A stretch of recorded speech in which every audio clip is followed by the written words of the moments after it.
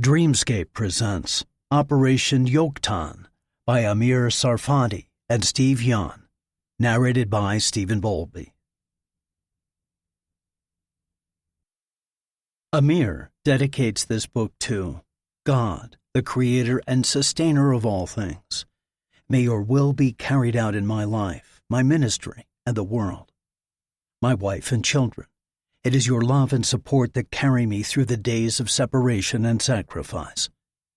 The hundreds of thousands of followers and supporters of Behold Israel.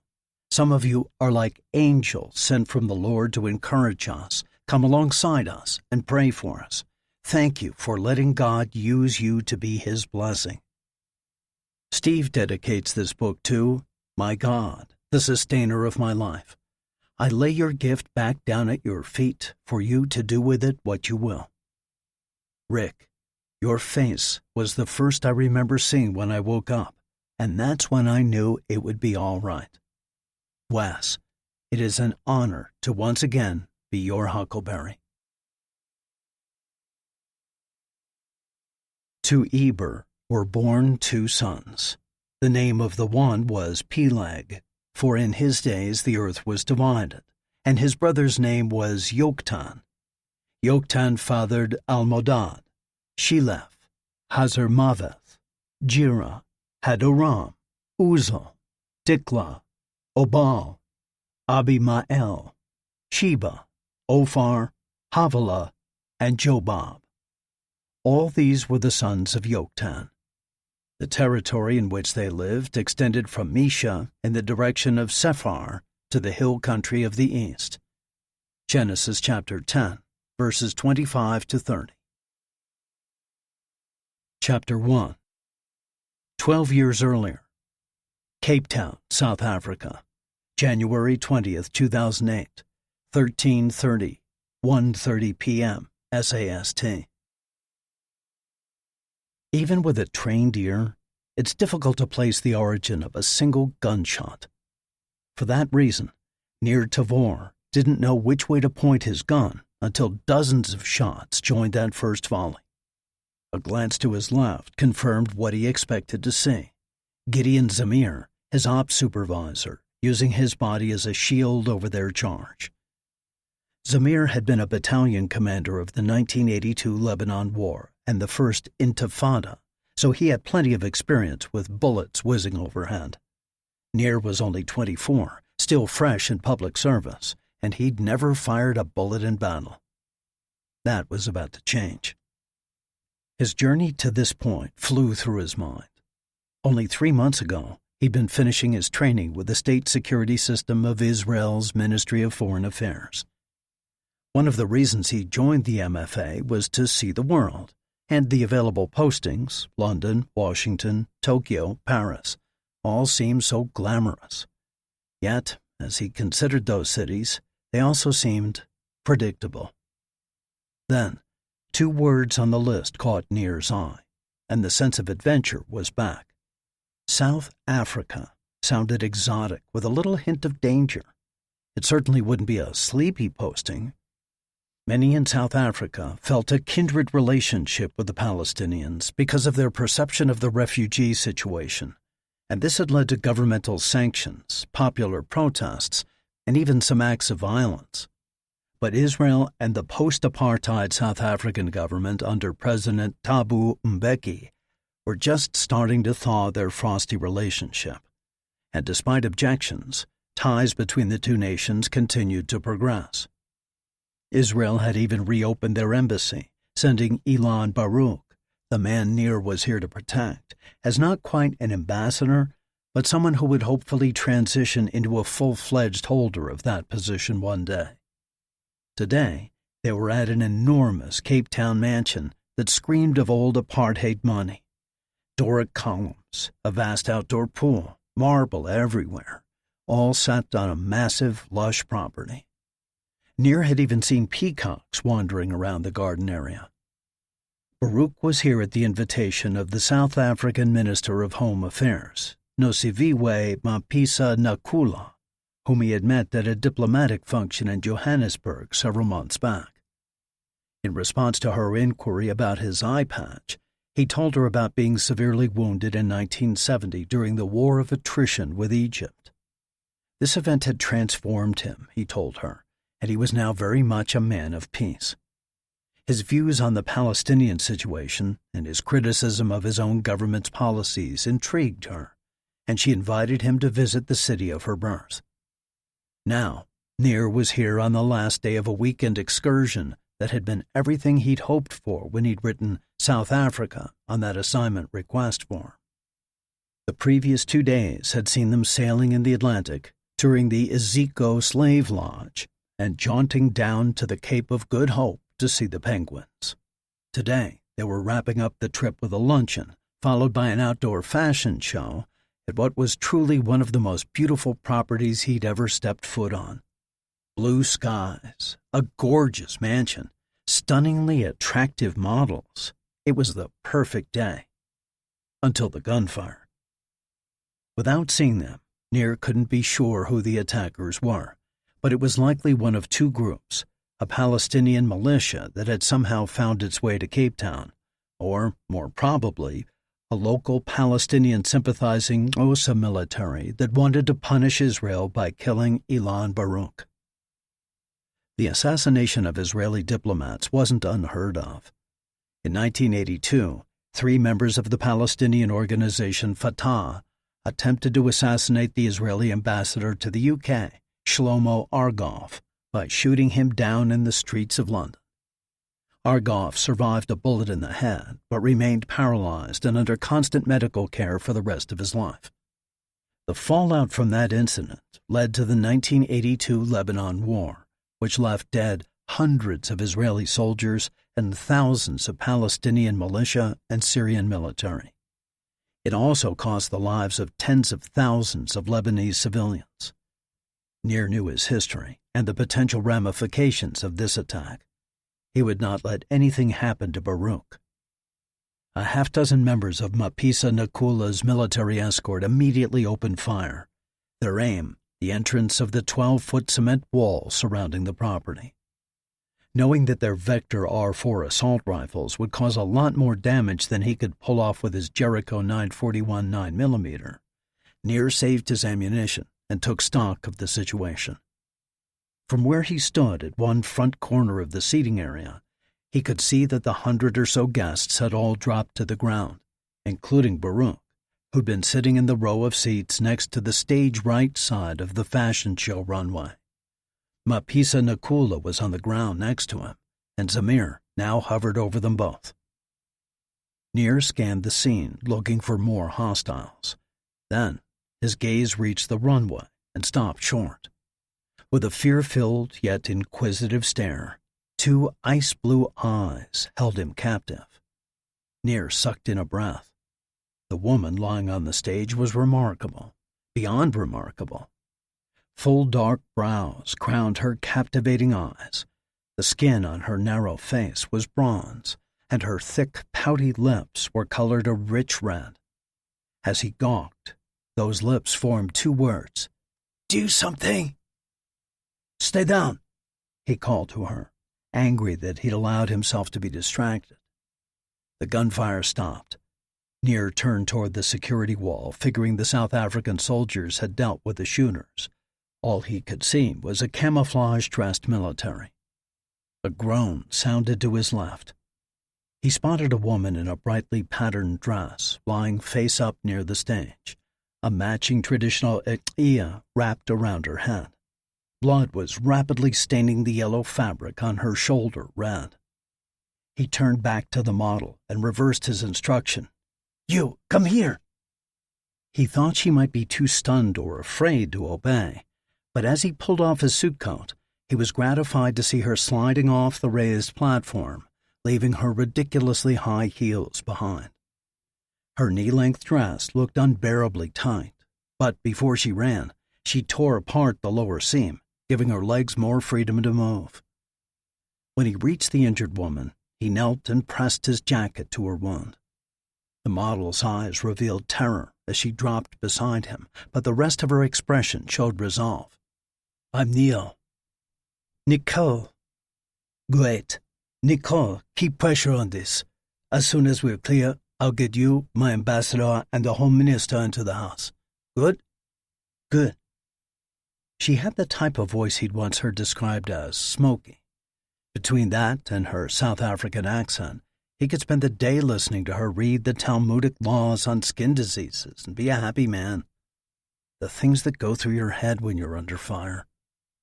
He stood, and catching Zamir's eye, he pointed at him and gave him a thumbs up.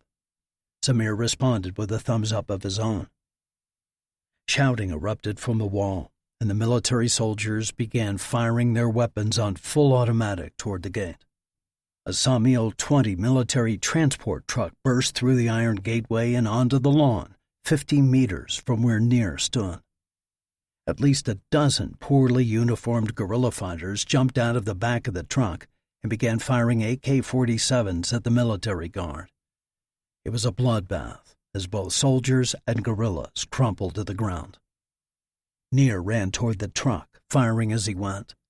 A scream sounded behind him. Then he heard new gunfire erupt.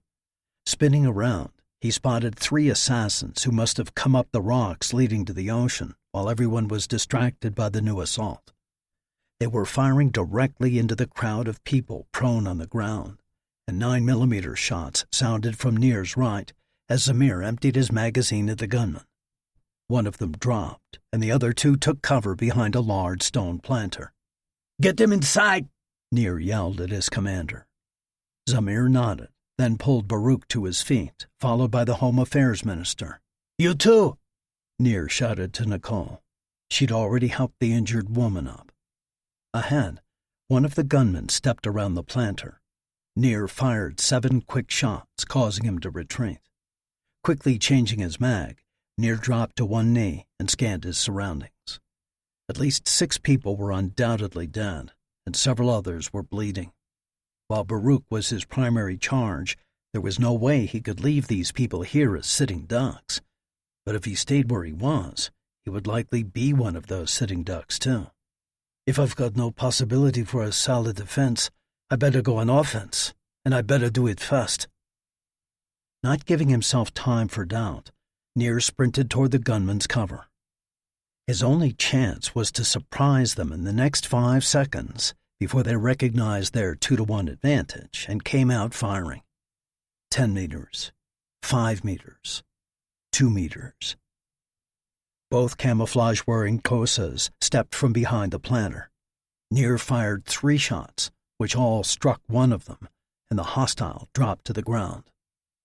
The surprise at seeing his foe so close to him stunned the second gunman long enough for Nir to launch himself full speed into his body. They both tumbled to the lawn, and Nir landed heavily on his left shoulder. The pain caused him to lose his breath. Rolling to his right side, he saw his opponent flying toward him. The man's full body weight landed on Nir's hurt shoulder, causing him to momentarily gray out. A hard punch to the side of his head snapped him back into full awareness. The first punch was followed by another, then another. Nir bucked his body and tried to twist, but the man just rode him out and brought his fist down on Nir's nose. He felt a sickening crunch, and his mouth filled with blood. Hands now clenched around his neck, sealing off his windpipe. Nir gasped for air, instead getting a throat full of blood pouring from his sinuses. Time was ticking. He bucked his legs up once, twice, and on the 3rd time he was able to take hold of what he was grasping for. He slipped his Dustar Arad 7-inch blade from its ankle sheath and plunged it up under his attacker's ribs.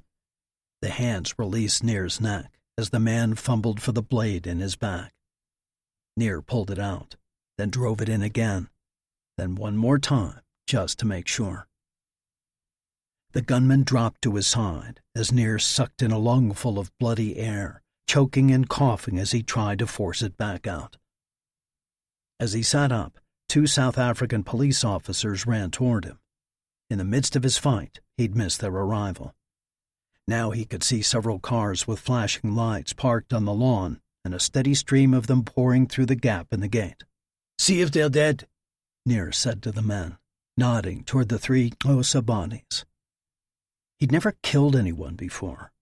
Shooting the first guy was enough to shake him up a bit, but as he sat there, the second kill played over and over in his mind. The sound of the tearing fabric, the feel of the puncturing flesh. A new picture invaded his thoughts. He had to be in shock, because what he saw in his mind's eye were the last things that should have his attention. But still, there they were. He dropped his face into his hands, and those two inquisitive, ice-blue eyes pinned him in the darkness. Maybe he needed to find them again, just so he could answer the questions behind their stare. Chapter 2. 6 days later, Cape Town, South Africa, January 28, 2008, 1300, 1 p.m., SAST. The scents coming from the restaurant reached Nir even before he opened the front door.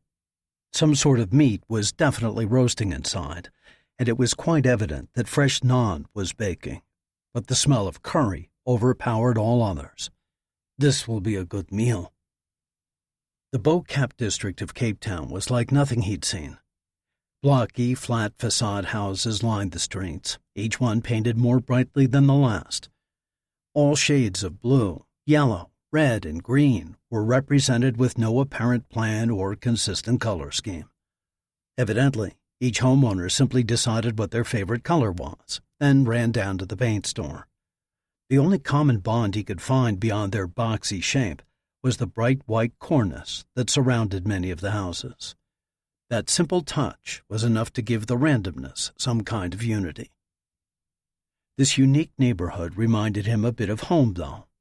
The minarets of the old mosques that reached up into the blue South African sky were familiar, and he had no doubt that the sound of muezzins calling the Muslims of this area to prayer would be echoing throughout the district in the next few hours. Where this experience diverged from home was that he'd keep his head on a swivel and his hand near his pistol if he was wandering alone in the Muslim quarter of Jerusalem. Here, though, he felt no need for concern. If any sort of threat from the local Muslims existed, he would have been briefed back at the office in Johannesburg. The office. What a train wreck that place is right now. By the evening of the day of the attack, Nir, Zamir, and Baruch were back up in the safety of their compound in the capital city. The South African government had posted some military units around the walls until a team from the Israeli Defense Forces had time to arrive, and Baruch was handling the attempt on his life with a matter-of-fact practicality expected from a battle-hardened veteran who had lived much of his life with a war injury.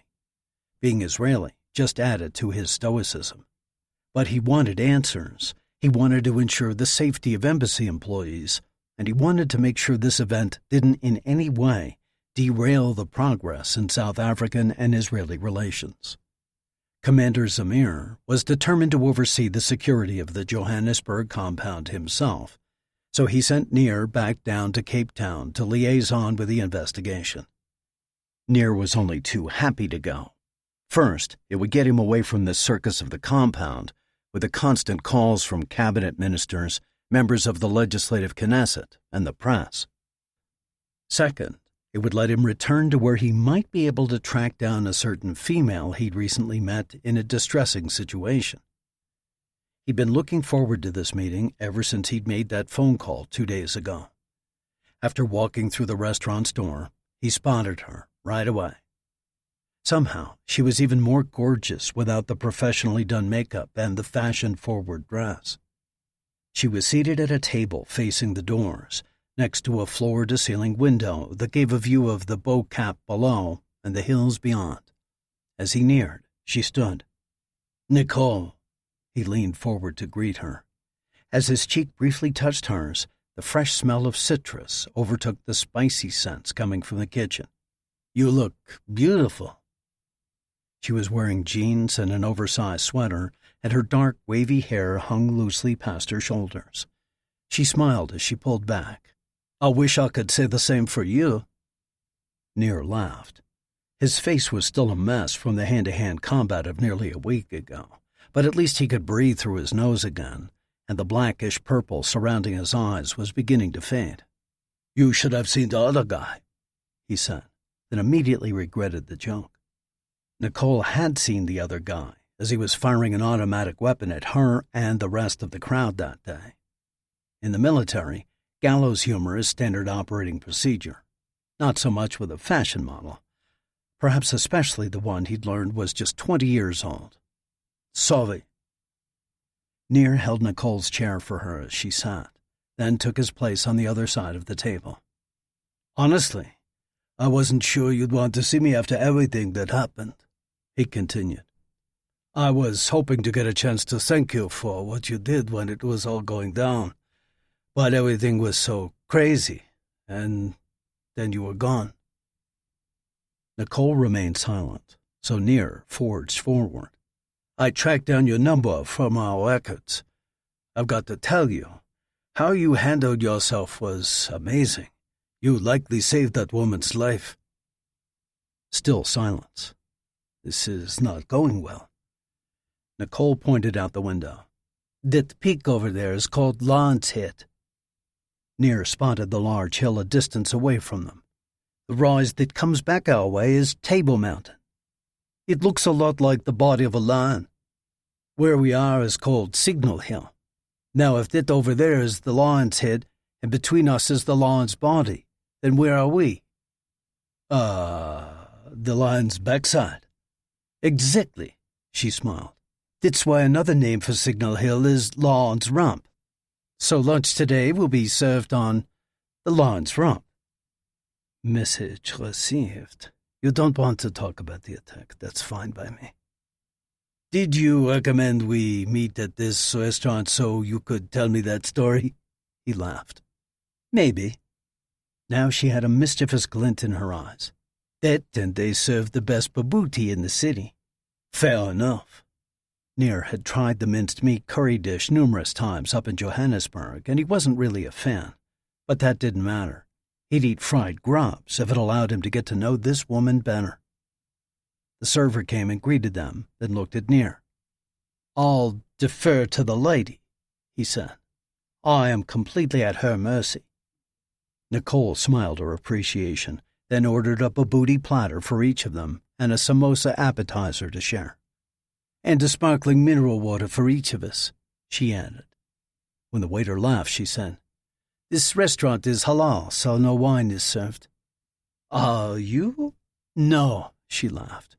"If you saw most of the clothing designers put me in, you'd know my profession would never fit the lifestyle of a good Muslim girl. But the food here is good, the view is good, and hopefully the company will be good." The lift in her eyebrows caused Nir's adrenaline to kick up a notch. He couldn't believe he was sitting across the table from such a beautiful woman, someone he considered out of his league. "Tell me about yourself, Nicole. Have you always lived in the Cape?" "Born and raised. My family has been here for generations." "Are you Boer, then?" "No. The Le Roux name is Cape Dutch.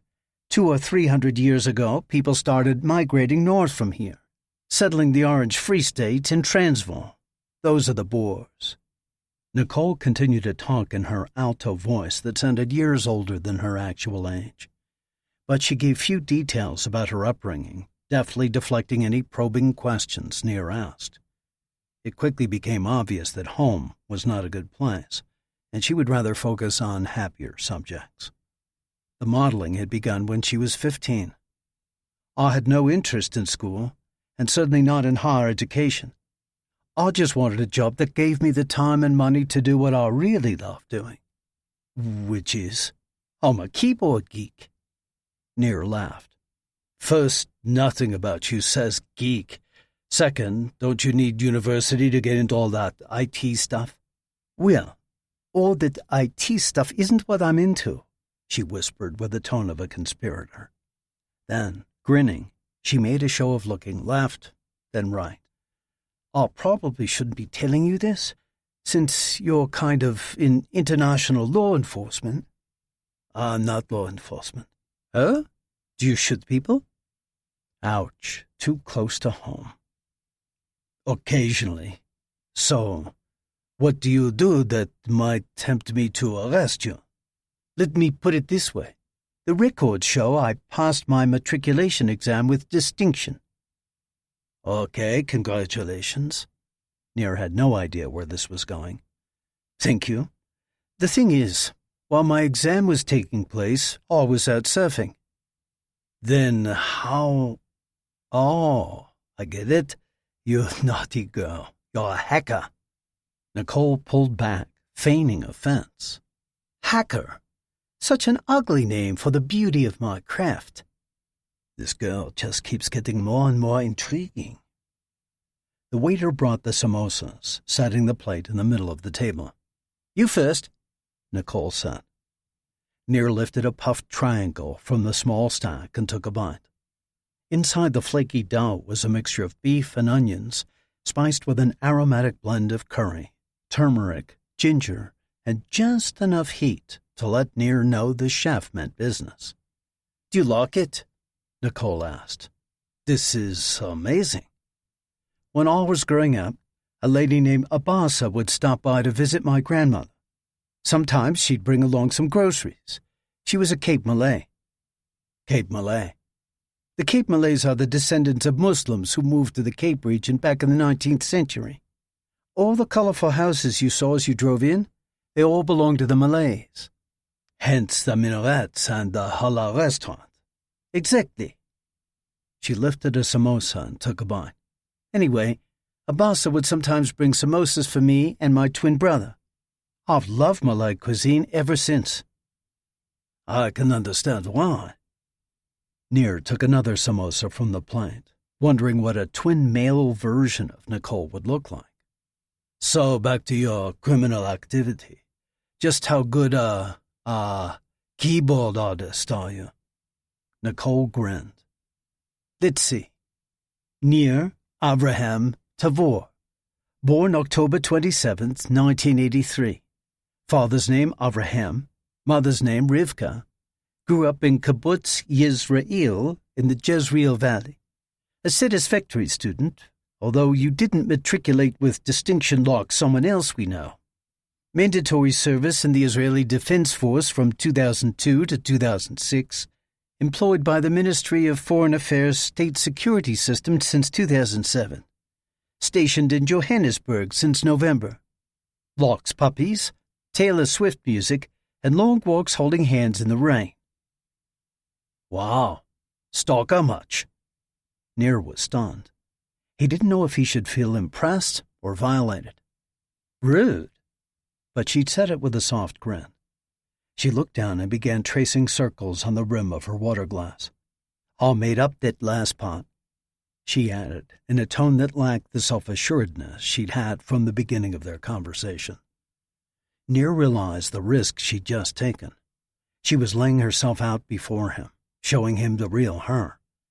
How he responded in this moment would determine whether their connection would go any further. With a firm voice, he said, Nicole, as a member of the State Security Service, duly authorized by Interpol and the International Court in The Hague, I place you under arrest for hacking, for inappropriate criminal keyboard artistry. Nicole's relief was evident as she looked up. Then she batted her eyelashes and said in a vapid voice, Oh no, Officer Tavor, I'll promise I'll never do it again. Is there anything I can do to get out of this predicament? He had no problem playing along. Let's just see how the day goes. I'm sure I can come up with something. 3 months later, Aroma Espresso Bar, Tel Aviv, Israel. April 19th, 2008, 08:15, 8:15 a.m. IST. Nir sat alone in his favorite Tel Aviv coffee bar, watching the people go by and wondering where Nicole le Roux was this morning. Home in Cape Town, modeling somewhere. He sighed. He tried to put her out of his mind, but her image often formed unbidden. After their lunch in the Bo-Kap district, they'd spent the rest of the day together, and the next, and the next. The investigation into the assassination attempt on Baruch was lengthy and detailed, keeping him in Cape Town for another 3 weeks. Other than the 4 days when Nicole had to fly to Saint-Tropez, France for a modeling gig, they'd spent as much time together as they could. When he was called back to Johannesburg, they vowed to keep their relationship going. After all, it was only a 2-hour flight between Cape Town and the capital. But a week later, Nir was told to go to a conference room where he found a mystery man sitting at the long table. He motioned for Nir to sit down on the opposite side, and then, without a greeting or even an introduction, he said, "I'm from the Mossad. We've heard about your performance in Cape Town, and I've come to talk to you." Chapter 3. Nearly 2 years later, Damascus, Syria, January 18th, 2010, 15:45, 3:45 p.m. EEST. Mahmoud reached under the dashboard of the Toyota Corolla. He found the battery wires, then pulled them and attached one to the other. The lights on the dashboard came on, a good sign. "Let's go," his partner said. Ignoring the prodding, Mahmoud wiped his sleeve across his forehead before the sweat could reach his eyes. He wrapped a piece of electrical tape around the wire connection, then identified the starter wire. After stripping it, he took a deep breath. What came next was the tricky part. When he first learned how to hotwire a car, he was a little too sure of himself. That overconfidence had earned him an electrical shock that drove his head up into the steering column so hard he'd suffered a concussion. He could still hear his trainer's laughter as he stood over Mahmoud's shaking body. Carefully, he touched the starter wire to the combined battery wires. The Corolla started up. Yes, halfway there. The car was running, but the steering column remained locked. "This is the part they don't show you in the movies," his trainer had said. His partner, a fellow late 20-something Palestinian named Mohammed Nasser, handed him an old claw hammer and a dingy yellow-handled flathead screwdriver. Mahmoud pounded the screwdriver into the keyhole. When it was well secured, he twisted it back and forth while racking the steering wheel left and right. The lock mechanism broke.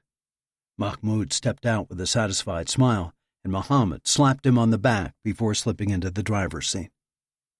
After checking to make sure his partner had arranged the boxes properly to block the driver's side of the back seat, Mahmoud walked around the car. He lifted a water bottle from on top of the trunk and drank the remaining half, then tossed the empty toward the base of a chain-link fence that stood at the front of the car. The physical exertion, his nerves, and the heavy black coat he wore had drenched him in sweat. He reached up and made sure his yarmulke was still secure after rooting around under the steering wheel. "How do I look?" he asked Mohammed, posing with his arms open and a goofy grin on his face. "Like a Jewish dog." "Arf!" Mahmoud laughed before dropping into the passenger seat. The two men drove off, the old Corolla trailing a thin line of black smoke. They already had their target area picked out as they left the city limits of Ashkelon. Soldiers of the Israeli Defense Forces would often hitchhike from bus stops when they were on leave. Hodia Junction was one of those stops and stood just about 5 kilometers to their east, not too far north of the Gaza border. The proximity to Gaza had been preeminent in their minds when they'd chosen this location because that was the direction they would be fleeing when this was all said and done. As they drove, Mahmoud tried turning on the air conditioner, but with no luck. He cranked his window halfway down. He was about to ask Mohammed to do the same thing, but he saw his friend staring at him and laughing. "What are you looking at? You look ridiculous. You look just as bad." Mahmoud opened the mirror in the visor to look at himself. They were dressed as ultra-Orthodox Jews, completely in black except for a white shirt under their suit jackets. Not many Jews would get into a car with 2 young Palestinian men who were wearing their traditional black and white keffiyehs wrapped around their heads, but who wouldn't trust a couple of friendly Jewish scholars offering them a ride? "I have never been so hot in my life," Mahmoud said. "How did they live like this?" But instead of answering, Mohammed pointed forward. "There it is." The intersection of two main roads was up ahead, and a covered bus stop sat on one corner. About 20 people congregated in the shade, and another 10 or 15 milled around in the sun, some holding newspapers above their heads as a makeshift screen. Mahmoud counted 7 Israeli Defense Force soldiers, 4 gathered in a group, and 3 others standing alone. The IDF was everywhere. Mahmoud's heart raced, and he prayed silently. "Give me strength, Allah, to do what you have called me to do." Mohammed pulled the car up alongside the soldier farthest from the shelter. After cranking the window the rest of the way down, Mahmoud asked in Hebrew, "What is your name, friend?" "Avi." "Where are you going?" "Back home to Ashad." He had a hopeful look on his face. "Ah, just up the road." Mahmoud smiled, praying that the accent he'd been practicing would hold up. "Well, Avi, we just happen to be going in that direction too. Would you like a ride?" Avi lifted his bag from the ground. "Yes, sir, I would, very much. Thank you." As Avi approached, Mahmoud said, "You'll have to sit behind me. We're delivering some goods, and they're taking up much of the back seat." "No problem." Avi slid into the car and placed his bag on his lap. Mohammed put the car in gear, then drove off. "May I put the window down?" Avi asked. Of course, of course." Mahmoud cursed himself for the crack in his voice. His heart was still racing with fear and anticipation. He couldn't believe he was finally going through with this. Since the time he was young, he'd bragged that one day he would do something this bold and daring. 3 kilometers passed, and he saw Mohammed give a brief nod. Mahmoud reached down to where he'd stashed the battered 1911 .45 ACP handgun next to his seat. Turning around, he locked eyes with the IDF soldier, then fired a round into the young Jew's face. A hole opened under the young man's eye, and blood and brain matter flew out of the back of his head. Revulsion and elation filled Mahmoud, until he saw that the soldier wasn't dead. He hadn't even collapsed. Instead, he smiled and reached his hand into his own bag. Panicked, Mahmoud fired again. Another hole in the soldier's face, then more gore out the back. Still, the man stayed upright. His smile turned into a condescending grin, and he began slowly shaking his head. A gun slid out of his bag, and he raised it. Mahmoud pulled the trigger again and again and again until the slide locked back and he was out of ammunition. The soldier was pocked full of holes, but his grin remained unchanged. His gun was leveled, and Mahmoud could see the darkness of the barrel. "You are a foolish, foolish man," the Jewish soldier said as he racked around into the chamber. "Don't you know that Israel never forgets?" He pulled the trigger. Mahmoud cried out as he awoke. His clothes were soaked in sweat, and his heart was racing. The bedroom door opened, and his wife poked her head in. "Are you okay?" It took a moment for Mahmoud to orient himself. Yes. It was just a dream." He waved her away. He was glad the lights were down so she couldn't see the fear on his face. "I'm sorry." She held up her hands and prayed a brief dua. "I seek refuge for my husband in the perfect words of Allah from the evils of Satan." "Thank you, my wife. It was time for me to get up anyway." "Then I'll leave you." She closed the door behind her.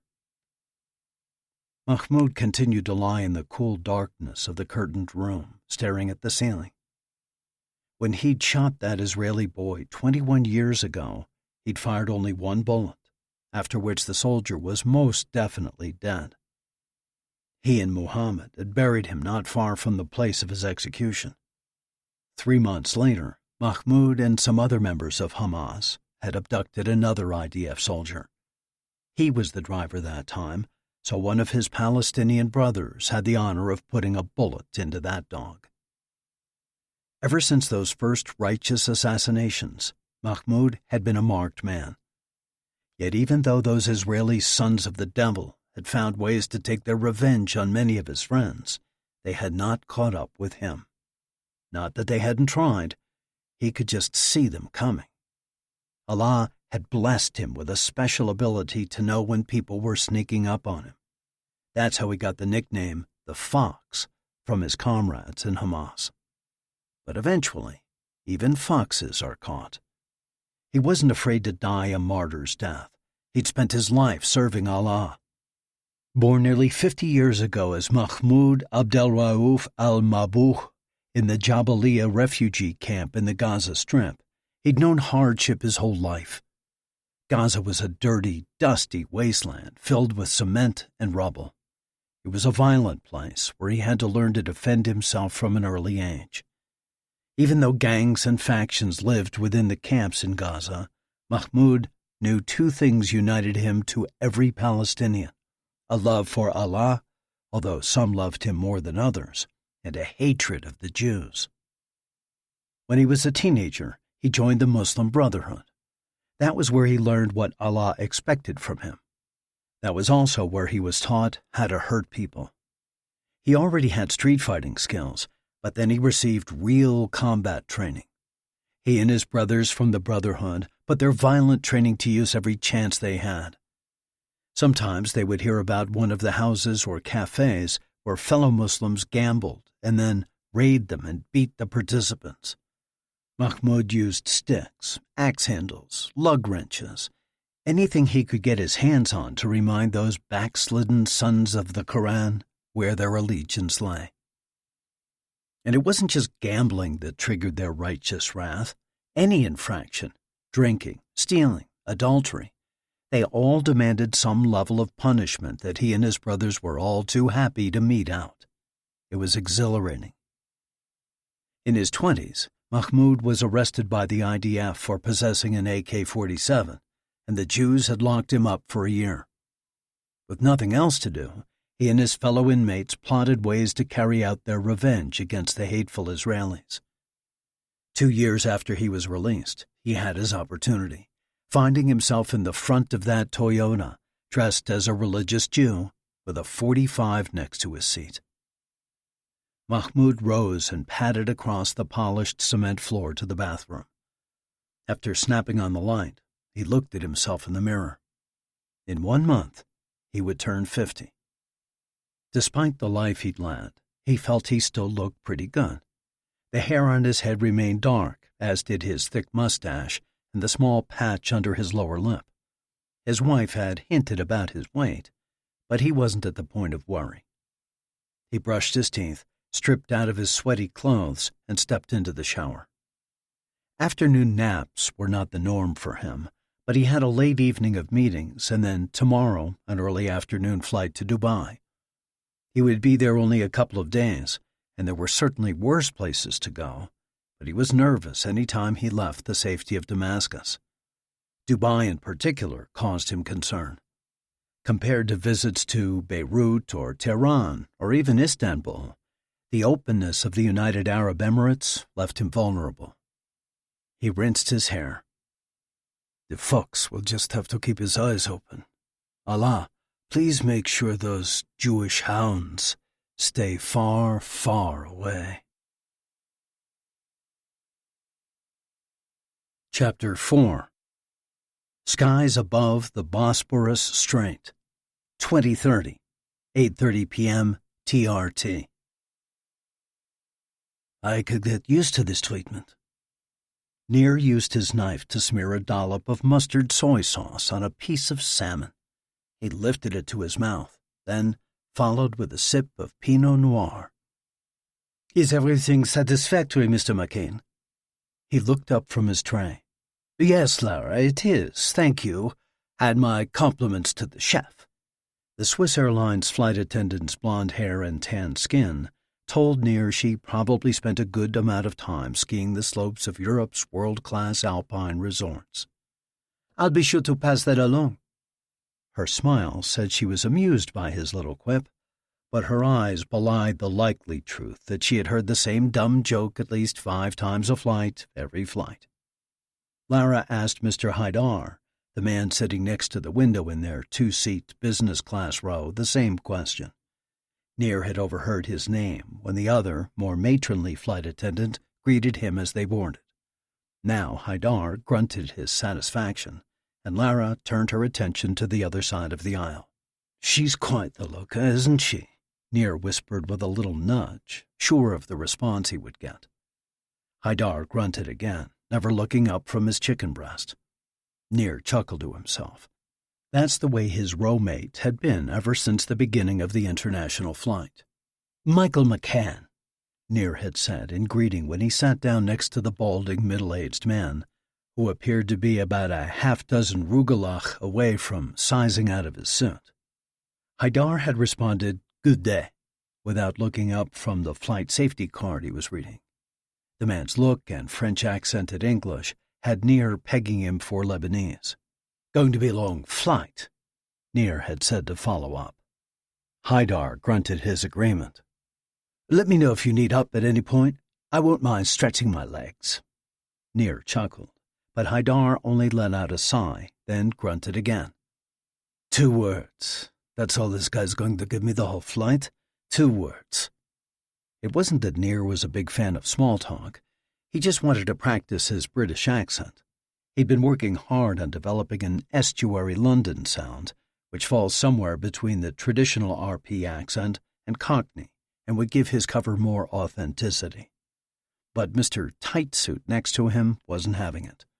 Now, Nir was reduced to devising creative ways to elicit a grunt every now and then, mostly just for entertainment's sake. "You going to eat your croissant?" Haidar glared at him as he moved his pastry to the window side of his tray. "Wow, not even a grunt this time." The map on the little screen in front of him updated the plane's position, showing that the Bosporus Strait was not far to the south. After crossing over Turkey, the plane would fly through Syrian and Iraqi airspace before finally reaching the Persian Gulf. As a Jew, Nir found that flying over those countries elicited a little tremor in his insides, despite his traveling with a forged British passport identifying him as Michael McCann. Or maybe it was because he was traveling with a forged British passport. The Mossad artists were good, but were they skilled enough for it to stand up to intense scrutiny? Actually, it wasn't completely forged. A British Michael McCann did live in Israel. He just doesn't know I'm using his passport and that my photo happens to be on it. Thanks, Michael, wherever you are. Anyway, if this A330 stays up in the air, I shouldn't have to worry about whose airspace it is. Swiss International Airlines Flight 242 was almost to the halfway point on its journey from Zurich to Dubai. Nir had been on longer flights, but this one truly seemed to be dragging. Maybe it was because he was dragging. He was achy and sick to death of being trapped inside a metal tube. He'd made the 4-hour flight from Tel Aviv to Zurich just this morning, traveling under a different forged passport, that one Israeli. His 3-hour layover was spent taxiing from the airport to a hotel, then to a second and third hotel, then back to the airport. All the while, he kept his eyes on the taxi's rear mirrors to see if anyone was following him. But as his body wore down, his adrenaline kept his mind alert. Even now, he was filled with nervous energy that almost made him jittery. Nir supposed that was to be expected. After all, he was traveling to Dubai to kill a man. The matronly flight attendant took Nir's tray, and he tilted his seat back. He closed his eyes and thought about the journey that had brought him to this lethal point in his life. 2 weeks after the meeting with the Mossad man in Johannesburg, Nir had returned to Israel and been immediately placed in training. Nicole le Roux's beautiful face formed in Nir's mind. He'd had no choice but to let his barely begun relationship with her go. He never returned to Cape Town, and their last phone conversation was so strained that he'd decided not to call her again. Nicole deserved an explanation, but because he couldn't tell her the truth, it was easier to tell her nothing at all.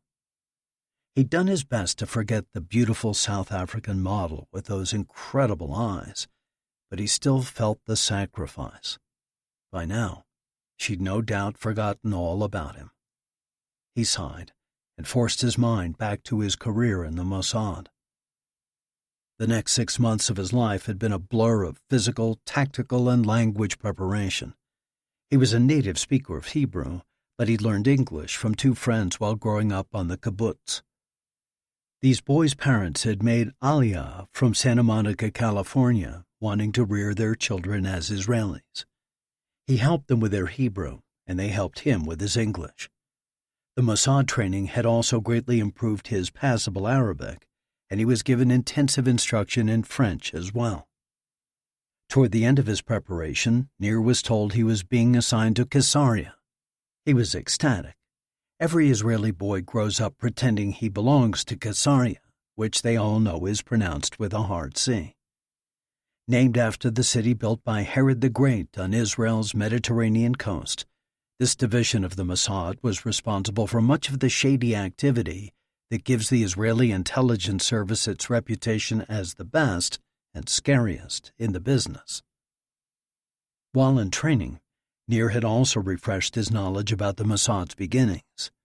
In 1949, 1 year after the formation of the independent State of Israel, Prime Minister David Ben-Gurion decided to address the desperate need of the newly formed nation for political and military intelligence of the activities of their neighboring states, most of whom wanted to destroy the Israelis.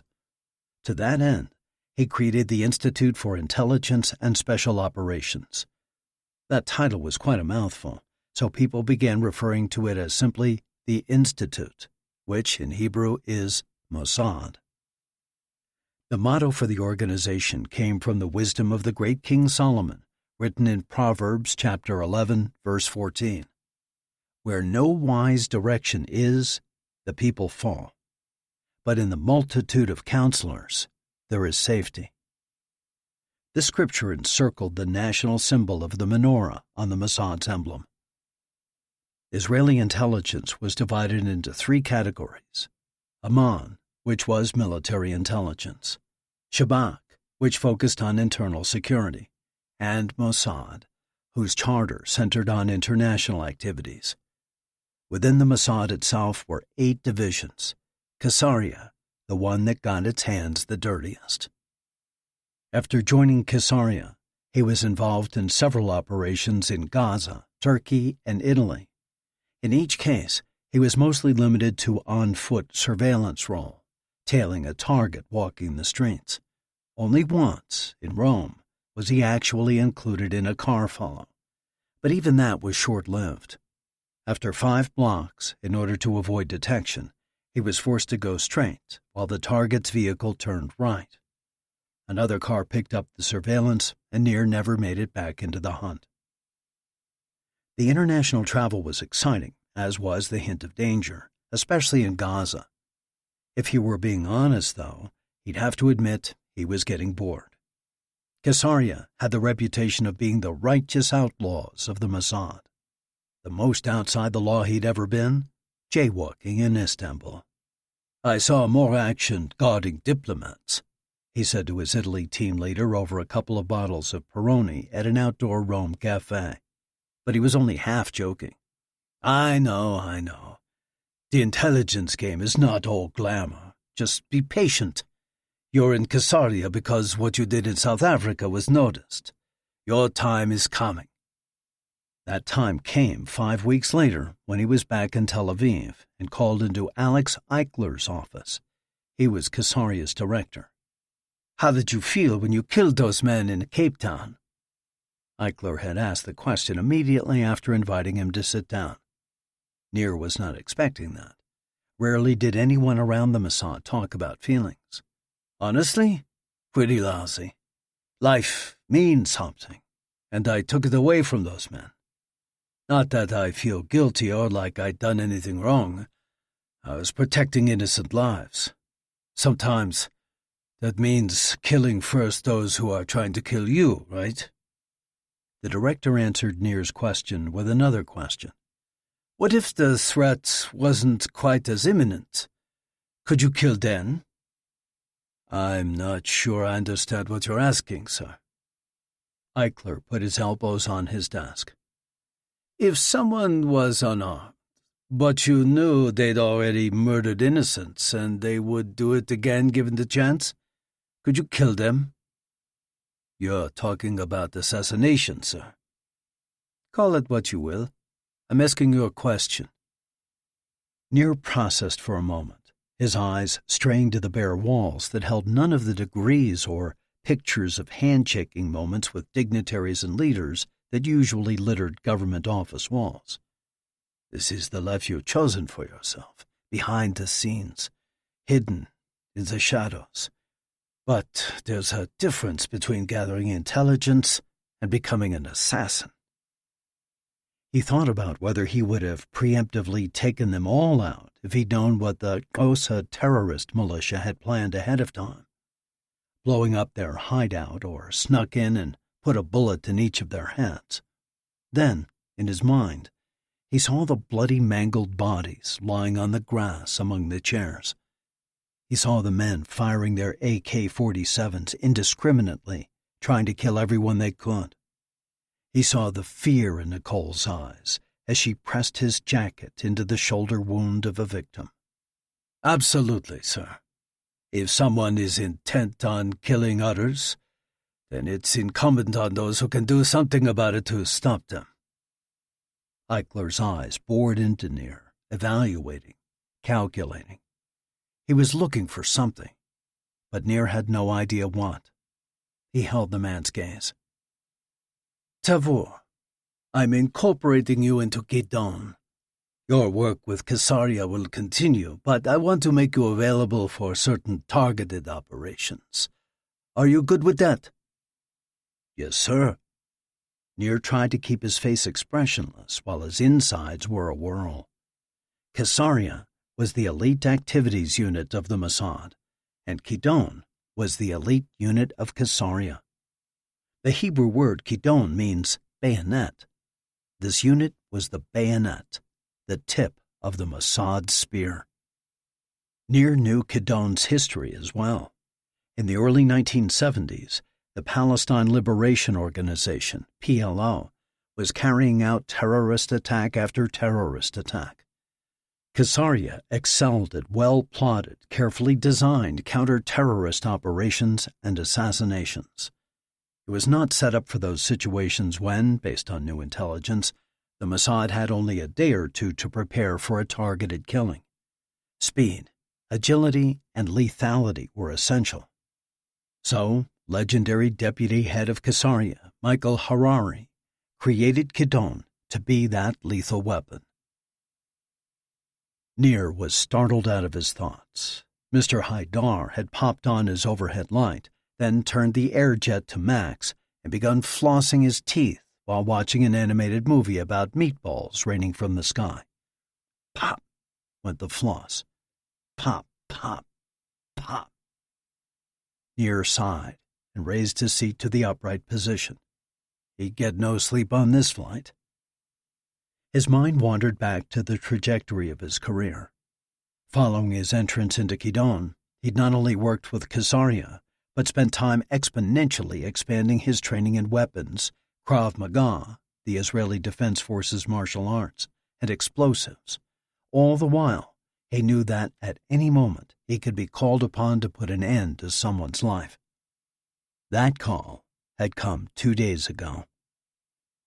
He'd spent the next 24 hours learning his legend as Michael McCann, the background and habits of the target, and the plan for taking him out. The operation was about as extensive as any he'd ever heard, involving 36 agents. But only Nir and 3 others had been given the tip of the spear responsibility. Taking a deep breath, he wished he could be sure the God of his people really existed, the one with all the rules he decided weren't for him. But, in case he did exist, Nir said a silent prayer.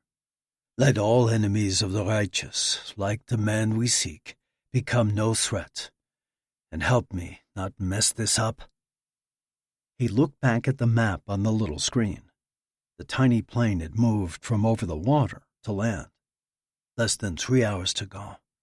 I better forego that second glass of wine. He thought back to his assignment in Turkey 6 months ago. Somewhere down below him was a dark-haired, olive-complected woman with whom he'd spent a long night dancing. Xenia, Zira, something with a Z. That woman had been a beauty. He elbowed Haidar. "Turkish women, eh?" His seatmate grunted and glared. Nir sighed and took final stock. "Today I fly business class and eat salmon. Tomorrow I kill a man. What a strange world I live in." Chapter 5. Dubai, UAE, 2050, 8:50 p.m. GST. The cab driver's eyes once again darted up to the rearview mirror. Nicole scowled at the man, and his gaze returned to the road. "This fool is going to kill us both. Who thought the most dangerous part of my trip would be riding in this nasty cigarette and sweat-smelling taxi?" Just yesterday, Nicole was in her flat in Milan, packing her bags to stay in London for a month. Fashion Week was coming up in February, and there were always plenty of modeling gigs to pick up at smaller shows leading up to the big event. But then came the call. She was needed in Dubai. She'd pulled the sweaters and jackets out of her bag and returned them to her wardrobe, then set a small overnight bag on her raised bed and folded in clothing for a much warmer climate.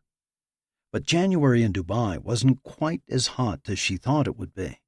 In fact, she was a little chilly this evening in her sundress. The city itself was also not what she expected. Skyscrapers were everywhere, and the whole metropolis spoke of new and wealthy. As she watched the lights as they passed by, she wondered what in the world she was doing here. This was the first time they'd used her.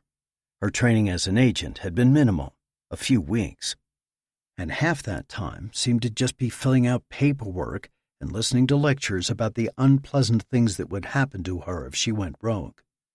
She felt ill-prepared and on edge, but at least her undeniable computer skills gave her some confidence. That was good because she'd been recruited to do nefarious things. In this case, breaking into a hotel security system. "I can do that. In fact, I have done it. It's not like I'll be dodging bullets, although I guess I've already checked that one off my bucket list." The cabbie was staring at her again. Nicole understood why. Her straight, bright red hair and emerald green eyes made quite the statement. This man would probably tell his friends, and anyone else who might possibly ask him, all about the good-looking red-headed fair in a sundress. He drove the short distance from the Atlantis resort on Palm Island to the Burj Al Arab. That was exactly what Nicole had intended. She met the man's gaze, then subtly circled her finger to indicate he should put his eyes back on the road. The driver complied, then laid on the horn, no doubt taking his embarrassment and frustration out on the car in front of him. Nicole was still early in her Arabic studies, but she recognized a few of the words he used. She smiled. "In a country where it's illegal to insult another person, I think this cabbie just earned himself 7 to 10 years in jail." The cab turned left onto a long drive, and soon the buildings to either side disappeared, and the road elevated over beach and then water. Nicole marveled at the beauty of Burj Al Arab as they approached it. She'd read that the 321-meter hotel was the third tallest in the world, and it was designed to resemble the sail of a ship. Rising straight up and back, the front bowed forward as if caught by the wind, giving the whole structure a sense of movement. This view of the building sat on a man-made island just off the coast, and the Persian Gulf surrounding it was unique to anything she'd ever seen. The car orbited a large fountain before pulling up to a drop-off zone. Nicole lifted her large Christian Louboutin straw tote off the seat next to her and stepped out when the driver opened the door. She passed him the agreed-upon fare with a generous tip and walked into the hotel entryway, feeling the stares of the cabbie, the porters, and the doorman. That was good, and she shifted her walk into model mode. Being seen going in was the plan. Coming back out would be a different story. The resort was 5-star all the way. High ceilings, massive chandeliers, and an enormous cascading water feature that was truly a work of art. Nicole wished she had time to explore the luxury of this top-end hotel, but that's not why she was here. Walking to the right of the waterfall, she rode the escalator up to the main level, admiring the hundreds of tropical fish in an aquarium that ran the full length of the wall. Again, keeping to the right, she bypassed a dancing waters fountain and the check-in desk in the lobby, then entered a women's restroom. As she'd hoped, the stall's modesty doors were floor to ceiling.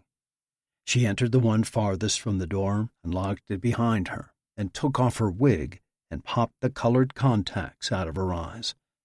The sundress came off, and she replaced it with a designer t-shirt, low-cut jeans, and a cropped denim jacket. She shook out a wavy blonde wig before placing it on her head, and rather than messing with another pair of contact lenses, she opted for Tom Ford aviator sunglasses. Who cared that it was nighttime? Fashion meant never having to say you're sorry. The final touch was a wide-brimmed boho wool hat, completing her transformation. With her original outfit tucked away in her bag, she flushed the toilet, then washed her hands, checked herself in the mirror, and walked out the door. Nicole crossed the lobby and stepped onto the down escalator. No nerves. Walk like you own the place. Cars for hire? She asked the doorman as she stepped outside. Would you like me to fetch you a car? Even without the sundress, here was yet another man giving her a full body scan. No, just point me the way. She followed his finger to where a series of taxi drivers stood next to their cars. To her relief, she saw that the cabbie who had just dropped her off was not among them. All heads turned her way as she approached. How much to Jumeirah Beach Hotel? She asked the first driver, loud enough to be heard over the fountain. 80 dirhams. The fare was way overpriced for such a short trip, but she didn't want to haggle. Besides, it wasn't her money. She nodded her agreement, and the man opened the car door for her. The hotel was within eye-shot of the Burj Al Arab, but she was determined to make use of the brief drive to rest and think. Once she arrived at her destination, she would be on the go for the next 24 hours at least. 2 years ago, her greatest goal was to make enough money to escape her life in Cape Town. Now, here she was, practicing tradecraft, what her trainer had called maslul, while on assignment in Dubai for the Israeli Mossad. Didn't see that coming, she thought with a silent laugh.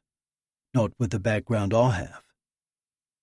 Her mother had a one-night stand with a bass player in a band passing through Cape Town, and Nicole and her twin brother, Christian, were the result. But only 19 and stunningly beautiful, her mother wasn't ready to give up her partying ways. So the two siblings spent most of their time with their grandmother, who was a barely functioning alcoholic. When they were 4, her mother married some shady guy she'd met at a club. Her visits became more and more rare until she pretty much disappeared. When Nicole and Christian were 8, 2 years later, she suddenly reappeared. Nicole couldn't believe the change in her. She was incredibly thin. Her beautiful skin was pocked and scabby, and her hair was matted and uneven. All her vibrancy was gone. When Nicole was older, she realized her mother had looked strung out and defeated. Thinking back to that day now, she figured if someone had put her mom on an anti-drug before and after poster, any teenager who saw it would have been scared clean. When her mother opened her arms for a hug, Nicole had gone to her, but Christiane held back. Nicole could still smell the sour odor of her body and the vomit smell on her breath when she whispered, "I love you, my little girl." Nicole hadn't replied. The visit was short and ended in a screaming match between their mother and grandmother over money. Mom stormed out without saying goodbye. Less than 18 months later, she was dead of a heroin overdose. Christiane and Nicole had talked many times about that last visit, and he admitted to feeling guilty for not hugging his mother one last time when he had the opportunity. Nicole was sure that that was one of the many factors that went into his own current substance abuse. But she and her brother were always close. Nicole knew that no matter what was happening around her, at least one person loved her unconditionally. This was true even when they hit their teens and their paths diverged. Christiane had followed their mother's and grandmother's footsteps, falling into the party lifestyle. Nicole was determined to make something better of herself. She didn't want anything to do with the drinking and drugs. That life was not going to take her too. She hadn't been a recluse. She still spent time at the skate park or out on the waves. But whenever she wasn't skating or surfing, she was in her room on her computer. It started with gaming. She was a good gamer, but not great. Then an online friend told her how she could do a little recoding to a particular game that would allow her to absolutely dominate. Nicole tried it, and it worked. That was all it took. She was hooked. What started with how to win computer games became how to game the system. She found that she had an aptitude for finding or creating backdoors into computer systems. The dark web introduced her to a small community of hackers who were always ready to share their new discoveries with one another. Soon, Nicole found she could break into just about any system she wanted. While Christiane found companionship at clubs and parties, Nicole's friends lived in dark web chat rooms. When she was 15, she saw an online ad looking for models for a show at a local mall. All her life, people had been telling her she had a certain look. "You should be a model. There's just something about you." Nicole didn't see it. But what if what people said about her was true? This might be the way to eventually get out of her grandmother's house and out of Cape Town for good. By the time she'd seen the ad, she was too late for the auditions. But 5 minutes and a couple hundred keystrokes later, the name Nicole le Roux was on the model list. She still felt bad for a girl named Gretchen Boyson, who was mysteriously dropped from the schedule. Gretchen and her mom had raised quite a stink when they arrived at the show, only to be told the girl's name was nowhere to be found. Nicole shook herself back to the present as the cab passed from the artificial island to the bridge that traversed the water. Once they passed the beach, the car turned left. "Go slow. I want to admire the view." In truth, she was just stalling. She was excited, but scared. The terrorist assault that almost took her life had been 2 years back. If Nir Tavor hadn't been there to rescue her, who knows what might have happened. Nir's olive-skinned face came to mind. After the attack, she'd been shaken. It seemed impossible to have been that close to death and then be expected to live life as usual. She was reeling, so when she got the call from Nir, she jumped at his offer for lunch. She needed to spend time with someone who would understand what she'd gone through, who had heard the bullets and seen the dead people. Christiane tried to console her, but he just didn't quite get how it felt to have been so near to death. She and Nir had a foxhole bond, but that wasn't all that drew them together. She'd had a couple of boyfriends in her teens, and she'd dated a little since leaving Cape Town, but those relationships had been nothing like the brief encounter she'd had with Nir. And it was brief. Not long after he returned to Johannesburg, he grew distant. When his communication stopped completely, she wrote the relationship off. After all, long-distance relationships rarely work. Still, it hurt, and she wanted to know what happened. She needed some kind of closure. So, she did a foolish thing that changed her life forever. One late night, she was bored and lonely, and her thoughts drifted to Nir. What happened that he just fell off the face of the earth? Didn't he want to be with me anymore? Did I do something wrong? A new thought hit her. Or couldn't he be with me anymore? After all, given his profession. There was only one way to find out. 2 hours later, in the server files of the Israeli Ministry of Foreign Affairs, she discovered that Nir had been transferred back to Israel to work in Israeli intelligence. It took her almost a daybreak to finally gain access into the Mossad system and see that he was training to be an agent. Good for him. He'll be good at that. She was relieved that work he couldn't tell her about, had pulled him away rather than her somehow pushing him away. The knock on her front door came 3 days later. Her grandmother was at work, and Christiane hadn't been home for a week. She was surprised to see 2 late middle-aged men standing on her front steps, one with a familiar face. Her stomach dropped, and she felt nauseated. "My name is Gideon Zamir," the man said. "I'll remember you." She tried to remain cool. "Please, come in." "You broke into the computer system of the world's greatest intelligence service, you fool. Of course these men are here." Nicole invited them to sit at a small chrome-skirted dinette table in the kitchen. "Would you like some tea?" she asked, trying to be hospitable, as her grandmother had taught her. "Please don't trouble yourself," Zamir said. "Come, sit. We don't want to take much of your time." Hesitantly, Nicole pulled out a chair with a zigzag tear in the bottom cushion and sat down.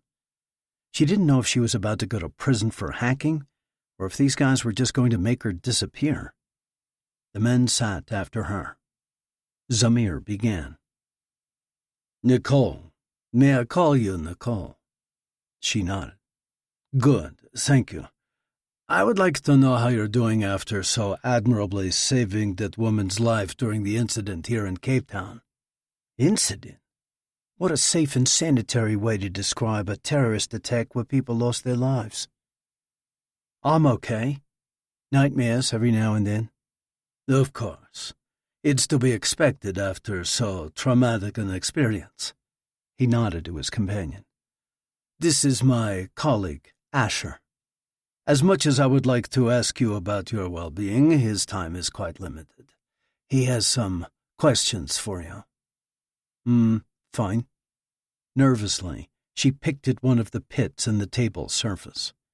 This Asher guy had the kind of dead stare that said he would likely ask her to dig her own grave before he dropped her into it.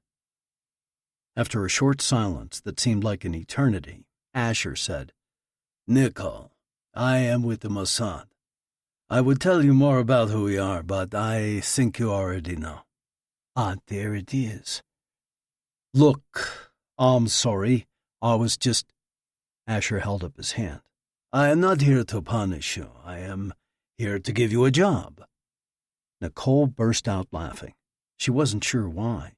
Shock, relief, or maybe just the absurdity of his words. "A job?" "Yes, a job." The left corner of his mouth lifted ever so slightly, acknowledging her amusement. "But I already have a job. A model. That's enough to keep me busy for now. But thank you for the offer." Nicole slid her chair back to conclude the meeting. Asher waved his hand dismissively. "Nonsense. Hear me out." Reluctantly, Nicole scooted her chair forward again. "First, your modeling career is one of the reasons we want you. We can use it to put you in places where you might be beneficial to us." "Beneficial? Why would I care if I was beneficial to you?" She opened her mouth to protest, but he held up his hand again. "Second, my dear girl, you must understand that I am not offering you a job, I am giving you a job. You will be joining us at the Mossad, where you will use your connections for modeling and your remarkable computer skills Skills that allowed you to illegally break into our server, which we were always told was impenetrable, and see files that, quite frankly, you never should have seen. Yes, you will now join in our efforts to protect the security of the sovereign state of Israel. Nicole couldn't believe what she was hearing. Was he actually blackmailing her into becoming part of Israeli intelligence?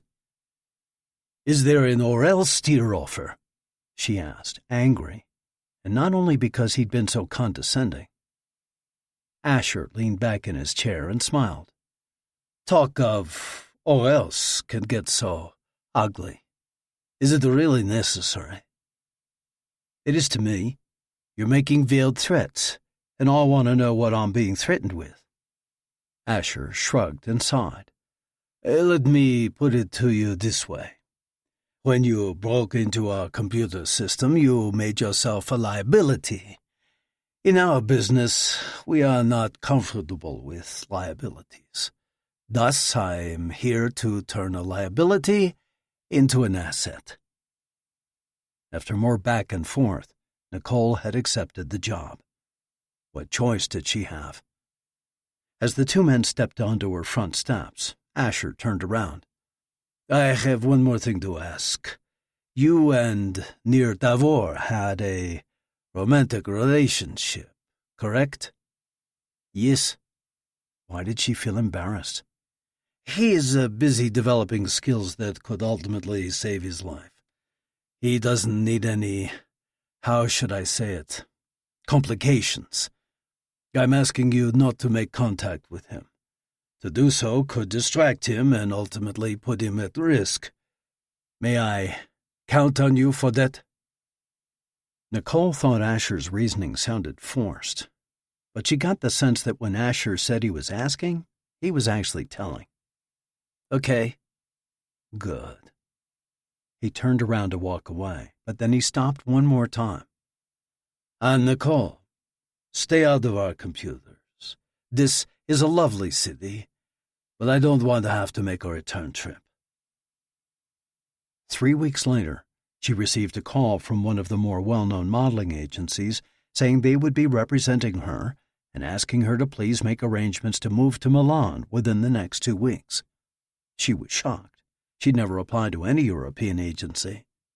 Then, just as she was trying to figure out how she could possibly afford a move to that incredibly expensive city, she received an encrypted email saying a flat had been arranged for her and a comfortable nest egg had been deposited into a bank for her expenses. For 2 years, she'd been establishing herself as a model in the European fashion world, the whole time waiting for a call to begin her Mossad work. That call had finally come yesterday. The cab pulled up to the Jumeirah Beach Hotel. While the Burj Al Arab had been designed to look like a giant sail, the Jumeirah Beach resembled a wave slowly building up to its crest. It, too, was top of the line in all its amenities. Nicole walked through the lobby and took the elevator to the 6th floor. There was no need to check in. She'd done that 2 hours ago when she hacked into the hotel's computer system from the lobby of the Atlantis. Then she'd slipped a blank key card into a little machine tucked away at the bottom of her tote and coded it to unlock the room. When she reached room 632 at the Jumeirah Beach, she placed the card in the door slot, then opened the door and walked in. Chapter 6. Dubai, UAE, January 19, 2010, 10 minutes, 12:10 a.m. GST. The man ahead of Nir stepped up to the booth. Inside sat an Emirati immigration agent who looked to be in his late 30s. His thick black hair was combed to one side, and he sported a narrow mustache. Nir studied him as he worked. His hair was starting to sag a bit in the front, and his uniform had lost the crispness of its seams. This was good. It meant he was likely nearing the end of his shift, so he wouldn't be quite as on top of his game as he would have if he were just starting his day. Also, as he worked, He kept his head down nearly the entire time, looking up only once to compare the photo in the man's passport to the face that stood before him. Here's a man who does not love his job. Another good sign. The agent punched a stamp onto the passport, then turned back to his computer monitor as he lifted the document to the traveler. The man snatched his passport and hurried off. "Next in line," he said in Arab-accented English. Nir stepped forward and placed his passport into the agent's upraised hand. Turning from his screen, the man gave Nir a once-over, then looked at the cover of the passport. "United Kingdom. London, born and raised. Name? McCann. Michael John Agnew McCann." The agent's brief moment of interest in Nir quickly passed, and he turned back to his desk. Nir's passport slid through a reader, and the man's computer screen populated with information. "Reason for your visit?" "Business." "Where will you be staying?" This was a tricky question, since Nir had no good answer. Headquarters was still working out accommodation details as he was boarding his flight. "Jumeirah, the Jumeirah something," he said, taking the advice of his Caesarea handler. Apparently, half the hotels in Dubai were the Jumeirah something or other. "I'm sorry, I forgot the exact name.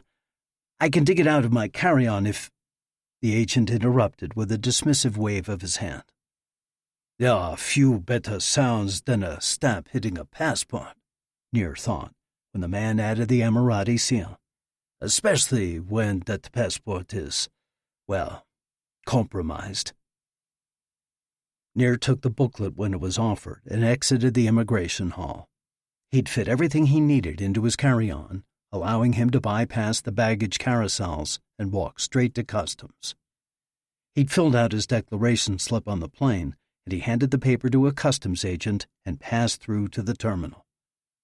No sooner had he cleared the secure area than he heard his cover name. "Michael." The tall, thin man walking toward him had a shaved head, and his tight beard was a mix of brown and white. The smudges on his glasses told Nir he usually didn't wear any visual enhancement. "Peter," Nir said. This man was Peter, just about as much as Nir was Michael, so it wouldn't do to be overheard calling him Shmuel, his actual name.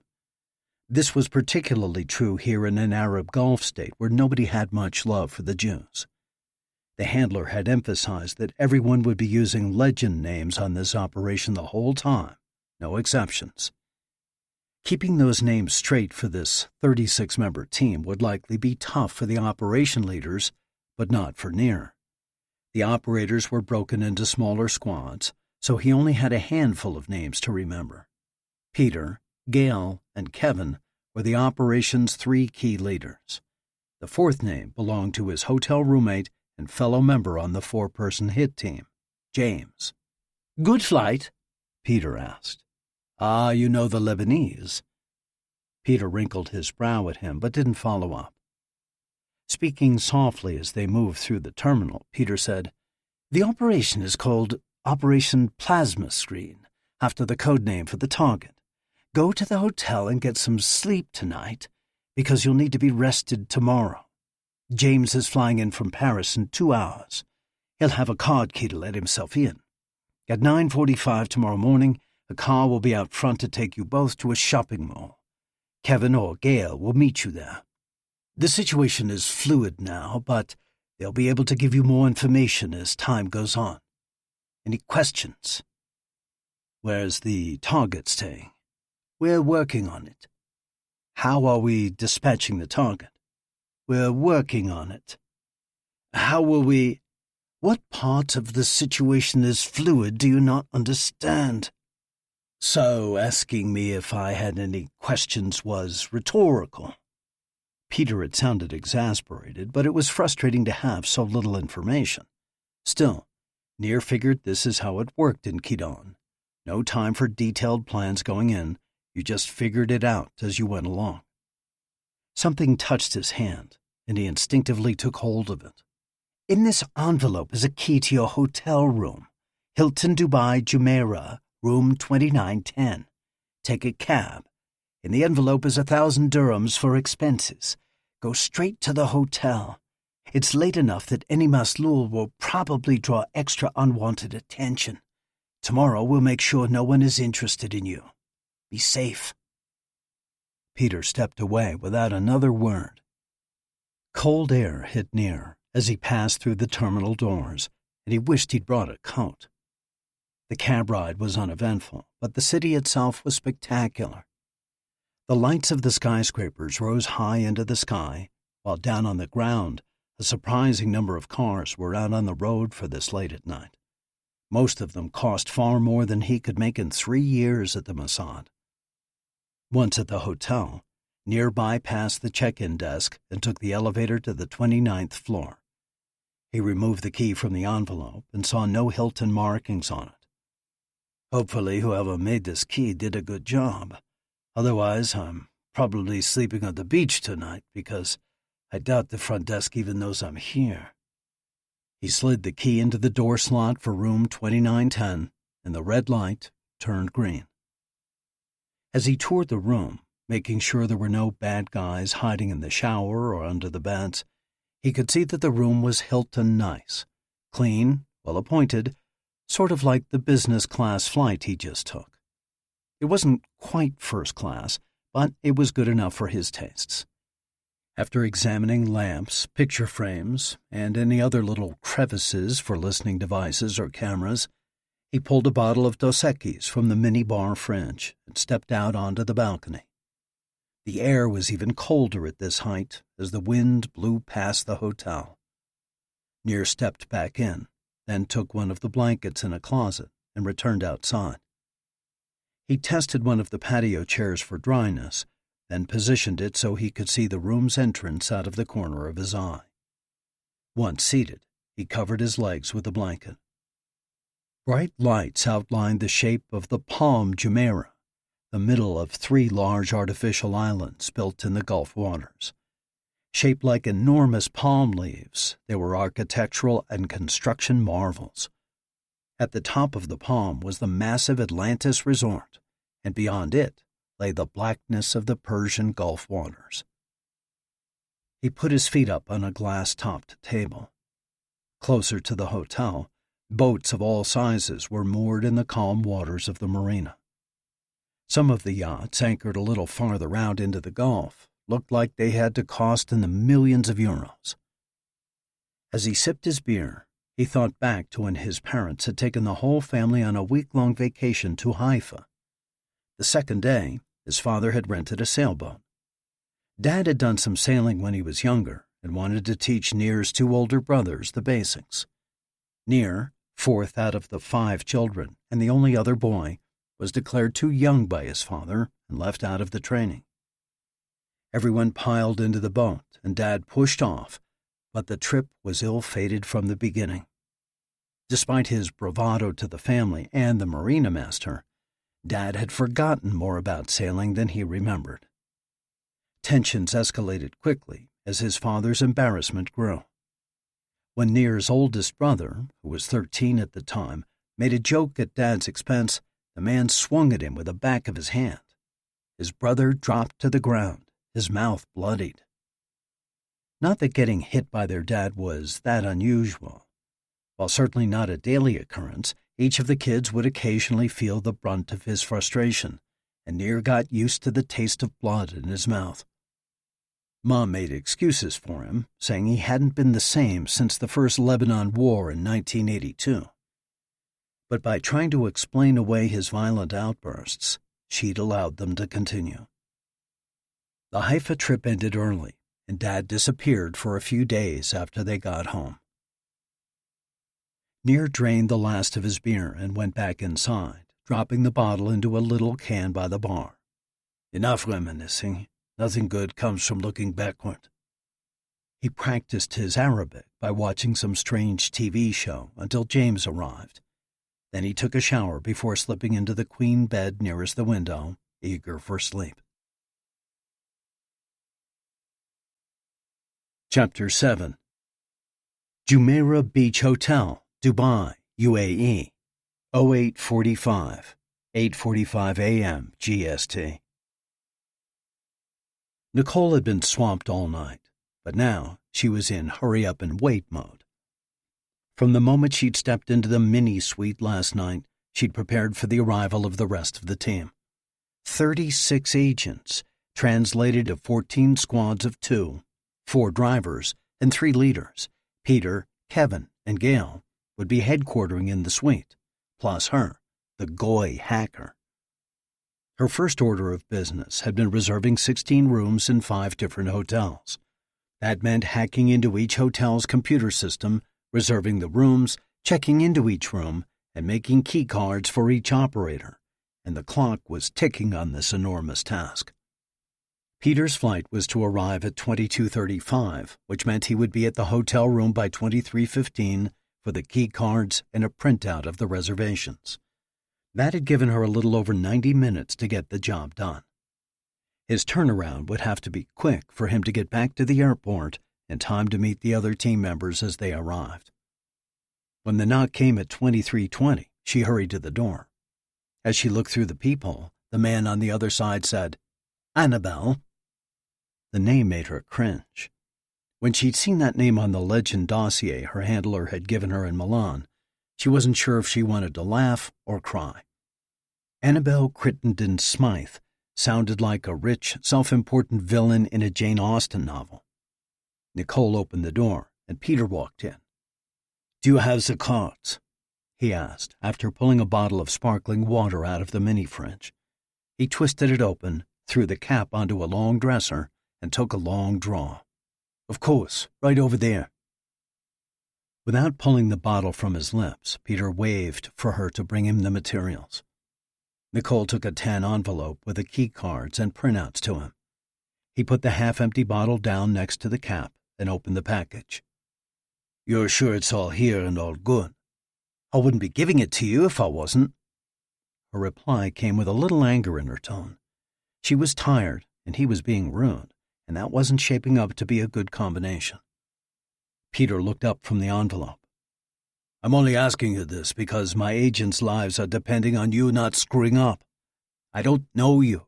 I don't know anything about you, except you're a Gentile from South Africa who's supposed to be some kind of computer genius. I look at you and wonder if you're here because some deputy director liked your skills or just your pretty face."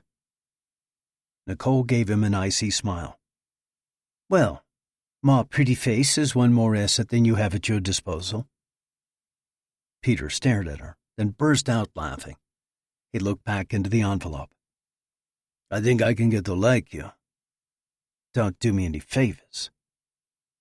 She expected this kind of attitude as an outsider coming to the Mossad. In fact, Asher had warned her about it. In a follow-up call to his initial visit, he told her a lot of people would be wondering what a non-Jew was doing working for the Mossad. Trust would be an issue, and her looks would only make things worse. "Just stand your ground and don't take any lip," he'd said. "Prove yourself by your work, and don't give anyone a reason to confirm their initial impression of you." Peter wandered around the suite, looking into each of the 2 bedrooms. "How are you coming on the comms?" Phones were being smuggled into the country. Any call made by these doctored devices would be routed through a bank of numbers secured in Austria. This allowed Nicole to create a centralized system through which Peter, Gail, and Kevin could monitor all communications between the operatives. Also, routing it through Austria brought one more level of confusion to anyone who might investigate after the fact. "Gail and Kevin will each be bringing in the phones. I'm just starting work on establishing the relay, routing through the Austrian numbers." "Excellent." Peter retrieved the water bottle, then drained the rest of its contents and stifled a carbonation belch. "Make sure the comms are ready on time. Once the team figures out where the plasma screen is staying, they'll have to move fast. Our success or failure will depend on you. Understood?" "Understood." Peter set the empty bottle back on the dresser and headed out the door. It was nearly 0100 before Gail arrived. Nicole assumed Peter had met her at the airport because she let herself in with a key card. Good to know the cards work, Nicole had thought. Gail was cold toward her, but unlike Peter, she'd never warmed up. After she gave her phones to Nicole, she went into one of the bedrooms and closed the door. When Kevin arrived an hour later, he was much friendlier than the other two. But after a few minutes of idle chit-chat, he disappeared into the other bedroom. Nicole's adrenaline finally failed her at around 0500, and she curled up on a corner of the couch. She woke an hour later to the sound of her suite mates talking as Kevin loaded an automatic coffee maker. Embarrassed at being caught sleeping, Nicole got up and walked to the bathroom. She splashed water on her face and took time to clean herself up. When she came back, Gail and Kevin were sitting at the two-person kitchenette table, sipping their coffee.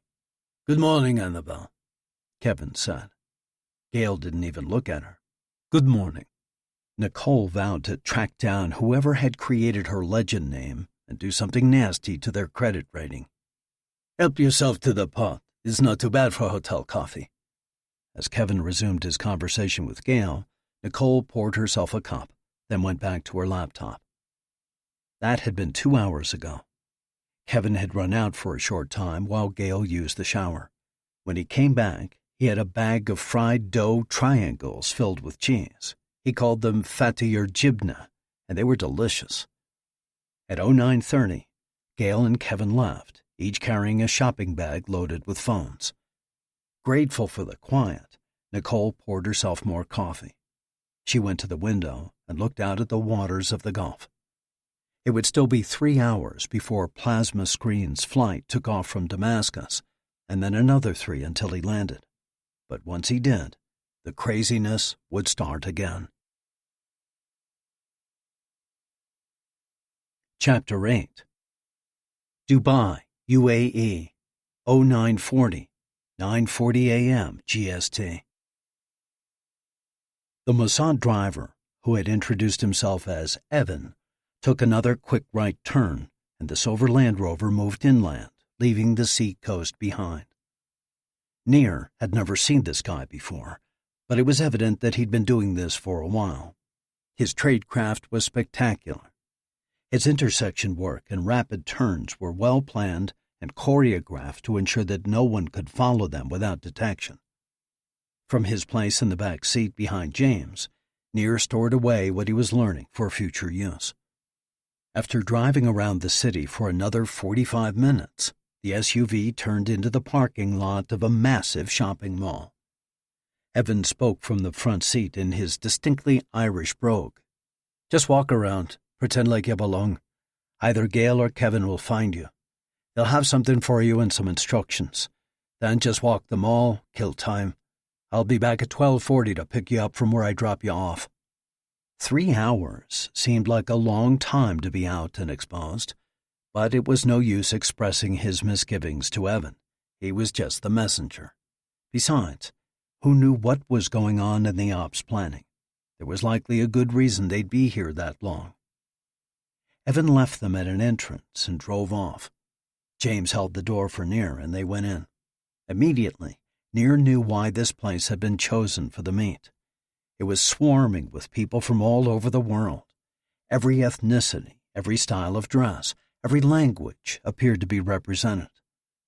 The variety was so great that the differences blended together into one rainbow, where no one person stood out from another. The mall was enormous, bigger than any shopping location he'd ever seen. 4 stories, and it seemed to stretch out forever. Like everything else in Dubai, the building looked like it had just been constructed. No fading paint, no stained flooring. Everything simply sparkled. "This place is insane," James said. "No doubt. I think the kibbutz where I grew up would fit in here 3 times over." They wandered for a while. Every luxury brand one could think of had a storefront here, and they were definitely doing good business. Everyone seemed to be carrying shopping bags, except for a few women whose hired help toted their purchases a respectful 1.5 meters behind them. After 20 minutes or so, a young woman brushed up against Nir. "Gail is to your right," she said without looking at them, then continued on. Nir elbowed James, and they altered their course. About 30 meters ahead was a small alcove with a number of tables. Gail sat at one of them, her back to a wall. She was pretty, with blonde hair, a long, narrow face, and a ready smile.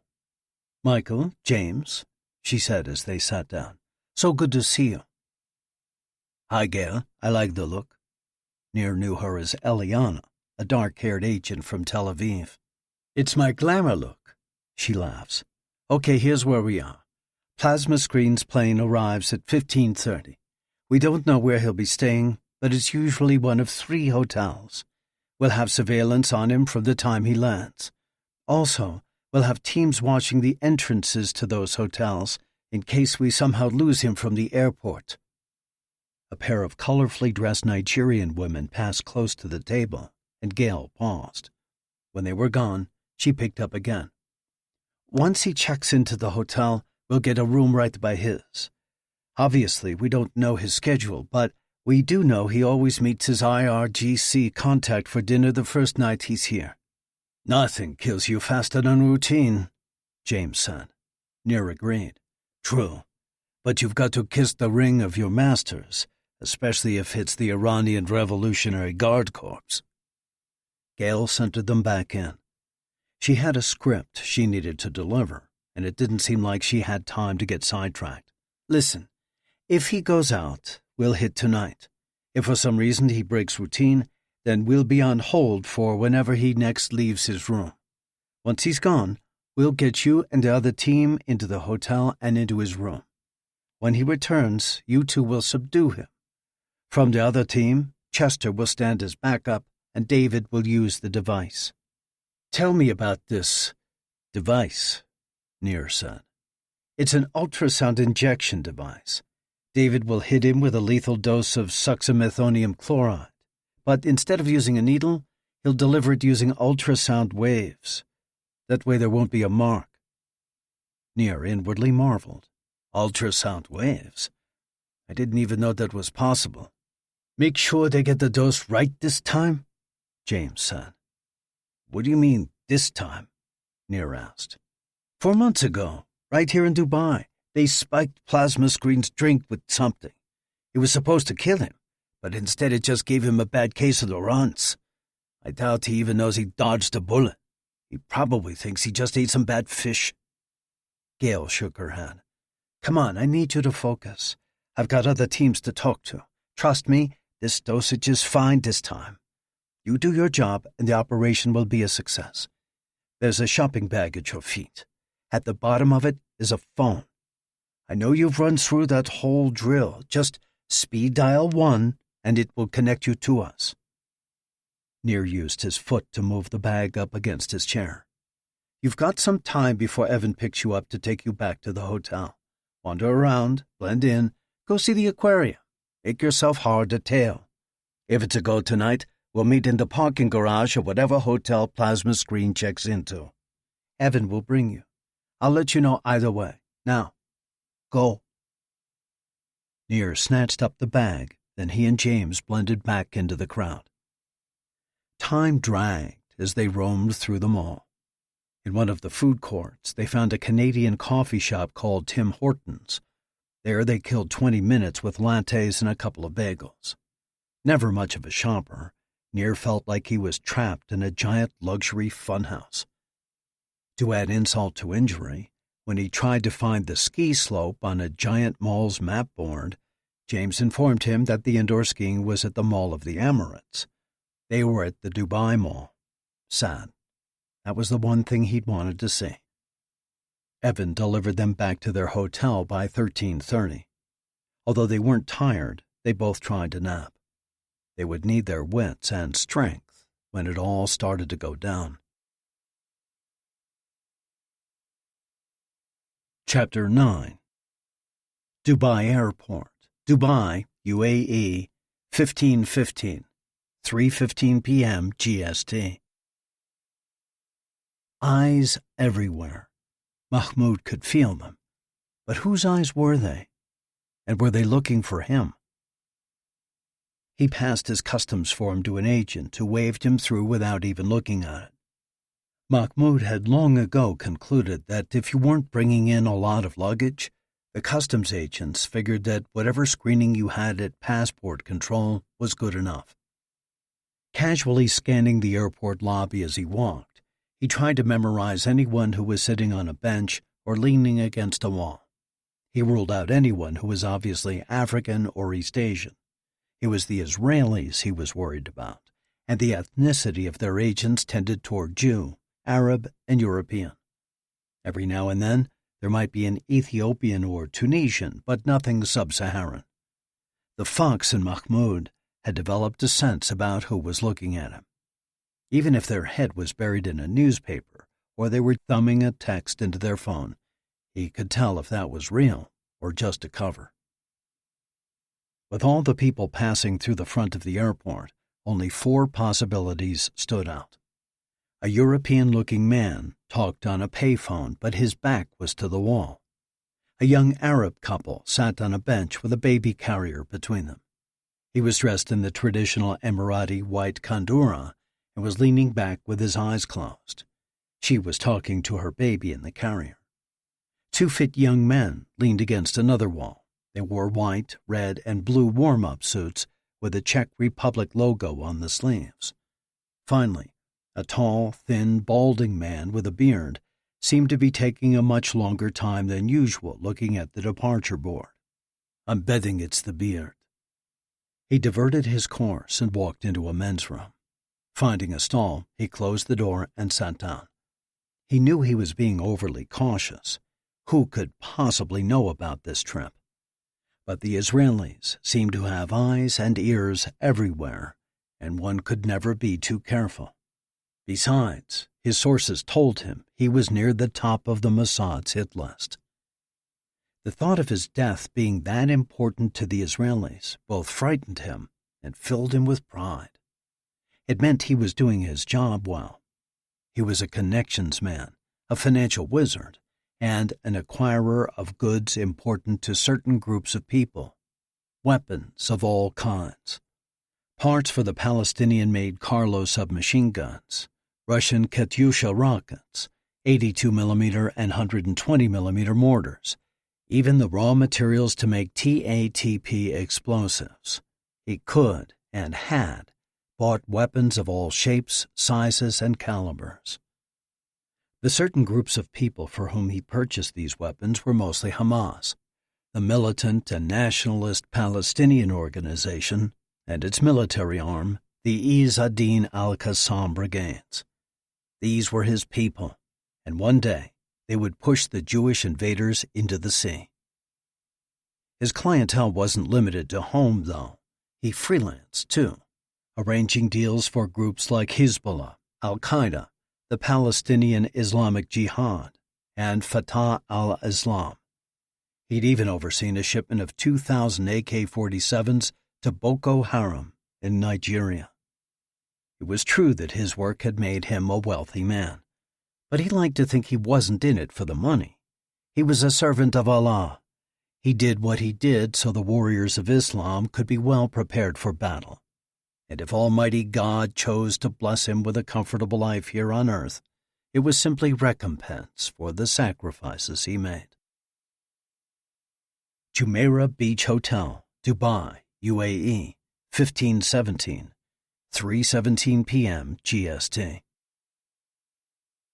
The tension in the room was almost unbearable. Plasma screen had landed, and now it was just a matter of spotting him. Nicole sat at a small desk in the suite with her laptop open. Gail and Kevin stood on either side of her. "Team Bet, got him," came a female voice over the computer. Peter, who was pacing on the other side of the room with a phone held to his ear, said, "Ident confirmed?" "Root," a deeper voice confirmed. "Is he leaving?" "Hold on," said the second voice. "Looks like he's hitting the head." Peter stopped his pacing. "Okay, Bet, I want you out. Gimel, you take over. Team Vav, you stay where you are outside so you can identify his transportation. Got it?" "Bet," the first team confirmed. "Gimel, Vav." 10 minutes later, Nicole heard the team member posing as a young French-speaking father report, "Il quitte l'aéroport." Chapter 10. 15:25, 3:25 p.m. GST. He's leaving the airport, Gail translated for everyone's benefit. Then she looked down at Nicole. Are you sure you're ready? I've got this. Nicole was determined not to take offense at Gail's question. She decided to keep her teammates' perspective in mind. Peter was right. These people didn't know her. She was an outsider, and now they were being asked to trust her. If she blew it, not only could the operation bust, but they could all find themselves in an Emirati prison at the center of an international incident. She would do her part, and she would do it to perfection. Vav, came another voice through the computer.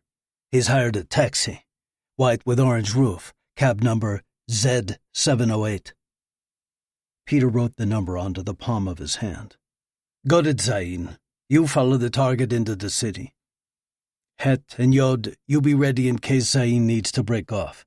Aleph, through Vav, you are released from the airport. Go to your next assigned areas and wait orders. We'll see if he goes back out tonight. One by one, and in order, the affirmations sounded through the computer. 4 minutes into the pursuit, the Zayn team had to break off at a traffic light. Het team picked up the follow. Turning south onto Jumeirah Beach Road. That's the Ritz-Carlton.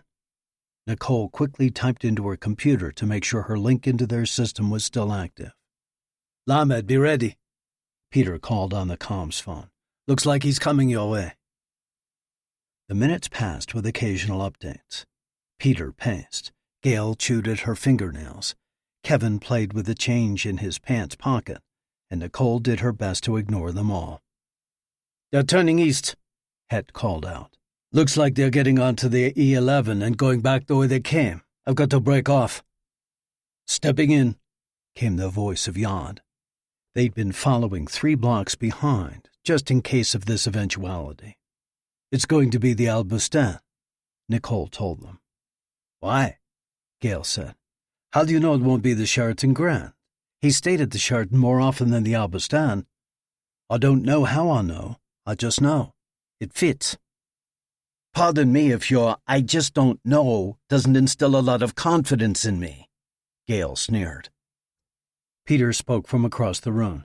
Kaf, we think he's coming your way to the Al Bustan Rotana. You guys be ready. Gail glared at Nicole and set to work on her fingernails again. 3 minutes later, Yod's voice sounded in the hotel room. We've passed the exit for the Sheraton Grand.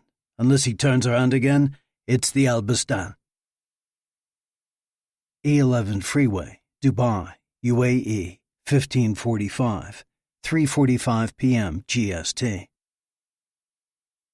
Although Mahmoud would have preferred to go right to the hotel to rest before his first meeting, he still went through his evasive maneuvers. It's when you get lazy that you'll meet your end. As he watched the traffic behind the taxi, for a moment he thought he spotted a tail car, but it hadn't followed them onto the freeway, and he hadn't seen anything suspicious since. Dubai was so different from when he'd first come in the early 1990s. The building boom had already begun, but it was nothing like today. It seemed that the city's skyline changed every time he visited. Massive cranes littered the landscape as the metropolis grew taller and taller, and the city wasn't just expanding up. With the desert hemming in development to the east, Dubai had spread to the west, into the Gulf itself. But at what cost was all this? They'd gained riches and luxury untold, but they'd paid for it with their souls. The United Arab Emirates had courted the business and wealth of the unholy West. Such a Sunni thing to do. It might buy them short-term prosperity, but Allah was a God of justice. Eventually, they would pay for their compromise. His taxi pulled up to the entrance of the Al Bustan Rotana Hotel. He paid the fare, then let himself out of the car. The front doors opened to a large entryway, behind which was a massive circular atrium. Balconies ran its circumference, with each level holding the doors to room after room. A friendly Filipino woman greeted him as he walked up to the front desk. Her name tag said Rosa. Reservation for Mahmoud Abdul Rauf Mohammed, he said, sliding a forged Iraqi passport across the counter. Rosa typed on her keyboard. Yes, sir, we have your reservation. Excellent. I would like a room with sealed windows and no terrace if possible. Of course. She typed a little more. Here we go. Room 230. As she worked, Mahmoud's peripheral vision remained active, looking for anyone who might be taking too great an interest in him. So far, his fox instincts weren't picking anything up. After a couple of minutes, Mahmoud signed his alias, and Rosa slid him 2 key cards in a small envelope. May I do anything more for you, Mr. Mohammed? Yes. Please have a car and driver waiting for me at 4:20. Yes, of course. And if you need anything else, please call down to the front desk. Have a pleasant stay. Mahmoud crossed the lobby to the elevators. As he stepped in, 2 men dressed in shorts and carrying tennis equipment joined him. They all nodded to one another, and then the men turned toward the doors. Mahmoud tried to pick up the thread of their conversation, but they spoke in one of the Central European languages. He recognized the names Federer and Djokovic, though, so they must be discussing some recent tennis tournament. When the doors opened, the men got off the elevator first to make room for Mahmoud. As he turned left down the hall toward his room, they remained in the alcove. He slid his key card into the lock of room 230, and as he closed the door behind him, he could still hear the men carrying on their debate. 1550, 3:50 p.m. GST. He's in room 230, Nicole said, excited. The rooms on either side are taken, but I can get us in across the hall. Do it, Peter said. Kevin, Gail, pack up everything we may have brought in and bag up the trash. We'll take it with us. I've got us in room 237 for 3 nights. Excellent, let's go. Wait, give me 3 minutes. Let me check something. Peter didn't seem happy about a delay, but he acquiesced. Meanwhile, surveillance team Kaf reported in. We rode the elevator with him to the 2nd floor. It's confirmed that he's in room 230. From the corner of her eye, Nicole saw Kevin give her a thumbs up. She couldn't help but smile as she typed. Let's go, Annabelle. Gail emphasized her pseudonym. 1 minute more. She typed on. Got it. I checked the concierge's computer, and she just received an order from the front desk for a car for Mahmoud Mohammed for 1620. Looks like he's going out tonight. Cheers sounded in the hotel suite. Even Gail managed to give her a good job. Peter said, Now that we know where he is and that he's going out, let's hold here for another 30 minutes. Annabelle, we'll need 10 key cards for room 237 and 2 for room 230. Once Plasma Screen is out of this room, we'll move in across the hall from him at the Al Bustan. Nicole set to work on the key cards, as the other 3 each called different teams to give them a situation report. The most important part of her job was done, but she knew she was still needed to make sure the comms stayed active and to troubleshoot anything that might go wrong. Being part of a team was a good feeling. Modeling was all about competition, and you never knew when supposed friends would cut your throat for a gig or better walking position. Sure, she had the hacker community, but this felt better. It felt cleaner. It felt right. She was doing good and making a difference. For the first time, she could honestly say she was thankful for that day the Mossad literally came knocking on her door. Chapter 11. Bourjuman Mall, Dubai, UAE, 1650, 4:50 p.m. GST. The Bourjuman Mall wasn't as new or fancy as some of the others in Dubai, but it was also not as big, and that was what mattered to Mahmoud. The Mall of the Emirates and the Dubai Mall were both huge and filled end to end with people. While that made it easier for him to get lost in the crowd if need be, it also made it more difficult to spot anyone who might be following him. He still had an hour before his first meeting, so he took his time walking past the shops. Every now and then, he'd stop and pretend to be examining something through a store window while using the reflection to see who was around him. So far, everything seemed to be clear. Up ahead, he saw one of the shops he wanted. He walked past the Mont Blanc store, then abruptly turned around and walked back. No one seemed to notice, except the father of the Arab family behind him, who had to dodge his sudden reversal. Mahmoud mumbled an apology and stepped in. In a glass case, he found what he was looking for, a Mont Blanc Meisterstück platinum-coated classique rollerball. This would be a gift for the banker he was about to meet. Mahmoud had uncovered a connection to a supply of specialized surveillance equipment. Right now, other than some preteen lookouts they paid $2 a day, Hamas was essentially blind to the Israelis' movements at the Gaza border, especially at night. If he could purchase this new gear, it would finally bring their monitoring and reconnaissance into the 21st century. Also included in the cash was state-of-the-art night vision equipment. Being able to see in the dark would open up a whole new set of possibilities for attacks on the Jewish border settlements through Hamas's network of underground tunnels. But the financial cost for this gear was very high. Mahmoud had tried to haggle the sellers down, to no avail. They knew how much Hamas needed the equipment, which meant Mahmoud couldn't bargain from a position of strength. That is what brought him to Dubai and to the banker. Spending $500 on this pen would be well worth it if it eased open the strings to the money man's purse. Mahmoud turned left out of the Mont Blanc store. 2 windows down, he saw an olive-complected man looking into a storefront. His tight haircut and black T-shirt covered a muscular physique.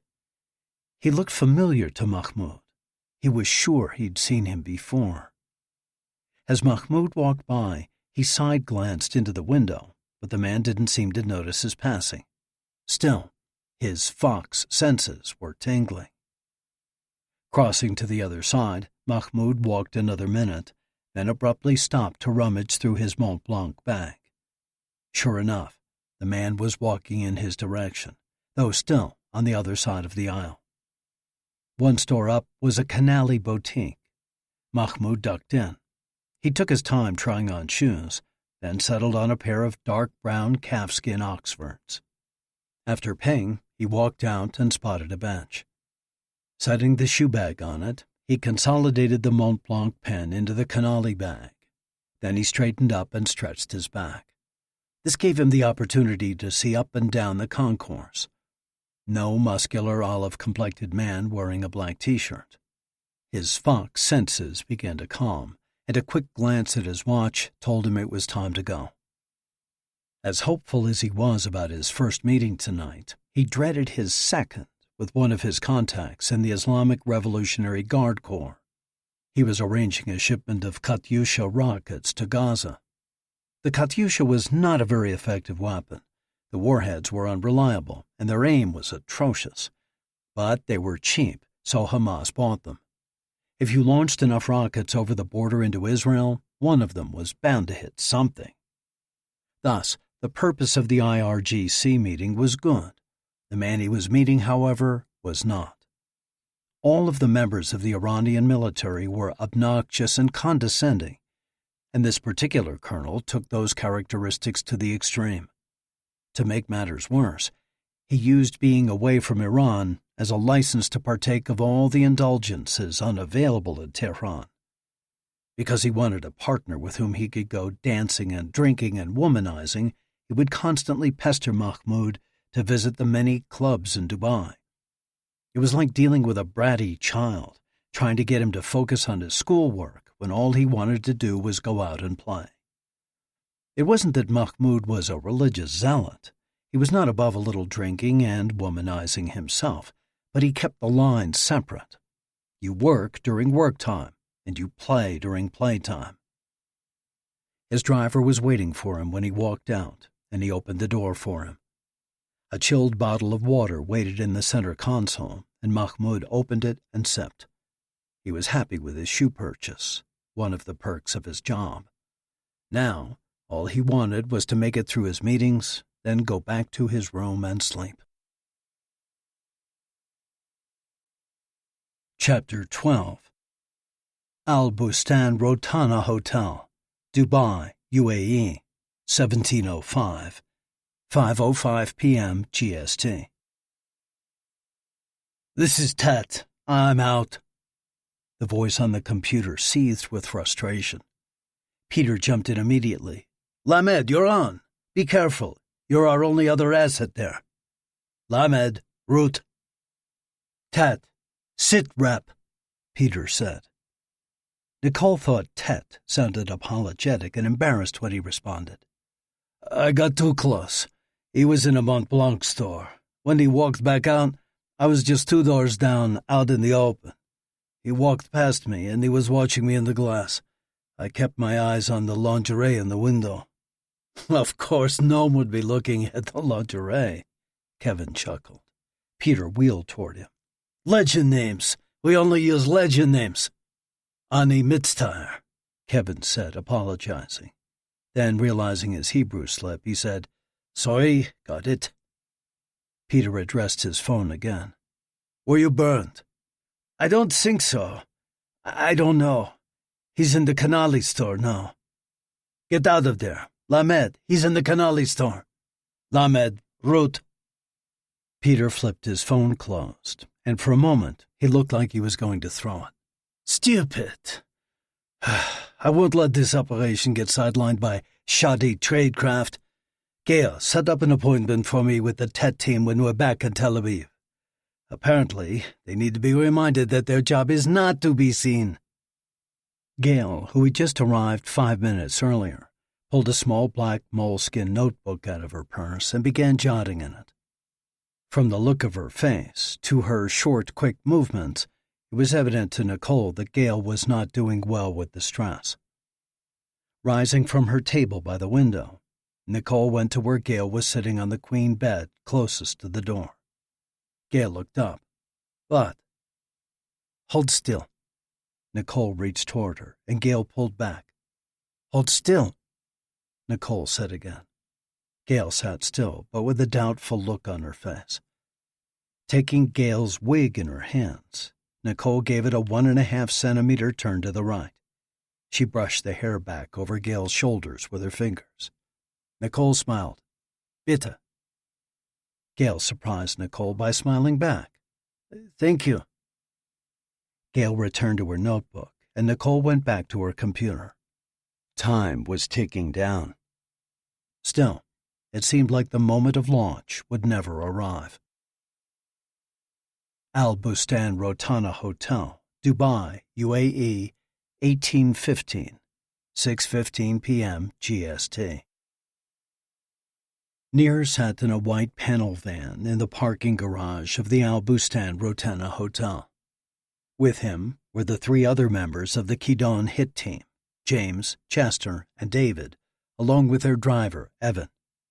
There was no telling how soon Plasma Screen would get back to the hotel, but for Nir, he couldn't come soon enough. Evan suddenly sat up straight. "It's Gail."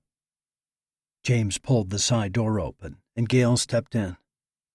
"He's finished his first meeting," she said, as she squatted behind the passenger seat, probably so she could keep the dust of the van floor off her white pants. "We're guessing he's now going to meet his IRGC contact. That means we're likely on in 2 or 3 hours." "When do you want us up in the room?" David asked. Like Nir and the other 2 men, he was well-built and wore a T-shirt and a ball cap low on his head.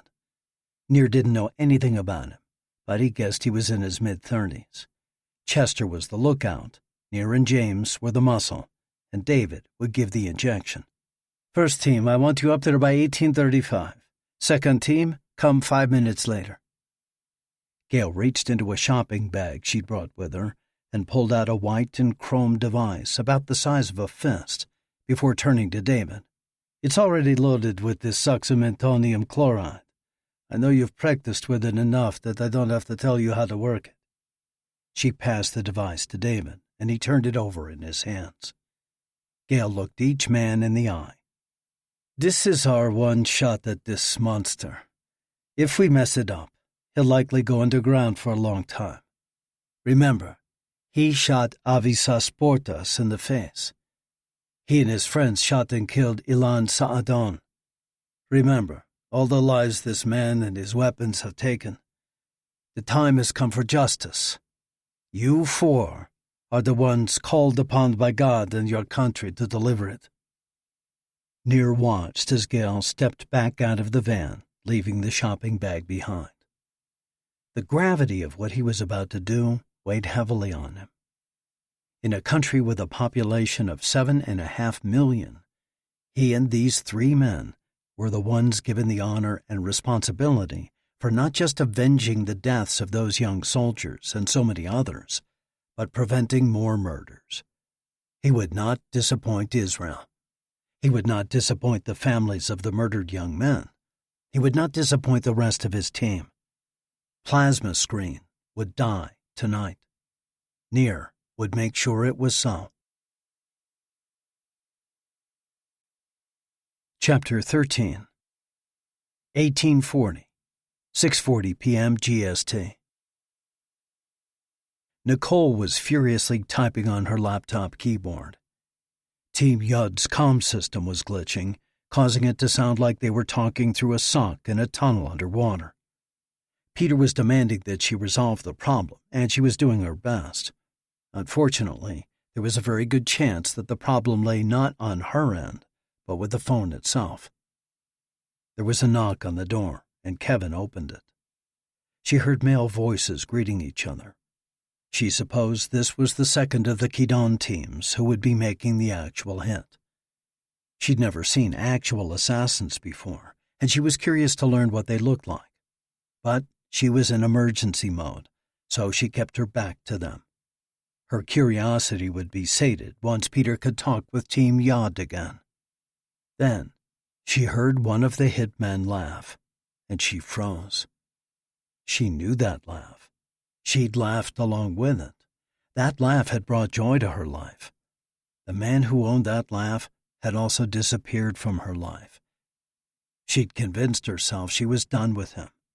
She thought she'd moved on, but in this moment, she realized that, deep down, she'd never gotten over Nir Tavor. Come on, you knew this might happen one day.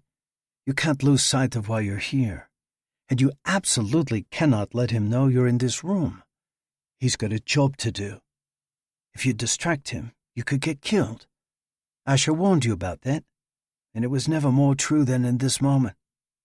Annabelle, you got the comms fixed yet? Peter called. She shook her head emphatically. One of the men quietly made a joke about her name, and the rest of the team, including Nir, laughed. Nicole flushed with embarrassment. 10 minutes later, Yod's comms cleared up. Peter thanked her, and she waved her hand even though she knew the fix wasn't due to anything she'd done. That's the thing about tech. Sometimes it stops working for no reason. Then it remedies itself for that same no reason.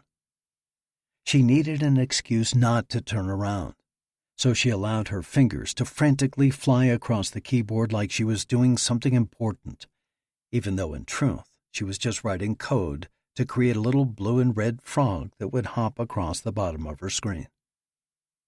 At 19:15, Peter announced, "I'm leaving. As some of you already know, due to previous experiences, it would be particularly unfortunate if I were apprehended here in the Gulf. Kevin is in charge. Godspeed to you all." 30 minutes later, Team Yod announced, "Plasma Screen has finally finished his meeting and is heading back in the direction of the hotel. If he takes a straight route, he'll be there in 20 minutes. Acknowledged." Then Kevin dialed a different number. "Gale," came the answer. "Is housekeeping still in the hallway?" "Affirmative." 5 minutes ago, hotel staff had wheeled a cart to a room 4 doors down from the targets and begun cleaning. Gale had left room 237 and was monitoring the situation from the elevator alcove. "Beautiful," Kevin sneered. "Well, Plasma Screen is on his way, so keep me informed. Route?" Get ready, guys. As soon as she's gone, you're going in. E11 Freeway, Dubai, UAE, 1950, 7:50 p.m. GST. The evening could not have gone better. The banker had agreed to finance the surveillance equipment, albeit at a ridiculous rate of interest, but at least the deal was done. Then his Iranian contact was not feeling well, so he left dinner after the appetizers were served. Mahmoud had taken the time to celebrate alone with a steak of Wagyu beef and a fine bottle of wine. He'd even ordered a Sidat al-Bubar for dessert. The pumpkin pudding was the perfect conclusion to a great day. "Drive me around some," he said to his driver. "Let me see the city lights." Although lying down back in his room was all he'd wanted to do earlier, now he couldn't imagine just locking himself away. When he next met with the Hamas leadership, he would be hailed as a hero. So many think weapons are what makes the difference in the fight, but often the rest of the equipment matters the most. You could have the finest rifle in the world, but it would be useless if you couldn't see where to aim it. Because of the brilliant deal he'd just pulled off, the Izz ad-Din al-Qassam brigades would be able to clearly spot their Jewish targets before they pulled their triggers. "What is it they call it in the West?" He smiled. "That's right. A game changer." Mahmoud took a sip of the San Pellegrino his driver had left in the cup holder. Admiring the lights of the city, he thought, "Next month I'll have to come back, but instead of working, I'll come to play." Chapter 14, 2000, 8 p.m. GST.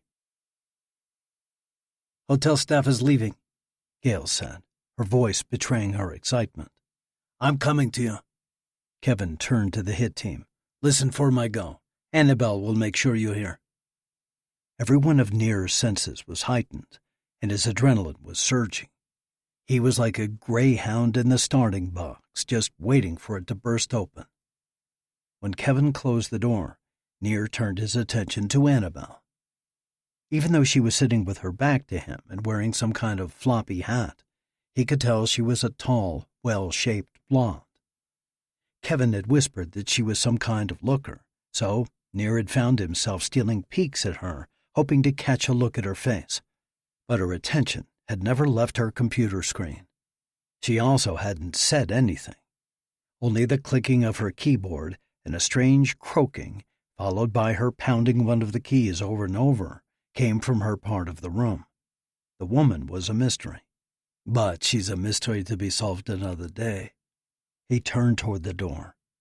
"Team, go!" he heard Kevin command from down the hall. His voice came from Annabelle's computer, and Nir instinctually turned around.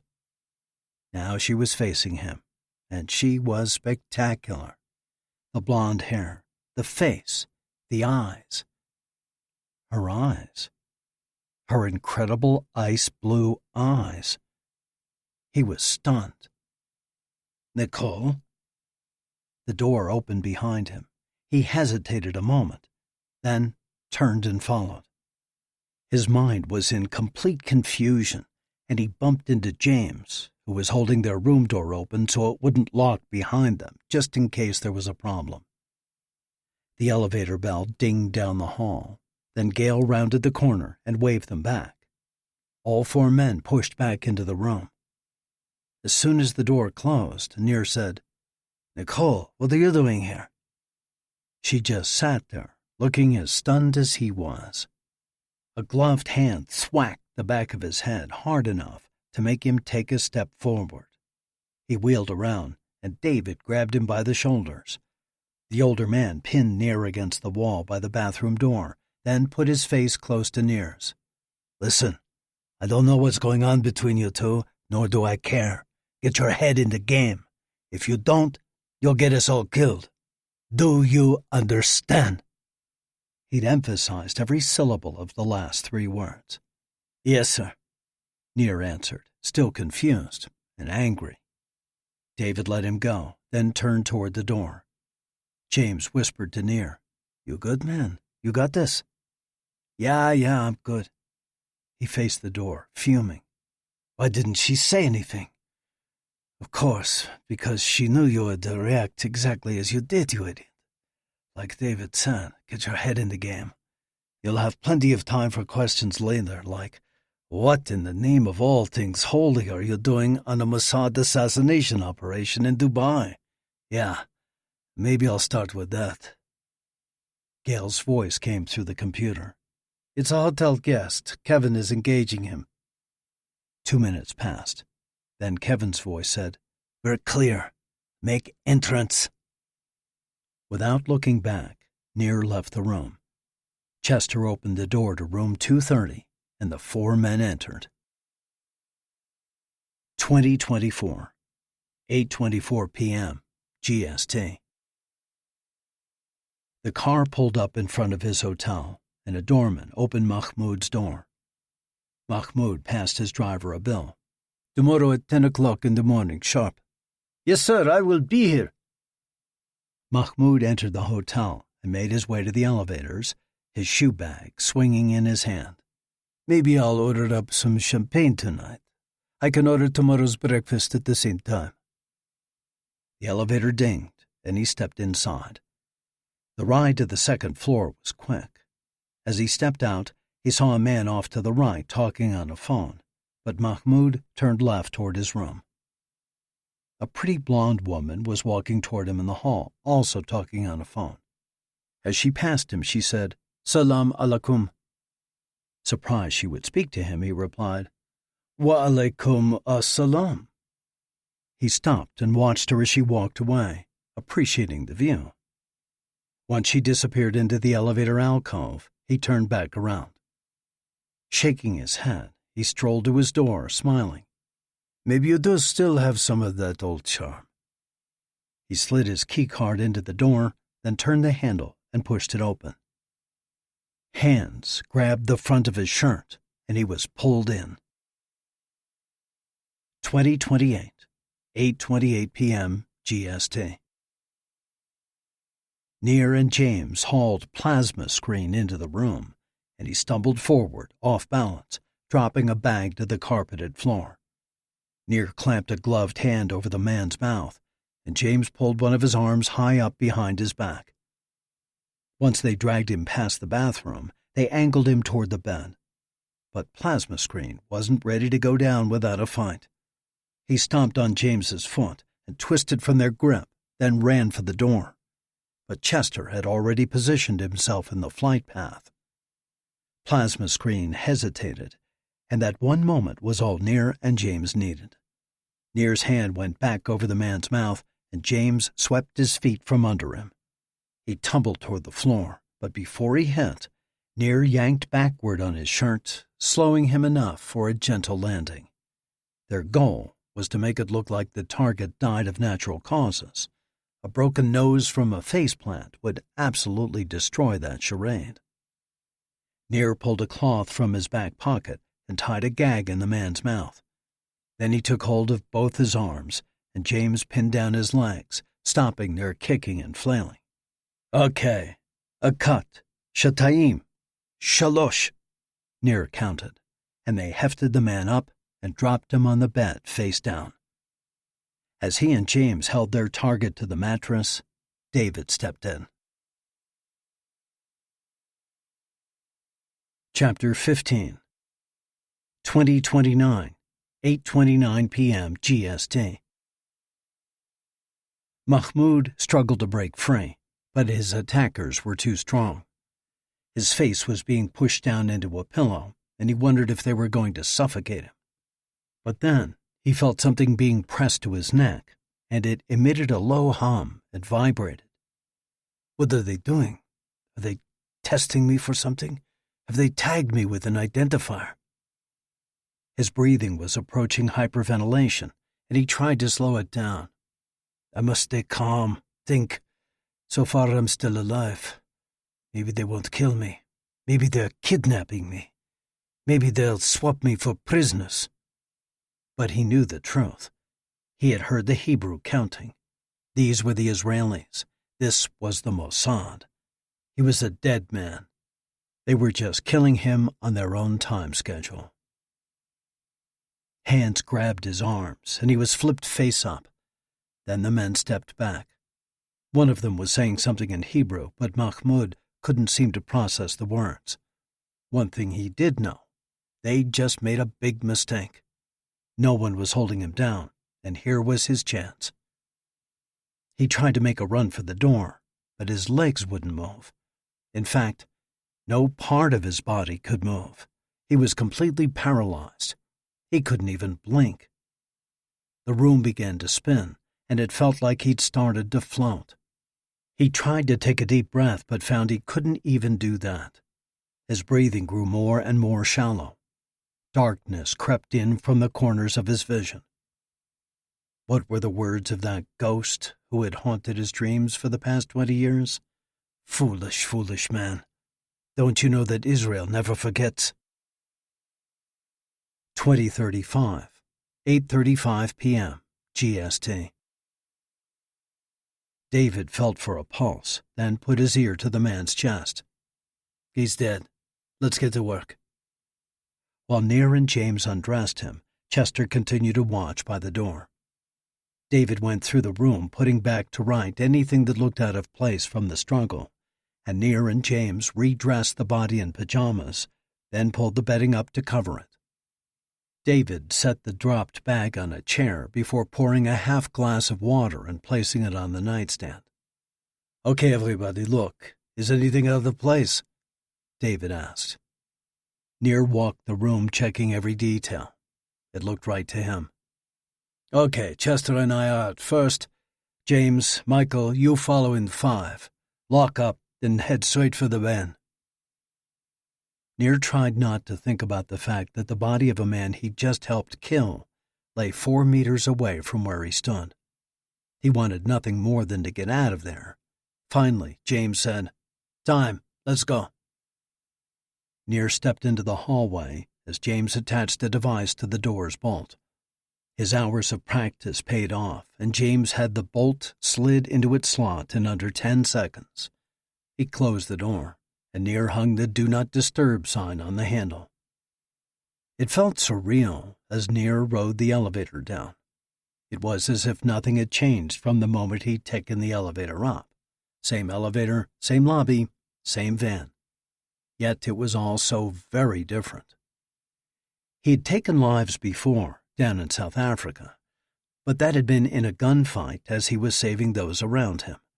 This time, he'd lain in wait, then ambushed and killed an unarmed man. Sure, he could justify it by saying plasma screen had killed before and his activities were killing others. But that was quite a few theoretical layers up from where he was now.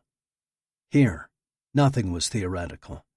It was all very real, from the ache in his hands from the struggle to the place where his index finger had slipped into the man's mouth and pressed against his front teeth. The right and wrong of what he'd done weren't what troubled him. The change that had taken place in him was what he'd have to work through. He had no doubt that the man walking away from the hotel was very different from the man who had walked into it. Chapter 16. 1 month later. Heathrow International Airport, London, England. February 15th, 2010. 1910. 7:10 p.m. GMT. Nir spotted her immediately. Nicole was sitting on a bench with her long legs crossed, her bag and a newspaper occupying the space next to her. A smile spread across her face when she recognized him among the crowd exiting immigration and customs. She rose to embrace him, and he dropped his bag and wrapped his arms around her. Once again, he wondered what a woman this beautiful was doing with someone like him. As soon as the debriefings in Tel Aviv had completed, Nir convinced a friend to look up Nicole's information in the Mossad database. His mind was still reeling. Her being in that room, running the comms for a Kidon hit team, was beyond absurd. On the flight to Zurich, then back home, he'd racked his brain trying to come up with logical answers. but he was at a loss. He was hesitant when he made the call to her, but she seemed genuinely excited to hear from him. He'd pushed her for answers, but she'd said she would tell him the story only in person. So he told Omer Goran, his supervisor, he needed a few days to process the assassination and booked a flight to London. Holding her now felt so familiar, so good. Her body was warm, and her hair smelled of honey and citrus. Nir was reluctant to let her go. Then Nicole turned her head and kissed him. It lasted only a few seconds, but Nir was pretty sure he would remember that kiss for the rest of his life. He realized he'd never fully gotten over her. The women in his life during the intervening years hadn't meant anything to him. They were just stand-ins for the real thing. Now, that real thing was in his arms. When they finally separated, she looked at him with a coquettish smile. "Nicole." That was all he managed to say. "Welcome to London. How was your flight?" 5.5 hours breathing other people's air. Otherwise, not bad. He stepped back and looked at her. She wore a belted gray aviator jacket, what he thought were called harem pants in a light brown, and dark brown boots loose at the laces. Her dark hair was hanging with its natural curl, and she wore just enough makeup to smooth any rough edges that might possibly be on her face. "You look amazing." Nicole did a practiced 360-degree spin. "Why, thank you. The perks of living in the fashion world, along with a little help from a secondary employer of mine." She winked. "Okay, I've got to know about your secondary employer. How in the world?" Nicole touched her finger to his lips. "Let's talk about it over a nice dinner." Nir acquiesced, but reluctantly. Nicole moved her hand to Nir's cheek and stroked his short beard. "What is this?" "Oh, something new. Going for the rough and rugged look." "I like it. Quite manly." She still had that deep alto voice. "So are you hungry? Do you want to go to a restaurant? Or would you rather just pick something up and take it to my place?" "Option 2 sounds good to me." He hefted his duffel back onto his shoulder. Nicole drove a 4-door Mini Clubman, blue with white racing stripes. A nice mix of function and flair, Nir thought, as he opened the split doors in the rear and threw in his bag. Then, after walking around to the left side of the car, he squeezed his body into the passenger seat. Nicole laughed. "You can put that seat back." Relieved, Nir found a button on the side and slid it backward. His legs thanked him for every new centimeter of space they gained. The 30-minute drive into London allowed them to catch up on each other's lives. While there wasn't much to say about Nir's family, Nicole's loved ones were struggling. Her grandmother's alcoholism was catching up with her, causing a wide assortment of medical maladies. Nicole said she wouldn't be surprised if her grandma was still alive this time next year. Her twin brother, Christian, had his own issues to deal with. It was becoming more and more apparent that his partying had turned into addiction. Nicole's voice broke as she talked about him. Soon, he would be the only family she had left. If she lost him, she'd be alone in the world. Nir wanted to tell her he would make sure she was never alone, but in his head the words sounded trite. Besides, it was way too soon to make a promise like that. Instead, he put his hand on the back of her neck and gave her a reassuring squeeze. As they drove, Nicole had him call ahead to Cafe TPT and order 2 brisket curry on rice and Singapore noodles. When they arrived near the restaurant, Nir jumped out to pick up the order, while Nicole maneuvered her car on the tight street so it would face the other way. Located just past the ornately colorful Chinatown gate, the restaurant could be approached only on foot. The brick pedestrian street was crowded with people. It was a festive atmosphere, complete with clowns making balloon animals, portable magic shows, and people dressed as Pokemon characters for photos with tourists. 3 doors past the gate, Nir found the small storefront he was looking for. The food was ready for him, and when he carried the brown bag out, he found Nicole in a dispute with a cab driver.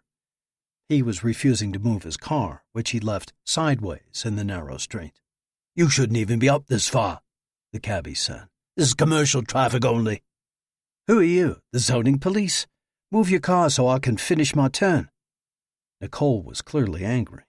"I'm no Bobby, but you're about to meet one. They're on their way, and you could just stay right there until they get here." Nir sized up the man. He looked to be about 20 years older than him, and he was shorter and lean and wiry. His nose was a little crooked from at least one break in the past. He was also a little bulbous, which likely meant he appreciated his ale a bit too much. "This man isn't dangerous, but he might be scrappy." "Hello, friend. What seems to be the problem?" Nir stepped into the fray. "Well, this little tart—" "Whoa, whoa, whoa." Nir waved his hand. "No need to be rude." He walked closer, and the man retreated a step. Nir smiled. "Listen, I just came in from out of town to spend some time with my lady. In this bag I've got some beef curry and Singapore noodles. I don't even know what a Singapore noodle is. What I do know is that if you and your sideways car make me eat cold noodles, you and I will have a problem." The smile left Nir's face, replaced with as much menace as he could muster in so ridiculous a situation. "Are we going to have a problem?" "No, I don't suppose we are." The man's eyes held Nir's, and Nir's had to give him kudos. He'd backed down, but he'd also kept his dignity while doing it. "Thank you, my friend." Nir's smile returned to his face. "Now, if you'll kindly remove your car, we'll be on our way." The man complied, and Nicole pulled away. There was silence in the Mini until they'd driven a few blocks and made a right-hand turn. Nir wasn't sure if Nicole was mad at the situation, mad at him for interfering, or just embarrassed by the whole thing. Then she burst into laughter. "I was so totally in the wrong. I had no business being there." Nir laughed too. "Then why were we there?" "Oh, I just didn't want you to walk too far. Besides, I can usually get away with it." "That's your ethical standard. You can get away with it." "So says the professional assassin." She grinned and winked at him. "Fair point." Though he had to admit that jab went a little deep. He was still getting used to the idea that killing people was his job. Nicole was staying in a third-floor flat in Soho in the West End of London. It was small and looked like it had been decorated 60 years ago by someone's spinster aunt. All the furniture was straight-backed and proper, covered with flowery fabric, and designed specifically for discomfort. "This will be a wonderful place to hold a celebration when we finally defeat Hitler and the Germans," he said. Nicole laughed. "Oh, no. Isn't it horrible? But it's just a 2-month rental, and it's only a short bus ride to Somerset House, where they're holding Fashion Week." Nir tried an Elizabethan chair with needlepoint upholstery. The design was so angular, he almost felt like he was leaning forward. He stood. "Nope, that didn't work. Is any furniture in this place comfortable?" "Try the sofa." Nir sat, then agreed this was the best option. As stiff, uncomfortable furniture went, the sofa seemed as if it was probably less stiff and slightly less uncomfortable than the rest. He pulled a coffee table close and put the food bag on it while Nicole gathered some plates. "Would you mind bringing a fork, too? I can do chopsticks, I just can't do them well, so I figure why aggravate myself just to look global." "Makes sense to me." She brought the dinnerware, and Nir dished out the food.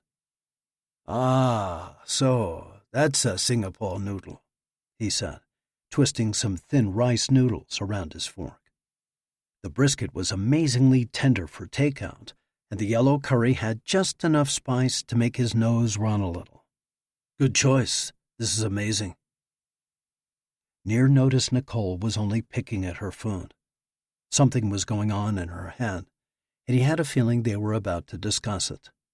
He gave her space to work out the words. Finally, she said, "Okay, are you ready for the story?" Nir put down his fork, then leaned back against the perpendicular rear of the sofa. "Let's have it. What is a South African model like you doing in a Mossad like this?" She paused, but only for a moment. "I'm hesitating because I don't know how you'll take this. I don't want you thinking I'm some crazy stalker." Nir had no idea where this was going, but he was certainly intrigued. "So, after you left for Joburg, we kind of lost touch. I was pretty confused, and after what had happened with my mom, I guess I have some abandonment issues. I don't know. I just know I felt like you dumped me, and I didn't understand why." "Listen, Nicole, I am so sorry. I didn't have a chance." "Stop. Oh, no. You couldn't tell me what was going on because you weren't allowed to tell me. I know that now. I just didn't know it then.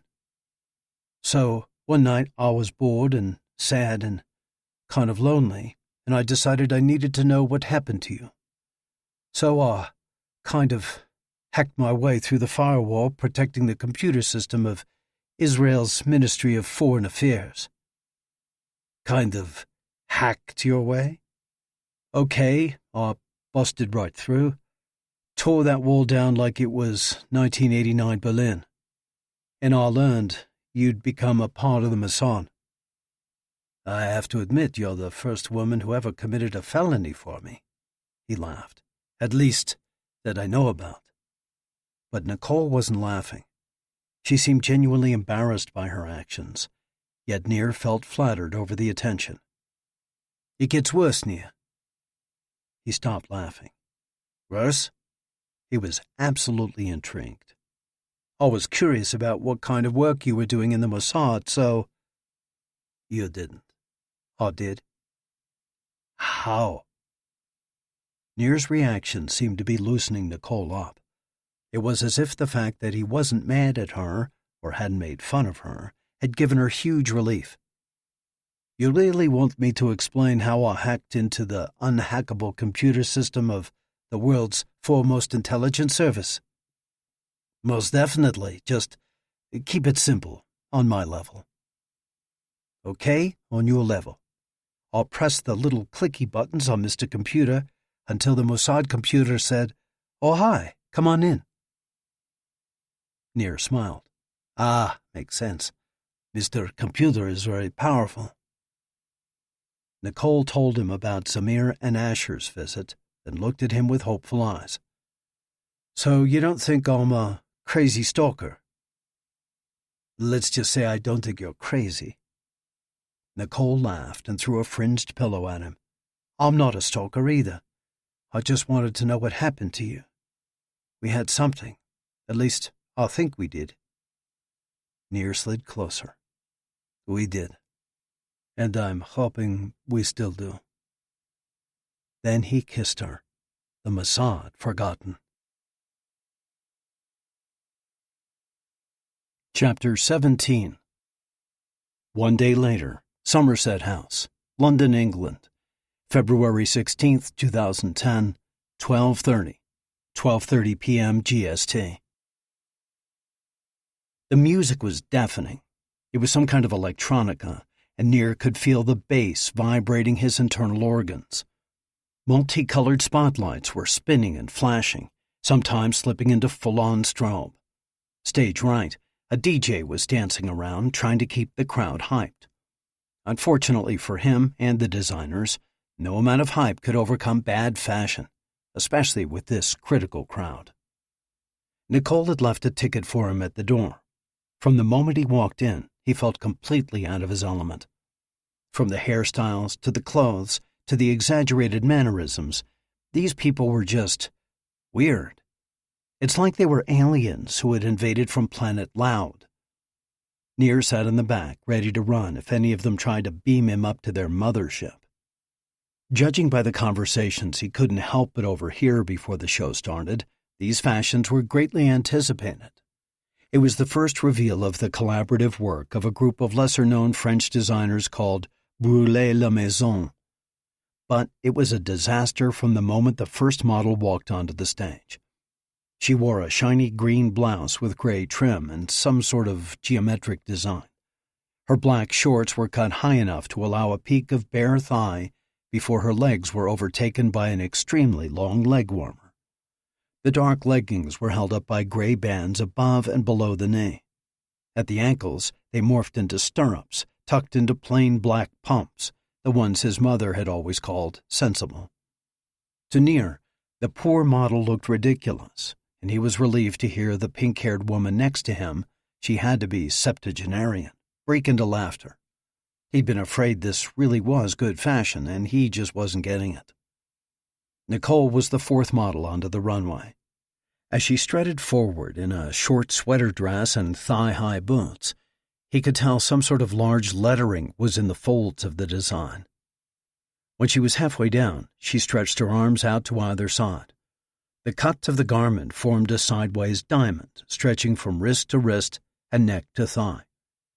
Printed in bold gray letters on the black sweater dress was the word style, with the tops of the Y serving as a collar.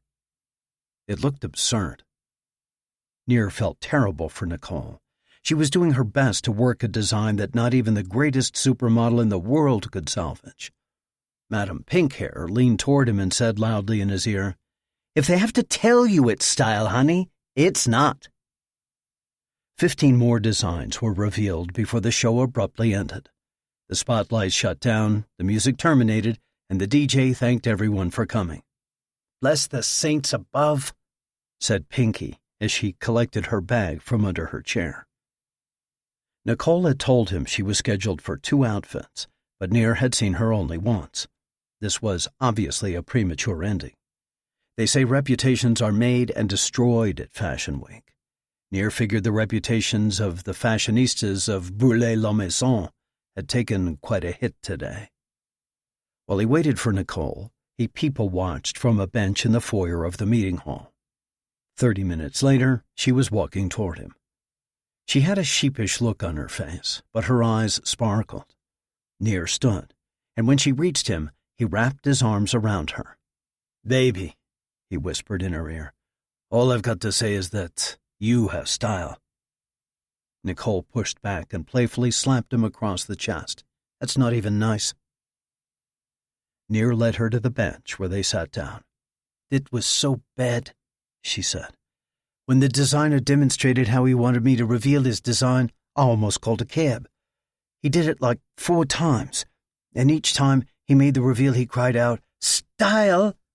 Do you know how hard it was to keep a straight face?" Nir suggested they get a little something to eat, and Nicole told him about a place nearby where they could get coffee and pastries. As they walked there, Nicole filled him in on the rest of the backstage story. The tantrums the designers threw, their blaming the models for not properly showing their clothing, and the abrupt halt to the show after one of the stylists punched the designer in the face. A few blocks up, Nicole suddenly stopped walking. She let go of Nir's hand and almost ran to a newsstand. She pulled a bill out of her purse, then gave it to the proprietor and lifted a newspaper off a stack. When she came back, she handed the copy of The Guardian to Nir.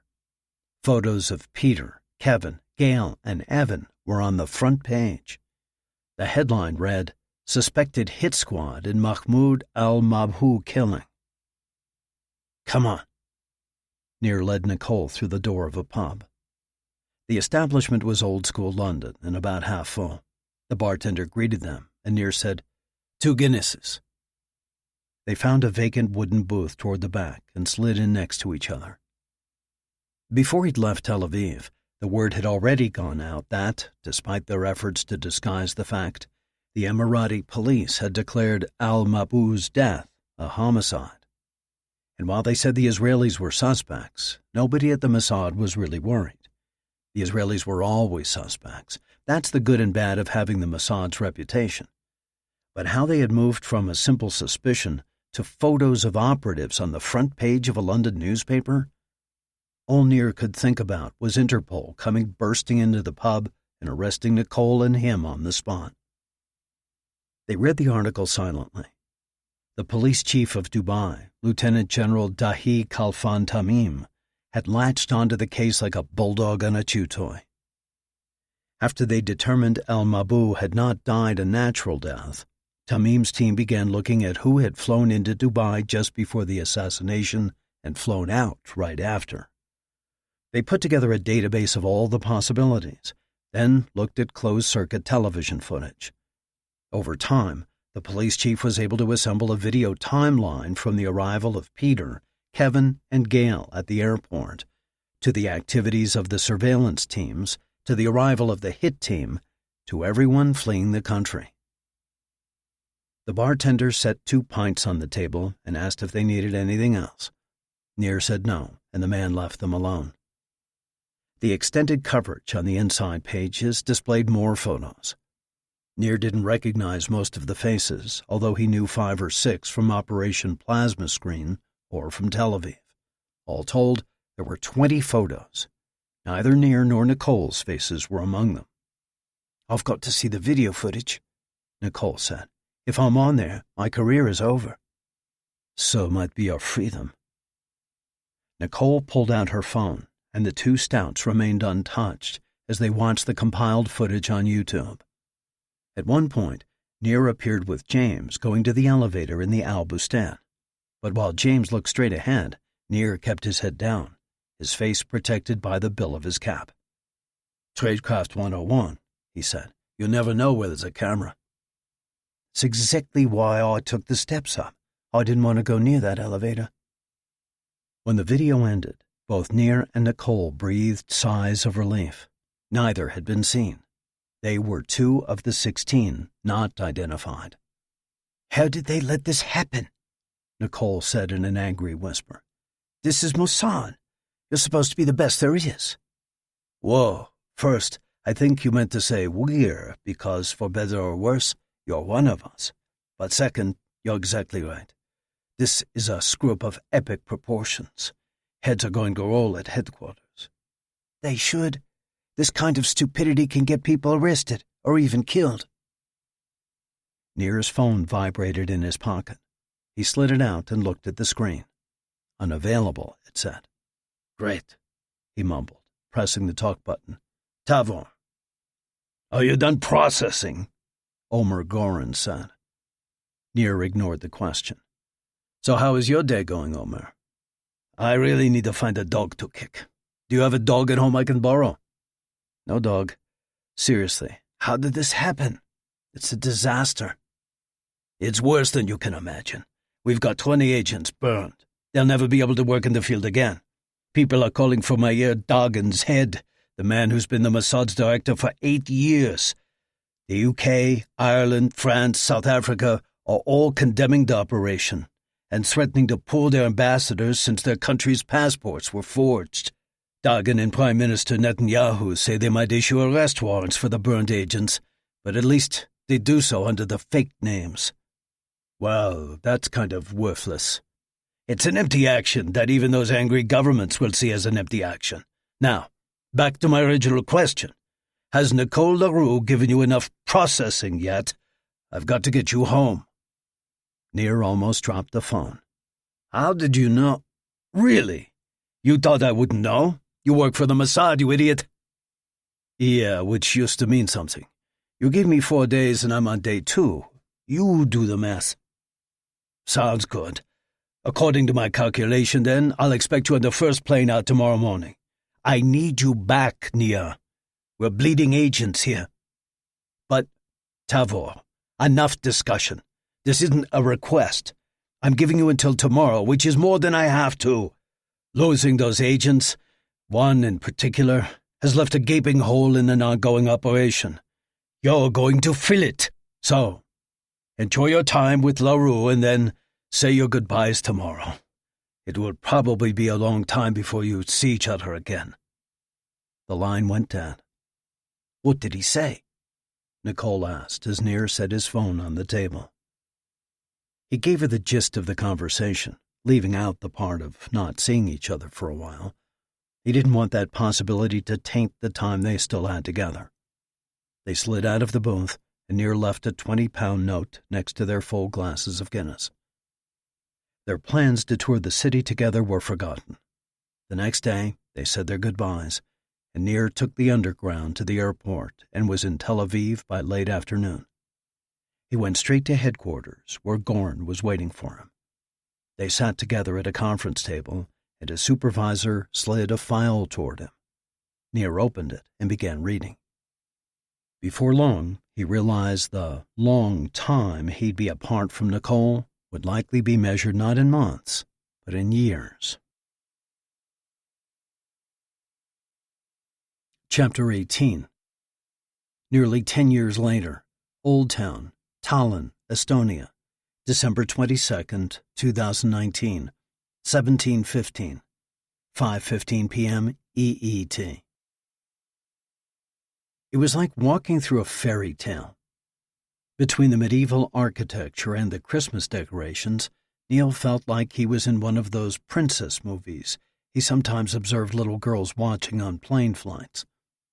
The cobblestone street was damp from a light mist, but the temperature wasn't yet cold enough to turn the moisture to ice. Every now and then, he passed a bakery or restaurant where the sweet, rich aroma from the offerings inside tempted him. Breads, meats, coffees, they all sought to pull him into the shops. But as tempted as he was, it was impossible to stop. He was following a man, and he couldn't let him get away. Actually, he was following 3 men. One was his target, Dr. Saad Hassan. The second was his target's guard, and the third was an unexpected twist getting in the way. The Mossad knew much of what happened to Hassan, and they'd surmised the rest. A year ago, he was a research professor in the study of nephrology at Mansoura University, located 175 kilometers north of Cairo in the center of the Nile Delta. Specializing in renal pathophysiology and how various pathogens might affect the kidneys, he'd published numerous journal articles and was an occasional speaker at conferences in the Arab world. Well respected by his peers and admired by his students, on the surface it looked like he'd created a comfortable life for himself. But the good doctor had a problem, one of his own making. In the 5th surah of the Quran, verse 90, it is written, "O you who believe, intoxicants and gambling, dedication of stones, and divination by arrows are an abomination of Satan's handiwork. Eschew such abomination, that you may prosper." For Muslims, gambling, along with other vices, was strictly prohibited. In Egypt, any citizen caught gambling could be fined and imprisoned. However, that didn't mean the law forbade gaming in the nation. In fact, in the capital city of Cairo, 14 casinos offered legal gambling, but only if you weren't a citizen. If you couldn't show a foreign passport, you weren't welcome to wager. But not to worry. If you were a citizen of Egypt and you liked to risk your money in games of chance, you weren't without options.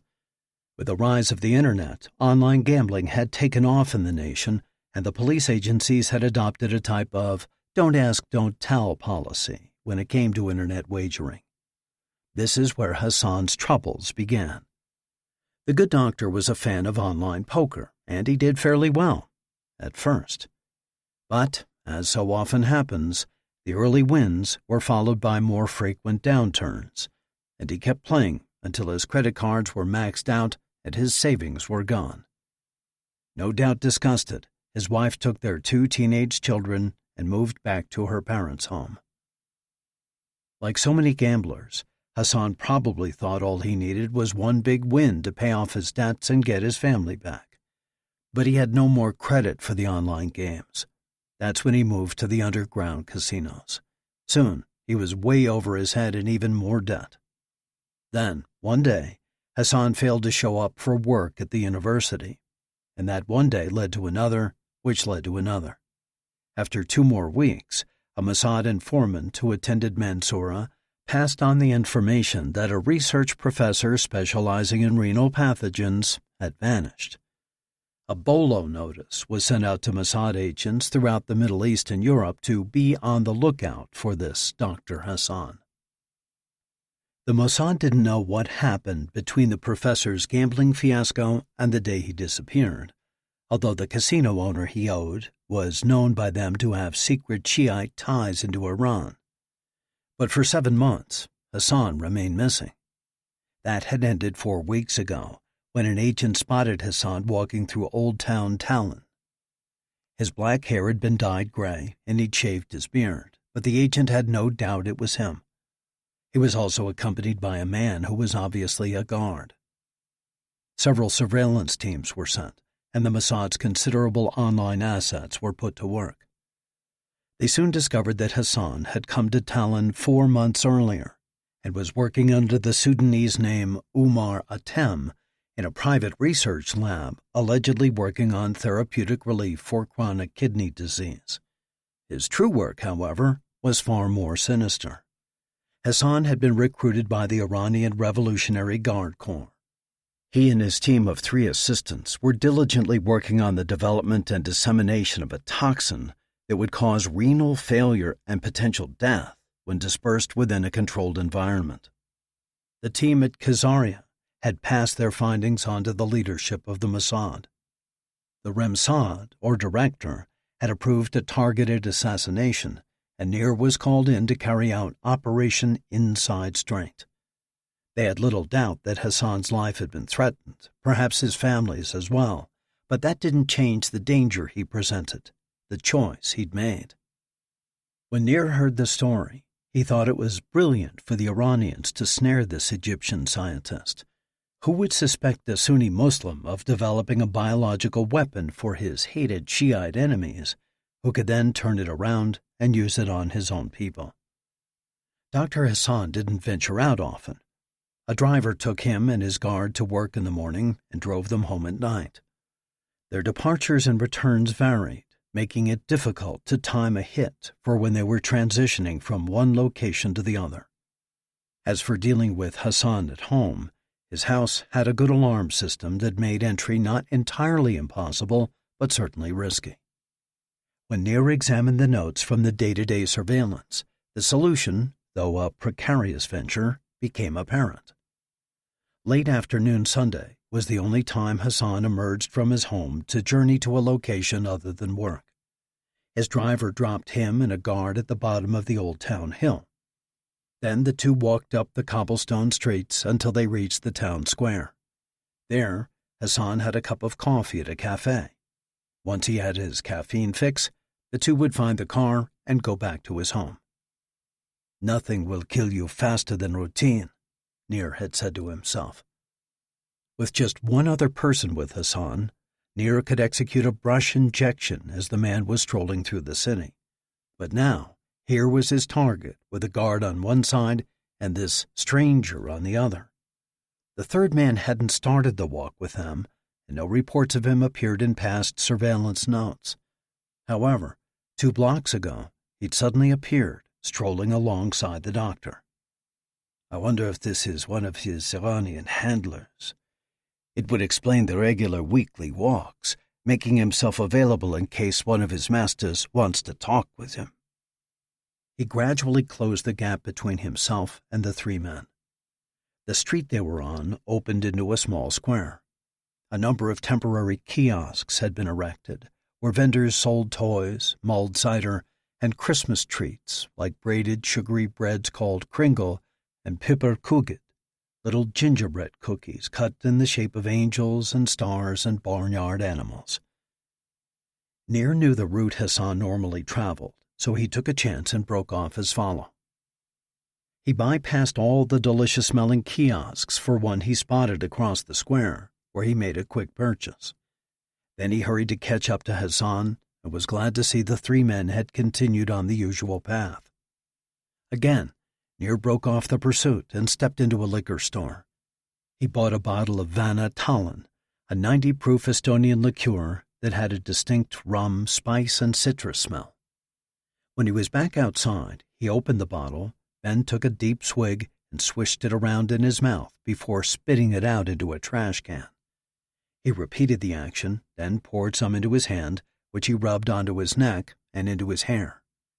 He dropped the bottle into the garbage. Next, he put on his kiosk purchase, a red gnome's hat and a fluffy white beard.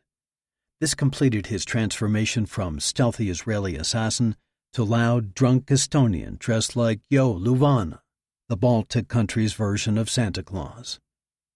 Hustling ahead, Nir lined himself up behind Hassan and the guard. Reaching into his right pocket, he pulled out his injection device, a quarter-size hollow disc filled with a slow-acting neurotoxin. On one side were 3 microneedles, and on the other was a narrow extension that allowed Nir to wedge the device between his third and fourth fingers. He'd practiced with this device countless times, and he knew he had to get the slap just right to ensure the toxin drained fully through the needles. The gap shrank to 3 meters, then 2, then 1. Nir lunged forward into the 2 men in front of him, his hands slapping the backs of their necks as he slurred, "Haidula!" He hung onto their shoulders as he laughed and stumbled along. Hassan looked shocked and spun out of Nir's grasp. The guard did one better, driving his elbow into Nir's sternum. All the air blasted out of his lungs, and he dropped to his knees. The guard was about to follow up with a kick when the third man said something in Farsi. To Nir's relief, the guard stayed his kick. But in Arabic, he did question both the purity and the species of Nir's mother. Pushing the guard to the side, the third man threw Nir's hat to the ground, then grabbed a handful of hair and tilted his white-bearded head up. As he gasped for air, Nir tried to get a good look at the man's face, but his vision was graying out from the lack of oxygen. "Mulan Kakyu! Mulan Kakyu!" Nir eked out, apologizing. The man gave Nir a disgusted look, then released his head with a shove and walked off. The other 2 men followed. Down on his knees, Nir continued to wheeze. A small crowd had gathered, and a young girl walked up and handed him his Yohn hat. He was sure to take it from her with his left hand. "Haidula," she said quietly. Nir smiled his appreciation. Then her mother stepped forward and took the girl's hand. They hurried off. Slowly, he stood, then staggered to a street lamp. A quick look told him the device was empty. Hassan had received the full dose. Nir put the cap back on, then slipped the device into a non-porous envelope and into his pocket. He took out a high-strength cleanser, poured into a small hand sanitizer bottle, then squeezed out the liquid and scrubbed his hands until they burned. He felt a familiar twinge inside. It wasn't guilt. It was the gravity of what he'd just done. Hassan wouldn't feel anything tonight. Tomorrow would be a bad day for him, though. Sometime around noon, he would feel lightheaded, and 10 minutes later, his heart would stop. It took him 20 minutes to walk to the ferry dock and 2 hours to cross the Gulf of Finland to Helsinki. When the ferry had reached halfway, Nir slipped the envelope from his pocket and let it drop into the dark water. He overnighted at a hotel near the airport, and by 10 o'clock the next day he was back home in Antwerp. He took the rest of Monday off, but by the time Tuesday rolled around, he was back in the office. Chapter 19. 1 day later, Salahuddin Province, Iraq, December 23, 2019, 1940, 7:40 p.m. AST. The helicopter drone lifted off the ground with a muted buzz, and quiet cheers sounded among the dozen or so onlookers. Abbas scowled at the man.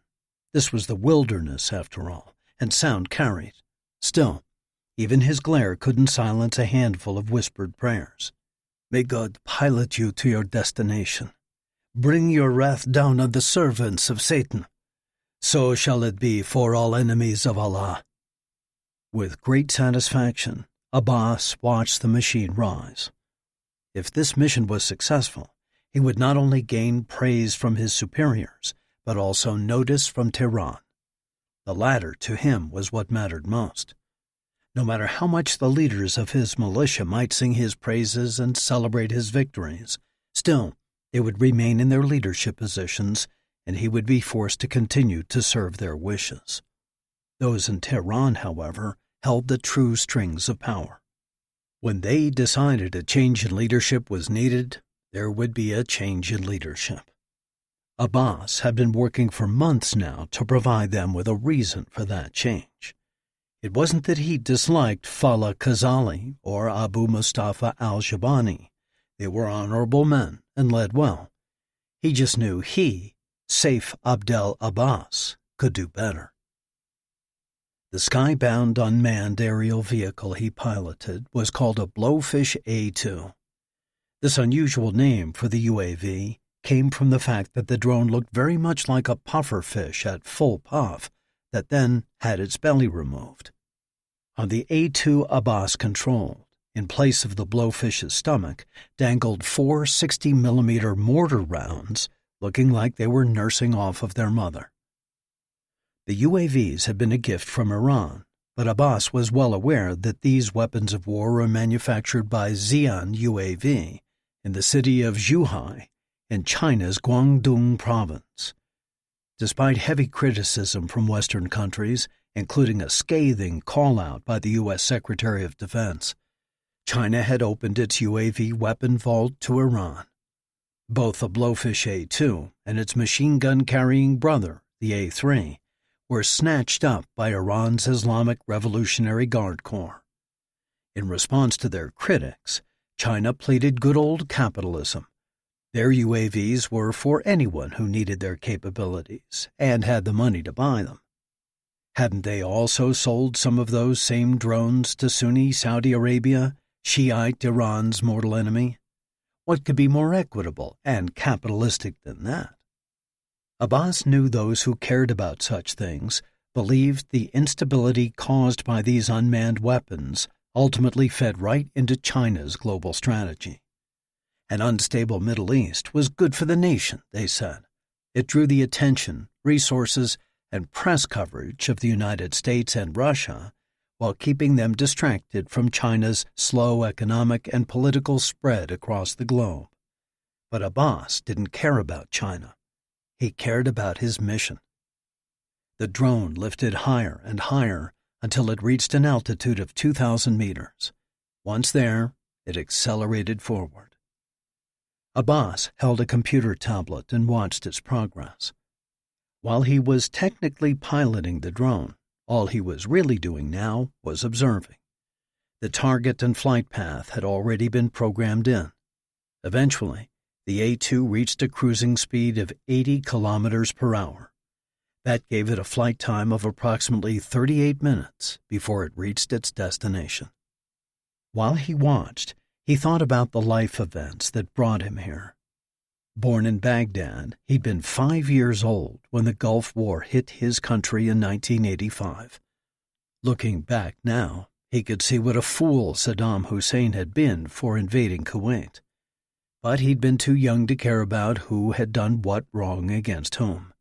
He only knew his whole world had fallen apart. His father, who owned a fairly successful auto repair shop, was conscripted into the army and never came home. He died on that first day of the Western Forces' air assault without ever firing his weapon. He could still remember the day the electricity went out. His family had huddled together in the dark, his mother singing quietly to calm them. It would be 6 months before the power would return. The water stopped 5 days after the electricity, and it was even longer before he and his brothers and sisters could stop making daily trips to the water trucks or the river. His parents had money stashed in the house, and his mother had used that cash to feed him and his 4 siblings. But food was scarce, and prices soared. The life savings of these 2 hard-working Iraqis lasted only 3 weeks. Once that was gone, he and his older brother and sisters rummaged food among the dumpsters and garbage bags left uncollected on the streets. Soon, however, the competition grew too great for that resource as older children and adults forcibly stole whatever the younger children had gathered and were trying to take home. At that point, Abbas's mother abandoned their house, and they moved in with her parents. He'd once heard it said that someone in the Western Alliance boasted about bombing Iraq back into the Stone Age. Abbas knew what living in the Stone Age meant. He'd resolved that one day he would return the favor. When the Americans returned in 2003, he saw his chance for some payback. After joining Jamaat Ansar al-Sunnah, a Sunni Islamic insurgent militia, he fought against the United States and the forces of the Iraq puppet regime, seeing action in Ramadi, Husaybah, and Mosul. This had been his life ever since, always looking for the next fight and for the militia that had the best chance of doing something meaningful. His desire for vengeance is what led him to Kataib Sayyid al-Shuhada, the masters of the Martyrs Brigade. Too many militias refused to see the big picture, so they wasted their resources fighting small. Strapping on a vest full of explosives and walking into a market barely even made the news anymore. No one could bring down the world's strongest superpowers with their unlimited resources just by thinking in that limited manner. But due to a lack of financial and military resources, neither could a militia think too big. The goal, then, was not to think big, but to think smart.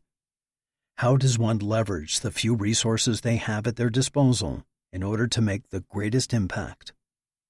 That was the kind of big-picture mindset that would push him to the forefront in the eyes of the Tehran power wielders. Khazali and Abu Mustafa were smart, but Abbas was smarter.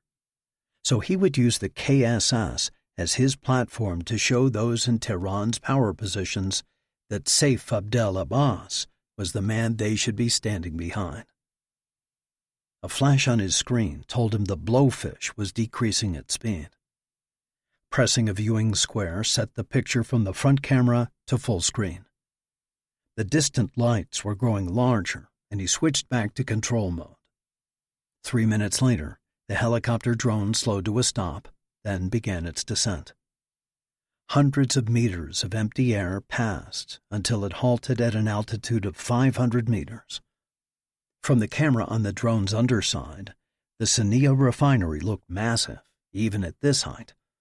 Smaller than the enormous Beiji refinery nearby, it still put out 20,000 barrels of oil daily. Abbas had studied the layout of the oil processing plant and knew if he hit it just right, he could slow down or even completely halt production for a time. That ideal ground zero was precisely below where the drone hovered. Pressing one button at a time, Abbas released each successive mortar round from the A-2. The 10-second drop felt like an eternity. Then he saw the first explosion, then the second and third and fourth. Another button press sent the drone racing up in altitude to escape what should come next. A massive explosion sent a fire cloud mushrooming into the air and bulleted out debris he knew would strike for 300 meters all around. The drone safely back at 2,000 meters, Abbas admired his handiwork through the lens of the UAV. Again, quiet cheers sounded behind him from his men, who had been watching the action on a separate monitor. This time, Abbas joined them. After the black smoke grew so thick that he could no longer see the ground, Abbas told the blowfish to come swimming back home. While they waited, his team broke down their camp. They had a long, dark drive ahead of them. Drones of another sort would likely soon be out, looking for who had carried out this attack. Those drones didn't carry mere mortars. They carried Hellfire missiles. While he was confident he would never see the fires of hell because of his work in the service of Allah, that didn't mean he was ready to see a hellfire. Abbas smiled at his little joke as he deposited the control tablet into a hard case. He would have to tell that one to his driver on the trip home. Chapter 20. 1 week later, Antwerp, Belgium, December 30th, 2019, 15:30, 3:30 p.m. CET. How many are there? Louis Maas opened his loop as he asked Nir the question. The shriveled man had a half ring of gray hair around the lower portion of his head, was wearing a rumpled suit that looked like it may have fit him long ago, when he was 30 years younger and 20 kilograms heavier.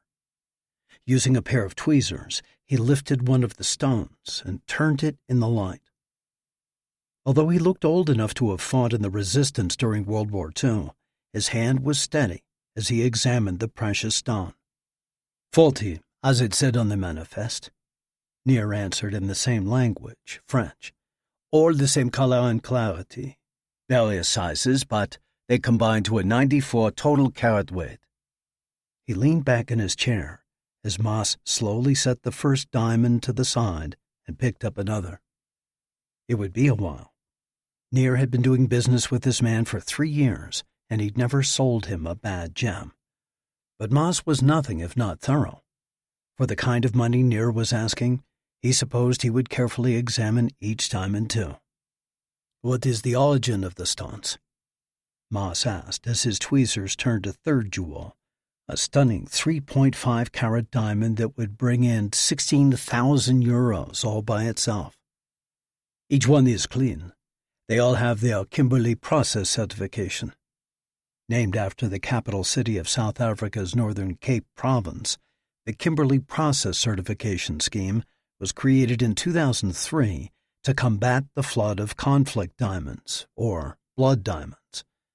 By holding to the rules of KPCS, member nations sought to ensure that no slave labor was used in the sourcing of the gems and that no money would flow to violent rebel movements. It started out well, but, as tends to happen in Africa, that goal fell apart. Loopholes were exploited, and corruption dug its way in. Still, the KPCS was better than nothing. Nir knew enough about the brutality toward the workers at some of the diamond mines to recognize that even half a goat was better than no goat at all. As he waited, Nir thought back 7 years to when he'd founded his exporting company with a little help from his friends at the Mossad. It was the perfect deal at the perfect time. The intelligence agency needed an ongoing presence in Europe, and Nir wanted to do more with his life than just wait around for another person to target. So the agency fronted him enough money and provided him with some contacts, and Yael Diamonds was formed with his home base in Antwerp. The name held special meaning for him. Study of the Hebrew scriptures had been mandatory for all the kids on the kibbutz. Much of it he found boring, but the judges? He loved the story of those heroes God raised up to chase away the invaders. The story of Barak particularly drew his attention, primarily because the action took place around his namesake, Mount Tavor. Yavin, the king of Canaan, sent his great commander Sisera to plunder the hapless Israelites. The people cried out, and God answered. The judge and prophetess Devorah went to Barak and told him that God had chosen him to lead the men of Israel to victory against the Sisera and his troops. But Barak wasn't having it. No way was he going to lead the troops by himself. The only way he would go to fight the battle, he said, was if Devorah went along. The prophetess agreed to go, but there was a price for her participation.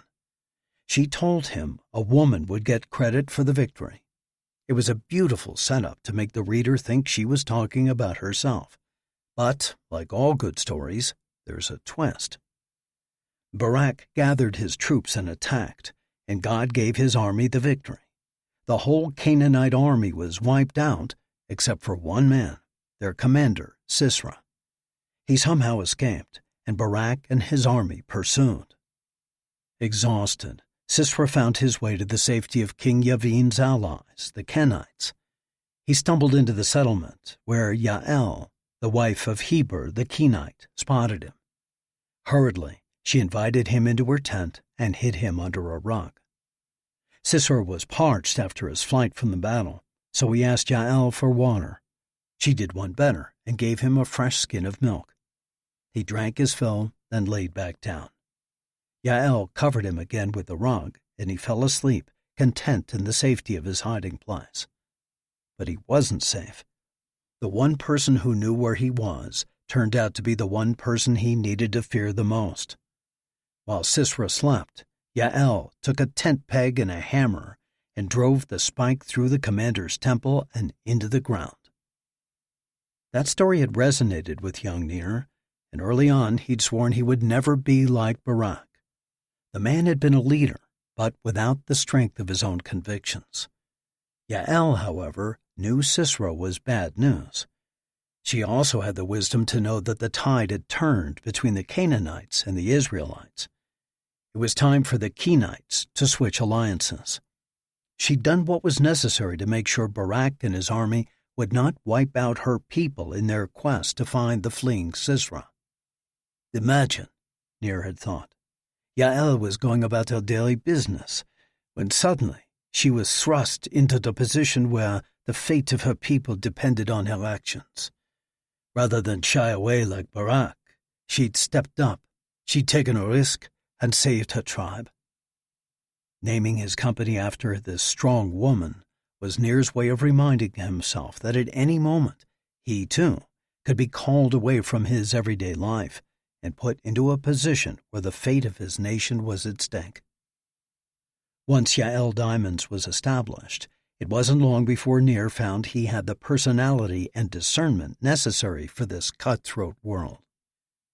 He soon gained a reputation as a man who would give you a fair deal, but one on whom you better not try to pull one over. Within 3 years, he was able to pay back the agency. That was the same year he bought his Mercedes AMG GT Coupe. After another 2 years, he dished out 900,000 euros for a restored penthouse apartment in the historic district of Antwerp. Life is good, Nir thought, as he watched the old man slowly move diamonds from one pile to another. But as soon as that thought entered his mind, it was quickly chased away by a memory. Actually, more than just a memory. A name. Nicole. Very good, Moss declared, setting the last of the diamonds on his looked-at stack. He put his loop back into his bag and pulled out a small box with an electronic combination lock. Nir politely turned away as the man punched in 7 numbers, then turned back when he heard the lock disengage. "May I help you?" Nir knew the answer, but still felt obliged to offer assistance to the elderly man. "Thank you, no." The diamonds went into a small velvet pouch, and the pouch went into the box. Once the box was closed and locked, Moss removed a thin paper seal from his bag. He affixed it to the box, then signed his name with a fine-point felt pen. "If you will be so kind as to leave this in your safe until tomorrow, I will send a secure courier to pick it up." "Of course." Nir got to his feet. "Anything else I might do for you today?" "Not unless you can give me back 30 years of my life," Moss said, groaning to his feet. Nir saw the man out, then went back to his office and gathered his things. "I'm gone for the day," he told Mila Wooters, his receptionist. "Put on your scarf, it's a cold one." "Yes, Aunt Mila," Nir said, causing the woman to scowl at him playfully. Although not an actual relation, the middle-aged, childless divorcee often treated Nir like an inept nephew. It seemed that, in her eyes, he was always doing either too much or too little, and was improperly dressed for either eventuality. But she was a wonderful baker, knew how to brew strong coffee, and was exceptionally good at her job. Best of all, she didn't ask questions when he occasionally disappeared for days at a time. That alone was worth a little clothing nag every now and then. The wind and snow hit him in the face as he exited the building, tempting him to take a cab home. Could you get any softer? 4 minutes to the tram, a 10-minute ride under the streets, 6 minutes home. That won't kill you. After wrapping his scarf over the lower half of his face, he turned to the right and began walking into the wind, imagining Aunt Mila smugly watching him from the 3rd floor. In a city of strangers, it was good to know at least one person cared about you. Someone to care about you. Nir's mind again went back to Nicole as he bumped through the traffic on the sidewalk. They hadn't spoken for 6 months, and the last conversation had ended as poorly as the previous one. In his attempt to protect her, he'd offended her, hurt her, maybe to the point where she might never forgive him. At least, that's what it felt like right now.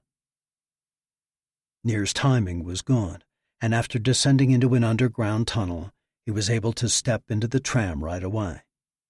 The windows were fogged, and the seats were full. He took hold of a metal bar, feeling its cold through his glove. Nicole just didn't understand how close she'd come to not getting out of Iran alive. Or if she did, she wasn't taking it seriously enough. When he confronted her on her recklessness, her attitude was clear. "Well, I made it, didn't I? And I brought out the information." But that wasn't the point, was it? Yes, the plan succeeded. Yes, the Mossad pulled off an incredible feat, stealing Iran's nuclear secrets.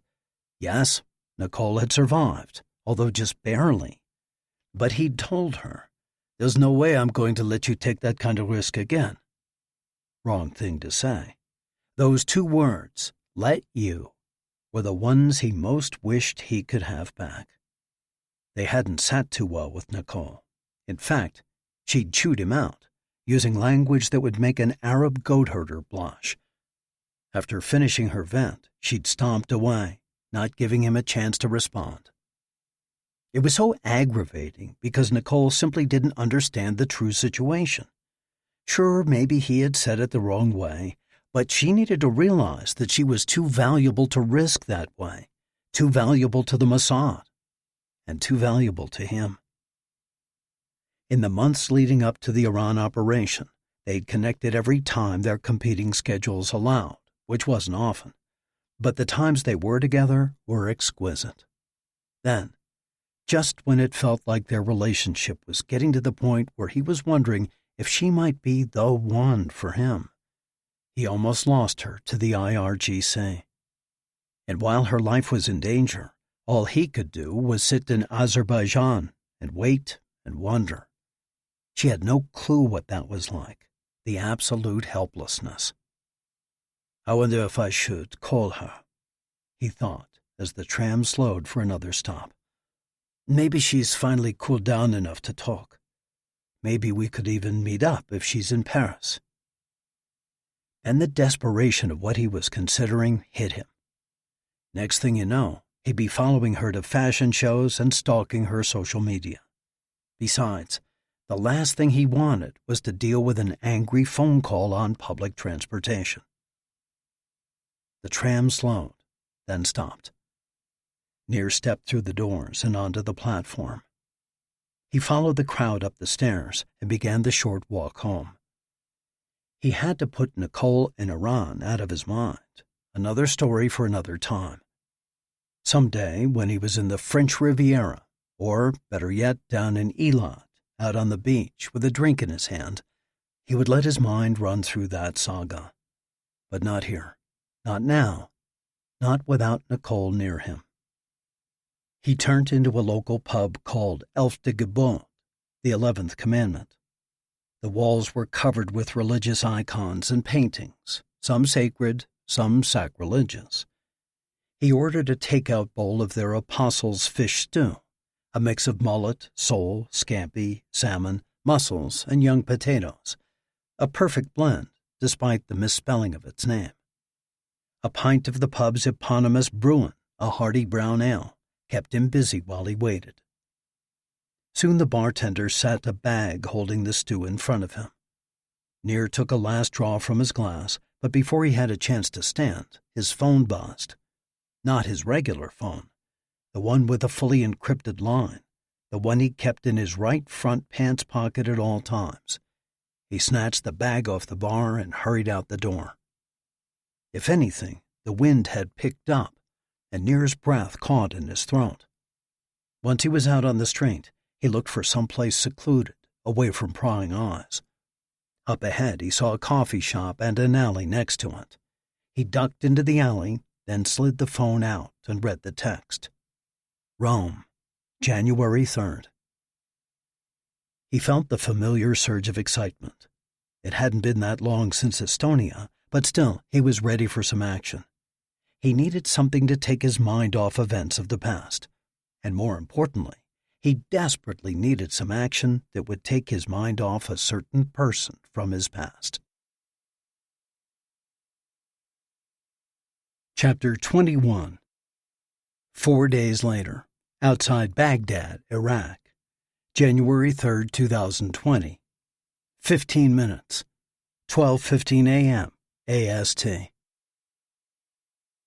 The owner of the small stone house, a father who had lost a son who'd been serving with Kataib Saeed al-Shahuda, brought another tray with 3 cups of steaming coffee resting on it. Fala Kazali, Abu Mustafa al-Shabani, and Abbas each took one with a word of thanks. This was their 3rd cup since arriving over 2 hours ago. The plane should have touched down at the nearby Baghdad airport soon after their arrival at home, but for some reason it was running late. Even after the IRGC commander finally made his appearance, the leaders of the KSS would remain in their safe house until they were called. That could come in a matter of hours, or not until the end of the day. When Qasim Soleimani, commander of the infamous Quds force of the Islamic Revolutionary Guard Corps, came to town, you didn't set the agenda. You simply waited your turn. "Why again is he coming?" Abbas asked Kazali. He could see the older man was starting to fade.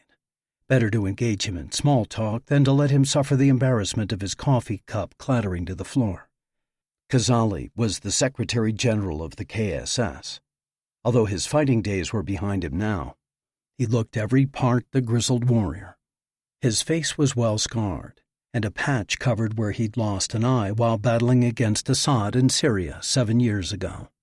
"He is meeting with Prime Minister Abdul Mahdi," Kazali said, his eyes brightening as he took another sip of the strong brew. "The story is that he is on a peace mission, seeking help from the Prime Minister to help broker a rapprochement between Iran and Saudi Arabia." Abbas swallowed a laugh. The idea that Iran would seek peace with Saudi Arabia was preposterous. Sure, the citizens of Iran might be all for it, but that's not who was running the country.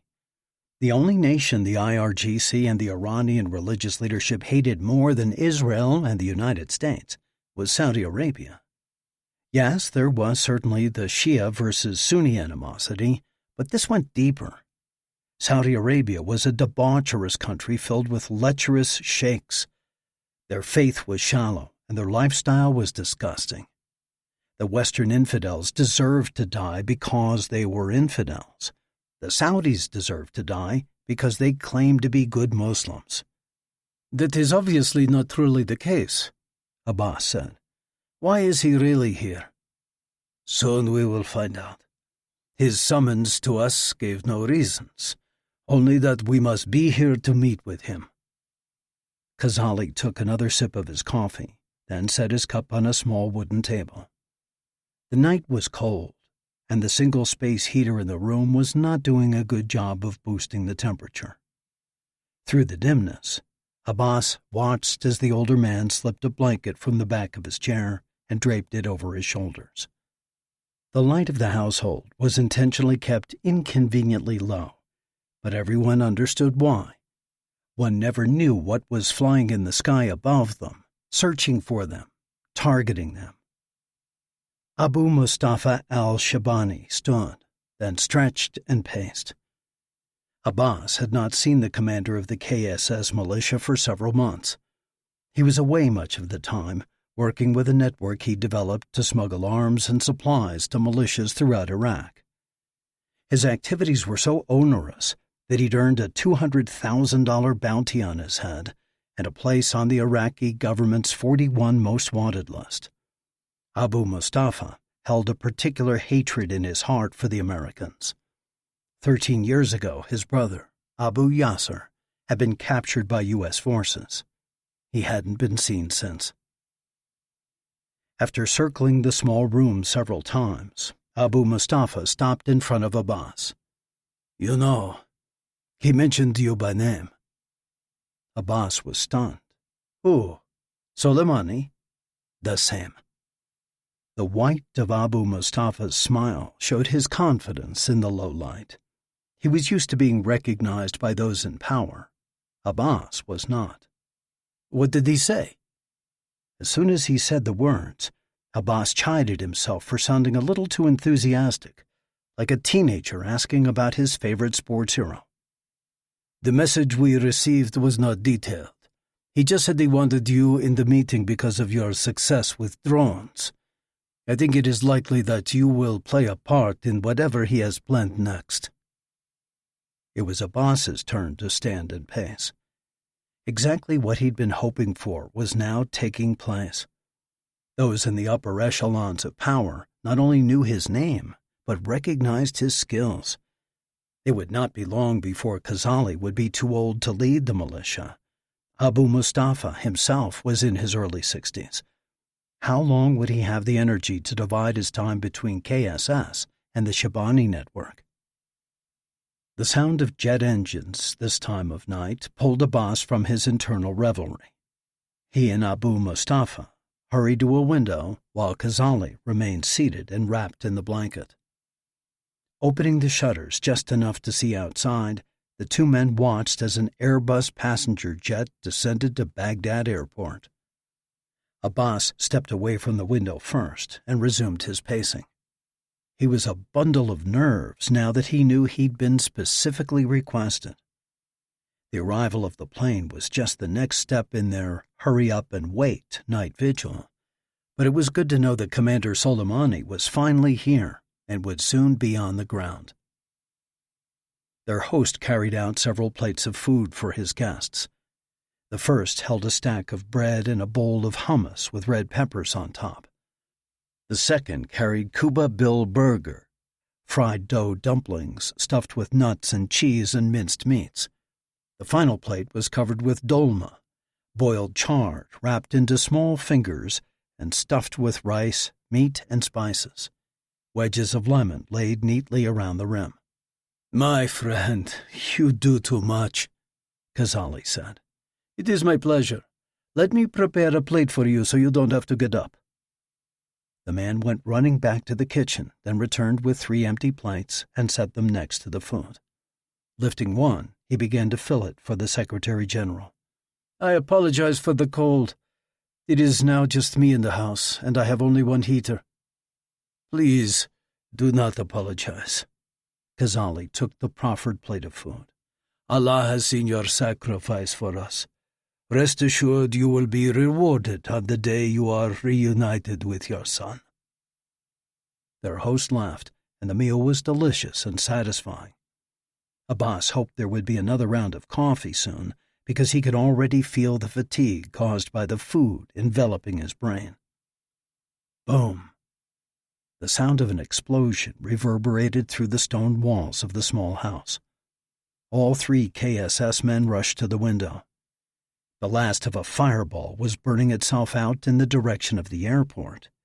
Smoke plumes now roiled darkly in the night sky. Abbas tried to work out the timing in his head. The plane had passed above 20 minutes ago. Between the time it took to land and taxi the plane, then gather the entourage into a vehicle convoy, this would be just about the time Qasem Soleimani would be leaving the airport. Abbas hoped against hope that he was wrong and the commander was safe. But in his heart he knew. The Americans didn't go after a target that big without being a sure to kill. Qasem Soleimani, commander of the Quds Force of the IRGC, had just been assassinated by U.S. missiles. Chapter 22. Ristorante Ambasciata Abruzzo, Rome, Italy, 1330, 1:30 p.m. CET. If a meeting between Mossad agents took place in the city of Rome, chances are it was in Ristorante Ambasciata d'Abruzzo. Located in the upscale district of Parioli, the restaurant was opened 6 decades ago by members of the Poggi family. Over the years, its reputation had only grown, and despite its being off the beaten path, it had become a must-visit for many who did their web research before visiting Italy's capital city.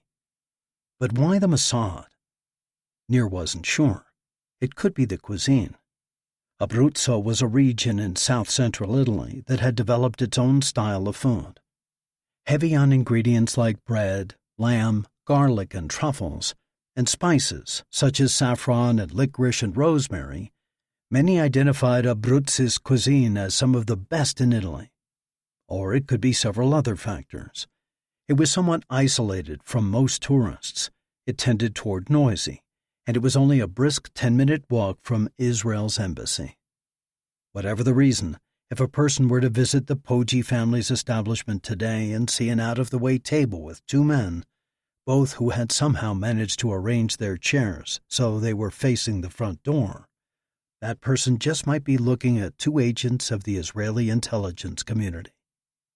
Today, Nir was one of the two men angled on the corners of that out-of-the-way table with their faces toward the door. The other was Ephraim Cohen, Assistant Deputy Director of Caesarea.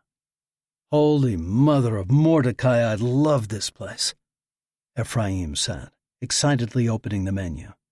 He'd flown in that morning, and despite Nir's protests, he'd insisted on meeting at Ambasciata d'Abruzzo for lunch.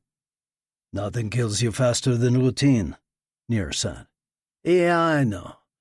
You only told me that about 40 times. But whoever said that never tasted Roberto Poggi's fettuccine with lamb ragu. That sauce alone is worth risking a car bomb." Nir chuckled. He'd been pleased when he saw Ephraim was the one who had come to meet with him. The man always kept him laughing, even when working in difficult situations. The waiter came with a basket of fresh, warm bread and a bottle of Montepulciano d'Abruzzo wine. The two men started their order with a plate of spinach and ricotta ravioli, and a stewed artichoke with garlic and mint to share. For their main course, Ephraim ordered his precious fettuccine, while Nir went with the grilled langoustines and a side of roasted potatoes. "You know, shellfish is not kosher," Ephraim said with a grin when the waiter left. "Good thing I didn't get the wild boar. That would really have gotten you in full-on Pharisee mode. Here, let me show you something." Ephraim pulled his phone out of his pocket and leaned toward Nir. He loaded up a video and hit play. The feed from a night vision CCTV camera showed on the screen. Suddenly, in the left corner, an explosion rose up into the air. "Bye-bye, Soleimani?" Nir asked. "Precisely." "Couldn't have happened to a nicer guy. Did we have anything to do with it?" "Sadly, no. Or at least not much. We passed on some intel about his whereabouts, but the American president authorized it, and a U.S. drone fired the missiles." That made sense to Nir. There had been talk in the past about putting a Kidon hit on Soleimani. He'd even spent a long weekend in Tel Aviv with a team working through intel and brainstorming potential scenarios. In the end, the Quds Force's commander was just too protected to get to, or even to reach with a car bomb. There'd been only one plausible method for removing this murderer of thousands of innocent people, and the Americans had just employed it. The waiter brought out the starters, and Nir topped off their wine glasses. "2 American drones and Iranian bombs," he said, lifting his glass. "Hear, hear." Ephraim clinked Nir's goblet with his. The artichoke was opened like a flower and coated in a high-end olive oil and spices. The raviolis were served in a brown butter sage sauce that added an amazing herbed toastiness to the dish. "I'm going to eat like a pig, then sleep all the way back to Tel Aviv." Ephraim pulled a few leaves from the artichoke. "Achi, you came all the way here for just one meal with me. What better way to spend my brief time in Rome than with the infamous Nir Tavor?" "Infamous Nir Tavor, my backside. Just tell me why you came." Nir sat back in his chair, hoping to digest enough room in his stomach for the main course. "You've seen the uptick in UAV activity among the militias." Ephraim also leaned back with his wine glass in his hand. "Certainly. It looks like the Houthis have bumped up their use of aerial drones against the Saudi targets, as have a lot of the Iraqi insurgents." Ephraim leaned forward again and lowered his voice to the point that Nir had to tilt in as well so he could hear him. Precisely. We've got 2 moles buried so deep in the IRGC that they could tickle the Ayatollah's bomb. Only a couple of people at the very top of the agency know who they are. They're telling us that Soleimani was planning, something big in the Gulf area using drone technology. As always, Iran wouldn't dirty their own hands. They've been planning on tasking one of their proxy militias to carry out the job. But that's over and done with now, right? Remember? Boom, down goes Soleimani. Ephraim set down his glass, then pulled off a piece of bread and rubbed it around in the remaining brown butter sage sauce. Before putting it into his mouth, he pointed it toward Nir to emphasize his words. I think, Achi, that this is much bigger than Soleimani. Then he popped the bread into his mouth before adding, in fact, I think the Islamic leadership in Iran may use the Soleimani hit as a pretext for carrying out whatever it is they have planned. They're desperate right now to destabilize the region. Why is that? Because of the peace accords the U.S. President's son-in-law is working on. If those go through, suddenly you'll have Oman, the UAE, Morocco, and Saudi Arabia all looking to make friends with Israel. Even now, the intelligence swaps and under-the-table business deals between us and the Saudis and the Gulf states are the worst-kept secrets in the Middle East. So, Iran wants to get everybody distrustful of one another. Is that why we're sticking our nose into this? Normally, if an attack is going to take place, we pursue it only if we're asked, like what happens in Europe so many times. Exactly. Think about it. A decade ago, when someone potentially matching your description allegedly went to Dubai to presumably bump off a notorious bad guy, it had to be done secretively, with forged passports. Now, we might be invited right in if we bring viable information. Ephraim was right. It was a different world now. Former enemies were now, if not exactly friends, working acquaintances. Do we have any idea what they have planned? No clue. But again, we think something drony. Something drony. Nir shook his head. And you're asking me to take that incredibly helpful word and do what? Stop the attack, of course. Ephraim smiled a big smile and slapped Nir's shoulder. Nir shook his head again. Chai beseret, the phrase that literally meant living in a movie, but was commonly slang for when someone had wildly unrealistic expectations, seemed appropriate. Their main courses came, as did a second bottle of wine. Whether because of the exquisite nature of the food or the absurdity of the assignment, the two friends let the topic rest for a bit. Nir asked Ephraim about his family, and Ephraim asked Nir about his business. Finally, when Nir had cracked his last langoustine and Ephraim had twirled his last piece of fettuccine, they returned to business. I have to admit, Achi, I don't even know where to start. Nir moved to divide the last of the second bottle of wine between their 2 glasses. That's why I'm giving you a team. You'll have 4 full-time operators, plus as many more guns as you'll need. You'll also have a logistics support staff of 4, and 1 brilliant and beautiful hacker babe. Nir stopped over his glass, mid-pour. Come again, he said, setting the bottle down. We need the best on this. You're our best operator. I'm giving you the best logistics team we have, and nobody is better than Nicole with computers. Have you talked with her about this? I'm not sure she wants to work with me right now. I don't care if she wants to work with you or not. I just need to know whether you can work with her. And before you try to come up with any other answer, let me tell you that the answer is yes. Yes, Ephraim, my friend, I can put to the side any school kid crushes and stupid emotional crap and do my job. That's your answer. Nir glared at the other man, but he couldn't get mad because he was absolutely right. This was about saving lives. Yes, Ephraim, Achi, I can put this aside any school kid crushes and... He looked for help. And stupid emotional crap. And stupid emotional crap, and do my job. Nir lifted his glass and drained it. The men walked to a cafe a little later and talked about past missions and agency gossip. Eventually, Ephraim left for the airport and his flight home.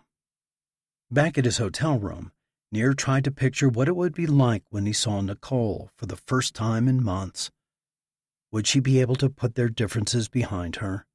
Would he be able to pretend like they didn't have a past? Any way you looked at it, it would be strange and awkward. The next morning, he flew back to Antwerp. Ephraim had some work to do to figure out the logistics of the team, but he was optimistic that while the killing of Soleimani might not stop the planned attack, it would certainly slow it down. Nir would take that time to get his business in order. This operation might last weeks, and he wanted to ensure that Yael Diamonds was prepared to survive during his absence. Then, on January 12th, he would fly to Tel Aviv, and the operation to stop something drony would begin. Chapter 23. 10 days later, Mossad headquarters, Tel Aviv, Israel. January 13th, 2020. 08:30. 8:30 a.m. IST. Nir closed the door to the Mossad's office and walked through the reception area.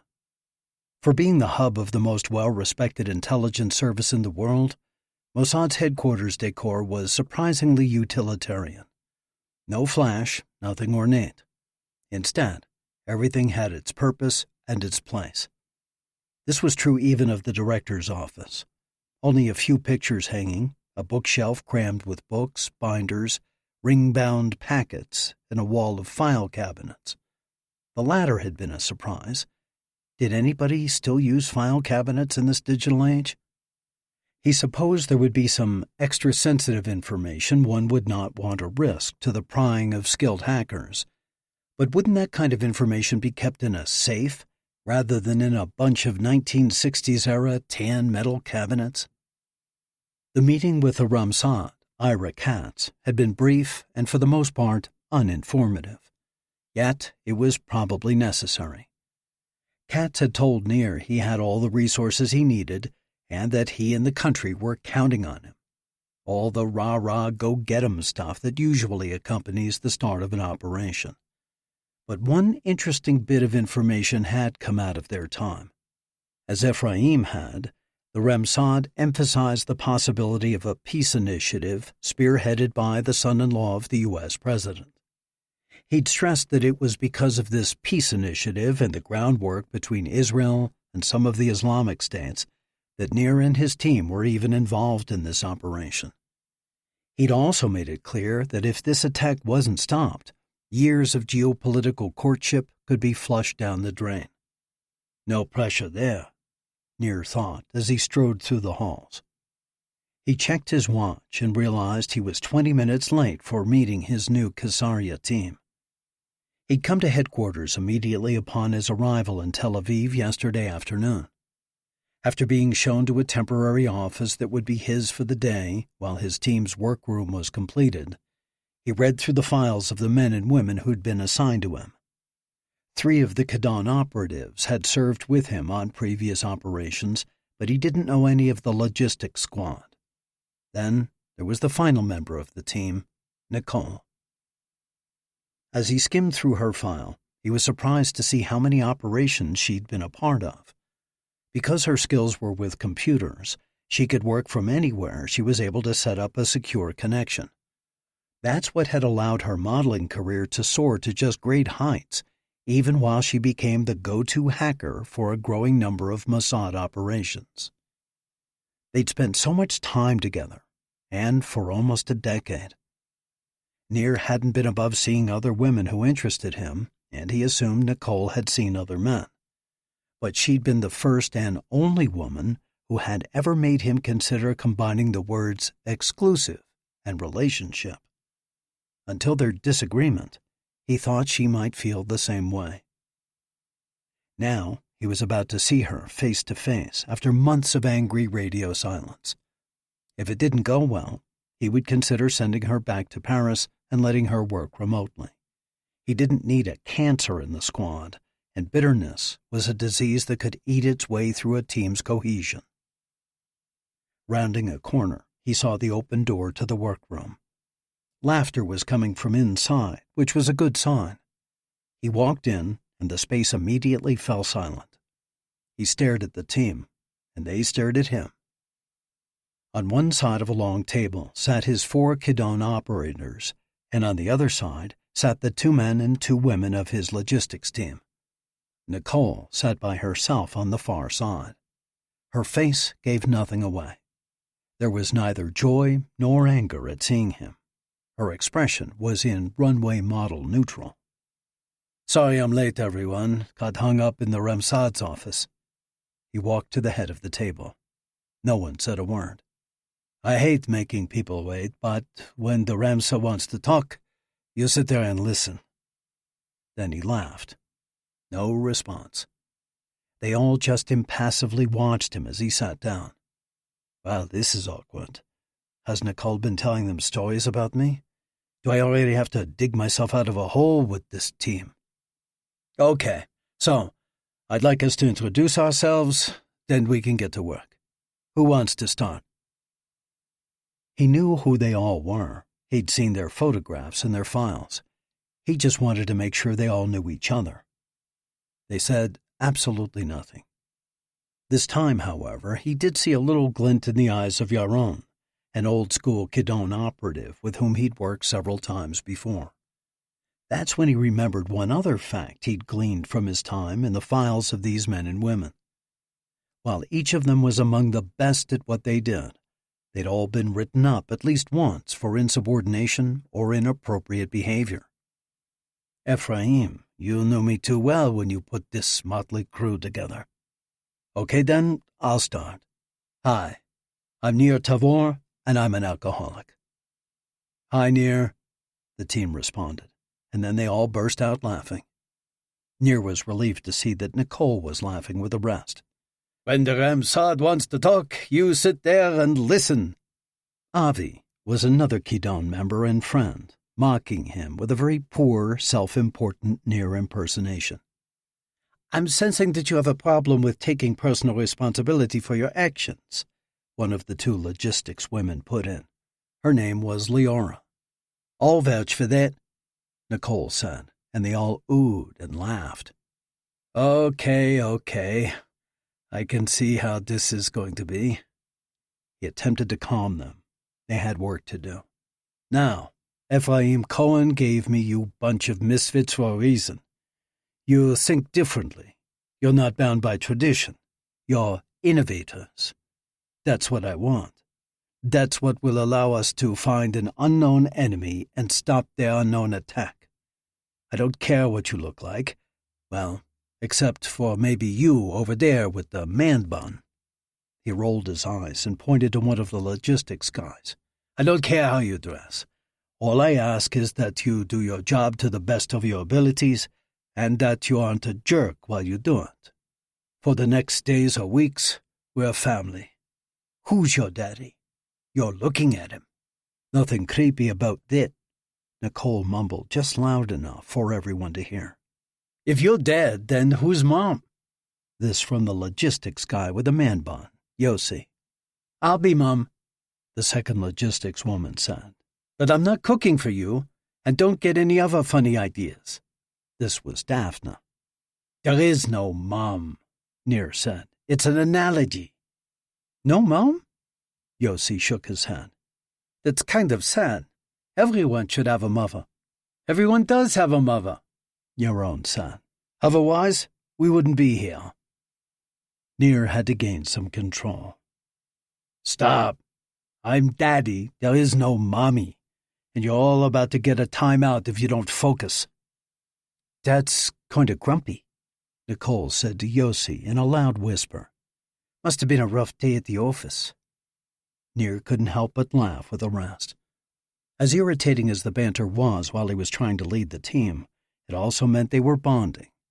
This kind of obnoxious talk-around would pay dividends during the high-pressure times when this oddball, individualistic group would have to function as one unit. Okay, I still want introductions. We'll go around the table. Give us your name, your specialty, and one reason you've been written up. Words of appreciation sounded around the table as all eyes went to Yohn, a short, stocky man in his late 40s. Yohn Eisenbach, explosives and general mayhem. I was sent to put a bomb under a Hamas leader's car. I recognized the car of his superior, so I put the bomb under it instead. He came out, and that was the end of him. What about the guy you were sent to kill? Nir asked. Oh, I shot him in the head when he came out to see what had happened. Fair enough. Heads around the table nodded in appreciation. I'm Avi Carmeli. This Kidon man was in his mid-20s with black hair and the well-toned body of a triathlete. I am General Mayhem, no specialty. I once skinny-dipped in the Ramsad's pool. Tell them the rest, Yohn said. With Ramsad's daughter. The table erupted with laughter. Surprised you're still with us, Nir said. The next man was also in his 20s. His head was shaved, and he had a bushy, full beard. I'm Doron Mizrahi. I'm good with locks and calms. Had a little bit too much to drink one night and didn't want to drive home, so I came to the office, broke in, and fell asleep on Assistant Deputy Director Friedman's couch. Can't blame you, Daphne said. She has a very comfortable couch. Leora enthusiastically nodded her agreement. The last Kidon man was enormous. A Russian Jewish immigrant, he looked very much like a 1980s Dolph Lundgren. In fact, his nickname around the campus was Drago. My name is Dima Aronov, he said with a heavy Russian accent. I like to break things. I was written up for punching my supervisor. Nice, Nir said. And just why did you feel the need to punch your supervisor? With a lowered voice, Dima said with a sneer, He wanted me to call him Daddy. Laughter and applause broke out around the table as Dima punched his hand. Well played. Nir already loved his team. Turning toward Nicole, he said, Next. I'm Nicole le Roux. I have a knack for finding my way into other people's computer files. I've been written up several times for doing unauthorized research on the company's computer system. In other words, you hacked into Mossad's database, Doron said. Hacked is such an ugly word. Like you, I just picked the digital locks until I found what I was looking for. Leora leaned forward. Okay, now this is going to sound weird, but didn't I see you in Marie Claire? Nicole blushed. You probably did. That's my other job. It's what pays the bills and allows me access into places I normally couldn't go. I have to say, I don't totally get it. Doron's tone held a challenge. Don't get what? Nir could see Nicole's embarrassment shifting toward anger. Avi jumped in. We don't get why you're here, why you're doing this. You're already this international supermodel making tons of money, but even more than that, you're not even... Nir was tempted to defend Nicole, but he thought better of it. This was a battle she needed to fight and win. Nicole's eyes flared. Not even what? Not even Jewish? That may be true, but don't ever question my loyalty. I've proven myself more times than I can count. I'm here because I love this country, and I'm on this team because I'm ridiculously good at what I do. Which, by the way, is how I know you left out one tiny detail in your story. You had your little Sans swimsuit pool party the night before the Ramsad's daughter's wedding. Drop the mic, Yossi said, and everyone laughed and cheered. Even Avi smiled and gave Nicole a slow clap. Listen, team, Nir said. I've worked with Nicole before, and her work stands on its own. She doesn't need my endorsement, but she is the best at what she does. She belongs on this team, just like the rest of you. In fact, we need her on this team. We're clear on this? Yes, sir, sounded around the table. except for Dima, who said, "Da, Papa." Also, I want all of our communication to continue to be in English. Last I knew, Nicole's Hebrew was improving, but all of you grew up learning English, correct? I mean, except you, Dima. But your English skills are strong, are they not? Me Drago, me love break things, Dima said. When Nir didn't respond, he added, "Yeah, boss. Sababa." I'm Liora Regev. On the shorter side, with shoulder-length brown hair and in her mid-20s, Liora was the textbook definition of cute. I'm visual surveillance and analysis. I was written up for calling my supervisor a not nice name. You got written up for that. Nir was sure there had to be more to the story. Well, that was after I kneed him in a not nice place. I knew that guy. Daphne was another 20-something. Her hair was dyed bright red, and her ears and nose held enough jewelry to stock her own mall kiosk. He had it coming. I'm Daphne Ronan. I also do visual surveillance and analysis. I'm kind of the Yang to Liora's Lin. I was written up for making the video footage of Liora's little incident disappear. And, she turned to Nicole, "Sister, if any of these meatheads hassles you about being on this team, let me know. We'll make sure they know the score." Nicole smiled her appreciation. Man Bun was next. Yossi was tall and thin and had a long, well-trimmed and oiled beard. I'm Yossi Hirschfeld. I'm research. I can find a needle in any digital haystack. It totally wasn't my fault for getting into trouble. They stationed me up in Naharia to watch the border. And what's in Naharia? Anyone? Sokolov Beach, of course. Gnarliest waves in Israel. I didn't stand a chance. They should have known better. You surf, Sokolov? The last man asked with genuine admiration. Lahav was in his late 20s and looked every bit the computer nerd, from his thick black plastic-framed glasses to his white button-down shirt. Lifting his hand, he forced Yossi into an awkward fist bump, complete with explosion. Achla, I used to boogie board down at Hammurabi Beach. Maybe you can teach me to surf someday. Then a thought seemed to suddenly strike him. He turned to Nicole, looking both embarrassed and ashamed. I'm sorry, Nicole. Achla means amazing or super great. When Dimas said sababa earlier, he was saying he was cool with the boss's suggestion. These are both common slang words. You'll find a lot of slang words and idioms in the Hebrew language.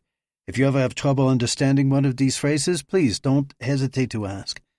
I've been in situations where I feel like I'm the outsider, and it's never fun. I don't want you to feel like that. So just know that I'm there for you, rain or shine. You can just call out my name and I'll be there. That's just like that old James Taylor song. James Taylor is an American singer my mom really liked when I was growing up. She'd say his voice was so smooth, like butter. I don't know if I'd personally say smooth, but it's still really good, really cool. But not sababa cool like Dima said. This is like cool kind of cool. He finished with a big smile on his face, and everyone stared at him open-mouthed, Nir included. Ephraim, what have you done to me? Finally, Nicole said, thanks. Nir thought about this guy's file. He was the biggest wild card among a team full of wild cards. Lachav, thank you for your kind words to Nicole, and I'll let you and Yossi work out the logistics of your surf lessons later. For now, how about you let the rest of the team know who you are? Okay, sababa, he said, emphasizing the Hebrew word and giving Nicole a wink. My name is Lahav Tabib. I'm an IT guy, and I build things. Anything you need put together, let me know. I'll make it happen. Computer systems, comm systems, portable command centers, satellite link-ups, drone surveillance. Great, Lahav, Nir said. We get the point. Tell us why you were written up. I shut down the power grid in Eilat. That was you? Yohn's eyes widened. It was only for a minute. They acted like it was such a big deal. I told them it was vulnerable, and they didn't believe me. I proved them wrong. Doran shook his head with a laugh. Ahi, I thought you were in prison. Well, I'm not. Lahav held out his arms, looking at where he was sitting in the chair. At least, not at this present moment. Nir stepped in again. Lahav is technically a resident of Mahasiyahu prison, but we've been granted the pleasure of his company for the foreseeable future. If he behaves and leaves the nation's power grid alone, he may not need to go back to his home away from home. Freedom! Yossi called out in a Braveheart riff. That leaves you, Avi said. What horrible thing have you done? My name is Nir Tavor. I have, for some reason, been chosen the leader of this operation. Unlike you sketchy characters, I am a good boy. I've never been written up. That's because when I break the rules, I do so with a purpose. I'm a firm believer that when it comes to intelligence work, the ends quite often justify the means. So, we may get rough sometimes and we may play dirty, but we will stop whatever the bad guys are planning. Do we have any idea who or what we're looking for? Leora asked. Absolutely none. We're working on getting some more information from our inside source, but so far there's nothing. So I want you to cull through all your himint, sigint, and imint to see what's been missing. That's human intelligence, signals intelligence, and image intelligence, in case any of you problem children ditched that day during training. Again, the reason you're here on this team is because you see things differently. If something is blatant or out in the open, the rest of the team will find it. I want you to discover what they don't have the creativity to find. Got it? Affirmation sounded all around. Okay, they have this workroom all set up for us. But anything you need, any information, any piece of equipment, any permissions, you just ask me, and I'll make sure you get it. Let's find these people, and let's drop a missile on their heads. Chapter 24. Aroma Espresso Bar, Tel Aviv, Israel, 1745, 5:45 p.m. IST. It was hard to miss Nicole, even though she sat at a small two-person table, well inside of the cafe's glass wall away from other patrons. The tabletop was empty, so when Nir came through the door and caught her eye, he held up 2 fingers. She smiled and nodded. He ordered 2 lattes, then carried the ceramic mugs to the table. Nicole stood, and after he'd set the mugs down, she hugged him tightly. Surprised, Nir wrapped his arms around her, too. She felt so good, so familiar, and her hair smelled even better than the aroma coffee. Finally, they both pulled back. I have to apologize again, Nir said the same time Nicole said, Nir, I'm so sorry. They both stopped and laughed awkwardly. Please, Nir said as he held her chair for her. Let me start. Okay, but whatever you're about to say is completely unnecessary. Nir sat down across from her and took a sip of his steaming latte. He breathed in deeply, then held it for a second. Nicole, I'm sorry for disrespecting you. I let my emotions, my feelings for you, cloud my judgment. I thought I was going to lose you in Iran. I felt so helpless. Then, when you came back safely, I was upset at not being able to do anything to help you. I think by telling you I would never let you get back into such a precarious position, I was trying to get my man card back, by taking control. Wow, you've really thought this whole thing through, she smiled. Nir shrugged. Yeah, I don't normally get this reflective, touchy-feely, but I spent a lot of time trying to figure out what I did wrong, so that if I ever had another chance to be with you, I would be sure not to do it again. Nicole reached her hand across the table and placed it on his. If there's anything to forgive, consider it forgiven. Her hand was chilly, but before he had a chance to warm it with his other hand, she pulled back. I have a couple of things to say to you, too. First, an apology, then a story. She looked down at her untouched coffee, then lifted her eyes to his. When I came back from Iran, I was shaken. As you can imagine, it was terrible. I was treated roughly, but thankfully they never touched me, inappropriately. But the threat of it was constant. Add to that the uncertainty of my future. I didn't know if I was going to be put on trial, sent to prison, maybe even executed. Nir reached for her hand, but she quickly took hold of her coffee mug and lifted it to her lips. Just sit back and let her talk. The only part of you she needs right now is your ear. So when I got back, I was a basket case. I was celebrated by the Mossad and the brass for my part in getting the nuclear information out, and I tried to put a front on the outside, like it was no big deal. But inside, I was a mess. What you said to me, it was the wrong thing to say at the wrong time, but I way overreacted. That's where I have to apologize to you. You didn't deserve my words that day or on the phone later. I had all this fear and rage in me, and you became the target. You didn't deserve it. I'm truly sorry. It's done. It's the past. Let's move on. Nir looked into Nicole's eyes, where tears were ready to spill over. He returned to the counter, where he pulled some napkins from a dispenser, but by the time he came back, her eyes were drying. She thanked him anyway, and set the napkins in a wad on the table.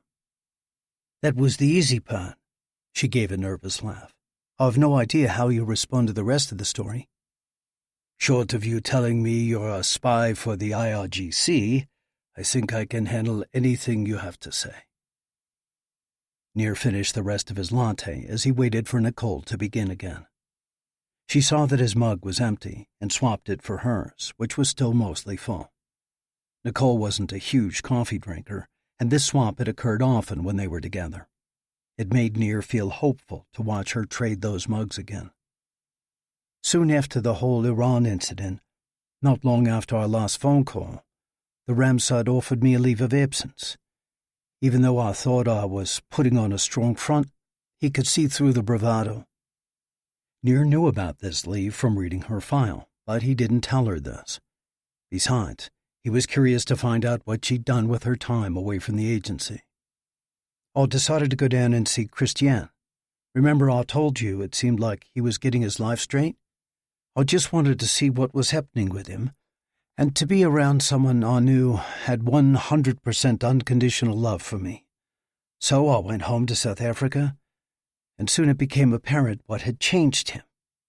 And here's where I'm not sure how you're going to react, because I know how you feel about this kind of stuff.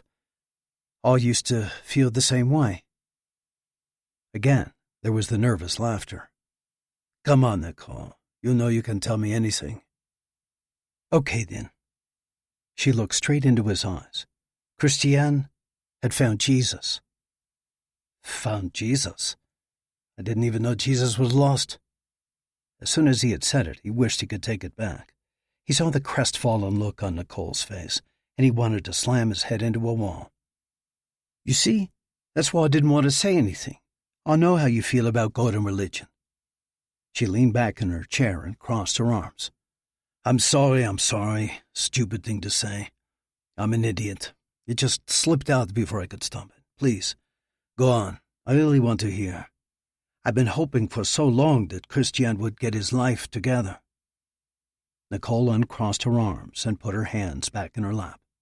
Okay, so I was skeptical too at first. We weren't raised with any kind of religion or church or anything. I went down there, and suddenly he's in church every Sunday and in a Christian recovery group every Wednesday and in a mini group or family group or small group or something like that every Friday night. When I first went down there, I agreed to go with him on Sundays, but I didn't want anything to do with the rest of the stuff. I joked with him, calling him Christian the Christian. I wasn't being mean or anything. In fact, I was glad for him, because it was the first time I'd see him happy since we were little kids. Then I met Josette, Christiane's girlfriend. She's divorced and has a little girl, Karina, who's 4, and a 2-year-old boy named Maddie's. They're the cutest kids ever. We spent some time together, and she shared some of her own backstory of violence and abuse. She knew fear, but she'd also found peace. Nicole's eyes were welling up again, and this time she took a couple of napkins and dabbed at the tears. I was such a mess inside, and I didn't understand how Josette could have so much joy in her after all she'd gone through. When I asked her, she gave me the same answer Christiane had given me. They both said they found their hope when they gave themselves to Jesus. Nir wanted to roll his eyes. He'd grown up with religion all around him, but it never appealed to him. He didn't see the purpose. It seemed that everyone acted exactly the same, whether they went to synagogue or not. So many would spend their week lying and cheating and stealing, then light their Shabbat candles at the end of the week. So you're saying you're a Christian now, too? Nicole smiled. Yeah, that's what I'm saying. And it's wonderful. Nir, I'm not afraid or angry anymore over what happened to me in Iran. I've forgiven my mom for killing herself with drugs, and I've forgiven Christiane for abandoning me for his world of substance abuse. Best of all, I feel like I've got a family again. Christiane is about to propose to Joktan, which means I'll not only have my twin brother again, but I'm getting a sister and a niece and nephew, too. The joy in Nicole's words and on her face was unlike anything he'd seen in her before. They'd had a lot of laughs and some great times, but there'd always been an underlying edge to her, as if the effects of her family dynamics were always just below the surface, waiting to come out with a snide remark or a harsh word. But from what he could see now, that edge was gone, replaced by something new. Peace. That's great, Nicole. I'm so happy for you. And he genuinely was, despite religion being the root cause of her joy. He was thrilled that she'd finally found peace, and that it seemed like that peace extended to their relationship as well. Yet so many questions came with her new faith. Was she the same woman he used to know? How would this newfound belief affect her work with the Mossad? Would she still be comfortable assisting in the targeted elimination of bad guys? And what would happen if the rest of the team found out? She was already viewed as an outsider by some because she was a goy. Most of all, what did this mean for their relationship? Was there room in her heart for both Jesus and him? Worse, would she now spend all her time trying to convert him? That was a losing proposition. He could assure her of that right from the beginning. Nicole smiled. I can see in your eyes that you're trying to figure out how this will work with me being a Christian, especially with you leading the team. That's why I wanted to tell you right away. If you decide the dynamics will be too weird for the team or for you, I'll totally understand you removing me. Do you want to stay on the team, even if that means working for me? More than anything. Those 3 words did something in him, like his insides did a backflip with a half-twist. Great, because we need you. Besides, Ephraim wouldn't let me kick you off the team even if I wanted to. Yeah, I've got him wrapped around my little finger, she winked. Then reaching out, she took his hands in both of hers. I just want you to know that when Ephraim told me you were the one leading this team, I jumped at the opportunity. There's no one I trust more to lead. There's no one I trust more with my safety. She held his hands a moment longer, then released them. I'm going to go. She stood, then reached behind her for her jacket. Nir jumped up and helped her put it on. She thanked him, then leaned forward and gave a kiss on the cheek before walking away. Nir signaled back to the counter for another latte, then watched Nicole through the glass walls. That had not gone at all like he'd expected. He had more questions about their relationship now than he'd had before he arrived. All in due time. I have a much bigger issue to worry about right now. Chapter 25.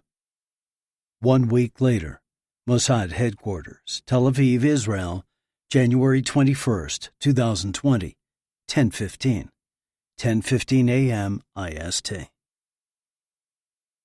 Despite the cold, Nir was sweating as he walked into Mossad Headquarters. He'd spent the morning running drills with Yohn, Avi, Dima, and Doron. They were starting to gel as a team, and their communication was reaching peak. But Yohn, whom Nir had put in charge of their training, ran them hard. They'd started at 5 a.m, and he still had them out on a trail run when Nir had to duck out to get to the office. He'd taken a shower and put on clean clothes, but the endorphins were still pumping, and the sweat kept leaking. "Hey all," he said to the rest of the team as he walked into their workroom. A couple mumbled greetings was all he got, which was fine with him. That meant they were working hard and didn't have time to be distracted. The team that jumped up and excitedly met you by the door had too much time on their hands. The workroom was fairly large. The long conference table sat in the middle and was surrounded by 8 workspaces up against the walls, each loaded with the latest in computer technology. Only 5 were currently occupied. The other 3 were ready in case their team needed to expand. There were no cubicles, just large desks spread around. Nir didn't want any walls dividing the players. All communication needed to be open and heard and ready to be implemented. Nicole was stationed to the left as he walked in. She had a 2-tier array of 6 27-inch monitors, each filled with code that made Nir's head hurt just by looking at it. She briefly turned her head and smiled at him, her hands never even slowing on the keyboard. They had met again, this time for dinner, but although they had a past together and their feelings were still strong in the present, they decided to hold off on rekindling a relationship, at least until this operation was over. They didn't want anything between them to create a strange vibe in the group, and they certainly didn't need any distraction from their own work. To Nir's relief, that also put off any further discussion about Nicole's newfound faith. Leora and Daphne had pulled their workstations together so they were working as one unit. An oversized bowl of popcorn sat on the seam between their 2 desks, into which they both regularly dipped their hands. To their right was Yossi. In spite of the cold, he was wearing shorts and sandals. His man bun was down today, which from behind made him look like he belonged on the cover of a romance novel. Finally, Lahav was on the far right. He was the only one who had bothered to decorate his space. His style would be best described as Star Wars chic, with various space cruisers, X-Wings, and TIE fighters hanging from the ceiling. Posters hung on the walls, but only from episodes 4 through 9. Each member of the team had been cornered at some point in time to hear his view on why the prequels were an abomination. Only Leora had been kind enough to hear him out all the way. Standing next to Lahav's desk was a full-size Chewbacca mannequin, the fur of which had seen better days. The team had decided to adopt it as a mascot, and they took turns bringing hats for Chewie to wear. It was Nir's turn today, and he pulled a pink bucket hat with "Tel Aviv is for lovers" stenciled on it out of his messenger bag and placed it on the Wookiee's head. "Nice. It sets off his eyes," Leora said. "It was a gift from my mom," Nir replied with a wink. Then he called out to the rest of the group, "Team meeting in 10 minutes. He walked past the Wookiee and through a door into his office. He usually kept the door open so he wouldn't be so separated from the team, but the walls and door were essential since he'd sometimes receive calls or visits not for the whole team to hear. He set his bag on his desk, then sat in the swivel executive chair. The last week had been frustrating for the team. They chased lead after lead and come up with nothing. Also, the mysterious Iranian mole had been completely silent. Any cushion of time Soleimani's assassination had bought them would soon be gone. They needed something, and they needed it soon. One positive note was that there hadn't been any blowback about Nicole's Christianity so far. Whether it was because no one knew about it or no one cared, Nir wasn't sure. He was just glad everyone was getting along. By the time he'd responded to a series of emails, the 10 minutes were up. He walked back into the workroom. "Let's bring it in, guys." Everyone groaned, but moved toward the table. Daphne tossed the metal popcorn bowl into the middle, and it came precariously close to dumping its contents as it spun. Everyone watched while it slowed and finally settled. "Nice." Le Havre grabbed 2 handfuls, then dumped the buttery corn directly on the table in front of him. Nir started them off. "Let's go around the horn. Nicole." As you all know, General Ismail Ka'ani took over as commander of the Quds force after Soleimani was particled out. There's little doubt that he knows about anything being sponsored by the IRGC. I've been trying to track down any computer signature he might have or phone I can get into, but so far I'm coming up dry. "Okay, keep it up. Ladies?" Leora started. "So word was that Soleimani was going to Baghdad to make peace with the Saudis, which we all know was a load of toasted goat droppings." "That's right, girl," Daphne said. A few days ago, the 2 women had stumbled across a couple of African-American ladies speaking their minds on a U.S. cable news channel. They loved it and had been playing the shtick ever since. "So we're thinking, just why did that boy go there?" "Why, indeed," Daphne echoed. "Any time Iran has something nasty in mind, they don't do it themselves. They get one of the militias to do their nasty. Nasty boys. What better place to meet one of their Iraqi insurgent militias than in Iraq? So we've been going over every piece of surveillance footage we can find in our database and in the American database, with a little help from Nicole. Girl rocks.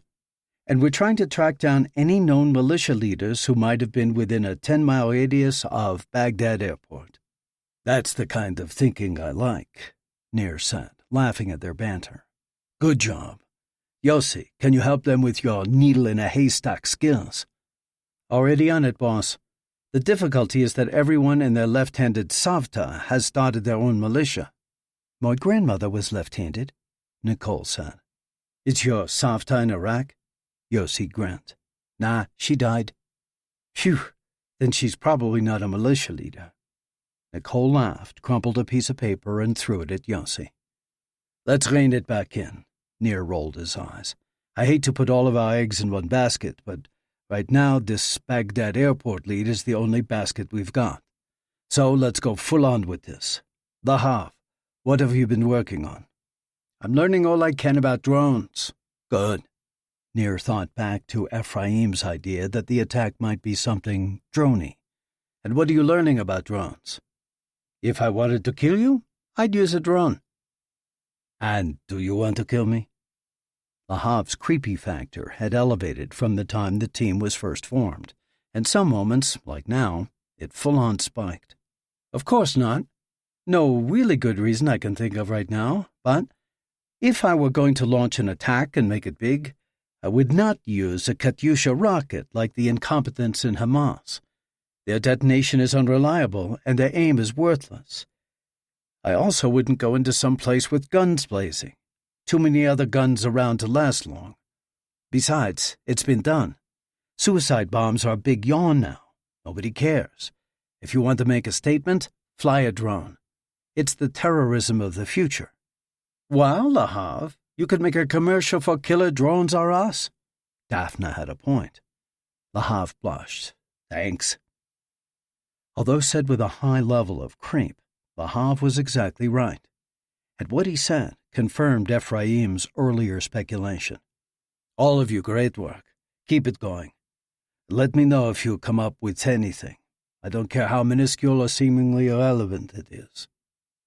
A chorus of "Okay, boss," and "You got it, Nir," rang around the table. The meeting broke up, and Nir went back to his computer. The meeting had shown him that his understanding of drone terrorism was sorely lacking. He needed to remedy that, and fast. Chapter 26.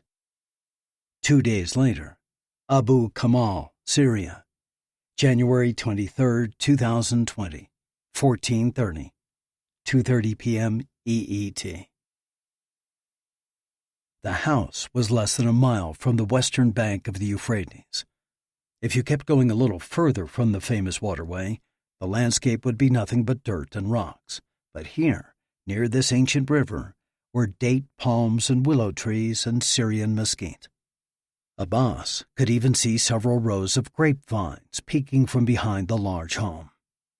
The three men walked slowly toward the front door, Abbas and Abu Mustafa al-Shabani holding their pace back to accommodate the short, cane-aided strides of Fala Ghazali.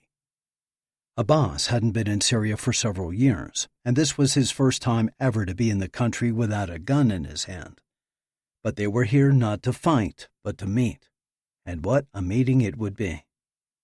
When Soleimani was murdered by the Americans, Abbas had despaired. Not only because his death was such a loss, but also because Abbas worried that the plan they'd been chosen for had died with him. But then, Ghazali received a message. The operation was still a go. Only now it would be in honor of the great Quds commander, a tribute to his service and his sacrifice. That message was what brought them here, just across the Iraqi border into Syria.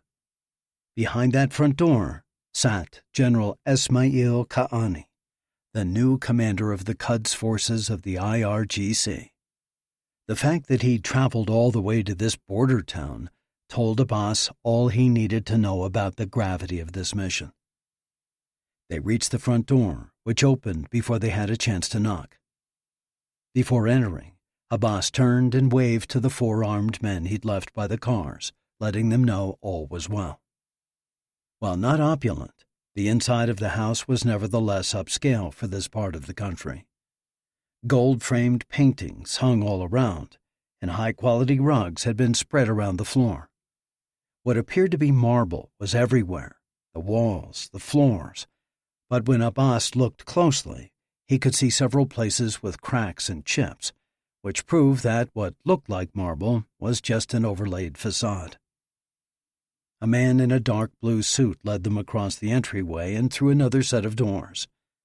Seated on cushions with a feast of meats, salads, and breads in front of them were Commander Ka'ani, a second general wearing a Quds uniform, and two other men, one older and one younger, both dressed in civilian clothing. Ka'ani was telling a story in Farsi to those at the low table. As they entered, the older man stood. Ka'ani, however, continued eating and telling his story, never acknowledging his visitors. "Assalamu alaikum," said the man. "Wa alaikum salam." Abbas and the other two men said in return, "I am Farid al-Zuhur. You are most welcome in my home." He nodded toward each of the others in the room. "The young man is my son, Karam. That is General Farouk Soltani, Deputy Commander of Quds Forces. And that, of course, is General Ismail Ka'ani." Still Ka'ani had not looked up. Abbas tried not to let it bother him. This was standard fare when dealing with the IRGC. The Persians had a serious superiority complex. In their minds, they had developed great culture and powerful empires, while the Arabs had still been living in caves and riding around on camels. Thus, they treated everyone around them as if they were mere servants. And the thing was, people just took it from them, including him. He knew men, battle-hardened warriors, who would slit a man's throat for disrespecting them. Yet when a member of the IRGC talked down to them, they just took it. Their host encouraged them to sit on 3 cushions placed a small distance from the table. He did not offer them food. Abu Mustafa and Abbas helped Ghazali down on his cushion, then they took their places. Once they were situated, Ka'ani came to the end of his story, and the deputy commander and the host's son both laughed. Only now did the general turn toward his visitors. "Ah, Fala Ghazali, it is good to see you again after so many years." He turned to the host. "Farid, you and your son may leave us now." Ghazali bowed his head as the homeowner and his boy walked out of the room, then said, "General, it is an honor to have been invited to join you and a blessing to see your face." "And, Abu Mustafa," the general said, You are a busy man. Your reputation precedes you, and your work for us is much appreciated. Tashakor Mikonam, Abu Mustafa replied, thanking him. I thank you both for coming to meet me here. Abbas tried to ignore the general's slight against him. He was, after all, not part of the leadership of KSS, at least not yet. Ka'ani continued, I have made this trip for 2 reasons. First, I want to stress to you the necessity of this plan's success. If it is carried out properly, not only will the Americans and their puppet states in the Gulf be made to look like fools, but it could utterly derail the peace overtures. However, if you fail, the retaliation will be severe, and we will all feel it. Do you understand this? Yes, General, Ghazali said. We will not fail you. The second reason I have come is so that I can hear from the mouth of this man, he pointed at Abbas, that he has the ability to carry out our plan. I too will not fail you. I will carry out your plan. Abbas spoke in genuine earnest. Ka'ani looked at him. Is it not foolishness to say such a thing before you have even heard the plan? Abbas flushed, but kept his composure. It is not foolishness, General. It is faith. I know Allah will give me what is needed to strike this blow against the apostate and the infidel. I will not let you down, because my God will not let me down. Ka'ani assessed Abbas. Well spoken. You, Saif Abdel Abbas, are the reason we have come to Kataib Saeed al-Shuhada. Commander Soleimani, may Allah have mercy on his soul, had heard of your skills with UAV technology. Your level of expertise rivals that of some of our Houthi drone pilots. You are most kind, General. Because of the location of the attack, it would be difficult for one of my men or one of our Yemenis to carry it out without being discovered. You may dress a lion as a sheep, but when it speaks, you will still hear the roar. You and the team you will assemble, however, will have more access. Where will we be going, General? Here the general's face brightened with a wide smile. The attack will be directly at the center of the Sunni decadence, the United Arab Emirates. Abbas's heart soared when he heard the target. He was afraid this would be just another big oil refinery or another military site. The UAE meant an attack on depravity. It meant mass casualties. It meant a place in history. When the Arab tribes were falling behind the rest of the world economically and in technology, Allah provided them with a miracle: oil. It was this heavenly provision that allowed the Middle East to thrive and hold the Western world hostage through their dependence on OPEC crude. It was all going very well, but then the 7 sheikdoms that made up the United Arab Emirates decided to go in a new direction. They took their oil money and built hotels and amusement parks and malls, all to lure in the infidels. What Allah had given them was not enough. They wanted more. So they sold their souls to the Western devils to get it. It would be a pleasure to rain fire down upon the Sunni Emiratis and their hedonistic ways. General Sultani spoke for the first time. Looking at Abbas, he said, Come, let us go to where we can discuss your part of the plan. As Abbas stood, Ka'ani invited Ghazali and Abu Mustafa to come closer and partake of the meal.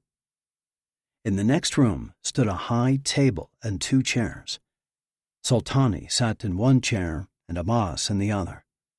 For the next 45 minutes, the general laid out the plan in detail. He explained the procedure for acquiring the necessary equipment and munitions, and he laid out the surprisingly tight time frame Abbas and the KSS had for preparation. By the time Ghazali, Abu Mustafa, and Abbas walked out the front door, Abbas's head was swimming. It would truly take a work of Allah to pull this off. But that was just the kind of situation where Allah would work his miracles. Ghazali and Abbas got in one car with 2 of the KSS men and headed for the Al-Qaim border crossing. Abu Mustafa, however, was going north to Al-Hasaka along the Khabur River in Kurdish Syria. He was working on a new northern route to get weapons across Syria and down to Hezbollah in Lebanon as part of his network. He might or might not return in time for the February 14th and 15th attacks, he said. The smuggling route was for the IRGC, and they felt that Abu Mustafa's time was better spent there. That was no mind. Success or failure depended on Abbas, no one else. Allah, give me the strength to carry out your will. Let us strike a great blow to those who hate you and who mock your name. Let both the apostate and the infidel feel the fires of your hell. I am your servant. Use me. Chapter 27. One day later, Mossad headquarters, Tel Aviv, Israel, January 24, 2020, 11:15 a.m. IST. Okay, hit me, Nir said to his logistics team. They were all gathered around the conference table, and the bowl in the middle held pistachios today. A smaller bowl sat next to it for empty shells. We've been tracking down IRGC proxy militias who were near Baghdad airport the night Soleimani played catch with a hellfire, Leora began. There must have been some kind of insurgent trade show going on there because we counted 12 militias. Everyone from Asaib al-Haq and Hezbollah al-Najuba to Kataib Said al-Shuhada and the Badir organization. I started tracing the movements of these groups to look for any intersections with the IRGC while Daphne took it from the other side. Daphne jumped in. I put my eye on Esmail Ka'ani, the motherless goat turd that took over for Soleimani. Motherless goat turd?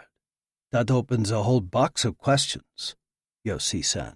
Exactly, Leora said. Which is motherless, the goat or the turd? Lahav waved. I know this. It has to be the turd. A goat must have a mother to exist. The turd, however, is resigned to a digestive creation process as opposed to a parental lineage. It is, thereby, utterly motherless. Nir barely held back a sigh. Fate of the world, people, remember? We're dealing with the fate of the world. Daphne, please go on. Ka'ani has been staying close to home ever since he ascended to Qud's royalty. Seems things tend to fall out of the sky when Qud's commanders go to other countries. Then, suddenly, yesterday, he hops on a private plane and flies to Abu Kamal. Syria? Nir asked. That's the place.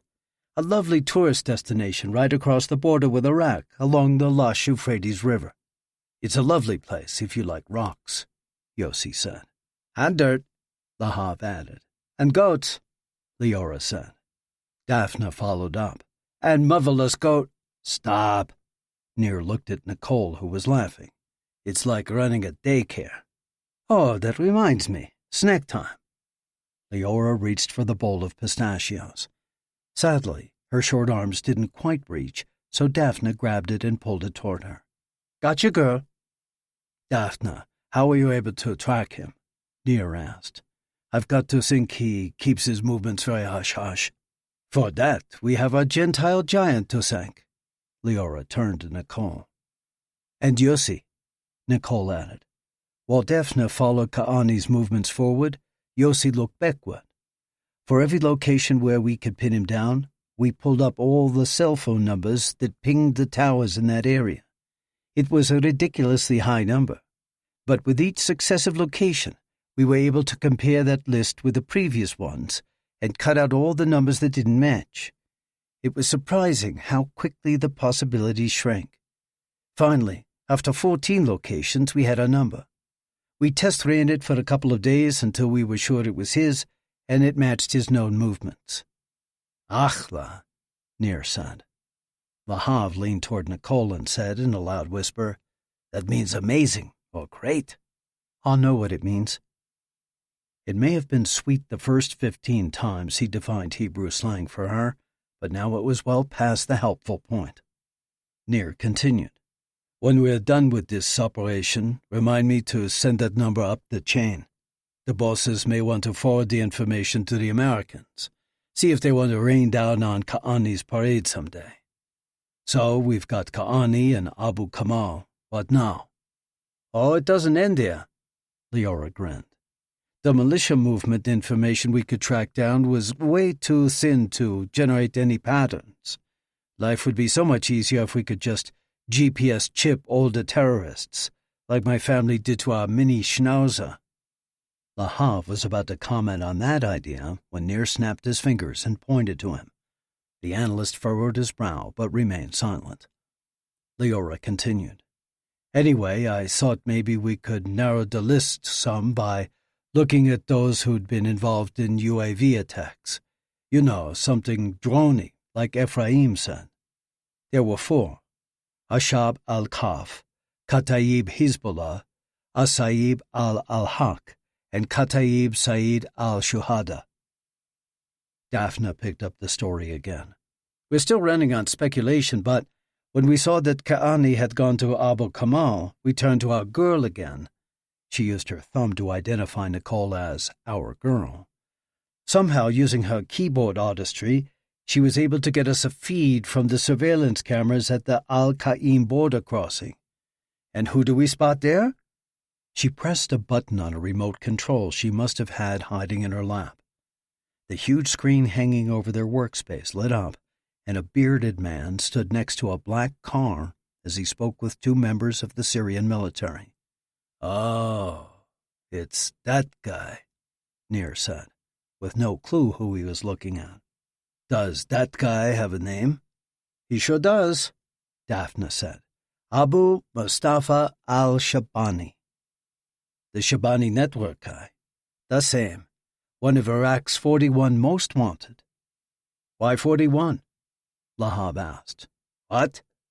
Nir immediately regretted asking for clarification. Why 41? Why not 40? I could even understand 14, but 41? It's just so random. Was there a tie for 40th place, so they added an extra one? Or did they have their 40, then they were like, oh, wait, we've got to get this guy on the list too? I kind of feel like we should do the Iraqis a favor and take one of them out, so they can go back to having 40 like normal people would. At some point I'm going to either shoot Lahav or shoot myself. Everyone just stared at the man. What? Lahav said. Nir shook his head, then turned to Daphne. We've got the Shabani network guy at the border crossing. So what? He's not just the Shabani network guy. If you remember, he's also Abu Mustafa, commander of the Kataib Said al-Shuhada militia. Hello. A smile spread across Nir's face. Okay, before we get too wild, did you watch for any other familiar faces at the border crossing? Yes, but there were none we could see, Leora answered. Are there other ways across the border? There are always other ways across the border, but none without a lot of risk. And there would be no reason to go a different way. If General Ka'ani asked for someone to be let through, they would be let through. This could all just be coincidence, Nir said. But it could also be an is ratzon, a favorable moment we've been given, Leora said with a smile. Nir couldn't depend on favorable moments from God, not when lives were at stake. Still, it would be quite the coincidence. Leora, do we know when they left? He asked. One of the 2 cars went back across the border 3 hours later. That's just long enough to hold a meeting to talk about a drone attack. Theoretically. What happened to the second car? Yossi answered this question. When the lady started talking Shabani, it triggered something in my brain.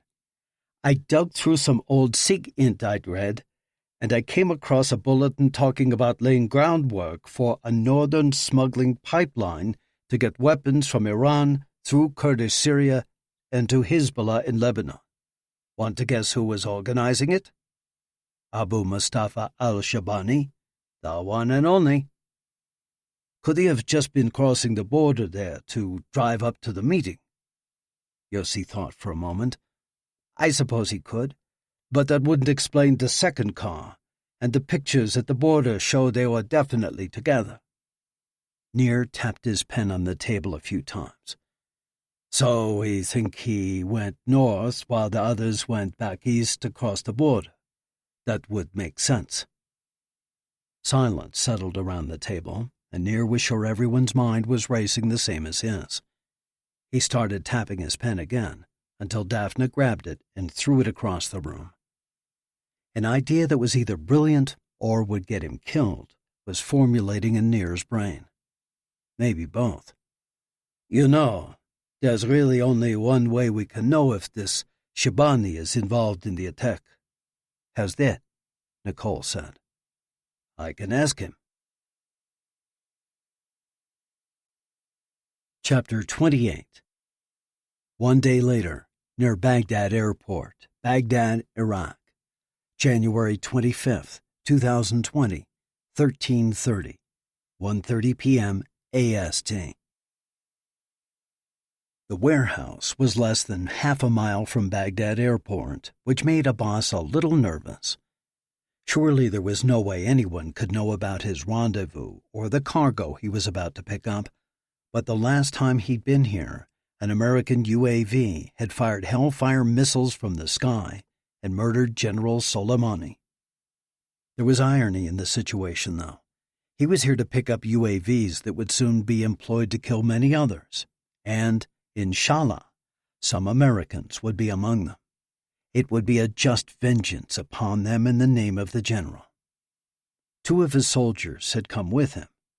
Mohammed Hassan was driving the battered tan Toyota pickup, and Omar Ali rode behind Abbas in the back. Battle-tested and loyal to a fault, these 2 men had been with him from early on in his time with the KSS, and he trusted them completely. Wherever he went, these 2 men were sure to be close by. As Hassan pulled up, one of the sliding garage doors began to ascend. An Iraqi man stepped out once it was high enough and walked toward their pickup. From his peripheral vision, Abbas watched as Hassan rested his hand on his Kalashnikov rifle. Abbas reached out and touched Hassan's arm, giving a small shake of his head. Hassan's hand withdrew. "Assalamu alaikum," said the man upon reaching Hassan's window. "Wa alaikum salam," said Abbas. "I am Mohammed al-Muhammad. Hurry, please come and follow me. Our friends from the IRGC are a little testy this afternoon." The man said this with a smile and an eye roll. "When are they ever not?" Ali stepped out of the truck with Abbas, while Hassan remained in the driver's seat. He always stayed with the vehicle in case there was ever a need to leave quickly, as there had been in the past, numerous times. "The delay in your arrival has them angry," Al-Muhammad said. "They were talking about leaving, but I convinced them to give you a little more time." "Shukran," Abbas said, grateful. "The tall one looks the meanest, but I worry more about the short one. His eyes are dead." Abbas just nodded as they made their way through the warehouse toward 2 ancient IFA W-50 trucks that looked like they'd seen action way back in the war with Iran. The IRGC officers stood next to the nearest truck, one bearing the rank of captain and the other first lieutenant. As Al-Muhammad said, the captain was tall and the lieutenant was not. "Why are you late?" the captain asked before Al-Muhammad had an opportunity for introductions. "We were delayed at the security checkpoint." The captain waited as if he were expecting an apology or some groveling. Abbas wasn't giving it to him, though. For once, when dealing with the IRGC, he was actually in a position of strength. He could imagine the reaction of General Ka'ani if this man went back to him saying he didn't make the delivery because Abbas had delayed him by 30 minutes. Finally, the captain said, "Follow me." They walked to the back of the first truck, which had a large canvas tarp laid over its framework. Pulling back a flap, it revealed that the cargo area was filled with small, black, hard plastic cases. 150 in this truck and 100 in the other." The captain pulled out one case and laid it on the ledge of the bed. He flipped clasps on either end, then lifted the top. Inside was a small drone. Abbas recognized it as an Intel shooting star. "These are all programmed and ready to go. All you need to do is lay them out and start the sequence." Abbas nodded. This was all straightforward so far. The captain then reached for another, larger case. When he opened it, Abbas saw a bigger, more intricate drone inside, this one encased in foam. Abbas had seen one of these before, but he couldn't place the name.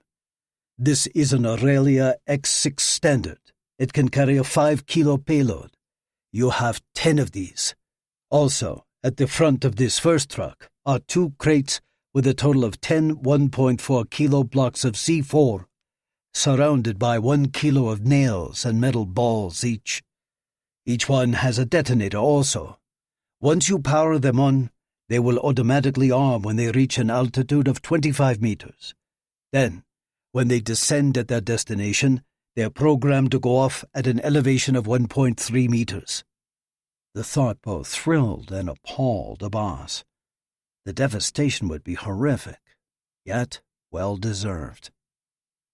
As the captain closed the cases, the lieutenant gripped Abbas's arm tightly and turned him so they were face to face. "I don't have to tell you how important this is, nor should I need to remind you of the consequences to you if you should fail. No, you shouldn't have to, but for some reason you choose to anyway. Listen, I don't need to hear from the smart mouth of a desert militia monkey, and I don't need the threats of a middle-aged lieutenant." The officer turned bright red as he snatched the front of Abbas's desert camouflage shirt with both hands. "Enough!" the captain shouted. "Both of you, stand down." Abbas stepped back. Inside, he was relishing the confrontation with the Iranian. Saif Abdel Abbas is nobody's desert monkey. The captain approached him. "The keys are in the trucks. On this thumb drive is everything you need to know about venue, timing, and operation." He placed a small black retractable drive into Abbas's hand. "If you have any questions, there is also an email process you may employ, but do so only if completely necessary. Any communication from here on out only puts the operation more at risk. Do you have any questions?" "I don't." "Then Bismillah." The captain turned and walked away. The lieutenant continued to glare at Abbas, but Abbas held his eyes until the Persian was forced to turn and stride off. Ali walked up next to him. Well, he was nice. He lit a cigarette, then offered one to Abbas, who waved him off just as he always did. "Persians." Abbas spit on the ground. Al-Muhammad stepped near. "See, I told you about that short one. He's crazy." He twisted his open hand next to his head. "You take the other truck," Abbas said. "I want the one with the explosives. That way, if I go out, I'll go out with a bang." Abbas climbed up into the cab. The truck showed every one of its more than 4 decades of life in its interior. The seats were covered with duct tape, and a large crack angled from the top center of the windshield all the way to the bottom of the passenger side. Turning the key, however, he was encouraged to hear the big 4-cylinder diesel kick right to life. After a minute or two, it settled into its idle and actually sounded fairly stable. Putting it into gear, Abbas turned the truck around and exited the warehouse. A wave to Hassan brought the pickup behind Ali's truck. He'd drive third in line in case there were any problems with the IFAs along the way. The mission was still 3 weeks out, and while that seemed a long time, it really wasn't. He had his team to train, drills to run. Then there was the travel, a 1,500-kilometer drive to Bandar Lenga, Iran. From there, they would catch a fishing trawler that would take them across the Persian Gulf to where they would launch the attack. Death was coming to the United Arab Emirates, and when it did, it would come in a manner talked about for decades to come. Chapter 29. 3 days later, Northern Syria, January 28, 2020, 0230, 2:30 a.m. EET. The moonlit ground was a blur as it raced by 30 meters below. The air pouring through the open door of the Sikorsky U-860 Yanshuf, the Owl, was freezing, but Nir soaked it in. It kept him fresh, on the edge, ready to go. The helicopter, called a Black Hawk most other places it was employed, was on loan from the 123rd Squadron of the IDF, the Desert Bird Squadron, as was the full gear kit he wore. Normally he liked to go more stealth, try to blend in with the population. This was not that kind of operation. On his head was a Rabin Tech ceramic helmet with a Mitznefet desert camouflage covering. Because of the full moon in the cloudless sky, he thought it best that the team try to blend into the ever-present ground rather than the sporadic shadows. On his body was a Maroon Dolphin semi-modular plate carrier in case a firefight broke out, but he prayed it wouldn't. On his legs were Axis knee pads, and he wore black Belleville combat boots. Because of where they were going, all flags and Hebrew writing had been removed from his gear. A Jericho 941 9mm hung on his hip, and strapped to his chest was an IMI Micro Galil compact carbine rifle that carried 35 5.56 by 45mm NATO rounds in its magazine. The 4 Kidon operators from his team were similarly outfitted, as were the 5 Sariyet Special Forces troops he'd borrowed from the IDF. They flew in the second Yanshuf behind him. It had been a ridiculously long journey so far, with way more complication than he'd wanted. Abu Mustafa al-Shabani had picked the perfect place to hang out and work on his arms smuggling because it was right on the edge of you can't get there from here, if here meant Israel. It was nearly 16 kilometers to get from the Golan Heights to Al-Hasaka. Sure, they could have parachuted in, but then what? It's pretty hard to parachute back out. The best option was the Yanshuf, but fuel capacity made it impossible. As Nir had studied a map, a solution came to mind, but a lot of people would have to buy into his idea. The ferry fuel range for a Yanshuf is 2,100 kilometers if it's set up with its maximum number of fuel tanks. The distance from Turkey's easternmost Mediterranean coast to Al-Hasaka was 800 kilometers. Unfortunately, Turkey's President Erdogan was currently not a big fan of Israel, so it would be difficult to say, "Hey, Recep, mind if we stop in to fuel up our helicopters on our covert mission into Syria?" There was another option, though. Nir had Yossi do a little digging, and it turned out that the INS Hanit, an Israeli Navy 5-class corvette, was within a day's sailing to the Turkish coast. If they would move within range while still staying in international waters, then the Yanshufs could fly from the 123rd Squadron's home at Palmachim Air Base near Rishon LeZion in central Israel, refuel on the INS Hanit, then travel east to the target. The fuel window would be tight, but it could work. Nir took his plan to Ephraim Cohen, who then took it to the deputy director, who then took it to the Mossad. 4 hours later, Ephraim called to let Nir know the plan had been approved. He was given the contacts in the Navy and the Air Force to make it happen, and those contacts, though skeptical, had been fully cooperative. A voice came through his comms unit. 5 minutes, that's 5 minutes. Nir stretched his legs and shook them out. It would be tough to go from 4 hours of flight time to hitting the ground running, but there was no other choice. He figured they had 10 minutes on the ground at the most before the world came crashing down around them. His surveillance team hadn't left the workroom for 2 days, spending every moment looking at satellite images and CCTV footage, both of which were sorely lacking in this part of Syria. But Yossi was able to keep stumbling across sources, and Nicole was ready to hack away into each. Then Daphne had spotted Abu Mustafa on the CCTV footage from outside a bank. He was getting into a white Range Rover. Now that they had him in a particular location, they were able to use the surrounding cameras to follow his trail. Eventually, the SUV pulled into a compound on the more affluent west side of town, nearer to the river. After some more digging, Yossi tracked down a neighbor with cameras up on the second floor of his house. The feed was uploaded to the cloud, and Nicole promptly downloaded it onto her computer. Leora and Daphne began keeping vigil. Every now and then, they would see Abu Mustafa stepping out of the house for a smoke. At one point, the white Range Rover drove away, and everyone held their breath. But later in the evening it returned, and their target was once again seen in the compound with a cigarette. 3 minutes, 3 minutes. Nir fought the urge to check his Galil again.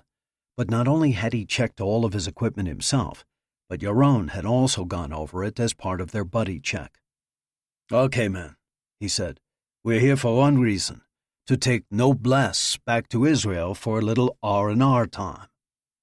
Noblesse, an Israeli brand of cigarettes, was the code name they'd given to Abu Mustafa. "He cannot die in this process, or this trip is wasted. And no civilians will be killed during this operation, understood? I will have no collateral damage on my watch." All the men acknowledged Nir's admonition as the Yanshuf rapidly descended. 1 minute to target." Excitement and fear surged through him. Back when he was fulfilling his mandatory service, his sergeant told them, "If you don't feel a little fear, then you're not taking what you're doing seriously enough. In every engagement, there is the possibility that you will die. Use your fear as a motivator to keep you alert so that death doesn't find you or any of your comrades." Nobody's going to die today. Nobody on my team. Nobody on their team. In and out. Quick and easy. 10, 9, 8, 7, 6, 5, 4, 3, 2, 1. The Yanshuf hovered in place, 10 meters off the ground. Nir and Yohn threw rappelling ropes off the side, then wrapping his gloved hands around the rope, Nir looked Yohn in the eyes before dropping off the helicopter. Chapter 30. Al-Hasaka, Syria, 0240, 2:40 a.m. EET. Yohn and Nir hit the ground, then dropped to one knee. Seconds later, Nir felt a tap on his shoulder. Dima was with him now, too. Nir and the two men jogged to the front door of the house. Meanwhile, the other Yanshuf was on the home's backside, dropping 4 of the IDF soldiers in the rear of the half-acre property. Once that helicopter pulled away, the first Yanshuf would shift to above the roof, where Avi would rappel down. Doron and one of the IDF soldiers would each remain on their respective helicopters in order to man one of the fixed 7.62mm M60 machine guns, in case the raiding party received any company from the outside. When they reached the front door, Nir held up his right hand while looking at the G-Shock watch on his left wrist. 8 seconds later, he brought his hand down, and Dima slammed a battering ram into the front door. According to plan, the IDF soldiers were breaching the rear door at the same time. The first blow splintered the reinforced frame, and the second threw the door open. Immediately, the distinctive sound of an AK-47 cut through the air. Dima twisted back out as dust and debris flew from the walls and door frame. "Flashbang!" Nir yelled, as he and Yohn each tossed an M84 stun grenade through the open door. Nir closed his eyes, opened his mouth wide, and covered his ears. Whoomp! Whoomp! The 3 men surged through the door, Yohn going right, Dima going left, and Nir taking the center of the room. Directly in front of him was a dazed man in his 20s holding an AK. Nir shot a round into his chest, and he dropped. So much for no one dying. Gunfire sounded from the back of the house. The AK-47 reports told him at least one hostile was in the rear, engaging the Sayeret Special Forces. To his left, he heard Dima fire, then the sound of a body hitting the floor. Nir kept his eyes forward. He'd let them take care of their zones, and he'd cover his. Across the wide entryway was a long hall. To the left of the hall was an open room that looked like a library of sorts.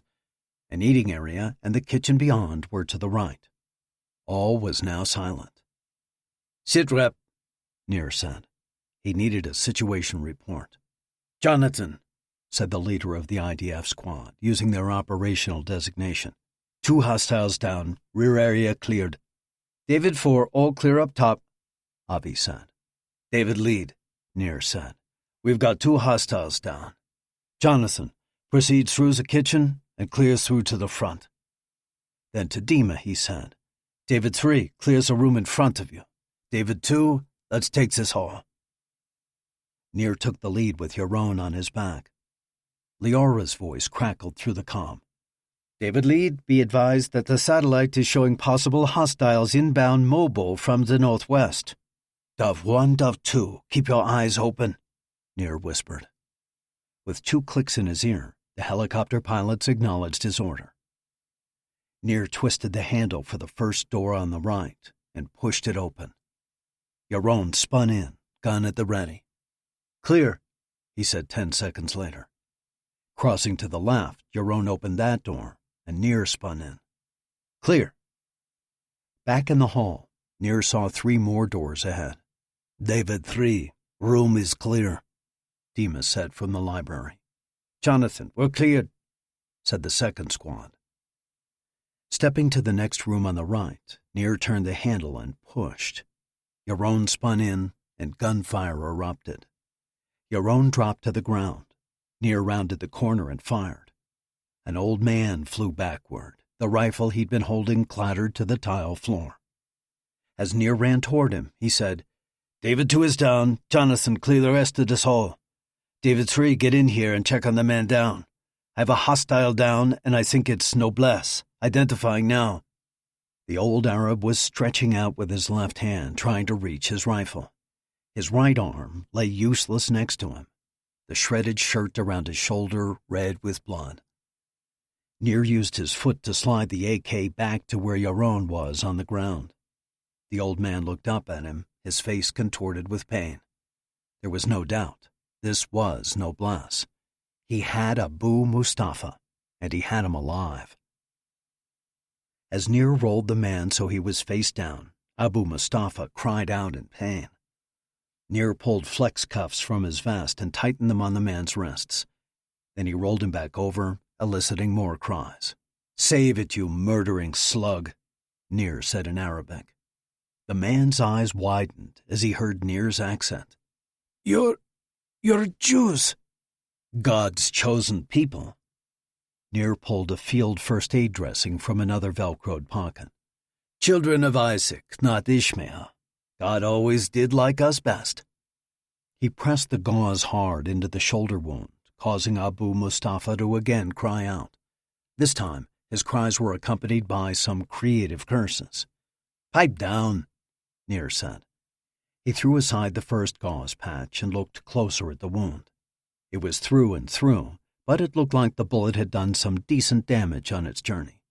You'll live, maybe. I guess that depends on how the next few hours go. Jonathan, house cleared. The IDF Cyteret team.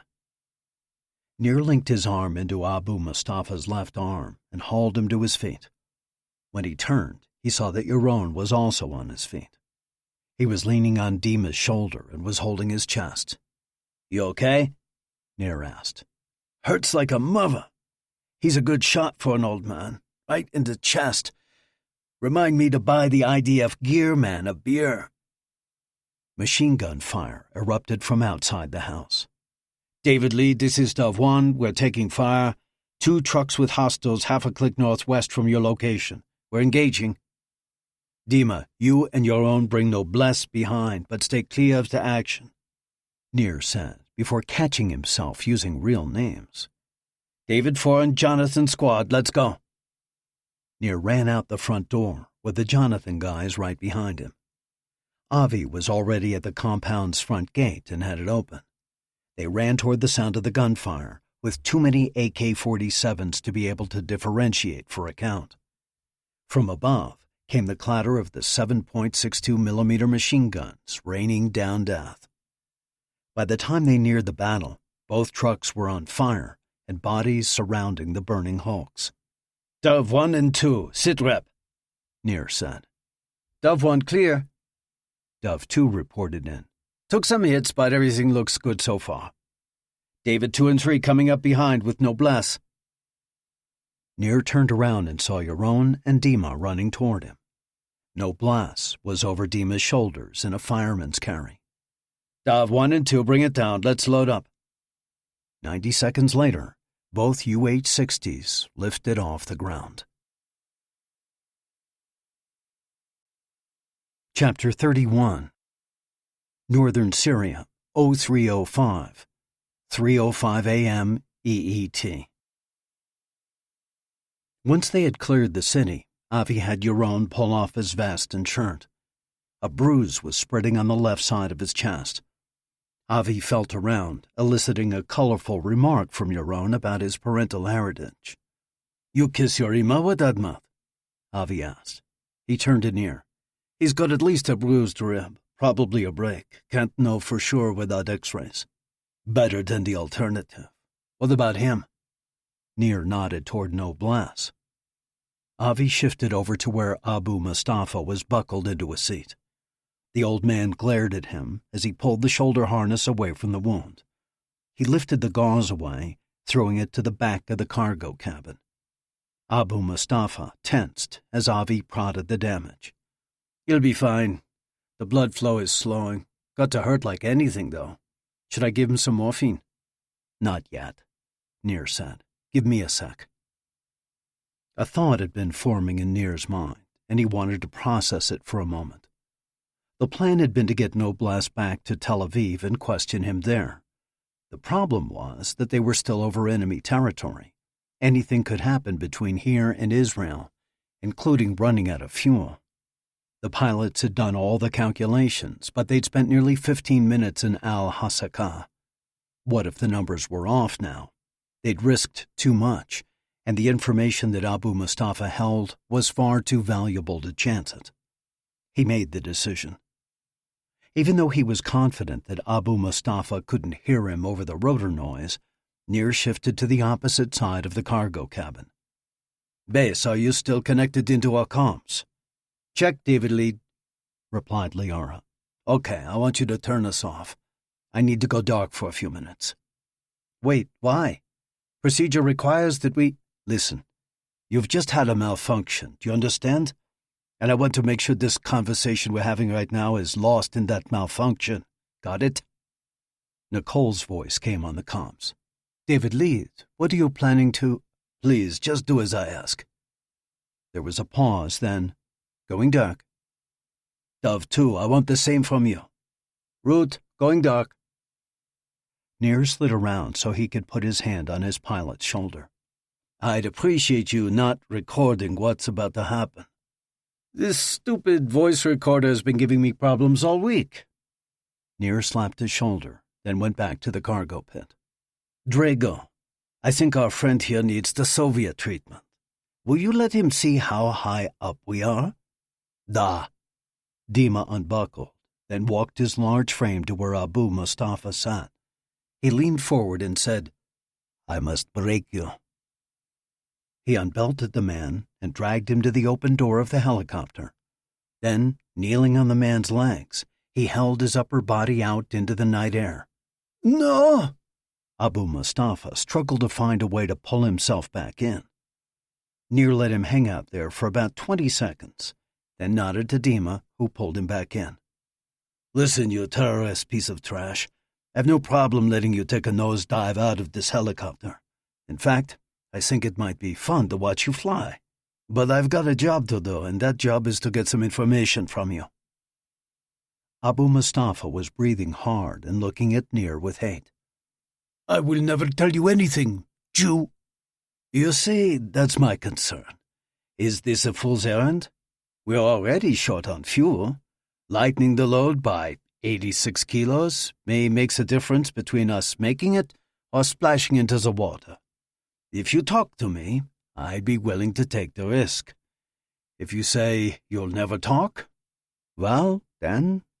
Nir looked at Dima, who let Abu Mustafa's upper body drop forward again, hanging free in the icy wind. After about 30 seconds, Nir had him pulled back in. But now Abu Mustafa was smiling. "Do you think I am afraid to die, you Jewish pig?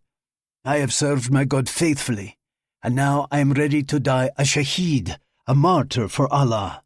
Go ahead, throw me out and into the arms of my God." Nir shook his head. "You know, I was afraid you'd go this way. I didn't want to go to Plan B, but Plan B it is. Dima, take him back." On the surface, Nir was all business. He couldn't show any cracks. Underneath, though, he was a roiling sea of emotions. He'd really hoped he wouldn't have to go this direction. But Abu Mustafa had information that could save the lives of who knew how many people. While he was training for Caesarea, his instructors drilled a quote into him. It was from a commentary on the Babylonian Talmud by the 11th century French rabbi Rashi. While commenting on a passage explaining Exodus chapter 22, verse 1, he wrote, "If someone comes to kill you, rise up and kill him first." This was the justification Nir carried with him when he executed a targeted elimination. The logic made sense to him, as did the morality. However, did "rise up and kill him first" extend to what he was about to do? He wasn't so sure. But he also felt he had no other option. He crossed to where Dima had sat Abu Mustafa down. "What are your IRGC masters asking you to do?" Abu Mustafa spit in his face. Nir wiped the saliva off with his sleeve.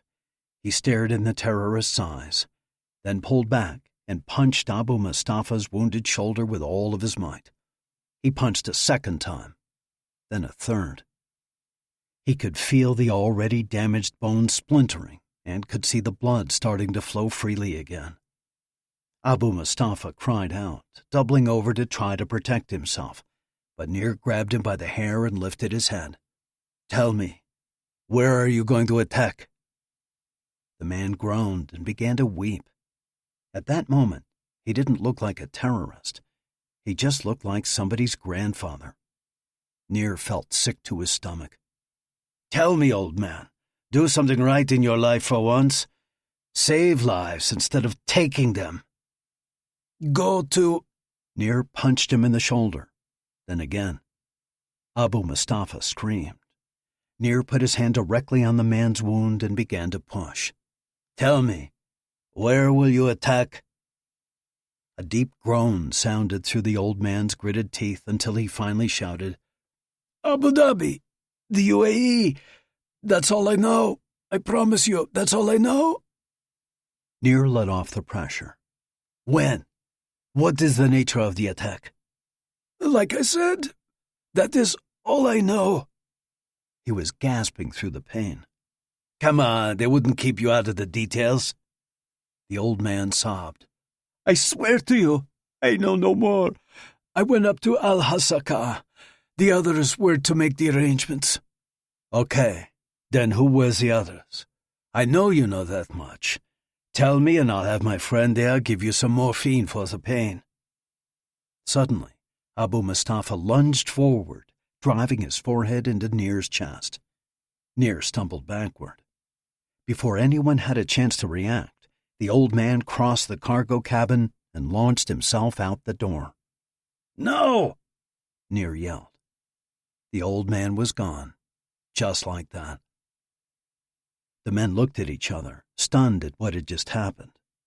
"I'm sorry," Dima said after a moment. "It's my fault. I didn't belt him in when I took him back." "No, it's not your fault," Nir said. "I should have noticed. I'm lead. It's on me." He stood hunched over in the cargo area, looking at the door where a puddle of blood had accumulated, then looking at his men. "What now? What will happen when headquarters hears about—" The voice of Dove 2's pilot interrupted Nir's thoughts. "David Lee, Dove 2, we've got a problem." Chapter 32. 0340, 3:40 a.m. EET. Our fuel loss is unusually high, Dove 2's pilot said. When we took fire, our fuel tank must have been nicked. There's no way this bird is making it back to the nest. Nir put his hand to the back of his neck and looked out the open door. Is it too late for me to jump after Noblesse? This mission is turning into a fiasco. How long do you have? Nir asked the pilot. Consumption is steadily increasing. I'd estimate 45 minutes to an hour. Okay, let's just run it out. Then we'll ditch your bird and all pile into this one. Negative, sir, that won't work.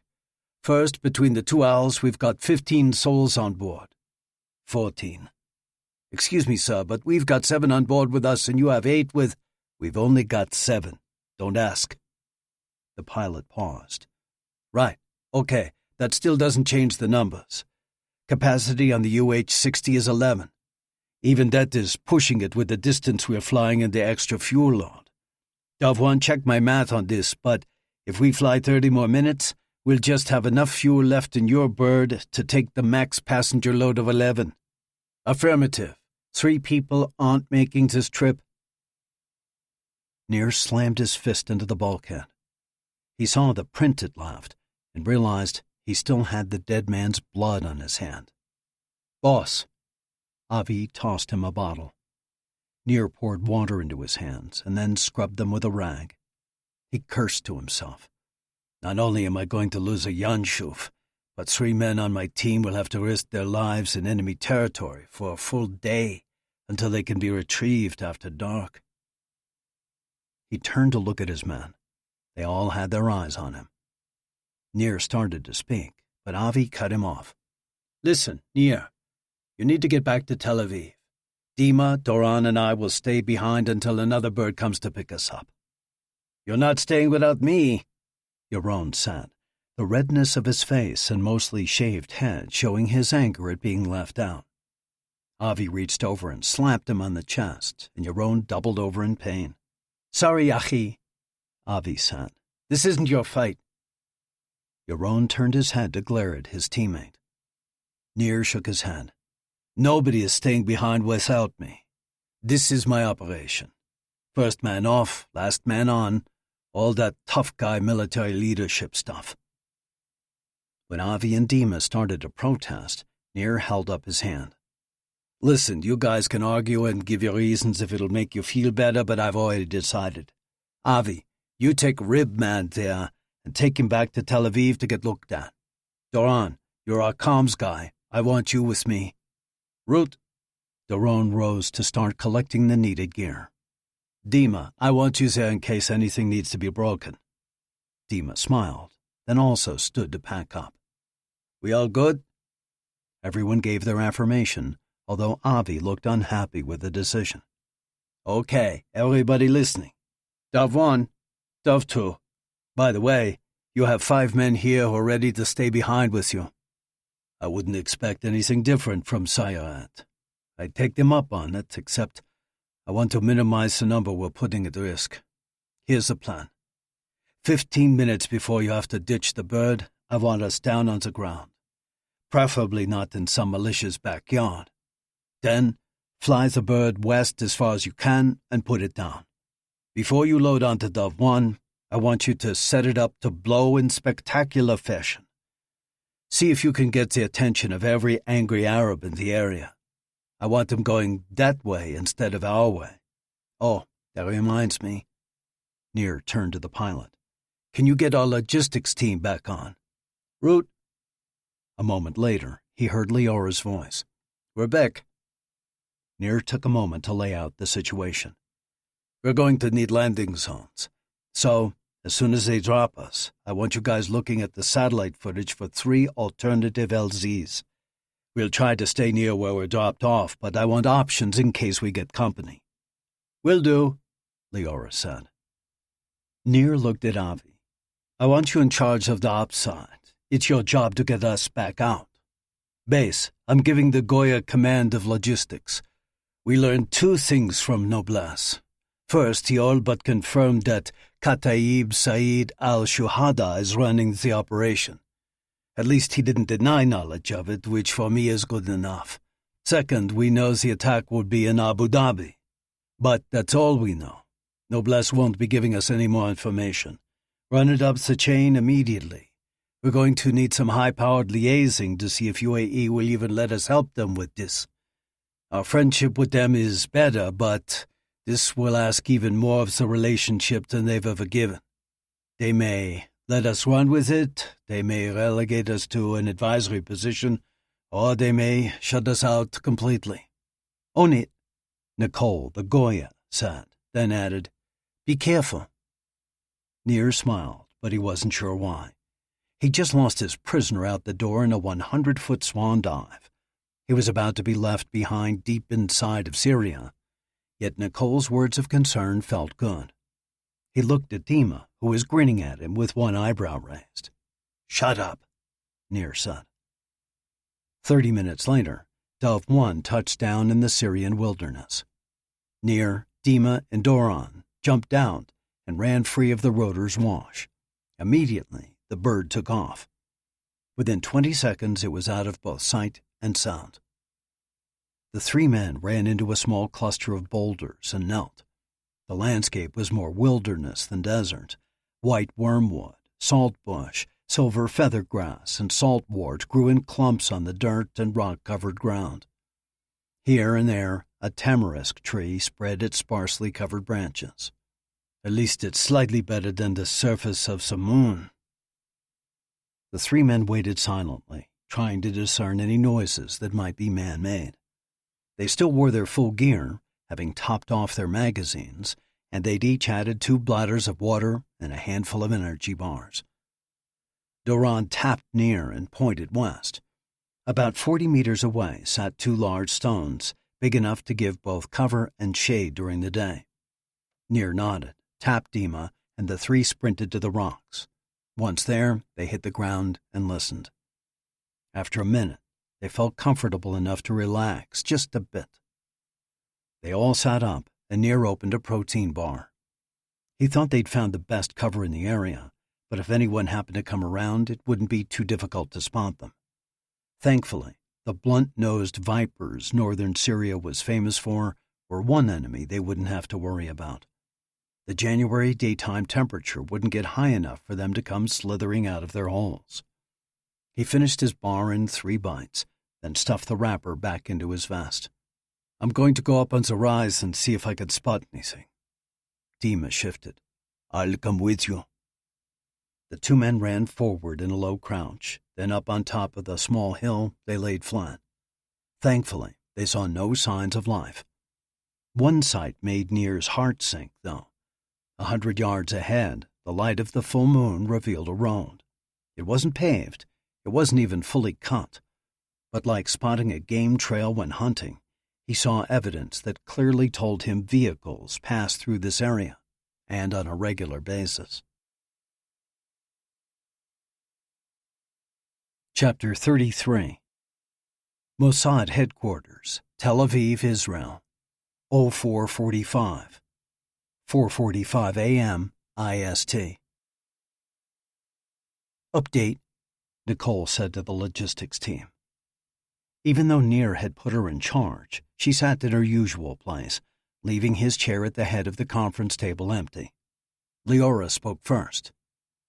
"Landing zones have been communicated to Avi and to Ephraim. Ephraim is running the LZs up the IDF chain." Yossi was next. "I'm working on possible attack targets in Abu Dhabi that are both drone-accessible and high-impact. So far I have it narrowed down to about 10,000. "Wow, good work," Daphne laughed.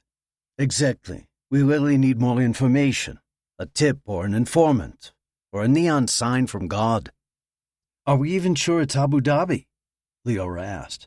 "I don't know what Nir did to Noblesse to get the information from him, but statements under physical duress are notably unreliable."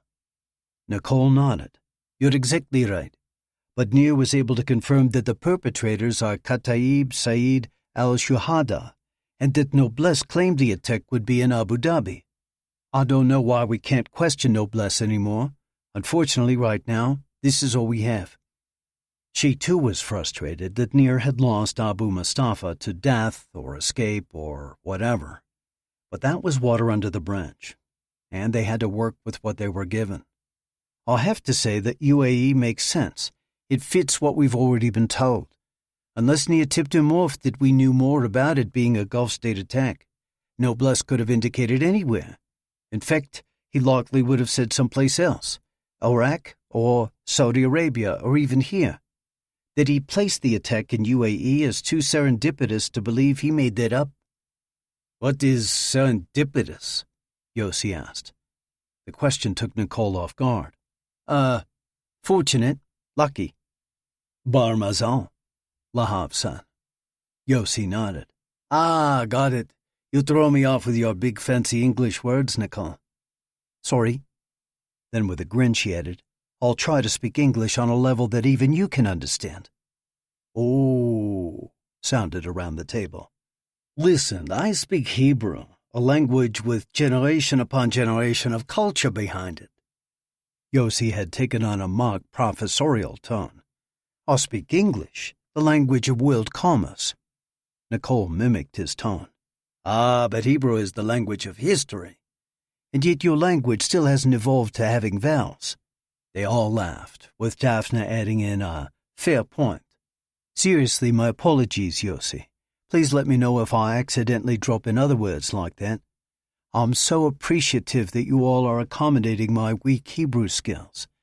So anyway, I think the UAE would have been too improbable for him to mention if it weren't true. Lahav jumped in. I just don't get Abu Dhabi, though. Dubai would make so much more sense to me, especially if they're looking to make a statement. Why do you say that? Asked Nicole. I don't know. I guess it's like the reason they went for the World Trade Center on 9/11 instead of the Empire State Building. Both would cause major damage and shake the world, but the World Trade Center represented everything the radical Islamists hate about America and the West. If you're looking just to hurt people, take out the Empire State. If you want to communicate a message, go after the World Trade Center. Interesting. Nicole took a moment to think about his words. Abu Dhabi had to be the team's focus, because that was the limit of their extant information. But the man's reasoning was sound. Lahav, I want you to deep dive Dubai. I've got no direction for you except to tell you to figure out if anything is beyond your hunch. Does anybody have anything else? Her phone rang. The contact information showed Ephraim Cohen. Hang on a sec, she said to the team, then stepped away from the table. Hi, Ephraim. Nicole, first, the higher-ups tell me we're still about 3 hours away from being able to contact the government of the UAE. So for now, whatever you do it discreetly. Got it? So we just had some interesting humans come through. He indicated a human intelligence source. One of our men in Baghdad airport said that the cargo jet from Iran landed and pulled into a hangar 4 days ago. He wasn't in for the offload, but he was told it mostly contained the usual stash, guns, mortars, rockets, all that kind of stuff. But the IRGC had everyone clear out of the hangar for one part of the cargo. Our informant said that from his vantage point across the tarmac, he could see 2 vintage military trucks pull in. 15 minutes later, they pulled back out, and everyone was allowed back in to finish the offload. What does he think was loaded onto the trucks? Nobody knows, but our man said he'd never seen that happen before. We've got people looking into it, and I thought you might want to look also. Yeah, definitely. Thanks. Oh, before I let you go, will there be any trouble getting near Dima and Doron out? She hoped the worry didn't come through her voice too strongly. No, we've already got another Yanshuf on the way to the Hanit. Once the helicopter with Yohn and Avi refuels on the ship and takes off, this one will land on the Hanit and wait for nightfall. As long as Nir and the guys can stay out of sight, it shouldn't be a problem. Her relief quickly went away when she heard Ephraim sigh. But Nir has got problems when he comes back. The higher-ups want to know what happened to Abu Mustafa. Do you know? I don't. But she thought she probably wouldn't tell him if she did. That was Nir's purview. Well, if it turns out Nir took justice into his own hands, he could be facing some serious repercussions. She was worried about what Nir had done, too. Even though he'd assassinated people in the past, those operations had been sanctioned, having gone through an approval process. If he'd killed Abu Mustafa while the man was a prisoner, that felt a lot more like murder. Okay, thanks for letting me know about the airport. She disconnected the call. Lord, protect Nir. Protect him along with Dima and Doran while they wait for rescue. And protect Nir from whatever might be facing him when he comes back. And give me wisdom as I'll lead this team in trying to uncover this plot. I don't feel adequate for this. You know how I struggle with the absurdity of being a South African woman serving in the Israeli Mossad. But I'll trust you. I'll trust that you have a plan and have placed me in this position for your purposes. When she walked back to the table, the team was in a heated debate. She was glad to hear their passion. They were really taking this seriously. Then she heard the topic. Oh, please, Yossi said. He only won because of how he looks and because he shows his backside in the video. Duncan Lawrence has an amazing voice, Leora put in. And an amazing backside, Daphne added. Yossi wasn't giving up. I can remember back when men sang like men and didn't whine their way through their songs. Eurovision. Nicole was sick to death of hearing about Eurovision. Once a year, 40 or more countries from Europe, Western Asia, and Northern Africa competed to find the best song of the year. The 2018 winner was Netta Barzilai from Central Israel with her song Toy. That victory brought the next year's contest to the home country of the winner.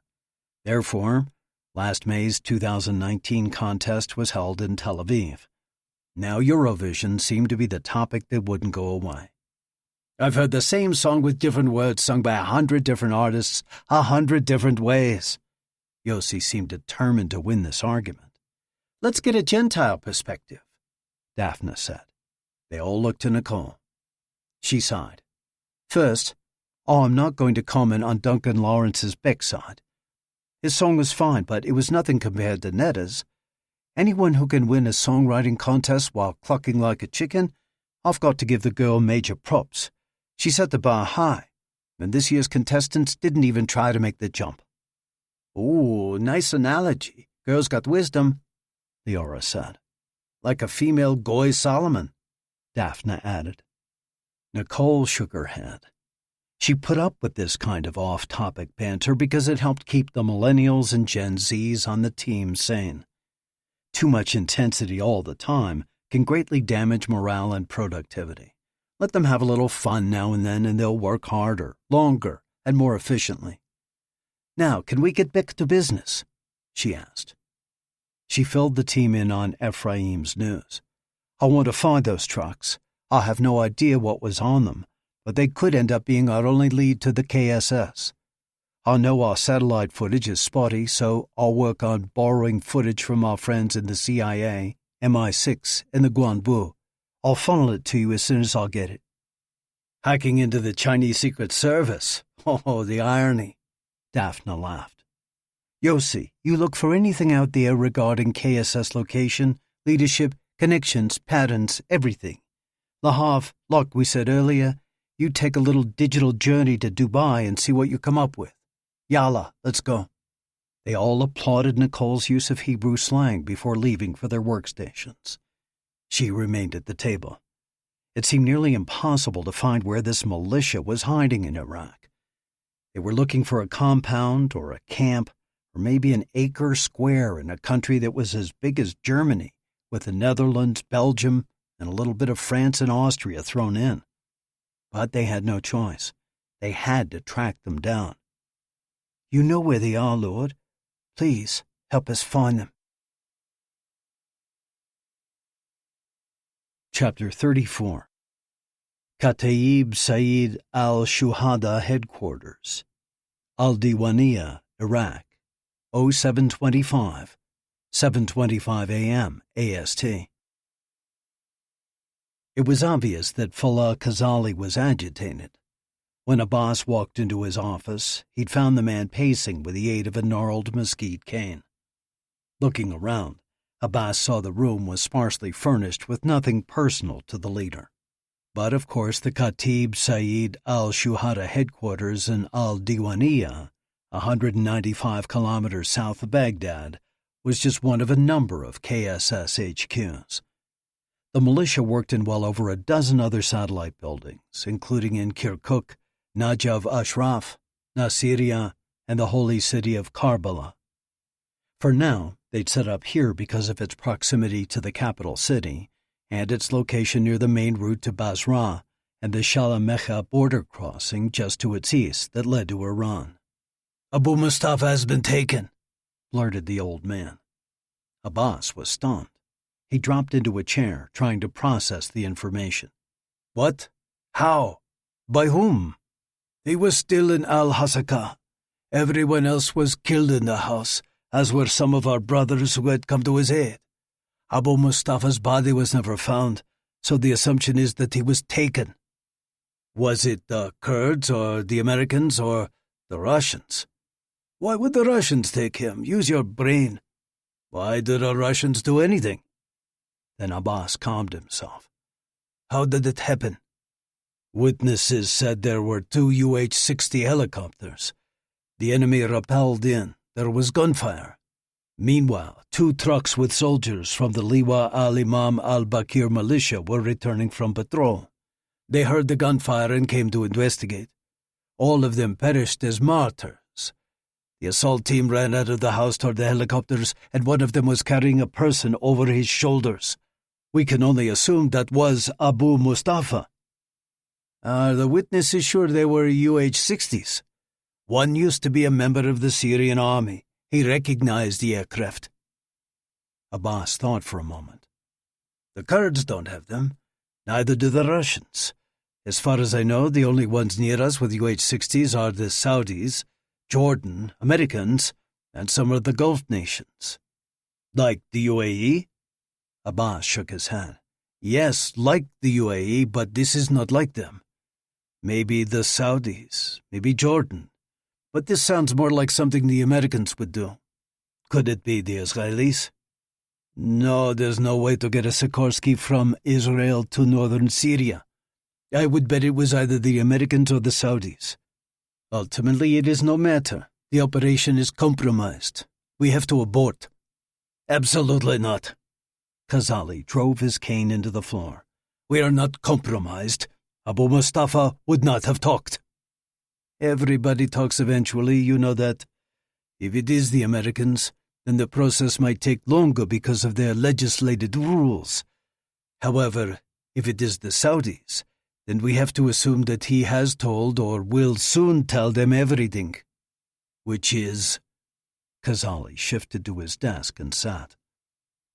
Abbas moved from his seat by the door to a sparsely padded metal chair on the desk's opposite side. "I don't follow what you're asking. What exactly did Abu Mustafa know? He knew there would be an attack. He knew it would be in Abu Dhabi. Beyond that, he knew nothing. He and I remained with General Ka'ani while you went with General Sotani into the next room for details. Since then, Abu Mustafa has not been with us. Besides that, he was in Al-Hasaka working on his Shabani smuggling network for the IRGC. I think it is safe to assume that he was picked up because of that work rather than the UAE attack. If they break him, it will be to gather that information." Abbas took a moment to mull over the old man's words. What he was saying made sense. But could they still take that risk? What if, in the midst of the interrogation regarding the smuggling, he let slip about the attack? "We need to advance our timeline," he said. "We need to leave now. Once we're in Iran, we won't have to worry about some helicopters suddenly appearing over Al-Diwaniyah the way they appeared over Al-Hasaka." Khazali nodded. "Very well. I will initiate attempts to make communication with the IRGC. As you know, that is not always easy." "Don't bother. The IRGC captain gave me an email process for contacting him in case there was a serious issue. I'd call this a serious issue." The old man had calmed down by now, and he seemed to be gaining back his confidence. Good. And what about the third truck? Weren't you supposed to retrieve it soon? The third truck. He hadn't thought about that. I'll tell them I can pick it up across the border, or they can deliver it to me once I arrive in Bandar Lenga. Khazali shook his head. Good luck with that. We both know how much our Persian friends like us changing their plans. They will have to deal with it. We are risking our lives for them by carrying out their plan. Correction, my friend. Khazali leaned forward, pointing at Abbas. We are risking our lives for Allah. And if it is for him, then it isn't really a risk. Inshallah, God will do what God will do. He leaned back in his chair as if to emphasize his point. Abbas knew he was right, but it grated on him when the old man pulled out the Inshallah, God willing card when he was just trying to logically think through all the possibilities and eventualities of a plan. Yes, Allah was in control, but hadn't he created them with minds to think? Yet this was not the time to air grievances. There was too much to do. Yes, inshallah, he said, rising to his feet. As he left Khazali's office, he began to work through a checklist of all that needed to be accomplished if they were going to pull out the next day. Despite that expanding list, he couldn't keep his mind from drifting to the fact that Abu Mustafa was gone. The second in command of the KSS had been taken, and that left an important vacancy.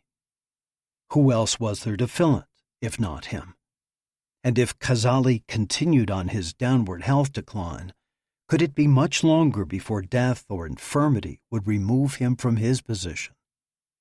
If only Abbas could survive these next few weeks, the future he dreamed of would start coming together. Chapter 35. Northern Syria, 1320, 1:20 p.m. EET. Doran was on watch while Dima and Nir rested in the shade of the boulders. Although the sunshine was only occasionally blocked by the thin clouds, the temperature didn't rise far beyond its pre-dawn low when it was near freezing. Nir was thankful for every article of clothing he wore, although ultimately it still wasn't enough to keep from sporadically slipping into shivering fits. So the one positive that came from the small arms fire suddenly sounding across the wilderness, pulling Nir from his half-asleep stupor, was that it kicked his adrenaline into high gear. For the first time since he left the helicopter, he was warm. I think it's coming from that direction, Doran said, pointing toward the hill that overlooked the road. Dima scooted up next to them. Sounds like a lot of AKs, but there are others. I would bet they're M4s. Kurds, Nir said. I'm thinking so, Doran said. Guess they're having a slight disagreement with one of the militias or with the Syrian army. It was obvious to Nir by the sound of the gunfire that the maybe Kurds were outnumbered by the maybe army or militia. I want to go have a look. Doran looked at him like he was crazy. Why? If we keep ourselves tucked away down here, there's little chance of being discovered. Maybe. But what if the fight comes this direction?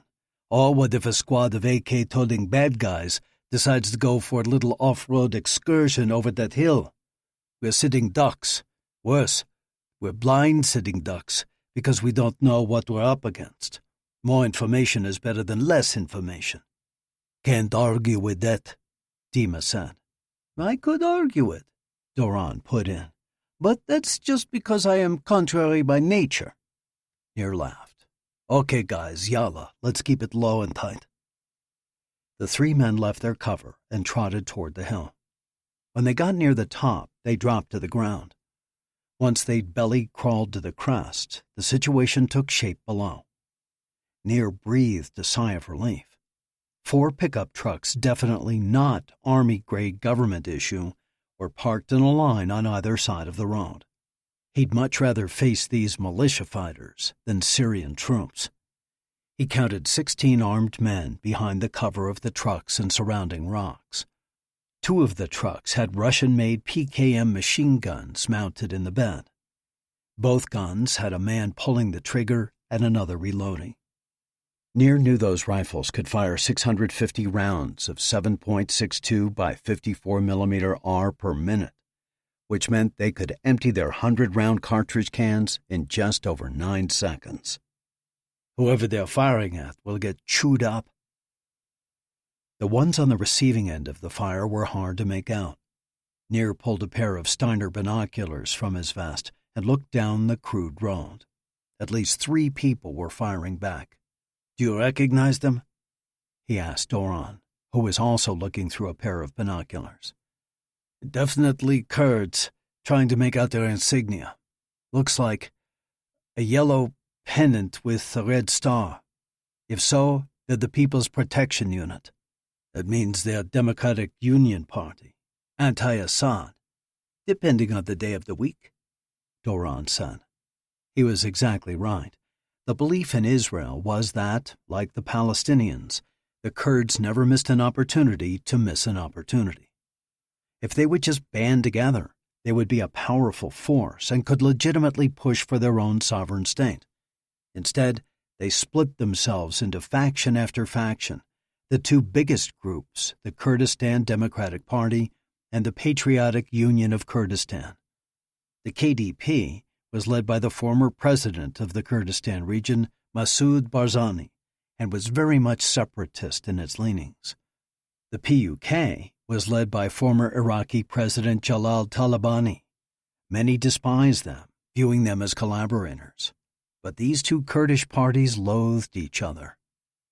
This internecine conflict was the nature of much of the Middle East. In this part of the world, it was about tribes, not countries. Many of the nations didn't even exist until after World War I. That was when the European victors divided up the former Ottoman Empire, and countries like Iraq, Saudi Arabia, and Jordan were born. But no matter what lines you drew on a map, it didn't change people's loyalty to their tribes and territories. This group of Kurds in front of them was just another of the factions, another one of the tribal parties who would align themselves with you when your agenda fit theirs, and shoot you when it didn't. If you wanted to know why the Kurds would likely never have their own state, it was because the biggest enemies of the Kurds were the Kurds. "Well, one thing we do know is that today they're anti-militia," Nir said, "and it's looking like it will cost them their lives." The 3 men continued watching the battle. 2 of the militia fell in the fight, but judging by the rate of fire, the odds were still strongly stacked against the Kurds. "We should help them," Dima said. Doron responded with a quick, "It's not our fight." After a few moments, Nir had decided. "I agree with Dima." Then when Doron gave him a dubious look, he added, "Hear me out. Listen. If these militia guys come in our direction, it's 3 against 16 as it stands right now. Plus, they've got those mounted PKMs. We'd be vulture food in seconds. But if we team up with our Kurdish friends, it will be 16 against us 3, plus at least 4 of them that I'm able to see. We've got them fully flanked, and with our element of surprise, our odds are a whole lot better." "And what if our, as you put it, Kurdish friends then come after us?" "That would be both rude and quite unfortunate for them," Nir said with a wink. "I like it," Dima said. "Of course you do, Drago." Doron rolled his eyes. "You get to shoot people," Nir said. "Doron, I really think it's a smart play." "Sababa, I'm in. How do you want to do it?" "They've been firing their AKs and listening to the chatter of the PKM for at least 5 minutes now. They're half deaf. Put your Galils on single shot. Let's pick our targets and snipe them when the PKM is firing, and let it cover the sound of our shots. I'll be 1, Doron 2, and Dima, you're 3. Let's start with that group behind the far truck. The far target is 1, next to him is 2, then 3. I'll count 5, then we shoot." The men all lined up the targets in their sights. It was somewhat of a long shot, but not out of any of their ranges. The PKM opened up again. Nir counted. 1, 2, 3, 4, 5. They depressed their triggers, and their targets dropped. None of the other militia fighters noticed the sound of their guns. Okay, Mesquite Tree is 1, then Boulder is 2 and 3. Ready? 1, 2, 3, 4, 5. 3 more militia met their maker, but this time one of the fighters saw them drop. He called out to the others, and they began looking around. The Kidon agents flattened. All firing from the militia stopped. Nir assumed it was because they were trying to find the location of the new attackers. He also noticed the gunfire from the Kurds had halted too. He hoped it was because they were advancing their position as opposed to running away. M4 shots rang out, closer than before. There are my Kurdish Chavarim. The AKs started firing again. Okay, they're obviously onto us. On 5, we take out the PKMs. Route, said the other 2 men.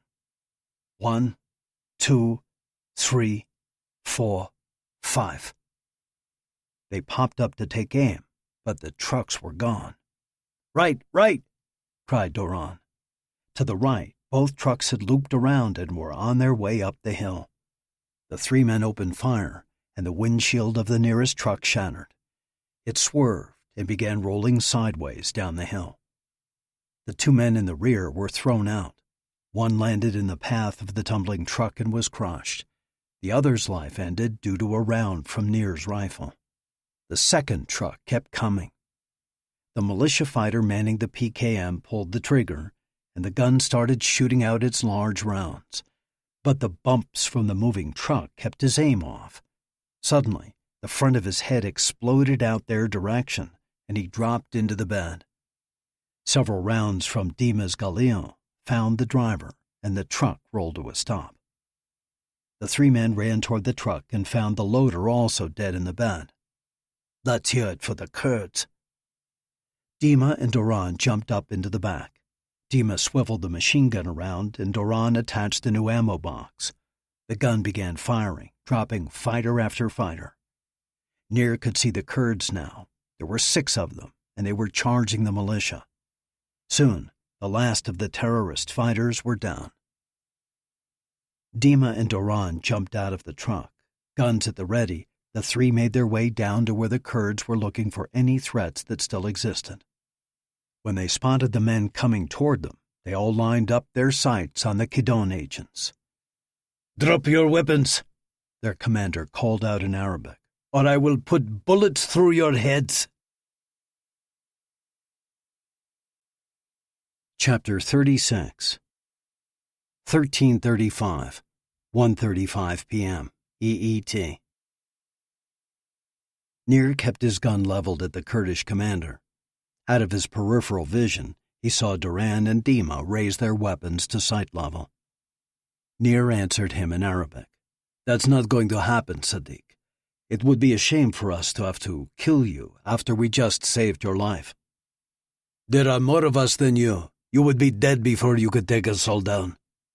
"Ana Asif," Nir said, his tone apologetic. "You misunderstood. When I said we would have to kill you, the you was singular, not plural." The Kurd stared at Nir, then broke into laughter. "You are funny, Sadiq, and you are right. You did come to our aid. We are thankful." He turned to his men.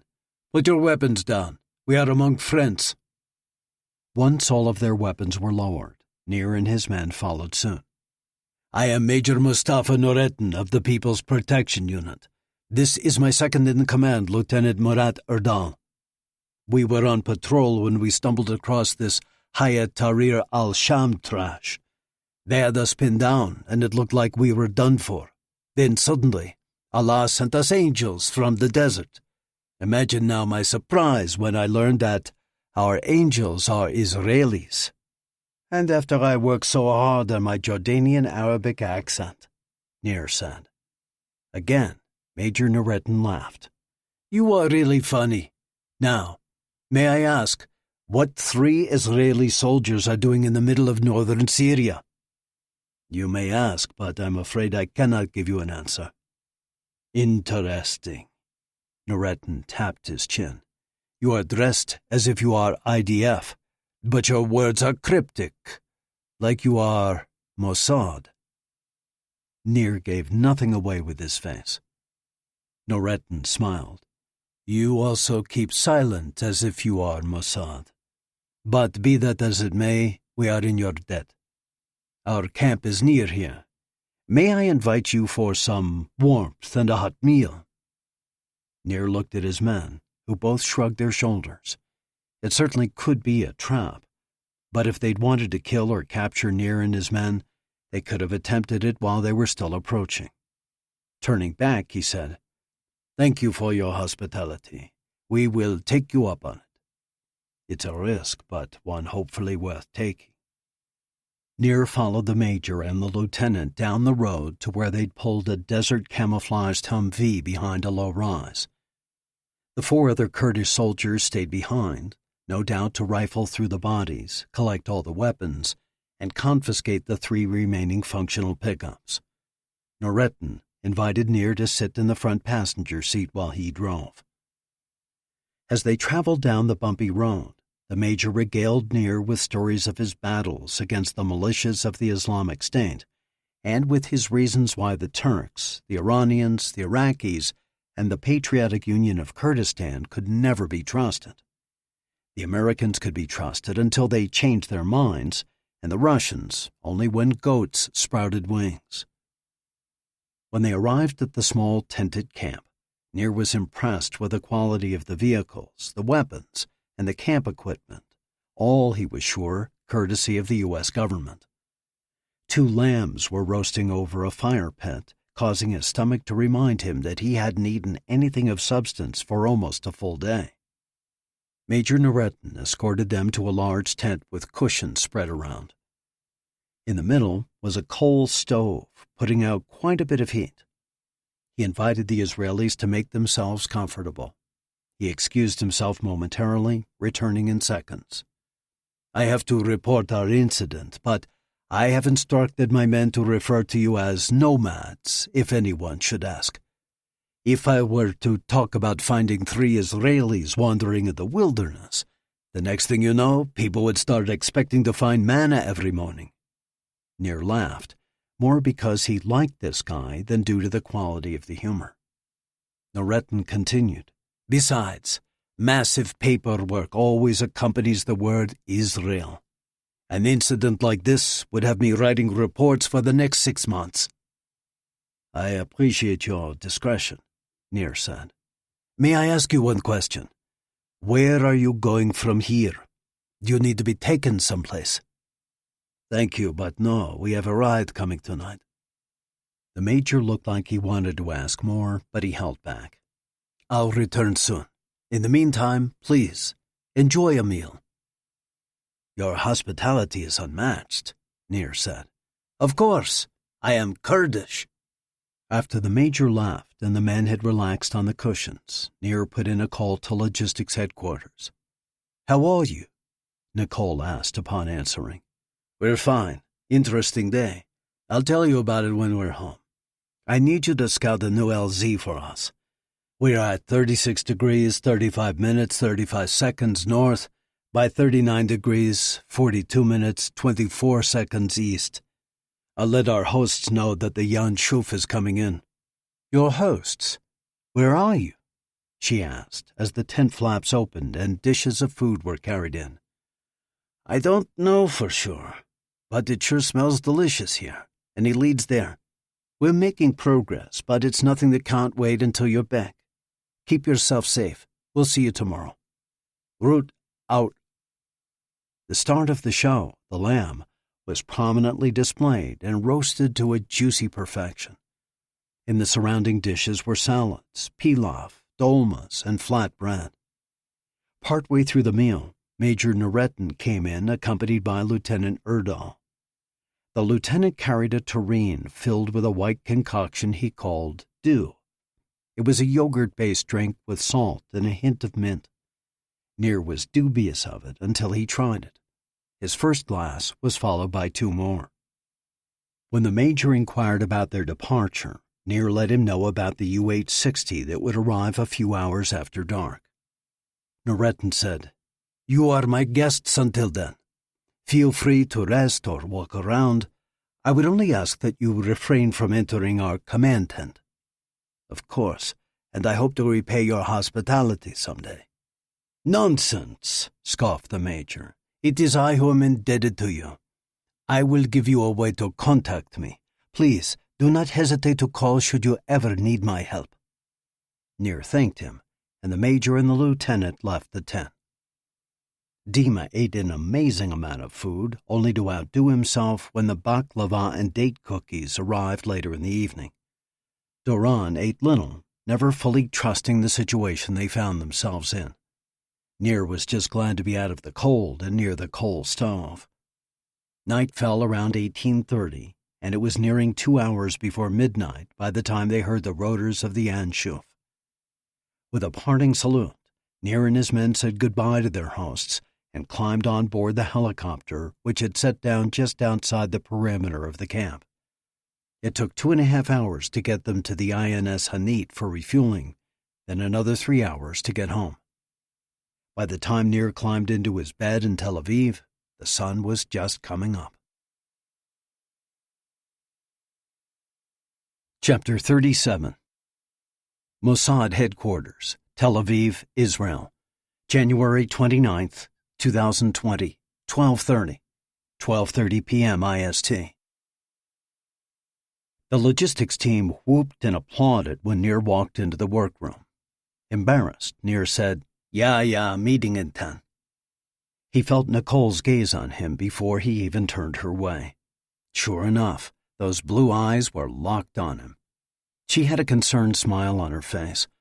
He nodded his reassurance, then turned toward his office. No sooner had he sat behind his desk than his phone rang. "Nir, welcome home," Ephraim said. "Sounds like you had a bit of an adventure." "Made a few enemies, made a few friends. What's up?" "Ramsad wants to see you at 1 o'clock. He won't be alone." "Lovely. I know, I don't think it'll be pretty. Something about prisoners jumping out of helicopter doors doesn't sit too well with the higher-ups." Nir leaned his head into his hands and rubbed his eyes. "Guess it's one of those you had to be there things." "Yeah, Achi. I don't think that's going to play with the Ramsad." "Got any other good news?" Ephraim chuckled. "Don't worry, you'll survive this. I wouldn't be surprised if old Ira has a few helicopter dives in his past. He's got to put on a show, you know, how this should never happen. But I'm guessing that deep down inside he wishes he'd been there holding the door open." Ira Katz was a former Caesarea operative. Now in his late 70s, he'd been part of Operation Wrath of God. That targeted elimination program had been sanctioned by then Prime Minister Golda Meir to take out all the Black September terrorists who were involved in the massacre of 11 members of the Israeli Olympic team at the Munich Games. At heart, Katz was a warrior, but he was also one of those rare breeds able to function equally well whether their hand held a gun or a pen. The two men ended their call, then Nir shuffled a few things around on his desk, too distracted to get any work done. "Forget it," he said, then left his office. He walked over to Daphne and handed her a thumb drive. "Load this up and have it ready. I'll need it for the team meeting." "You got it." He considered walking around and checking out what everyone was doing, but then he thought better of it. He didn't want to be a distraction. Instead, he sat down at the head of the conference table and watched the clock tick its way around until the 10 minutes were up. "Bring it in," he said. No one moved. "Just a sec, boss," called Leora. Then someone did get up and walk toward the table. It was Lahav. "Perfect," Nir said under his breath. "Hey, boss, good to have you back. Do you know what the biggest drone in the world is? I'll tell you. It's the Raven X.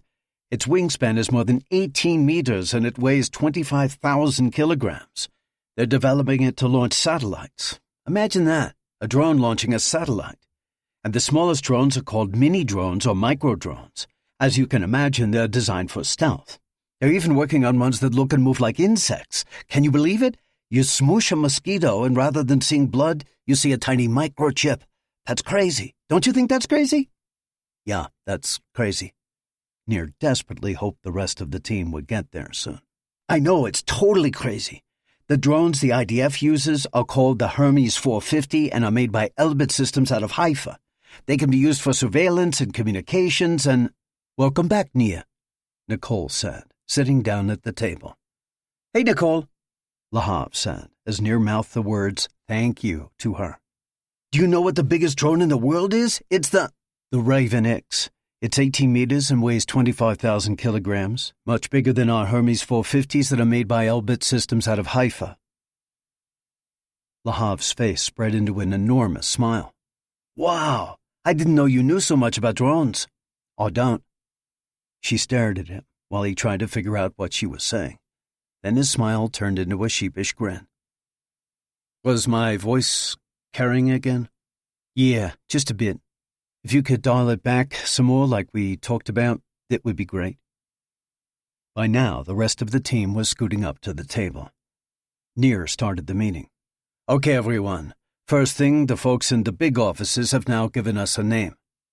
He nodded to Daphne, who pressed a button on her remote. Operation Joktan appeared on their large monitor. Operation Joktan, Nicole read. Lahav jumped in. No, Joktan is pronounced with a Y sound, not a J. You see, with the Hebrew language, we don't need a full explanation, Nir said. Your language is so weird. He held back a smile at Nicole's assessment. Leora spoke up. Says the person who speaks English, the language of the silent letters. Nicole laughed. You got me there. She turned to Nir. Why, Joktan. It's from the Torah. Somebody look it up on your phone. Yossi raised his hand. Already got it. It's in Genesis chapter 10, verses 25 to 30. And unto Eber were born 2 sons. The name of the one was Peleg, for in his days the earth was divided, and his brother's name was Joktan. And Joktan begot Almadad and Shelef and Hazarmaveth. And then there's a whole lot more begetting until verse 29. All these were sons of Joktan, and their dwelling was from Misha, as thou goest toward Sephar unto the mountain of the east. So does Operation Joktan have to do with the sons or with the land? Nicole asked. The land, Nir answered. It has to do with the land. The territory of the sons of Joktan covered modern eastern Saudi Arabia and the Gulf states. Since the attack is slated for the UAE, we'll be going into the lands of Joktan. But are we going in? Asked Daphne. Do we even know if the Emiratis want our help? I'm going to see Mossad in about 15 minutes. Hopefully I'll bring back an answer. Now, I don't have much time. Catch me up. Nicole filled him in, with the others jumping in when appropriate. She told him about the Iranian cargo plane, the trucks, Yossi's deep dive into the KSS, and Lahav's hunch about Dubai. Nir was impressed with how well Nicole had slipped into her leadership role. All the others appeared to respect and follow her. When the clock hit 12:55, Nir said, You guys are doing great. Keep it up. I'll be back in a bit, if there's anything left of me once the Mossad gets done. Chapter 38. 1300 hours, 1 p.m. IST. They're ready for you, said the Mossad's administrative assistant. Nir thanked her and went through the office door. Ira Katz sat behind his desk, and sitting in chairs on the left side of the office were Deputy Director Asher Porush and Assistant Deputy Director Karen Friedman. On the other side of the room sat Ephraim Cohen and the Director of Caesarea, Alex Eichler. Eichler was the one who questioned Nir before his acceptance into the Mossad. In the middle of the room stood a single empty chair. The Mossad welcomed Nir and invited him to sit in the center seat. He jumped right through the door, huh? Katz began. Well, no beating around the bush here. Sorry, it was completely my fault that he was unharnessed. Why was he unharnessed? Nir paused, considering how to best explain what happened. "Did it have anything to do with how you got the information about Abu Dhabi?" asked Parouche. "Indirectly, but yes." Technically, he was unharnessed so Dima could hang him out the door, which turned out to be an unfruitful methodology. The mistake was forgetting to reharness him when they threw him back into his seat. But was all that information they really needed to know? "So you were roughing him up and you unharnessed him in order to, what, rough him up harder?" Parouche continued.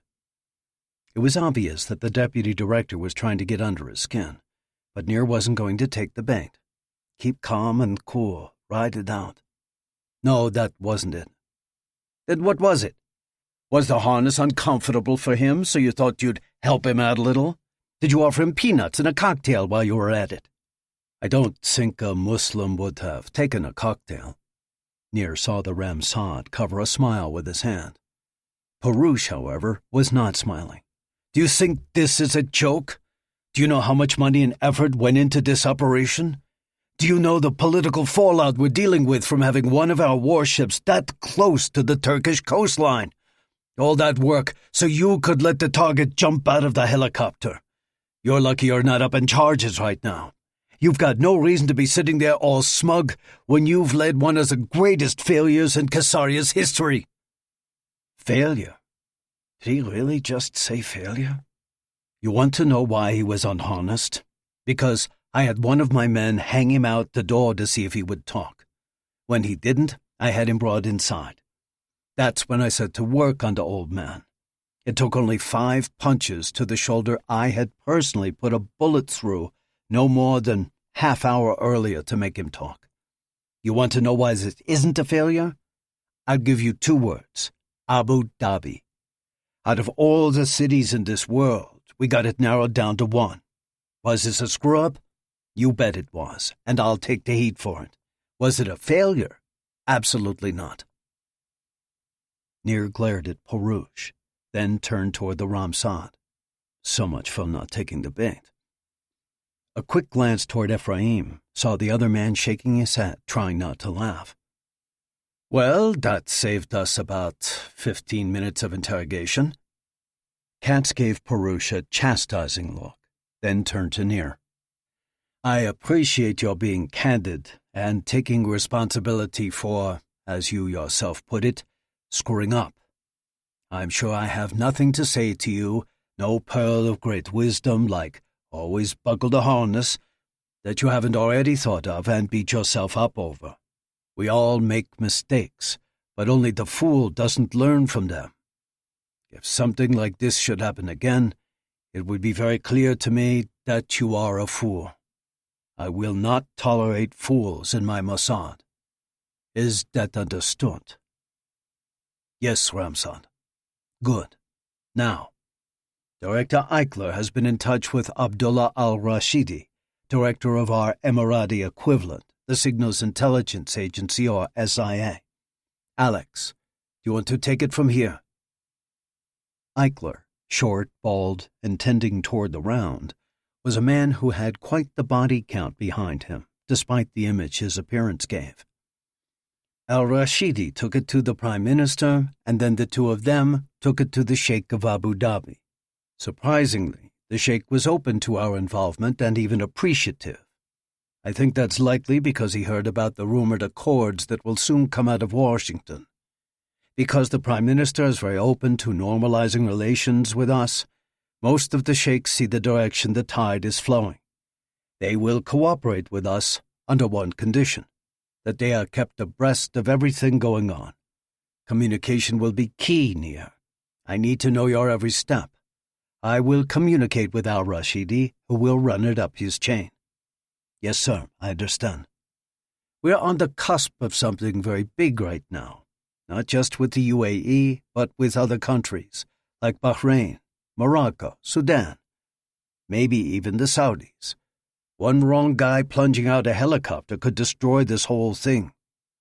But if you find a way to stop this attack, I think it's possible we will see many new friendships. The very fact that the Emiratis are inviting us in on this investigation is a step further than we've ever seen with them." The Mossad stepped back into the conversation. You will have full resources at your disposal. Use them. You have 10 good people on your team, but thousands more to rely upon. If you feel you're in over your head, don't let pride keep you from asking for help. You're still fairly young for this responsibility, and there are those around me who want someone more experienced to lead this operation. Yet, I believe since we're dealing with new technology, we need a new perspective on how to counter it. Stopping this attack will take more than a well-placed car bomb. I think you have that perspective. Thank you, sir. I will not let you down. Nir, there's one more thing, said Director Eichler.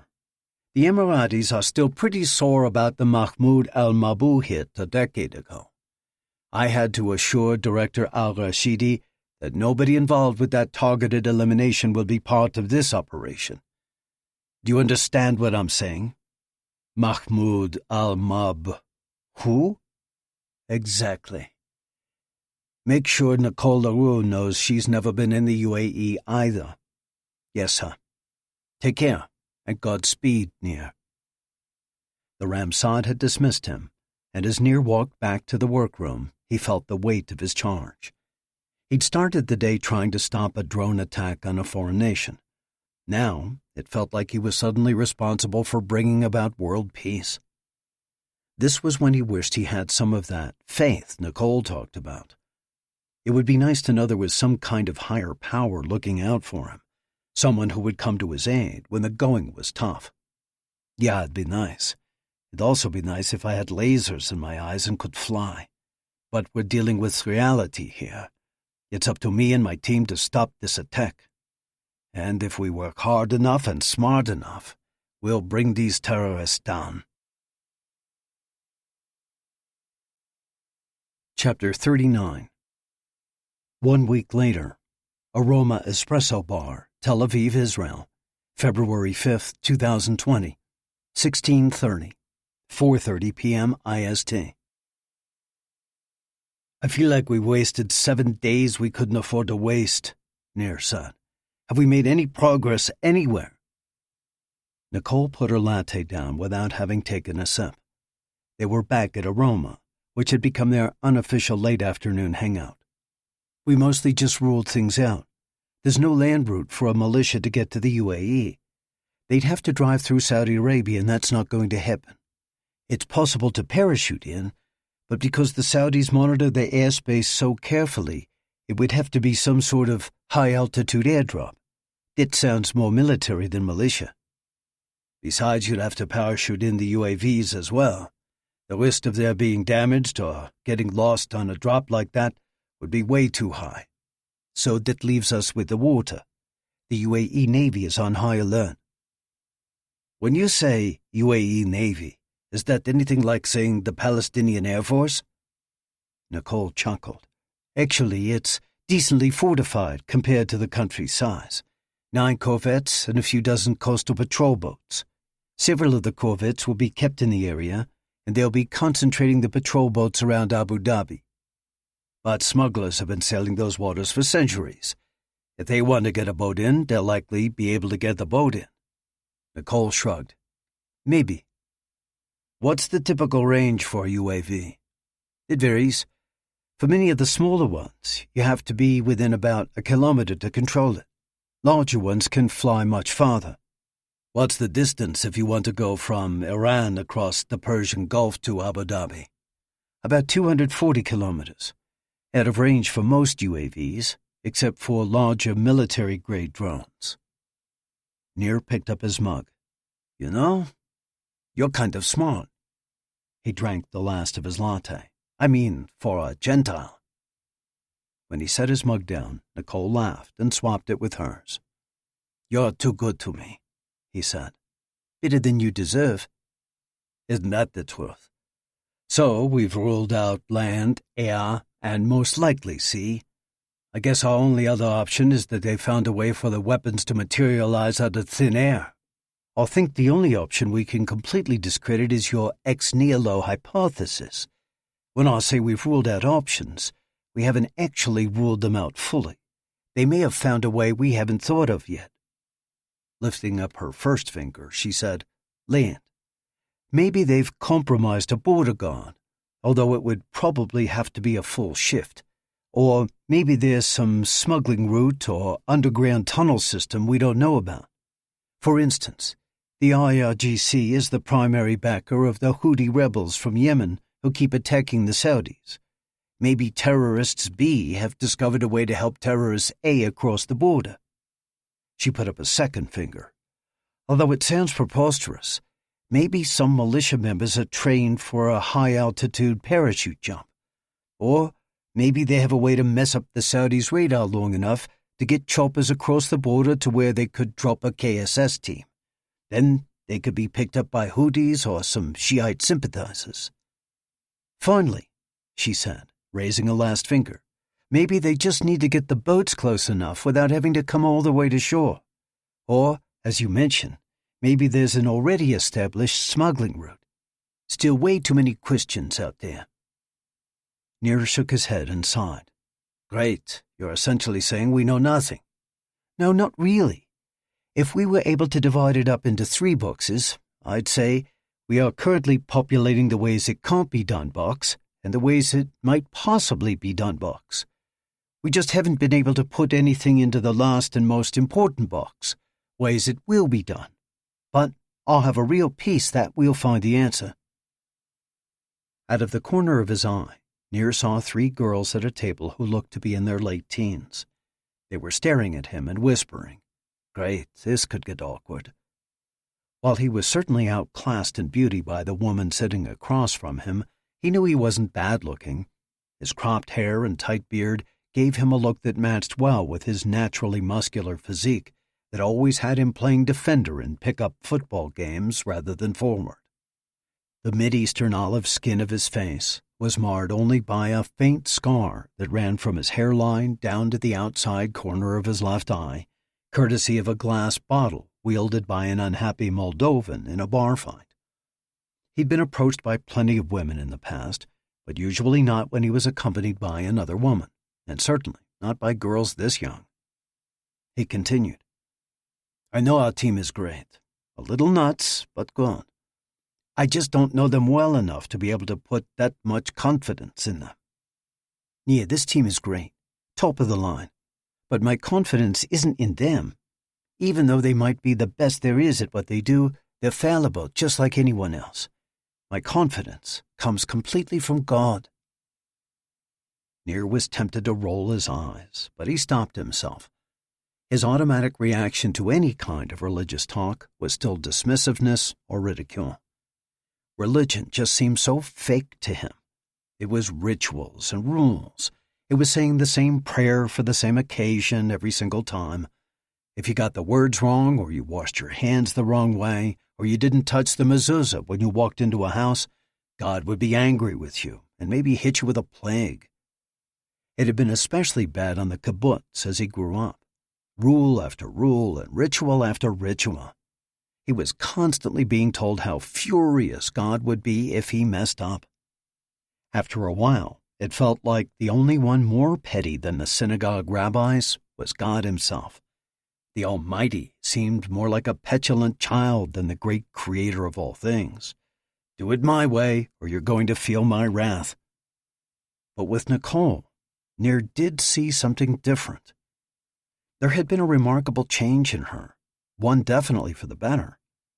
When they were living together as a couple, there had always seemed to be an underlying anger to her. Nir figured it was from her difficult upbringing. He just never had the courage to ask. But that anger was gone now. She seemed so happy all the time. Well, maybe happy wasn't the right word, although plenty of times he would hear her laughter out in the workroom. But there was a peace about her. Like no matter what you threw at her, she wasn't going to break. All that hostility he figured she'd built up to hide an inner fragility, all that toughness and bitterness, were gone. What? No snarky comment? Nicole smiled. Ouch. You know me too well. He laughed. The girls at the other table were still watching him. 2 of them seemed to be encouraging the third one to come by and say something. Oi, Please, stay away. I have to admit, Nicole, I don't get it. When I hear that kind of God's peace talk from most people, it just sounds fake. But there's no doubt that you've changed, and for the better. Not that you were bad before, he quickly added. I'll know what you're saying. It's just, I'm glad for you, Nicole. You know, glad that you found something that has helped give you peace and confidence. It's like you're a fresh version of you, but you still found a way to keep the best parts of the old you. You're like a new improved model. I see what you did there. Nicole winked. Excuse me, said a female voice. Nir realized he'd flustered himself enough that he'd missed the approach of the girl from the table. Yes? Said Nicole. Great, here it comes. How can I politely extricate myself from this girl's attention? Aren't you Nicole le Roux? Nicole smiled sweetly. I am. What's your name? Oh my goodness, my name is Shira. The girl turned to her friends and waved for them to come join her. It's her! It's Nicole le Roux! As they scrambled over, Nir looked around for a box he could crawl into. Still, he grinned. When you're with this beauty, you'll always be the beast. I saw you in Marie Claire, said Shira. You're beautiful. I always talk about your eyes. Don't I talk about her eyes? She turned to her friends for affirmation. We all do. I'm Abigail. This is Noya. We saw you here and thought, that can't be her. But it is you. What are you doing in Tel Aviv? Are you here for a shoot? No, I'm just here on vacation with my friend. Nicole indicated Nir. He was about to introduce himself, but Shira totally blew past him. Would you be willing to give us your autograph? You're the first celebrity I've ever met. That's sweet. Of course. I'll sign whatever you want. The girls each ran to get napkins. Nicole grimaced and mouthed sorry to Nir, then rummaged through her purse and pulled out a pen. Nir marveled at how cool and calm Nicole was through all this.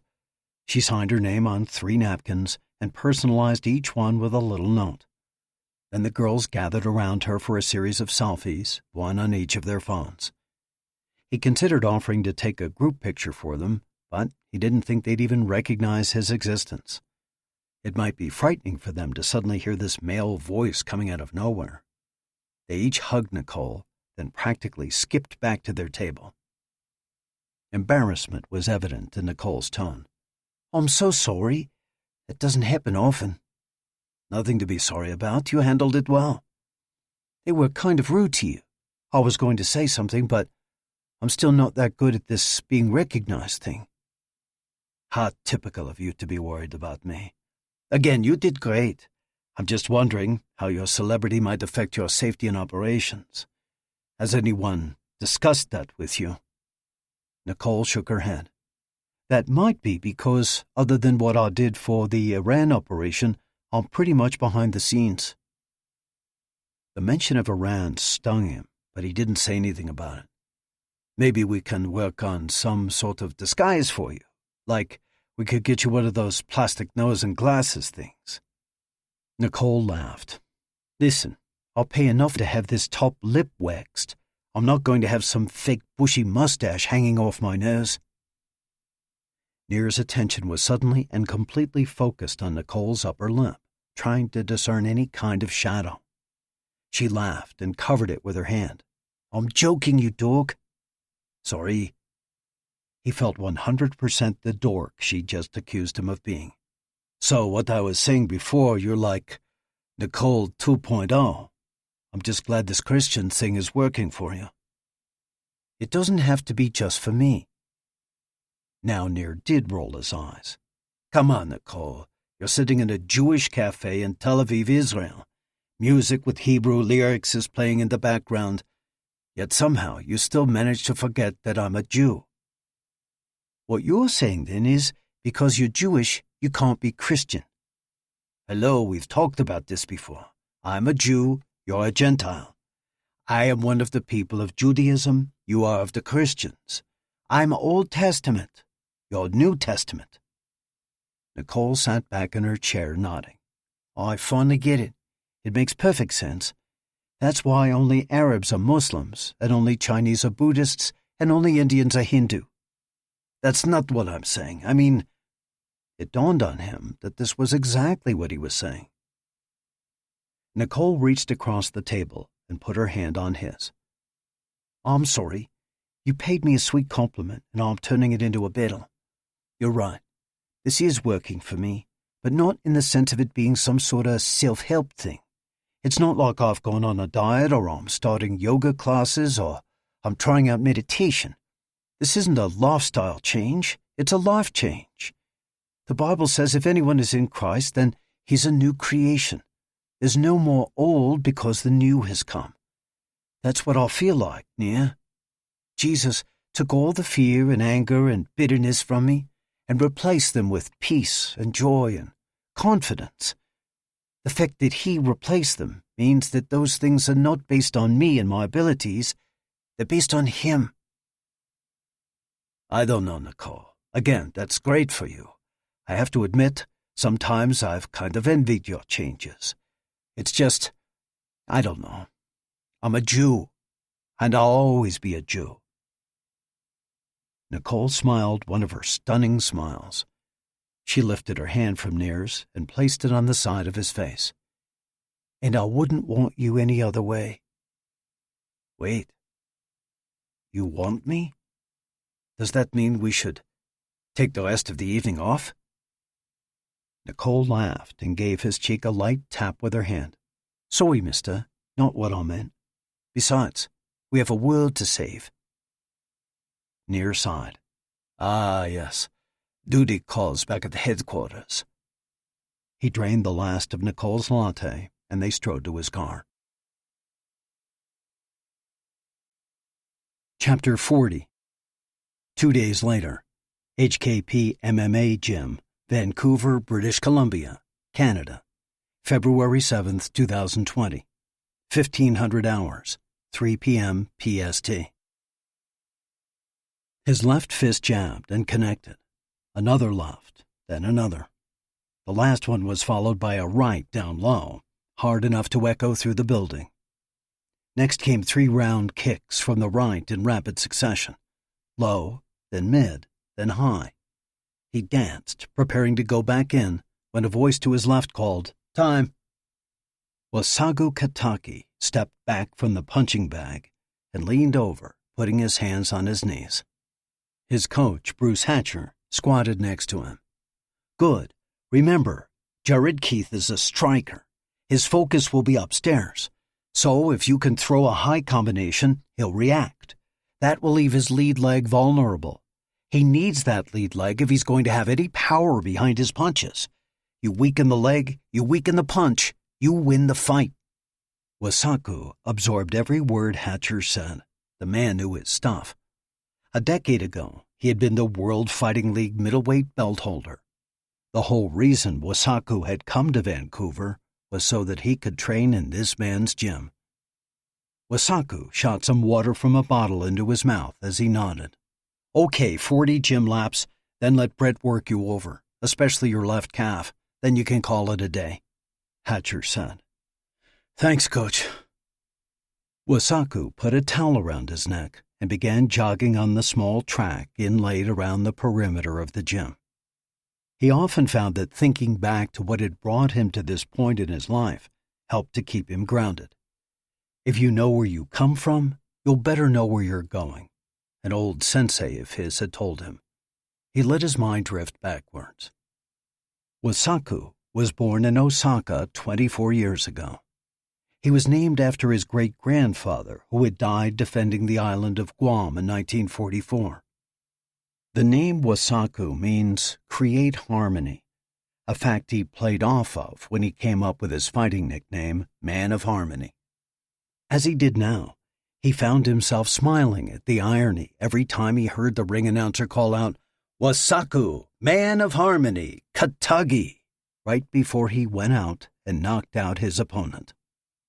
His dad got a job with a huge Canadian engineering firm when Wasaku was 6 and moved the family across the Pacific to BC. He remembered little about Japan, but he could remember everything about growing up in Vancouver. English came quickly to him, and now only rarely did he catch an accented word slipping out of his mouth.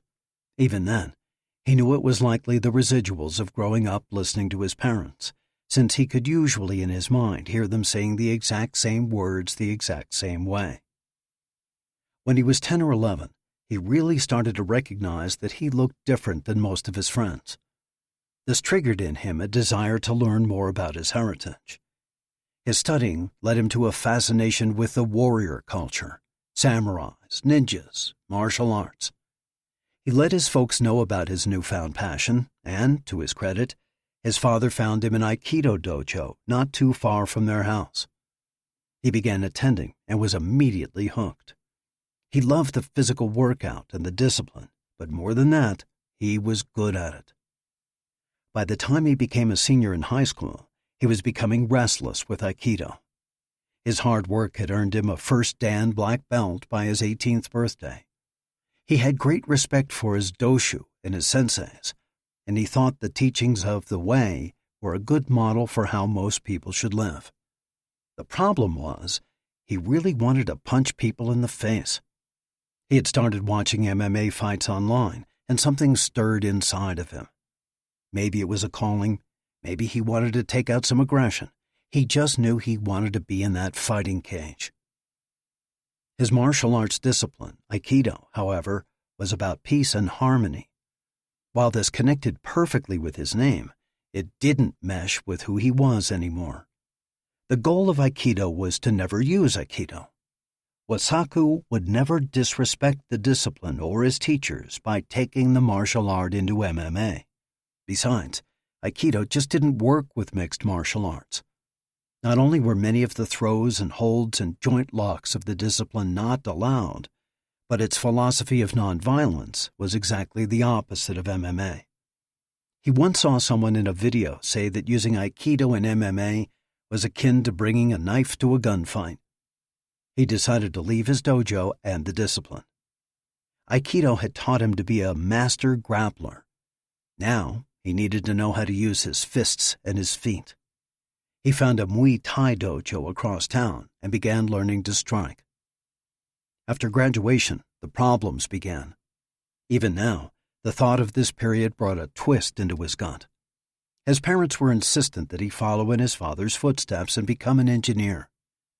They'd been saving his whole life so they could put their one child through the best school available. They encouraged him to check out the program at the University of Toronto, which they touted as the #1 engineering school in the country. Or, if he wanted to stay at home, the University of British Columbia also had a stellar reputation. He didn't care about the reputations of either. He wanted none of it. He was a fighter. This led to several regrettable arguments, and his dad eventually put him out of the house. As he ran, he began throwing some punches with his strides. That was the most painful time of his life. He could still see their faces as he walked out the door, his mom's sorrow and his dad's disappointment. The next 2 years were difficult. He stocked groceries overnight, then spent his days training. Each day, he tried to catch 5 or 6 hours of sleep in the back room of the dojo, thanks to a very understanding sensei. He considered this his dues-paying time. Even through the pain and struggle, he never regretted them. He knew that this was all part of preparing him for something big. He began to be noticed around the gym, and soon he started getting fights and winning. With each purse he took, he stashed the money away. When his savings was finally big enough, he left for Phuket, Thailand. The next 18 months were spent training in the tropical heat and humidity among the best Muay Thai fighters in the world. While he was there, he sent occasional letters to his parents. His mom wrote back a few times. His dad remained silent. When his training was complete in Phuket, he returned to BC. He tried out in front of Bruce Hatcher to be accepted into his HKP MMA gym, and Hatcher took him on. Over the next 2 years, Wasaku took every fight offered to him. He worked hard to develop his reputation for putting an opponent out with his fists or with a submission down on the mat. Hatcher, for his part, used his connections, and eventually Wasaku was noticed by the right people. And now he was on his way to the big show.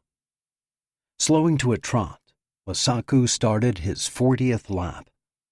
He took a long pull from a water bottle, then walked 2 more laps to cool down. Since being back in Canada, the relationship with his mom had improved. He talked with her a couple times a week on the phone and even took her out for coffee every now and then. Unfortunately, his dad was still ice cold.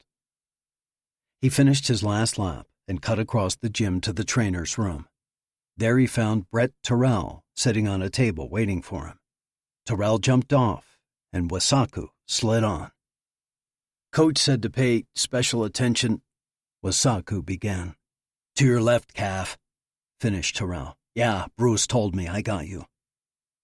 Terrell started working Wasaku's right shoulder in a way that could only be described as hurt so good.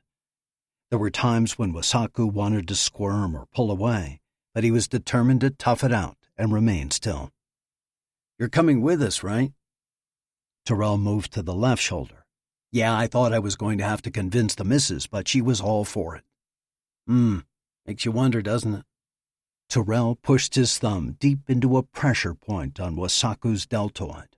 The fighter cried out in pain. Watch what you say about my woman, Terrell said in a mock-angry voice. Wasaku laughed. Sorry, man. Anyway, it ain't like that. She's always been really supportive of what I do. Sounds like you got yourself a good one. The best, Terrell said. He began working the neck, causing Wasaku to push his face deep down into the cradle. Still can't believe it. First primetime network fight, I'm going up against a baller like Jared Keith, and I'm doing it on Combat Island. Oh, that reminds me. My mom was asking all about contact information while we're there. You have any idea how many hours Abu Dhabi is ahead of us? Chapter 41. 2 days later, Atlantis, The Palm, Dubai, UAE. February 9th, 2020, 1100 hours, 11 a.m. GST. Even though the website promised 65,000 fish swimming around her, Katie Musser had her eyes on only one. A black-tipped shark was gliding directly toward her. Her breathing increased, sweat dripped down her face, and she tasted the saltiness on her lips. Katie had read Soul Survivor. She felt a strong literal attachment to both of her arms. Her body tensed, and she stood perfectly still. The shark floated past her, brushing her thigh with the black-tipped fin that gave the fish its name. Her husband, Rick, was waving at her. She turned and saw him laughing behind his protective glass. He brushed the back of his hand across the front of his helmet and mouthed, "Phew." Seeing his joking reassurance allowed Katie to laugh along with him, although she certainly still felt a tinge of nervousness. Behind Rick was her oldest son, 16-year-old Nevin. He, too, was laughing and mimicking being scared. Brat, she said with a smile. He couldn't hear her, but she knew he would understand exactly what she was saying. It was her favorite word to use when her boys teased her. Up behind Nevin were the twins, 13-year-old Zabe and Elliot. My 4 men. Katie had always dreamed of having a daughter, and after she became pregnant for a second time, she and Rick had decided that if baby 2 was a boy, they would go for one last shot. The discovery that baby 2 was actually 2 babies had shaken their world. After a long evening discussion, she and Rick made up their minds then and there to be satisfied with their brood of 3, no matter the gender. After the obstetrician confirmed they were both boys, Katie had to admit that a part of her grieved. Now, though, when she saw the 4 men of her family walking ahead, joy filled her heart. She had been blessed by God, no doubt about that. Looking around at the underwater scenery, she could hardly believe she was here. In fact, she thought that if someone had told her 5 years ago that she'd be swimming with the fishes, she would have thought it was some veiled Godfather reference. But as she looked at where she was then and where she was now, There was no doubt in her mind that God was working out a very unexpected plan in their lives. She started making her way to where her husband was waiting for her. The change in their lives began when Rick took a chance and left his steady IT job at a credit card company to join with CloudShock, a tech startup. She had to admit that she was hesitant. The company had been launched by two college friends from Duke University and was still trying to get its feet grounded. Then, just 3 years in, they had invited Rick to come on as an assistant vice president. But soon after he joined, the company took off, riding the cloud data revolution to become a billion-dollar entity. Katie was so glad that after praying through the decision, they had pulled the trigger. These last 5 years had been amazing. The hours, though demanding, were not overwhelming. Rick was still able to be a parent assistant for the twins' soccer team and Nevin's lacrosse. His salary was ridiculously high, and she could have quit her job if she'd wanted to. But after a lot of soul-searching, she'd decided not to. She had given up her job as a kindergarten teacher for an 8-year stretch, starting with her first pregnancy and lasting to when the twins started school. Now that she was back teaching, she didn't want to leave it again. The little kindies gave her such joy with their open minds and ready hugs. She was also able to get the cute little girl fix she missed, living in a household full of testosterone. It was business that brought the family halfway across the world.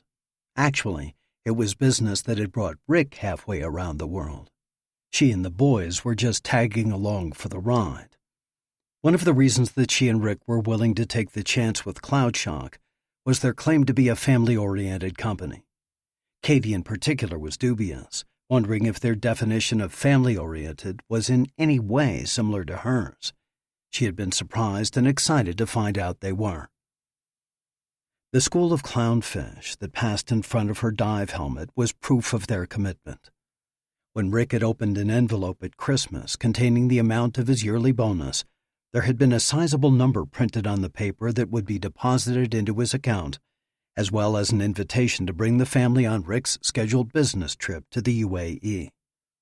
It was during the school year, so she and Rick had wrestled with the decision for a very brief moment before giving an emphatic yes. They probably would never have an opportunity like this again.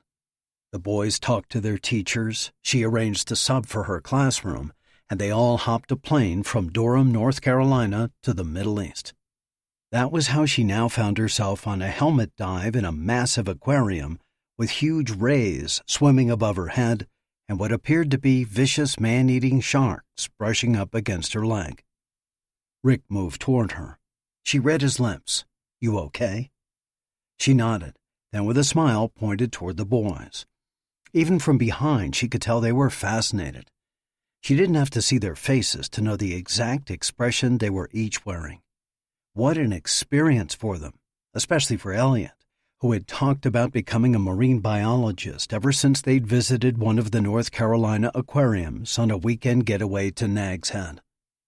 Of the 3 boys, he was the talker, and she was sure they would all hear about each and every species of fish he saw on this 20-minute dive. Katie slipped her hand around Rick's arm. She wanted to savor every moment of this trip. They already had tours and activities lined up for the next 5 days. The company had given an exorbitant per diem, and Rick and Katie had also dipped into their savings in order to ensure that this would be the trip of a lifetime, both for the boys and for themselves. After Rick's final meeting on Thursday, they would wrap up their time in Dubai by going to the show La Pearl. The website said it was an acrobatic and stunt performance in what was curiously called an aqua theater. Katie wasn't sure what exactly an aqua theater was, but she couldn't wait to find out. Then on Friday, they would hire a car to take them south to Yas Island. The rest of that day would just be a chill day, a chance to get their energy up for the rest of their visit. Then the last 3 days would be sheer insanity. Saturday would find them riding the rides and screaming on the coasters at Warner Brothers World. Sunday was for surfing the waves and skimming down the water slides at Waterworld. Then would come their final day, the one Rick had been geeking over since he first read about this place's existence, Ferrari World, home of Formula Rossa, the fastest roller coaster on the planet. Rick had read online that the coaster reached speeds of 149 miles per hour.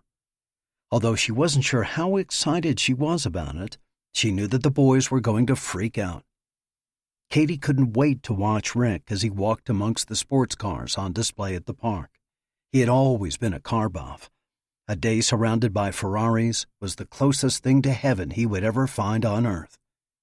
Every night of the 4 weeks leading up to their trip, whenever she'd look over to the other side of the bed, she'd see him reading a back edition of the official Ferrari magazine on his iPad. Those last days were going to be exhausting, but worth it. While she was excited about all the activities, she was also a little disappointed. They were going to spend all their time on Yas Island without ever making it into the city. This was sad, because she'd heard that, like Dubai, Abu Dhabi was a place of incredible beauty. Chapter 42. One day later, outside Bandar Lenga, Iran, February 12, 2020, 09:15, 9:15 a.m. IRST. "But the wind is catching them. It's blowing them over," said Muzahim al-Ayubi, leader of the first team. Balling his hands into fists, Abbas stalked toward him. "I don't want excuses. What about the day of the attack? What if it's windy then? Should I call it off? I could get General Ka'ani on the phone and say, we were going to strike a great blow for true Islam, but Muzahim said it was a little too breezy." Al-Ayubi shook his head. "No, sir, that's not what I'm saying. It's just that I don't know how we can keep the small drones from flipping." Abbas reached the man and slapped him on the head hard enough to make him stumble back 2 steps. "Figure it out. That is why we are doing this. We are practicing so we can determine every potential problem and develop a solution. I don't know is not a solution. It's an excuse. Do I make myself clear?" "Yes, sir." Numerous times, Abbas had considered demoting Al-Ayubi and putting someone else in his place. The problem was he was still the best of this second-rate group. The KSS desperately needed new blood. Maybe with the success of this mission, they would end up with enough fighters for them to choose who they capped, rather than settling for whatever came through the doors. "I will return in 15 minutes. At that time, you and your squad will tell me what you have devised as a solution to the situation. Do you understand?" "Yes, sir." Abbas marched off in the direction of the second drone squad. The trucks had pulled out of Al-Diwaniyah, Iraq, 2 days after the KSS heard about the abduction of Abu Mustafa. The convoy was only 3 strong for the first leg of the trip. Each of the first 2 trucks was carrying a driver, a gunner, and drones. The third truck held the remaining 16 members of Abbas's team. It took 8.5 hours to drive from their starting point across the Iranian border and south to the port city of Bandar Mashar. There they picked up one more vehicle, the one that was supposed to have been delivered to them in Iraq. The captain had been extremely angry after finding out about Abu Mustafa. He'd interrogated Abbas in his emails. He threatened him and promised severe retribution if the operation had been compromised. But Abbas had assured him that compromise had not been possible. Abu Mustafa had not known the details of the plan, and the mission was still secure. Nevertheless, he felt it essential that he leave immediately. The captain had delayed Abbas for 2 days in order to transport the final truck to a new location before he finally released him for the journey to the Iranian coast. This new truck expanded Abbas's 3-truck fleet into 4. Engine trouble with 2 of the ancient vehicles turned what should have been a long, 1-day drive into a multi-day ordeal. After 3 more days on the road, they'd completed the final 845-kilometer leg to Bandar Lenga. The last week had been all about training. The first drone setup team he'd just walked away from worked in conjunction with the primary assault team. There was a smuggling route that would hopefully get them to the shore. Once there, they would lay out the 250 Intel Shooting Star drones then wait for Abbas's command. In his heart, Abbas knew there was a high probability of this team being caught and likely killed. If that should come about, he was fine with it. After all, they were just the distraction. After walking up on the second drone team, he watched their activity for a few minutes. They had their 10 UAVs laid out and were readying them for launch. "Give me a report," he said. Faoud Razak, the leader of the second squad, said, "It all looks good. Next, we'll rehearse loading the cargo onto the drones. Because we can't practice with the C4, I've created 10 2.5-kilo bags of clay and metal to simulate the load." Abbas slapped him on the back. "Now that's what I call problem solving. I should send you over to help that group of incompetents in Squad 1. These larger drones would remain at sea. The 10 Aurelia X6 UAVs had a longer range and would be deployed from the fishing trawler. These were the ones that mattered. When they attacked, it would be devastating. Ideally, the smaller shooting star drones would draw the people into the open with their light show. If they didn't, again, that would be okay. There would still be plenty of targets walking the aisle. The infidel world would reel when they heard about the horror of Yas Island. "Keep up the good work, brother. Only don't keep them out too long.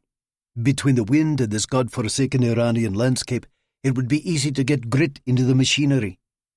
I'll ensure we give them each a thorough cleaning before we store them away. Very good. Carry on." Abbas continued to watch as his men worked. The first squad would figure out their problems. The second squad was already solid. The third squad, Abbas and his inner circle, was a whole different animal. He shivered, although he didn't know if it was from the cool wind or from thinking about this final chapter of the story Kataib Said al-Shuhada was about to tell. What would take place on the 14th would be a whisper in comparison to the scream of the 15th. The 14th would bring tears and sorrow. The 15th would make the world gasp and fall to its knees. People would remember the date February 15th with awe, and its devastation would stand as a testament against Sunni decadence for months, if not years. The date 2/15 would rival 9/11 in the fearful impact it would have on the West and wayward Islam. As Abbas lay on his cot each night, all the possible scenarios played out in his head. What if this attack brought down the corrupt sheikhs of the Emiratis? What if it would spark unrest in the other Gulf states as well, possibly even in Saudi Arabia? It was certainly time for the hedonistic Saudi royal family to meet their timely death.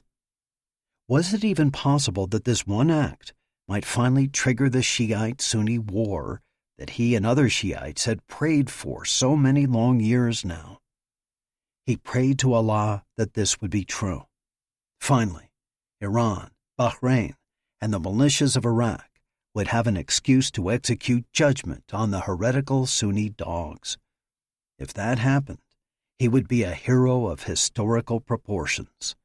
For generations to come, people would tell stories of the great Saif Abdul Abbas with the same honor and reverence they spoke of Osama bin Laden, Khalid Sheikh Mohammed, and Mohammed Atta today. But don't get... Before we continue, we offer you this moment of calm a chance to reconnect with your breath and your heart. This free audiobook was made with love.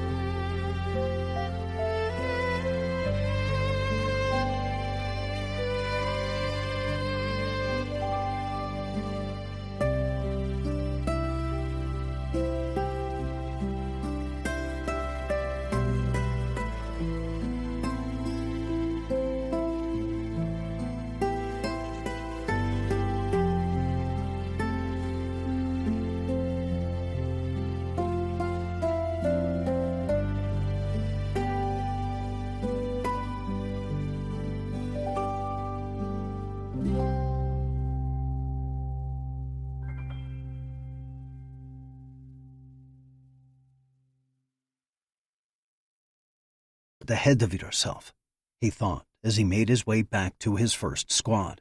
You still have to make this happen. As soon as you start feeling confident, mistakes will happen. Allah, bless me with the wisdom and resolve needed to carry out your will. Chapter 43. 2 days later, Mossad Headquarters, Tel Aviv, Israel, February 12, 2020, 0730, 7:30 a.m. IST. Yes! Boss, I need you right now! Nir recognized the excitement and urgency in Leora's voice, and her enthusiasm stirred him into action. That was not the call of defeat or discouragement. That was the cry of victory. He pushed back from his desk and rushed into the workroom. The rest of the team had already gathered around Leora and Daphne's workspaces. They opened up a place in the middle for Nir. Leora had a big smile on her face. Hayush, boss. Got something seriously achla. Nir hated the cutesy new Hayush hello the logistics team had started to use. It was fine if you were a 12-year-old girl, but for people in their 20s, it sounded ridiculous. He refused to acknowledge the greeting. Go. Grumpy pens. Leora turned to her computer.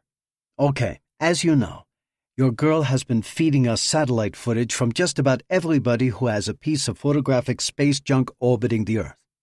Satellite photos cycled on her monitor at about 1 per second.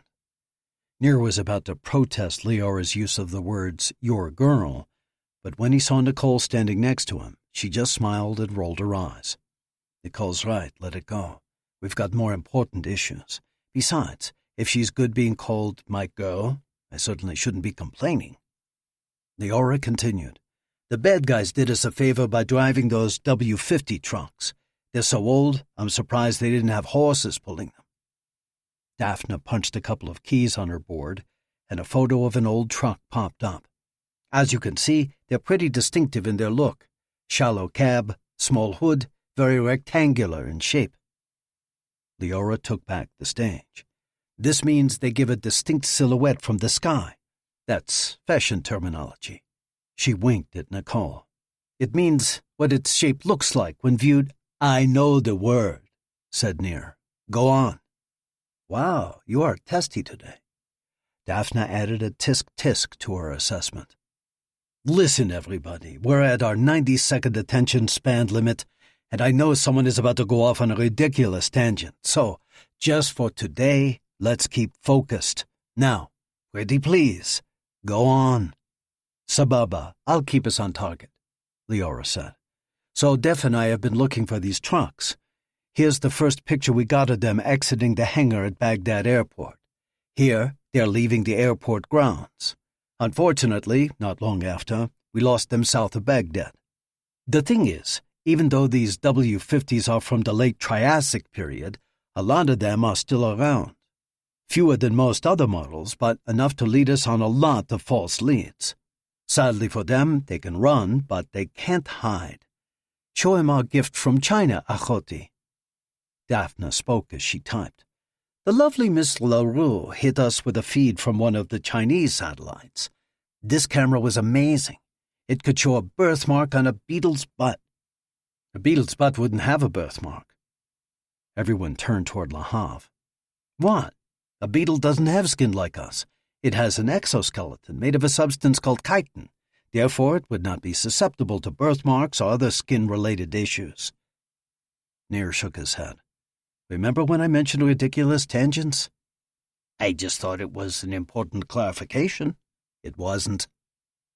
A new photo appeared on one of Daphne's screens. By syncing this satellite's orbit with the timeline we created for the trucks, we were able to discover this. Take a look. She picked up a stylus and drew on a pad sitting next to her keyboard. A circle appeared on the picture. Notice this white mark on the green canvas over the truck bed? It looks like it's a bleach fade or some sort of chemical stain. We measured it at 48 centimeters long and 33 centimeters at its widest. Although the photo was somewhat pixelated, it was still remarkably clear for a satellite shot. Are you sure it isn't a picture blemish or lens infraction? We wondered the same thing. 2 more monitors lit up. On each was a wide shot and a picture zoomed in. Daphne circled the same stain on both. Each is at a different place on the screen, yet on the same place on the truck, so it's not a lens or processing issue. You can even see that the shape is slightly altered, accounted for by the movement of the canvas as the truck travels. Excellent work. Nir was proud. Now we just need to find this stained truck. Leora turned and smiled. Prepare to have your mind blown. She pulled her hands away from her head and made an explosion sound. Yossi, who was standing next to Nir, let out a loud whoop, making Nir jump. He was bouncing up and down, totally invested in what was going on. Turning to Nir with a wide grin, he patted him on the back several times before turning back to the screens. Millennials, thought Nir, although he had to admit his own excitement was building. Yossi shouted, Nu, Achla, show me those pictures. Leora laughed and turned back to her monitors. Once we had that identifying mark, it hugely sped up our process of elimination. We were able to expand our radius much more rapidly. 3 hours ago, we spotted this. A picture of 3 IFA W50 trucks popped up. They were driving down a road in a single file. This was taken January 30th on the southern outskirts of Al-Diwaniyah, Iraq. Zooming in, she said, "Notice the mark." The picture was much grainier than the Chinese satellite photo, but there was no doubt that the white stain was there. Again, Daphne took over. The truck was going southeast down Highway 1. That means one of 3 destinations. First, Kuwait, then into Saudi Arabia. But there's no way a terrorist militia can get a 3-truck convoy across 2 borders and into the kingdom. The second destination is the Persian Gulf. Qasr or Al-Fa, Nir said. Exactly. So we deep-dived both locations, although I was thinking it would more likely be Al-Fa, but we drew blanks at both. So you turned to Iran. We turned to Iran. And what do you know? Daphne clicked her mouse and a photo popped up. Yossi found this. You bet I did. Yossi's looser-than-usual man bun bounced around with every emphatic word. My sister from a Gentile mother somehow accessed the CCTV footage for the border crossings at Khazabeh and Shalamach. I figured Khazabeh was a little far north. It would have meant that they were trying to fake out some pursuers by going south on Highway 1, then backtracking north. It may be good tradecraft, but a little too refined for these militia Neanderthals. So Shalamech it was. And lo and behold, what do I find there? Our trucks. Leora clicked her mouse, and a picture of the 3-truck convoy appeared. These guys are so good, Ephraim was right about them. So they're in Iran, makes sense. But where to? Has to be a coastal town. Bandar Lenga was the logical choice, Nicole said. It's right across the Persian Gulf from Abu Dhabi. Regular ferries go from Bandar Lenga to Dubai. It's about a half-day trip, very easy to blend in. And Daphne clicked another picture up on the screen. Biel isn't just a tiny settlement. It has over 30,000 people, and it's a big trade city, so it's fairly modernized, which means traffic cameras, greatest inventions known to man. This view is from a camera as you enter the city. She clicked a button, and an 8-second series of pictures began looping. Those are our trucks, confirmed by comparisons to the CCTV border crossing photos. But notice something new. Nir watched the loop a couple of times. Is that the 4th truck? It is, Nicole said. Somewhere along the way they picked up a friend. But how do we know it's not just traffic? Daphne clicked again, and 8-second loops appeared on 2 more monitors. These were taken from a couple other places in the city, widely separated from one another. Each one shows the same 4 trucks moving past together. That 4th truck isn't as big as the other 2. Wonder why it was separated out from the others. Lahav and I talked about that, Nicole said. Either there was some kind of failure of part of what was in those first 2 trucks, or what's in that last truck is something else entirely. Which goes back to my Dubai theory, says Lahav. Lahav and his Dubai attack.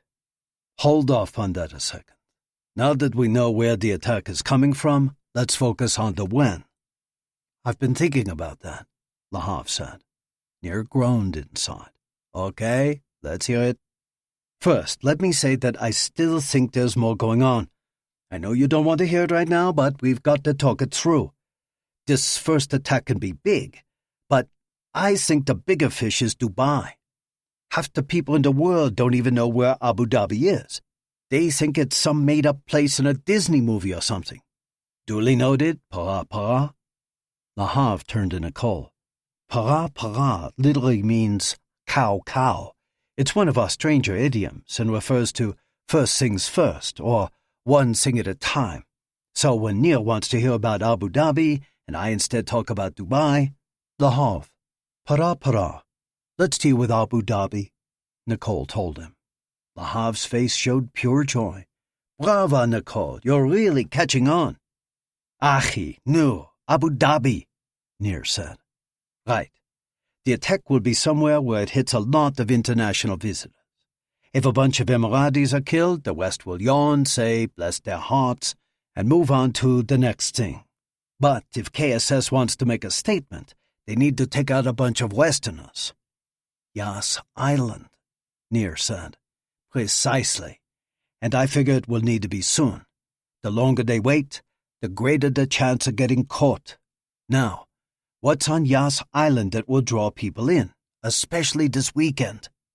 Is there a Ferrari event or some kind of Warner premiere? Asked Leora. Nope, Nir said.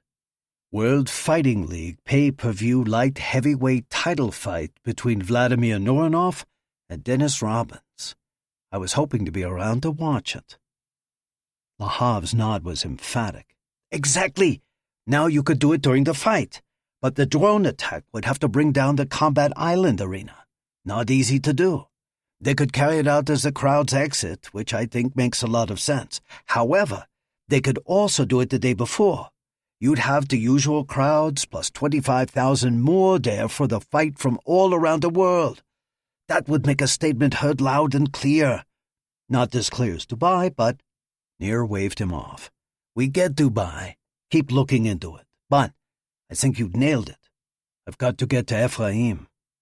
He backed away from the group. After I talk with him, I'll take the ops team to Abu Dhabi. Nicole, I want you with us. A chorus of oohs and kissing sounds erupted from the team. It's like working with teenagers, Nir thought, shaking his head. But, thankfully, they're really smart teenagers. We might just stop this thing after all. Chapter 44. 2 days later. Yas Marina Circuit, Abu Dhabi, UAE, February 14th, 2020, 0900, 9 a.m. GST. Wasaku Katagi figured his pace was about 175 miles per hour less than the typical speed of those who traveled this roadway. To his side were pits, and beyond those were grandstands. He imagined the noise and the flash of the cars as he jogged under the start-finish bridge. Next to him ran Brett Terrell. Always a race fan, he was freaking out even more than Wasaku as they took the first of their 2 laps around the Yas Marina Formula One circuit. Cardio was key for his match against Jared Keith. Keith was strong, but the tapes Wasaku and Bruce Hatcher had watched showed that his age was starting to catch up to him. If Wasaku could survive the first 2 rounds, it was very possible that Keith might gas out. If that happened, then Wasaku could put him away. Of course, that was Plan B. Plan A was throwing a kick to his dome in the first round, then hammer-fisting him on the canvas until the ref jumped in to stop the bout. Because he wanted to focus on his fighter's cardio, Hatcher sent him off on a run with Terrell. Wasaku was surprised when they got into a hired car upon leaving the hotel.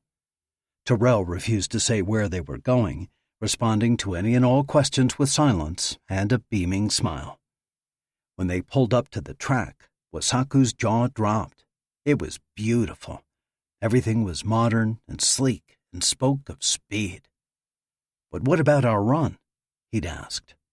"Just trust me," Terrell had replied with a sly look in his eye. He led Wasaku through a series of stretches. All the while, he was wondering if they were going to run around the parking lot or maybe down along the water of the Gulf that was just beyond the track.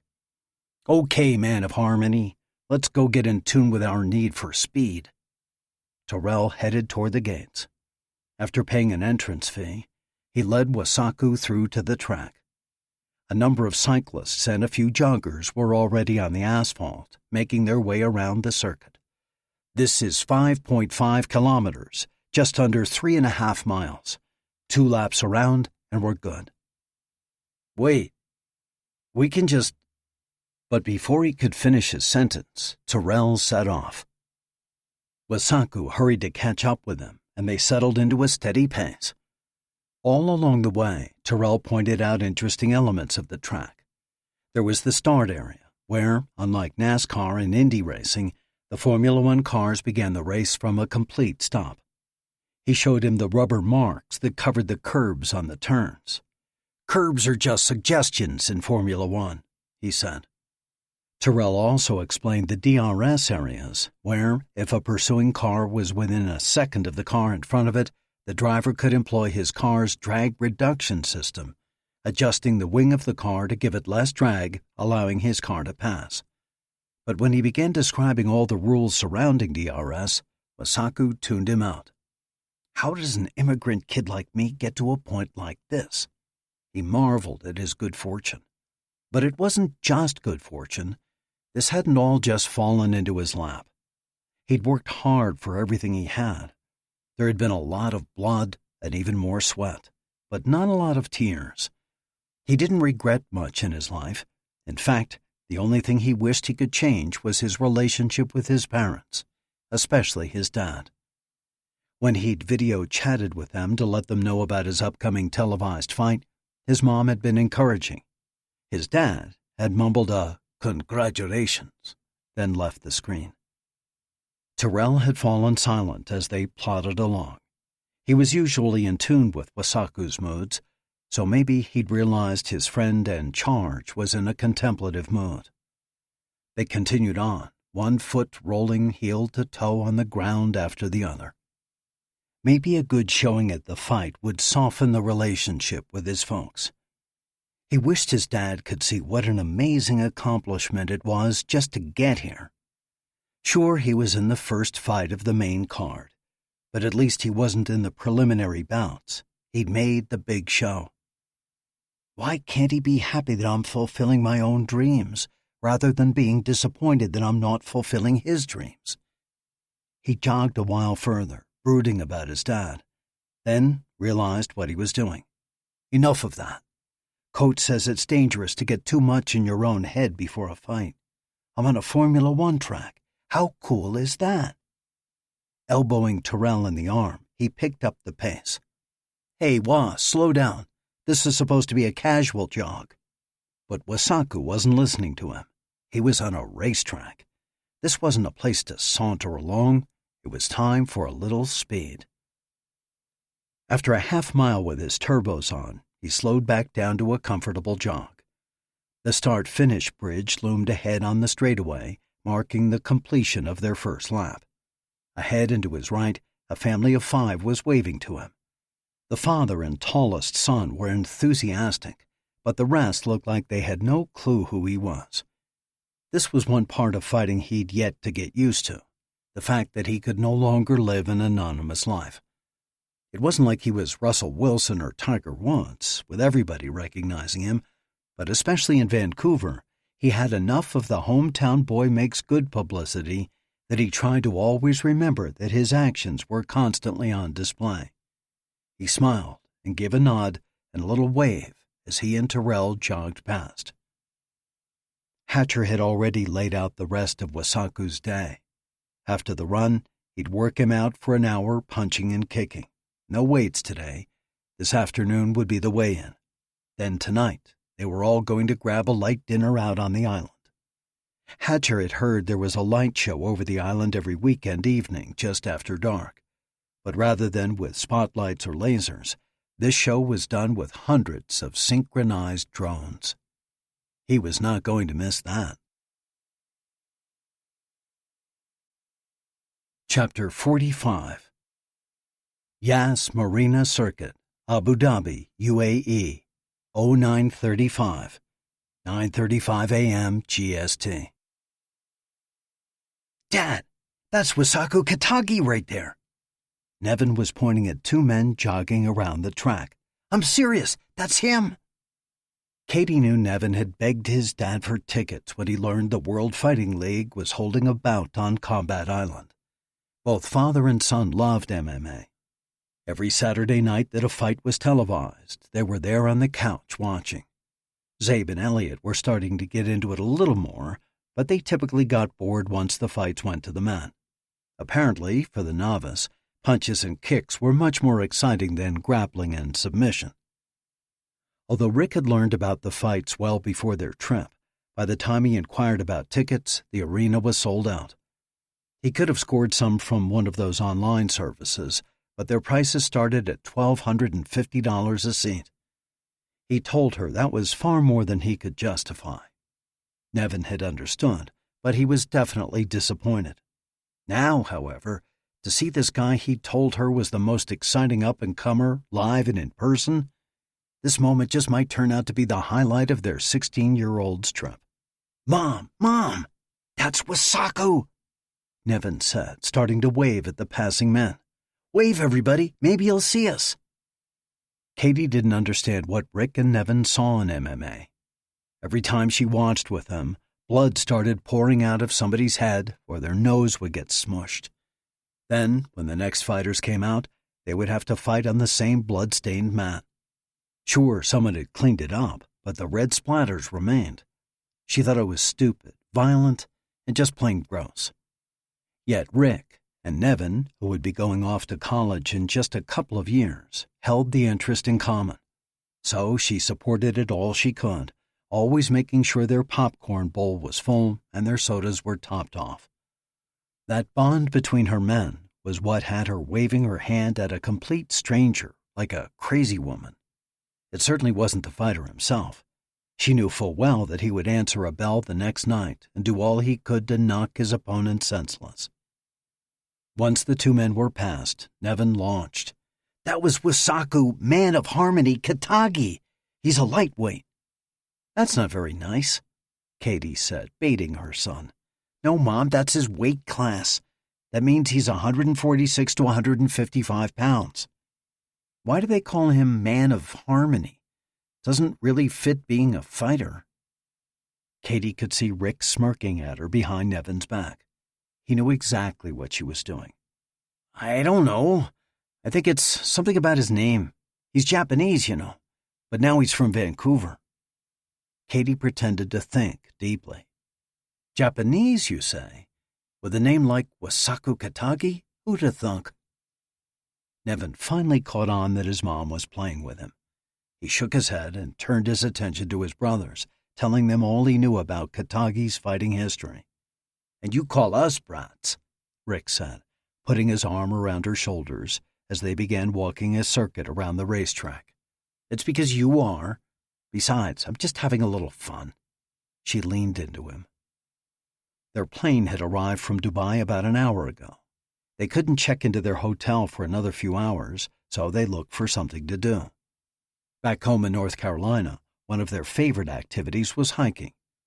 On their way to store their bags at the hotel until check-in, they'd ask their driver where he would recommend they go to get a good walk in.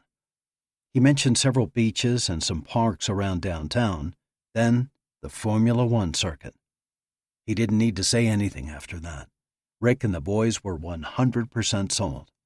I can't believe our time here is almost done, she said, watching her sons as they walked ahead. Think they've had fun? They'll remember this trip for the rest of their lives. Rick gave her shoulders a squeeze. And don't start talking about the trip being over yet. We still have 3 more days. Oh, I know. It's just that sometimes it's strange to think that while we're here, life is going on as usual back home. And soon we'll be back doing the usual again. This trip will be in the past, and will be no different. It's like that old Talking Head song, remember? Something about being the same as it ever was. Rick pulled his arm off her shoulders and started making chopping motions down his arm. What is that? You don't remember? The once-in-a-lifetime video? That's the song that lyric is from. He did that chopping motion down his arm. Is that the one where the guy is wearing the giant gray suit?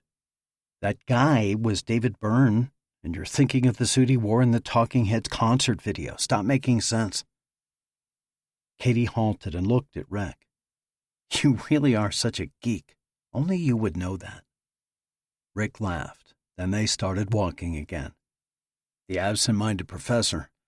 I can tell you the order of songs off Boston's first album, but I can't remember to take my keys when I walk out the door. Grabbing her husband's arm with both of her hands, she gave it a loving squeeze. You're an odd duck, but you're my odd duck, and I love you. She tucked her arm around his as they continued. You should. How many gals got their guys celebrating Valentine's Day by taking them to a Formula One track? Katie laughed. Yeah, it's a dream come true. Up ahead, they heard Nevin say, Go! The twins took off racing as fast as they could down the Formula One straightaway. God's been good to us, Katie said. That he has. Everything we are, everything we have, it's all thanks to him. Amen, sweetie. Hard to believe we would end up here when you and your mom picked me up for that first prom. Truth. Come to think of it, you kind of look like David Byrne wearing that oversized suit. Rick laughed. Hey, we couldn't afford to buy me a new one, so I had to borrow my dad's. Any money I had, I put into that ratty little corsage I got for you.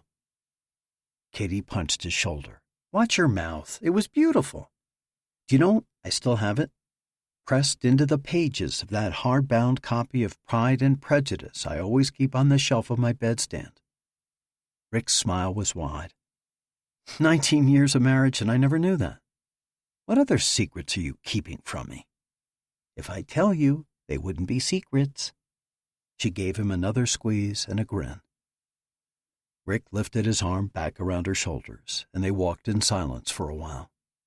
Eventually, he said, So, after we make a lap around, you'll call to see about the early check-in, right? Meanwhile, I'll call the concierge to find out about tonight. If we can get some good rest this afternoon, and if it's just an open show for everyone out on the island, I'd love for us to check out that lighted drone thing. The online video for it looked amazing. Sounds like a great plan. Rick dropped his arm and took her hand as they rounded what he explained was the first of the 21 turns and chicanes that made up one lap around the circuit. Chapter 46.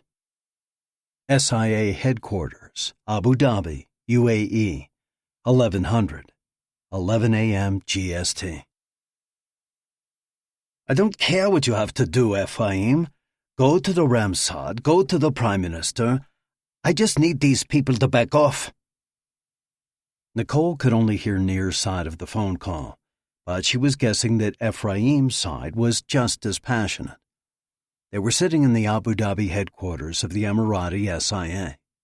So far, their hosts had been accommodating and polite. Abdullah al-Rashidi himself had met them at the airport hangar where their Gulfstream had taxied, something that would have been unheard of given the relationship between the two countries when Nir and Nicole were last here 10 years ago. The UAE director had promised them all the access and resources they would need, and he'd been true to that commitment. Yet everything moved so slowly. Nicole had needed a computer terminal with internet access. She'd received one, after 45 minutes of waiting.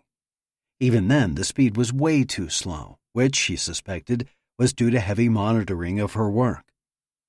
Nir had needed a large garage or small warehouse where his ops team could prep their equipment, clean their guns, and run drills. 3 hours later, they'd been given a space that was too small and too hot and had a half-dozen members of the Emirati military watching their every move. Every move they made was watched and recorded. Isa al-Maktoum, one of al-Rashidi's assistant deputy directors, sat in this room where Nir and Nicole were working. Every time they made a phone call or talked to each other, he would jot down notes. Nicole needs internet speed. She needs not to be monitored. We're talking techniques she knows, but we don't necessarily want to get around. Nir said into the phone while looking at Nicole. She nodded toward al-Maktoum. Nir switched to Hebrew and continued the conversation. Their minder, however, still took notes. It's an interesting development. I don't understand what Nir is saying, but apparently he does. Still, two can play at this game.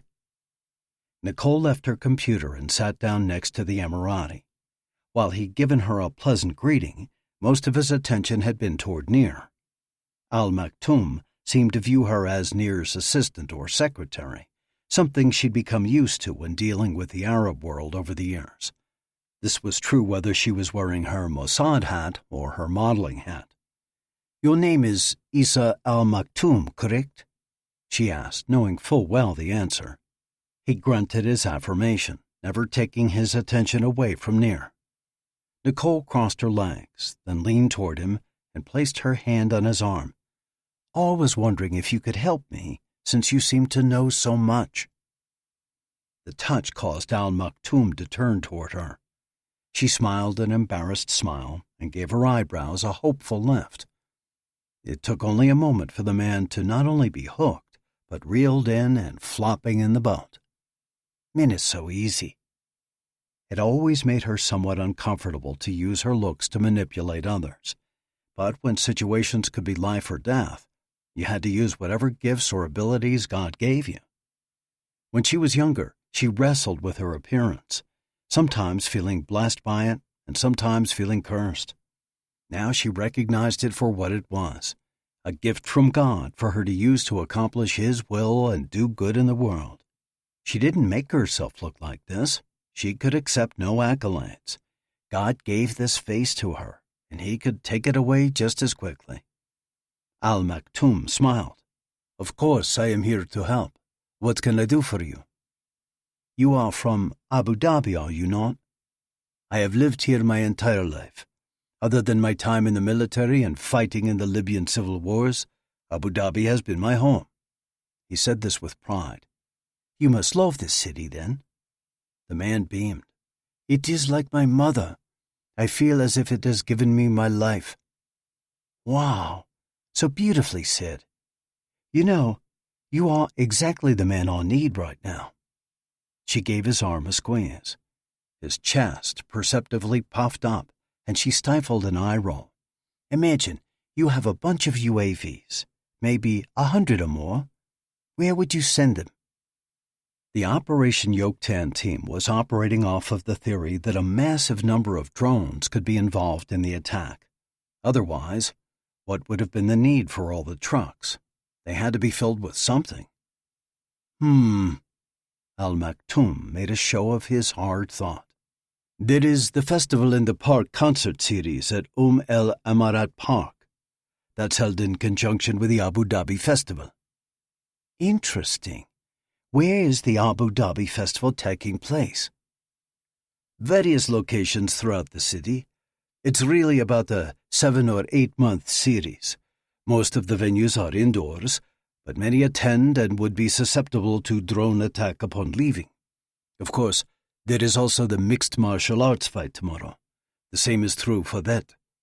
Many people would be congregated together when the event is over.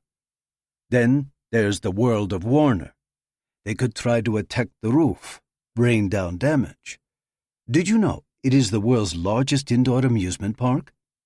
He again spoke with pride. "Wow, I didn't. Very good ideas. I knew I could count on you." She knew how to use flattery to keep the flopping fish in the boat. "A large number of drones would take space to sit up and launch, though. Also, the noise of a typical drone is louder than most think. You are correct. You too have very good insights. This time he'd spoken condescendingly, but Nicole just giggled as a new thought began forming. Now, I know your military is prepared to shoot any drones you see out of the sky, so a sneak attack would be difficult. My thought, and here is where I'll really need your wisdom, is based on the idea that sometimes the best place to hide is in broad daylight.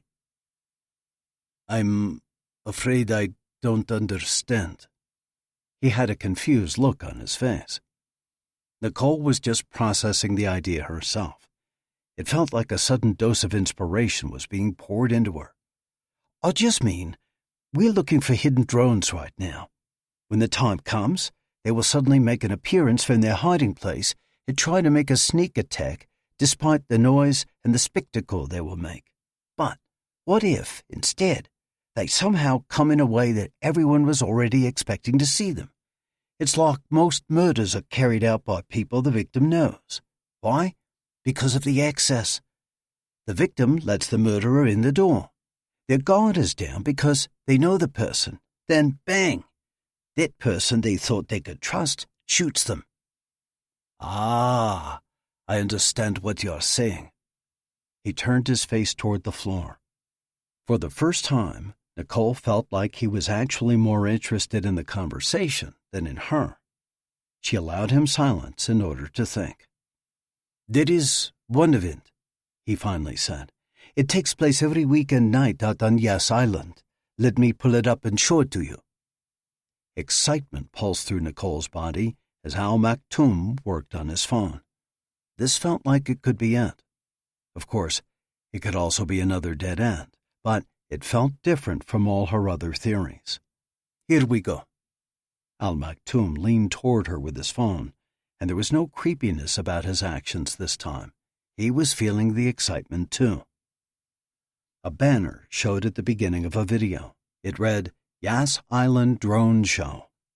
Then the shot cut to a black night sky before the camera quickly pointed down to where a huge number of people were crowded together with their heads turned upward.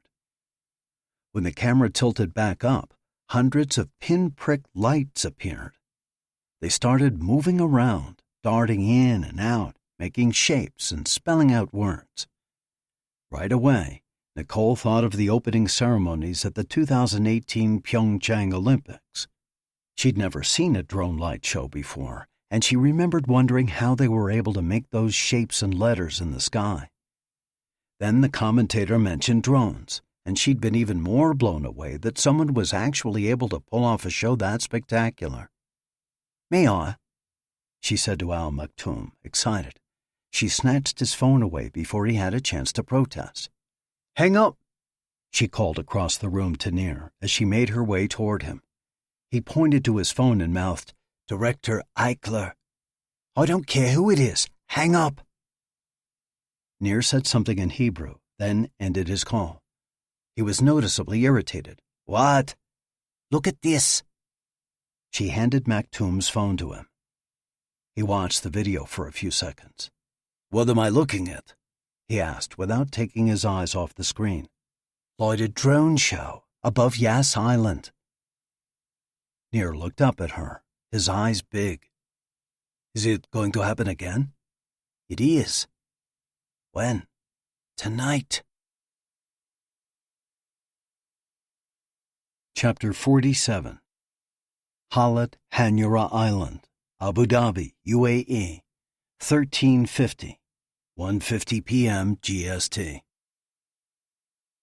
The boat noiselessly slid into the slip, its port side kissing up against the wood.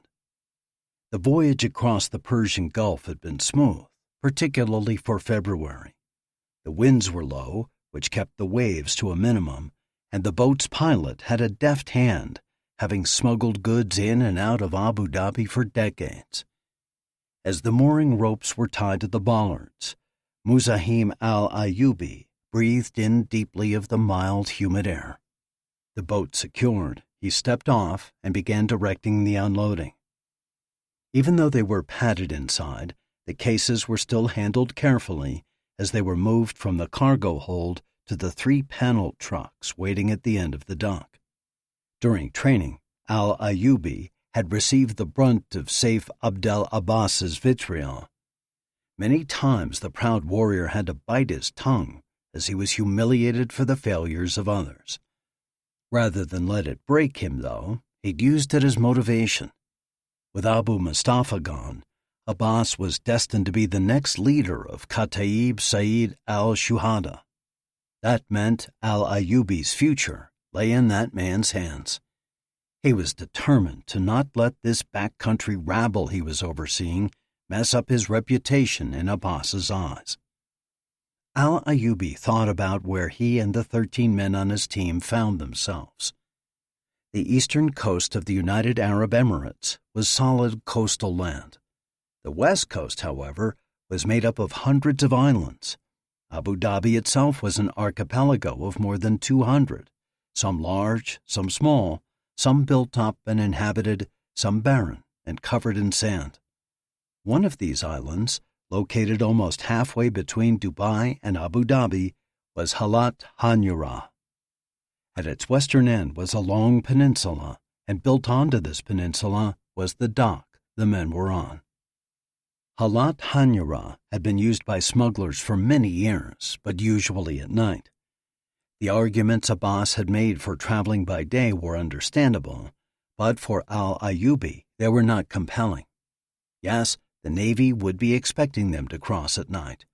Traffic in the Gulf was much greater during the day. Traveling the day of the attack gave the drones less time away from the safety of Iran. All strong reasons. Still, daylight was the enemy of stealth, and he prayed that the integrity of the mission wouldn't be compromised by a random patrol boat or local fisherman who just happened to be passing by. Once the cases had all been transferred to the trucks, Al-Ayyubi checked to make sure they were secure. 2 trucks held 100 small cases each. The truck he would be driving with 3 of his men held only 50. The extra space would be needed for a secondary cargo they would pick up soon. Now he spoke to his men.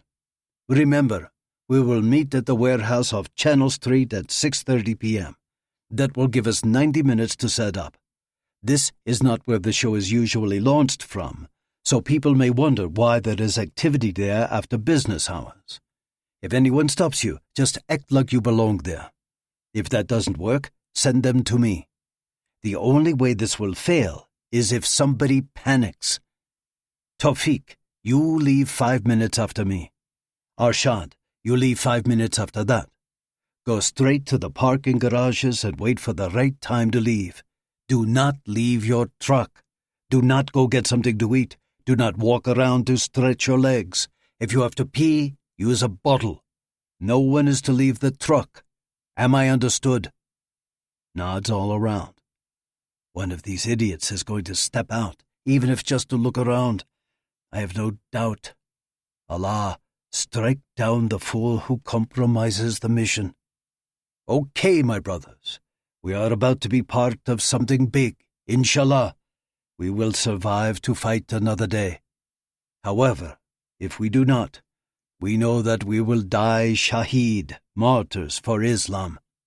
In your quiet times of waiting inside the truck, pray that Allah will give us success and that we will strike a great blow in His name. Al-Ayyubi saluted his men, trying to convey a confidence in them he didn't feel. They saluted back, and he wondered if they felt the same lack of confidence in his leadership. Ultimately, it didn't matter. It was too late to do anything about it. These were his men, and he was their commander. He felt sure that, at least when it came to his part, he would serve his God faithfully and would bring honor to his family's name. Chapter 48. SIA Headquarters, Abu Dhabi, UAE, 1435, 2:35 p.m. GST. It's been 3 hours since we asked permission to hit the warehouse. 3 hours, Ephraim. The only thing that aggravated Nir almost as much as incompetence was unnecessary delay. It was stupid. It was pointless. It would get people killed. Using his cool and tranquil voice, Ephraim said, "Take a deep breath, then count to 50. Tell me to take a deep breath again, and I'm going to hop the next plane back to Tel Aviv and shoot you myself." Achi, hostile much? Listen, we now know what's holding everything up. Apparently, the UAE Deputy Chief of Police and General Security, Lieutenant General Dahi Khalfan Tamim, caught wind of us being here. He was the Dubai Chief of Police during the Mahmoud al-Mabou assassination and personally led the investigation. He saw your file, and it seems he thinks he saw your face on one of the CCTV cameras at the airport after the hit. Oh, that's just beautiful. With feigned surprise, Nir said, "Oh, come on. You told them that was ridiculous, didn't you?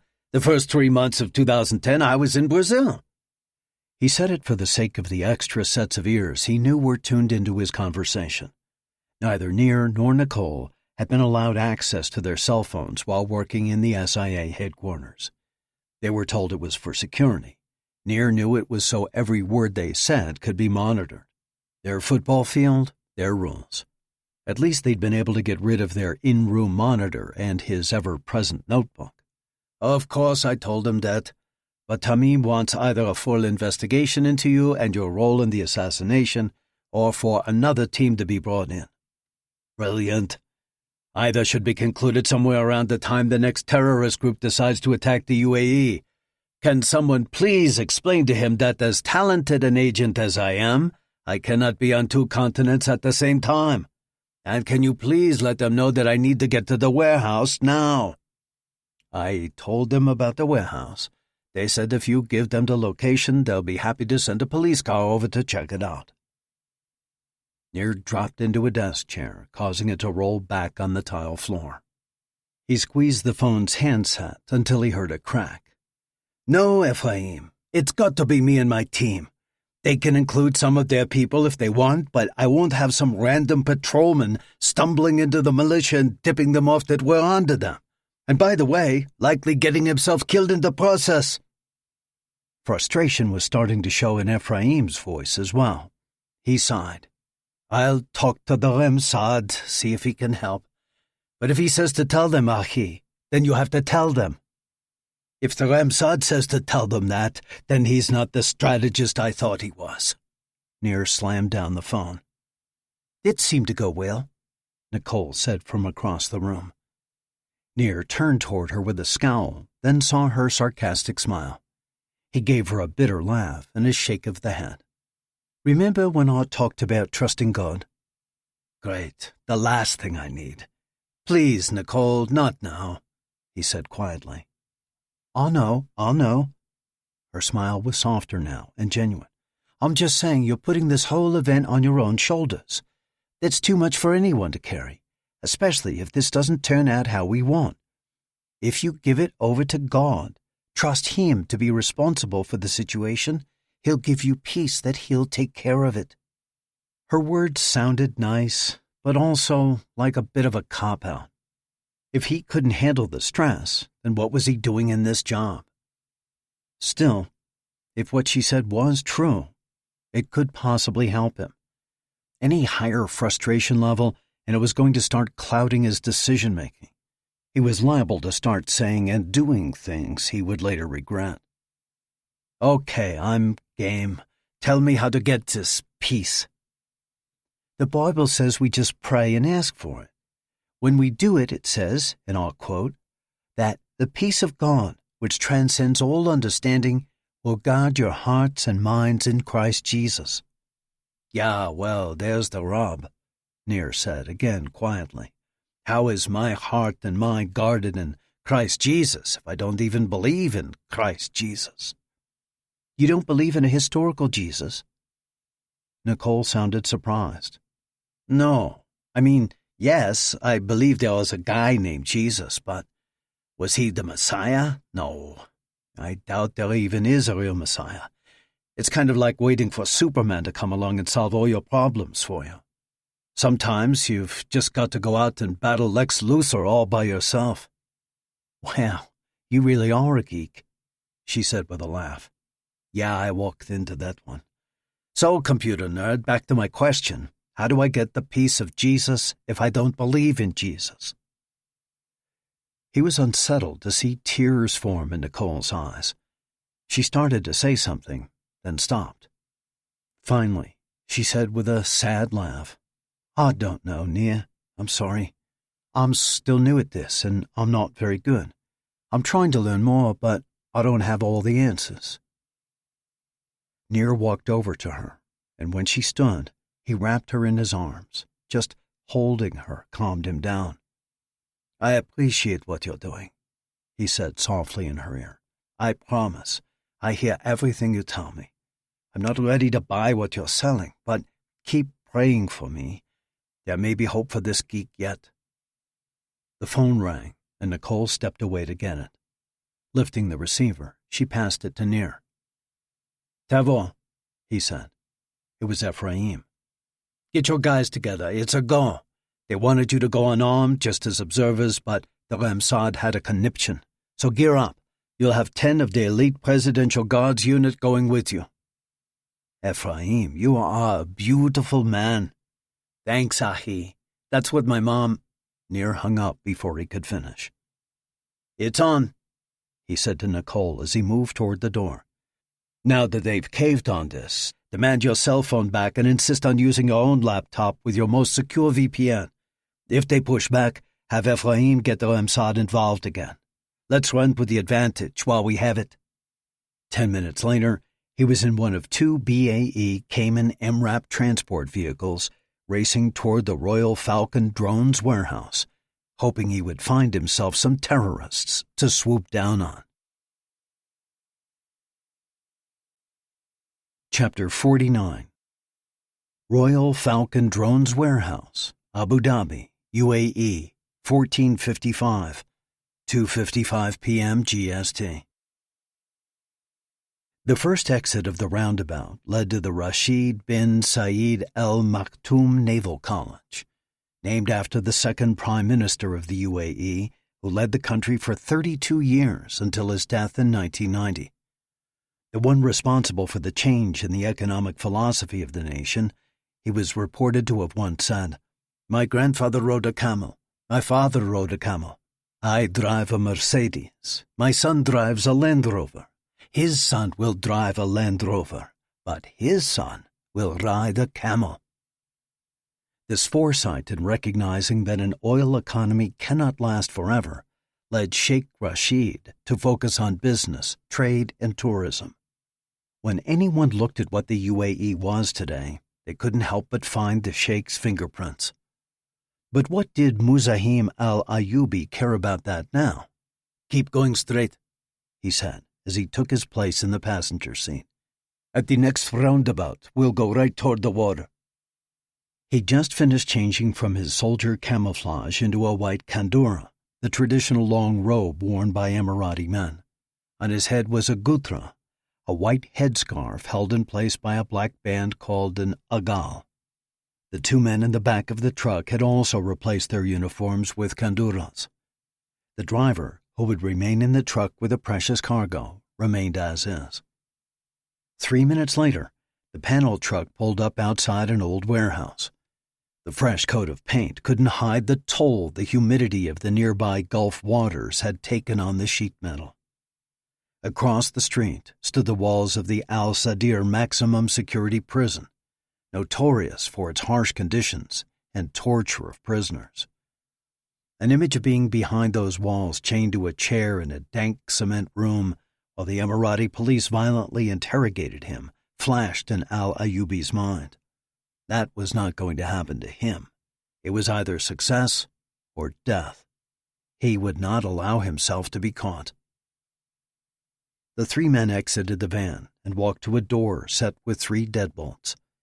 Hanging on the wall by the entrance was a sign on which was painted a silhouette of a UAV and the Arabic words, Royal Falcon Drones.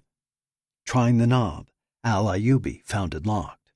He pushed a button set on the frame and heard a buzzer go off inside. The men waited and Al-Ayyubi was about to push it again when he heard the locks disengaging. The door opened, and a tall, weather-worn man with a salt and pepper beard and wearing the traditional white greeted them. "As-salam alaikum." "Wa alaikum al-asab," replied Al-Ayyubi. "How may I help you, friends?"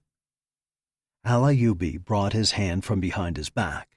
In it was a 9mm Glock 17 with a suppressor threaded onto its barrel. He pulled the trigger one time, and the back of the man's head exploded outward in a red mist. As the body crumpled to the floor, Al-Ayyubi and his men listened to hear if the snap of the shot had drawn anyone's attention. Contrary to Hollywood's usual portrayal, silencers don't silence gunshots, they muffle them. Rather than the typical blast, there's a distinctive snap or pop. However, unless someone is accustomed to the sound, they won't take it for a gunshot. So far, that seemed to be the case in the warehouse. Abbas had said to expect 3 to 7 people. With guns drawn at their sides, the 3 men stepped over the body and entered the building. To the left, a man holding a clipboard exited an office. He was dropped by one of Al-Ayyubi's men with a shot to the chest, then one to the head. The other member of the team entered an office to the right. Al-Ayyubi heard a suppressed double tap come from that direction. "That's 3. Who else is here?" Enough shots had been fired that the element of surprise was likely gone. Anyone left in the warehouse would have recognized that something strange was going on. Al-Ayyubi's persona shifted from curious businessman to stalking soldier, his walk stealthy, and his gun no longer remained at his side, but up at the ready. He stopped and waited at the transition from the offices to the main warehouse. Inside were hundreds of black cases. Workstations were set all around, each with small drones in various states of repair. He sensed the movement behind him even before he heard the soft voice. "Offices are cleared." With the index finger of his left hand, he indicated that he wanted his men to proceed down the perimeter of the warehouse, one down one side, one down the other. He'd go up the middle. They walked slowly forward, legs moving and eyes scanning, but their upper bodies never shifted position. 2 suppressed shots sounded to the right, and he heard a table clatter to its side. Up ahead, he heard a scraping, like a shoe on a cement floor. Step by step, he moved forward until he came to a series of 6 tall shelving units. He put his back against the end of one set, then turned and stepped into the first aisle, gun raised. Empty. He readied himself at the second unit, then spun. Empty. The third aisle was empty also. He was about to leave the fourth aisle when he saw movement. The toe of a sneaker stuck out from behind a box. Al-Ayyubi inched forward, gun at the ready. When he reached the box, he kicked it off the low shelf. A voice cried out. There, tucked on the wooden base, was a boy in his early teens. He was shaking, and tears ran down his face. The reality of what he was doing came home to Al-Ayyubi, and he lowered his gun. He thought of his own little brother back home, the youngest of 5 children. This young man was just starting his life. He'd done nothing wrong, nothing deserving this kind of death. Yet, the mission had to be accomplished. Any witness was a risk. "The warehouse is cleared." Al-Ayyubi looked to his right and saw his men standing at the end of the aisle. Turning back to the cowering teen, he raised his gun and fired 2 shots in quick succession. Chapter 50. 15:10, 3:10 p.m. GST. The MRAPs skidded to a halt in front of the warehouse. Nir was first out, followed by Yohn, Avi, Dima, and Doron. They were already running for the door by the time the presidential guards had exited the vehicles. On the way over, Nir had made it clear to their commander that he was extremely thankful for their assistance, but he was the one in charge. The commander had easily acquiesced, much to Nir's surprise. It was obvious that the commander's commander must have told him this was the way it would be. Nir couldn't imagine himself ever consenting to that kind of leadership structure in his home country. Signaling with his fingers, he sent 3 of the Emirati special forces around the warehouse to the right and 3 to the left. Twisting the door handle, he found it unlocked. Strange when you've got 3 deadbolts on the door. He held up his hand and counted down from 3. Nir went in first, followed by his men. An aroma instantly hit him. It was the smell of violent death, gunfire, blood, and human waste. Avi grimaced at him. It was obvious that he smelled it too. Something had gone down here, and it hadn't been pretty. He signaled for his team to keep their eyes open. As they cleared the warehouse, it was evident that they'd come too late. Blood smeared across a desk, a table in the warehouse looking like its contents had hastily been piled on, a dark stain on a wooden shelf. All pointed to lives lost. Once it was evident that the warehouse was empty, Nir instructed the full team to begin the investigation. Quickly, they ruled out robbery. A safe remained untouched, and one of the presidential guards found a petty cash bag in a desk drawer with nearly 2,500 dirhams. Nir hadn't expected a robbery motive for what had taken place there, but one can't begin with the conclusion of terrorism. Other reasons have to be ruled out, or you find yourself discovering terrorists under every rock and behind every tree. Every now and then, you'll come across a genuine coincidence, and chance flukes like that could cost both time and lives. The money may still have been there, but 2 things were missing: perpetrators and victims. The bodies had all been removed, and judging by the smell, not long ago. The nitroglycerin smell of gunshots is typically the first odor to fade. The fact that he could still detect it told Nir they'd missed them by 10 minutes, 15 max. Stepping outside, he placed a call to Nicole. Everyone from Royal Falcon drones is gone, and we're presuming dead. That's terrible. Nir walked as he spoke. He was so aggravated he wanted to punch something. Without the unnecessary delay, these people would still be alive, and they would have caught some terrorists. They probably would have been able to extract a lot of information, too. Instead, they had nothing. I think we just missed the KSS. See if you can get any satellite or CCTV footage to find a vehicle at this location within the last 30 minutes. He stopped suddenly, looking toward the ground. Hang on a sec. Nir knelt down to where one of the MRAPs had stopped. In the scattered dirt was the remnant of a tire track. This one ran parallel to the transport's path. He quickly snapped a photo, then sent it to Nicole. I just sent you a pic. It's a portion of a tire track. I have it. Not much there. Yeah, the cowboys driving these transports like to go fast and stop hard. Send it on to Yossi and see what they can find out about it, whether it's standard issue for any type of car or truck, that sort of stuff. It's on its way. Do we know where Royal Falcon usually launches their show? Yes. Always just talking with someone about that. There's an open space between a place called the Al Zaina building and Yas Drive Street. That's where they set up. Excellent. So we know the one place in Abu Dhabi we absolutely will not find these guys tonight. Yeah, you're probably right. Also, remember that the range on these smaller drones is limited, so they can't be too far from Yas Marine. The show takes place over Al Raha Creek, right by the marina and the Yas Bay waterfront. That gives a much smaller radius. Yeah, that makes sense.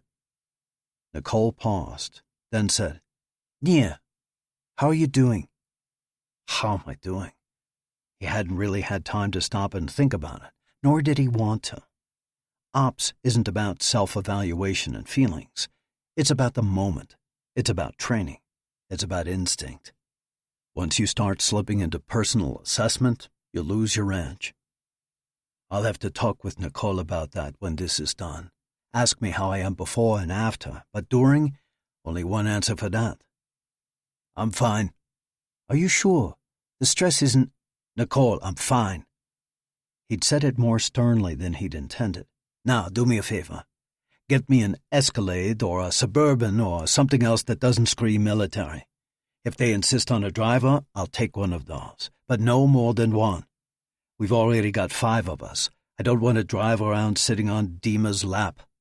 Will do. And let me know what Yossi says about the tires. Thanks, Nicole. He ended the call and turned to walk inside. The hurt in Nicole's will do was obvious, but he couldn't worry about that now. This was why Mossad didn't usually pair agents who were in a relationship. Head in the game, Achi. You have lives to save and people to kill. Chapter 51. SIA Headquarters, Abu Dhabi, UAE, 1750, 5:50 p.m. GST. Her soapy hands had just gone under the bathroom faucet when Nicole's cell phone rang. Seriously? Quickly she rinsed, then lifted the phone with her wet hand. It took 3 stabs with her dripping finger to answer. This is Nicole. Then, hello? Hello? The lock screen on her phone showed a missed call. Aggravated, she dropped the phone on the counter. The paper towel dispenser was empty, so she dried her hands on her pants. When the phone rang again, she slid the green dot to the right and answered the call.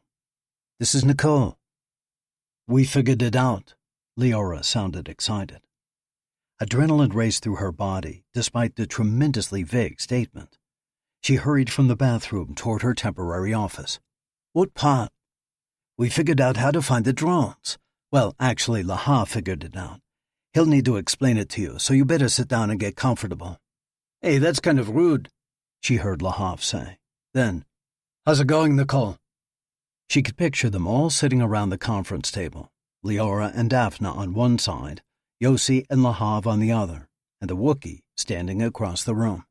It's good. Thanks, Lahav. Now, with the utmost succinctness, please tell me what you discovered. She dropped into her desk chair and slid a pen and pad close. Okay, so, I've been splitting my time between drones and Dubai, which, by the way, we still need to look at. I don't know how, but I really think Dubai will fit in somehow. Keo, she said, realizing as soon as the words left her mouth that the English translation of para just didn't have the same feel.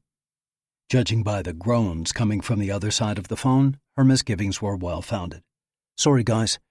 Bad case of trying too hard. Lahav, one thing at a time. Whatever. His voice resonated with disappointment. Okay, so, did you ever wonder how people control their drones? She hadn't, but she played along. Sure, isn't it with controllers? Sort of like a fancy RC car. Exactly, it's all radio-controlled. Smaller RC cars typically run a frequency of around 27 megahertz, sometimes higher. Now, when you get to RC planes and boats, the frequency range is typically much higher, usually around 400 megahertz or 900 megahertz, even up to 2.4 gigahertz. One day Lahav would begin a conversation and then get right to the point, and Nicole would fall backward off of her chair. Obviously, today was not that day. Okay, kind of interesting so far. Let's skip over the RC helicopters, rockets, and UFOs and get right to UAVs. Okay, UAVs. For basic drones, the frequency range falls around that same 900 megahertz or 2.4 gigahertz. The 2.4G is usually for more complicated drones, or ones that are videoing or taking pictures. Those sometimes run up to 5.8 gigahertz. For instance, the Draco drones Royal Falcon uses for their shows have to be super precise, so they run at 5.8 gigahertz. Where is this leading, Lahav? Nicole was getting antsy, waiting for the punchline. If we can track down the controller's radio signals, we can find a drone and an operator. Nicole sat up, her heart racing. Can we do that? I mean, is there a way to track down the radio signals? Lahav was in his element now. She could hear pride in his voice, and it was obvious that he loved having a captive audience. So there's something called a radio frequency sensor, or RF sensor. the controller and the drone send what are known as data packets back and forth. The sequence of these packets is called a protocol. The RF sensor sits and listens for radio frequencies around certain bandwidths. When it detects the signal, it analyzes the communication protocol. The point, Lahav, please, get to the point. I was trying. In short, by analyzing communication protocols, the RF sensor can determine the brand of drone, the GPS coordinates of both the drone and the controller, the speed of the drone, its altitude, really, any information you want. Nicole was back on her feet. Then a thought hit her. But aren't millions of radio signals passing through the air all the time? How can we nail down the one signal we want? Daphne jumped in. Sorry, Lahav. We need to finish this sometime before the polar ice caps melt and we're all drowned with the polar bears. So, Nicole, we have two huge advantages. First, we know the range of frequencies we're looking for. Second, we aren't just trying to nail down one signal. Think about it. This is a drone show with hundreds of drones. We just need to have an RF sensor looking for this massive block of matching radio signals. When we find that, we can find our villains. Nicole was elated. You guys are brilliant. Get Nir on the line and fill him in on... Leora interrupted. Hold on, Nicole. It's not all duckies and bunnies. We've got 3 big problems. Nicole deflated. Those were not the words she wanted to hear. Her backside found the chair again, and she said, Okay, let's hear them. First, hacking the communication protocols is illegal in most countries. We're the Mossad. Second problem? Second problem. The RF sensor is a specialized piece of equipment. You will not be able to pick it up at the corner RF sensor store. That was huge. What good is a plan if you don't have the equipment to implement it? Okay, so give me your solution to problem 2. Lahav spoke up. First, it's possible that the UAE police or military might have an RF sensor. If not, I know a guy. Actually, I know a guy who knows a guy. He lives in the UAE and deals with, let's say, the shadier side of import-export, particularly black market tech. I would be surprised if he didn't have an RF sensor lying around somewhere, since it's an up-and-coming technology. Nicole's heart started lifting again. Awesome, Lahav. I'll keep forgetting you're a criminal. Just doesn't match your personality. Ah, thanks, Nicole. Achi, you're blushing, Nicole heard Yossi say. You're actually blushing. I am not. Okay, let's not lose track, Nicole said. Leora, problem 3.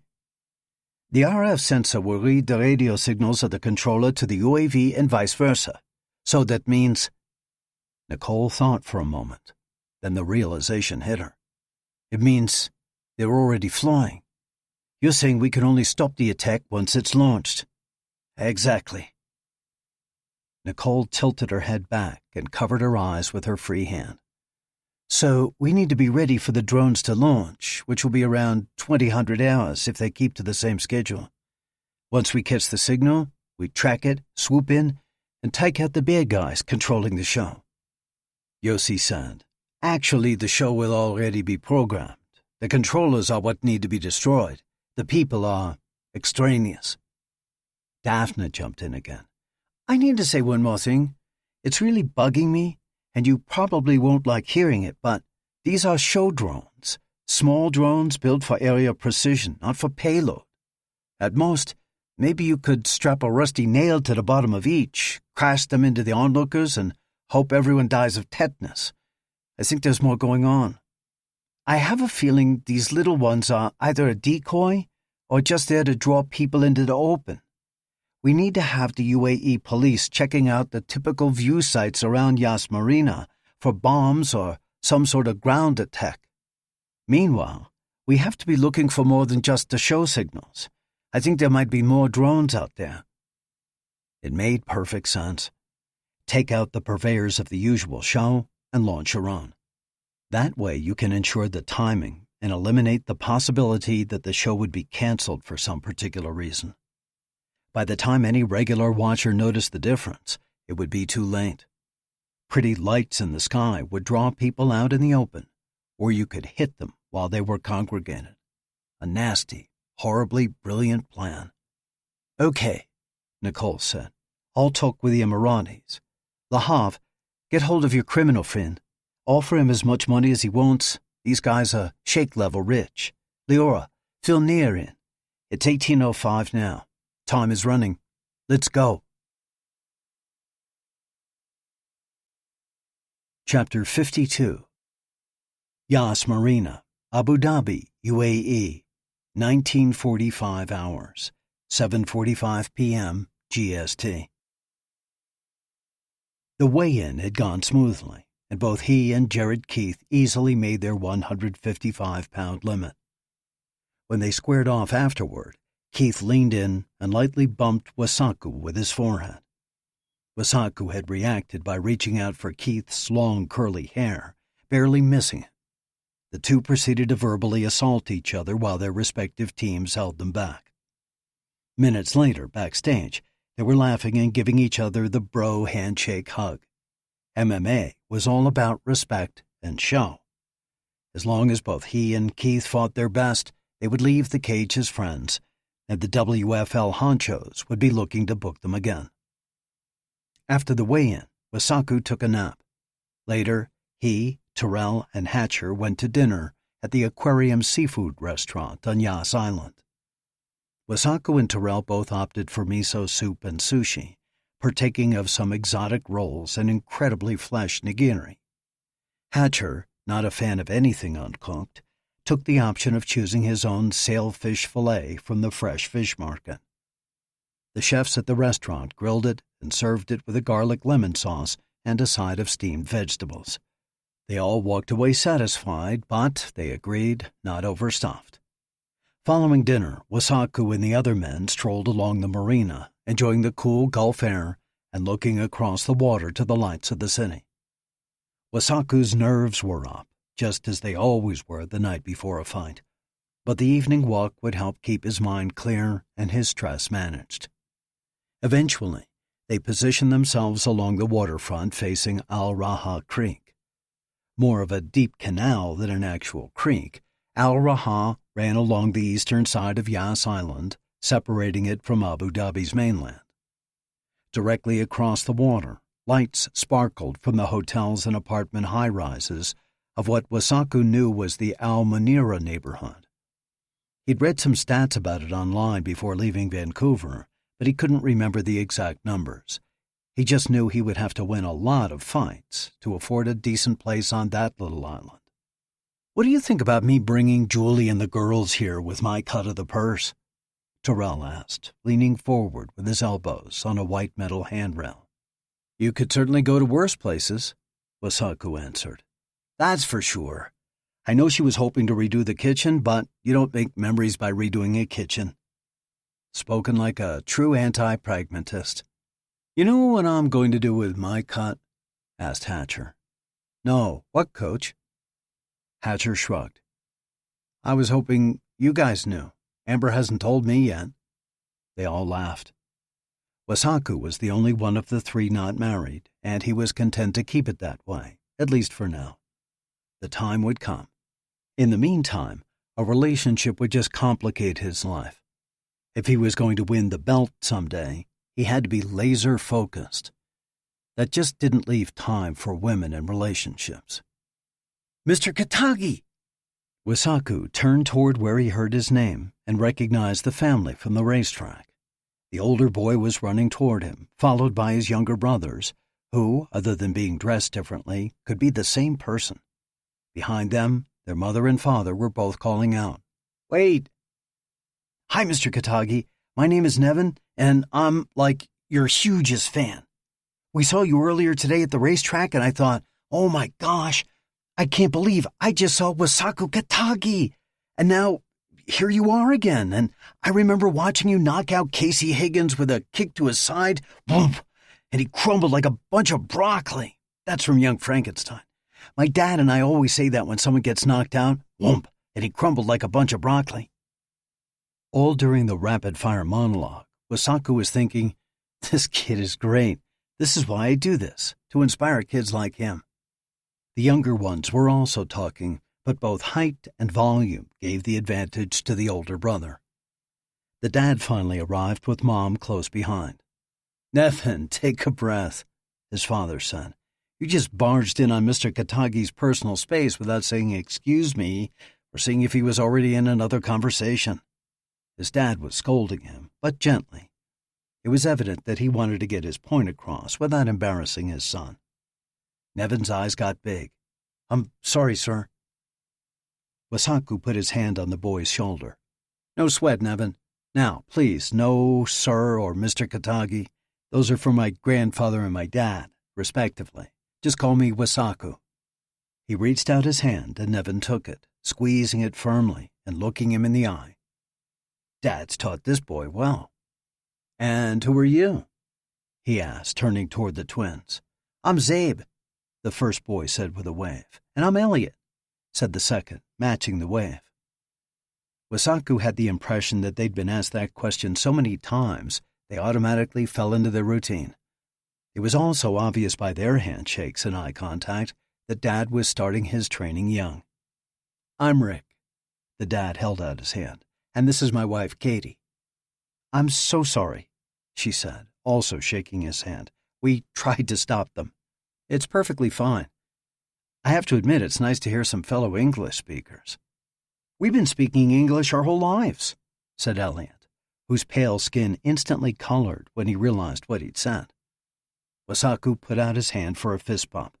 "Awesome. Then we've got something in common."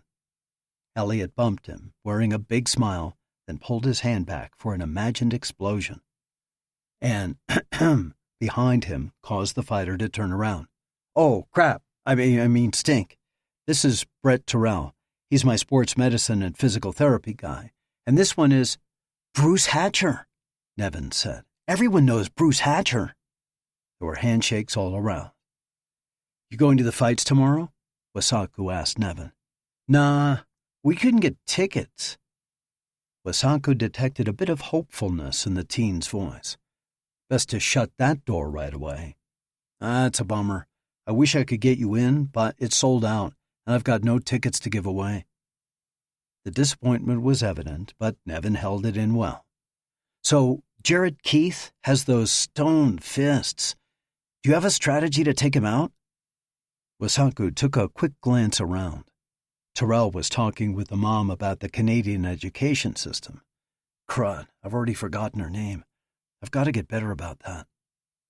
Rick and Coach were in a discussion about Ferraris and old American muscle cars. The twins had tired of the whole scene and were looking over the white metal railing into the water. He turned back to Nevin and adopted a serious look. "You're not a spy for Jared Keith's camp, are you?"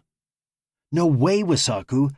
That's not the kind of guy I am. I would never—" "Wait, you're messing with me, aren't you?" Wasaku laughed. "Yeah, I'm messing with you. So Keith is a striker, like you said, stone fists. What would you do?" "I don't know." Nevin looked to the ground and started chewing on his lower lip. Then he looked up. "You need legs to punch. I remember hearing a commentator say that once. Maybe you should use your kicks to wear out his lead leg?" Wasaku high-fived him. "You're a smart kid. Here's the plan." As Wasaku laid out the strategy, time ticked down.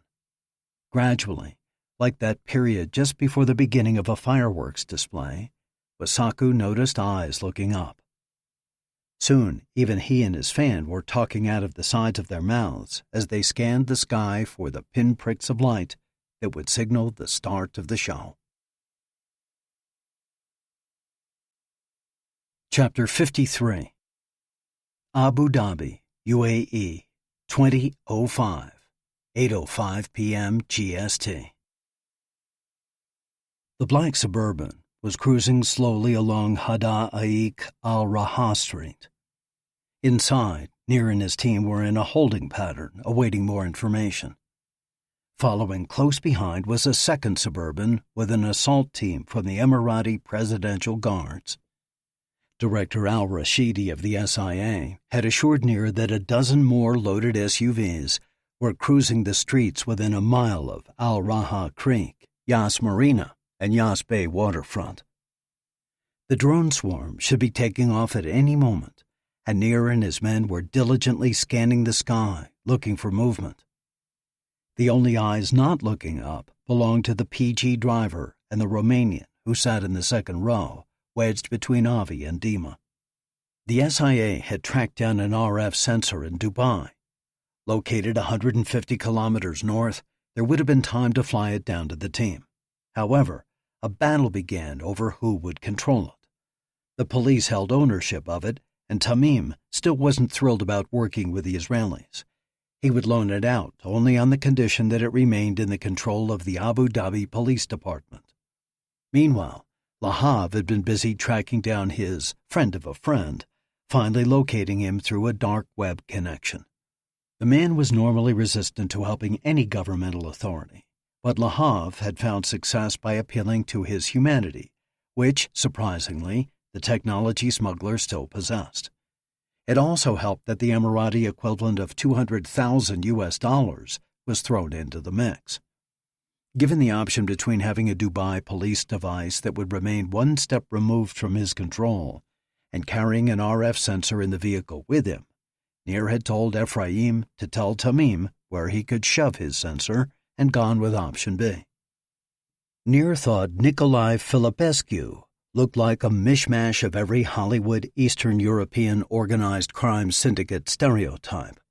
His hair was perfectly coiffed and held in place with a healthy dose of gel. His beard was full and slightly unkempt, and his dark blue tracksuit was zipped down far enough at the neck to reveal a heavy gold chain and medallion resting on a full chest of hair. Despite living in the UAE, the man's Arabic was limited. However, like many Romanians, he spoke fluent Russian. Therefore, Nir had tapped Dima to be their translator. A laptop rested on the smuggler's legs, and he had Dima and Avi each holding an elaborate antenna out the windows on either side of the truck. "Ask him again, Dima," Nir said. Dima asked Filipescu whether he'd seen anything yet. "Niet." Nir turned to the front window. It was already past time, and he was beginning to worry that this RF sensor business was just a wild goose chase. He knew part of the reason for his doubt was that he didn't really understand the whole thing, but ultimately the laptop Filipescu held was their one basket, and in it were all of their eggs.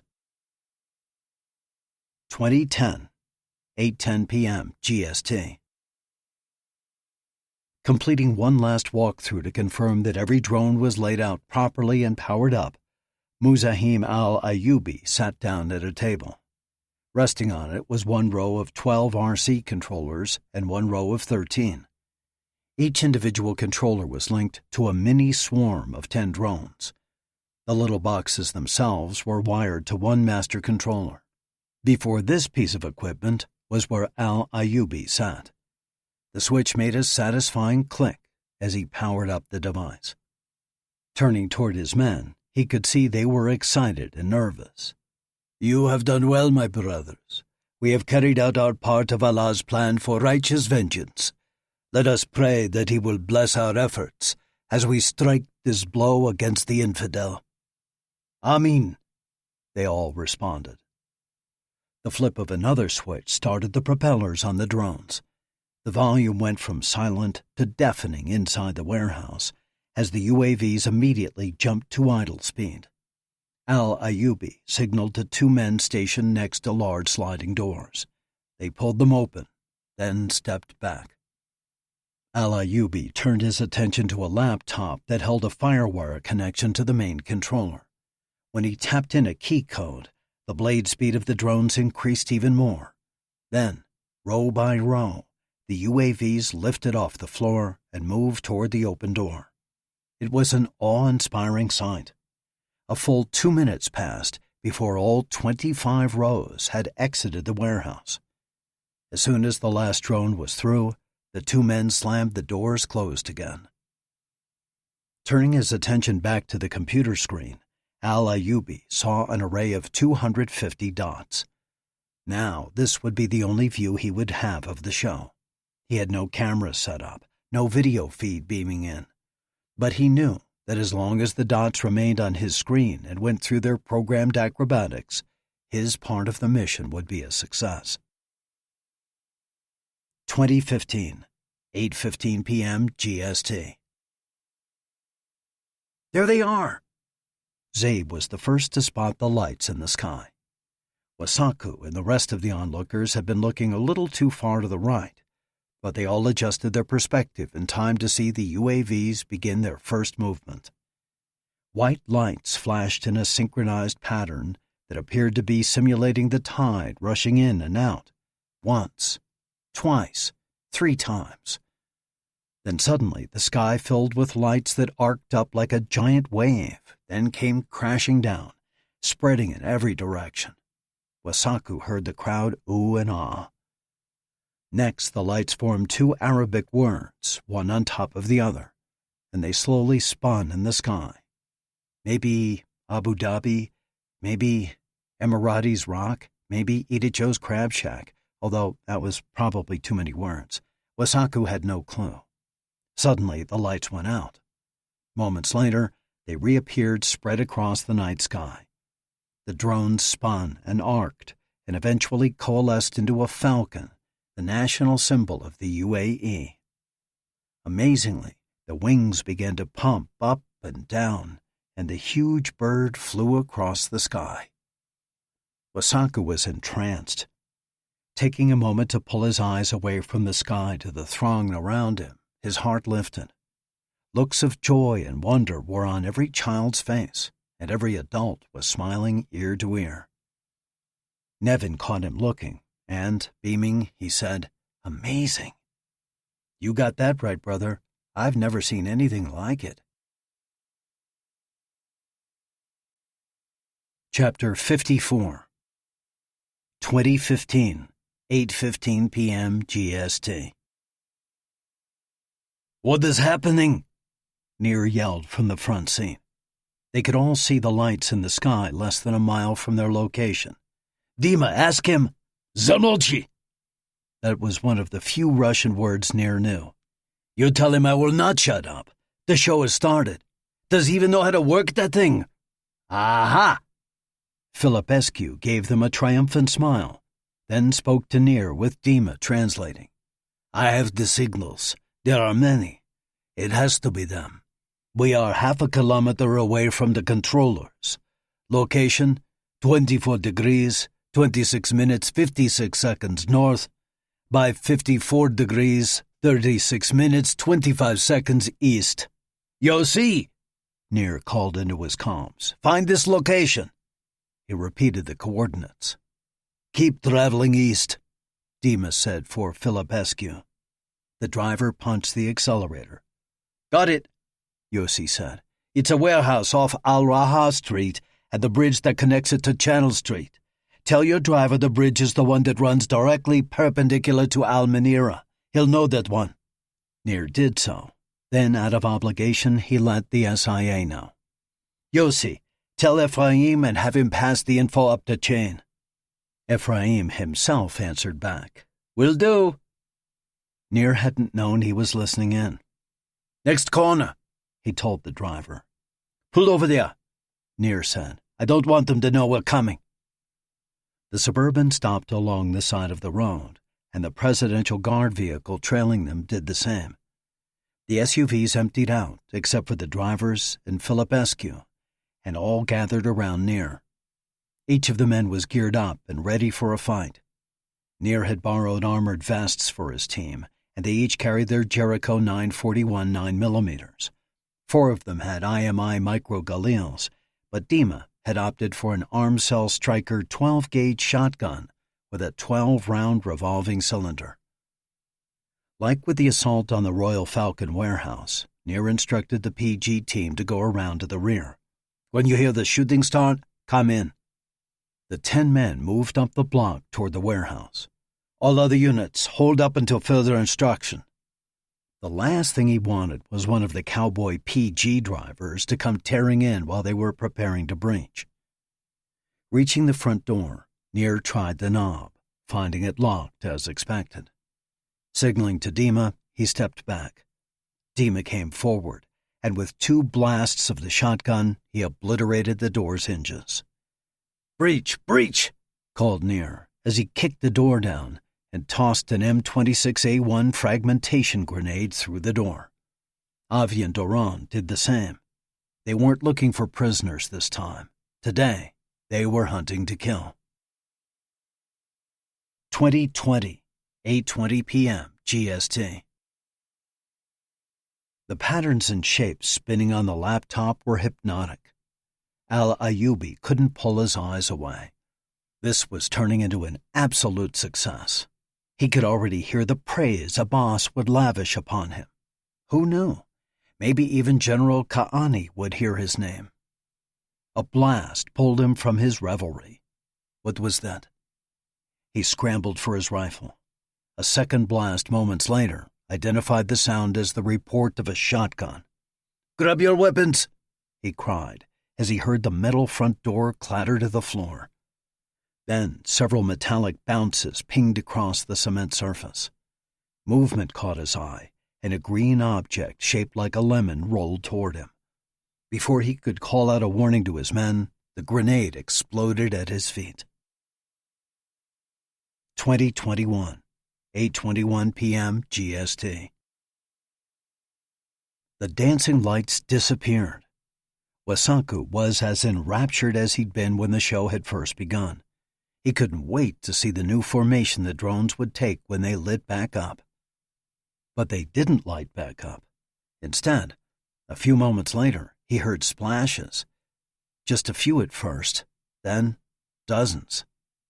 The lights from the marina walk illuminated drone after drone crashing into the water. Then something smashed to the cement nearby. He didn't have to see it to know what it was. Cries of pain echoed, and people began screaming.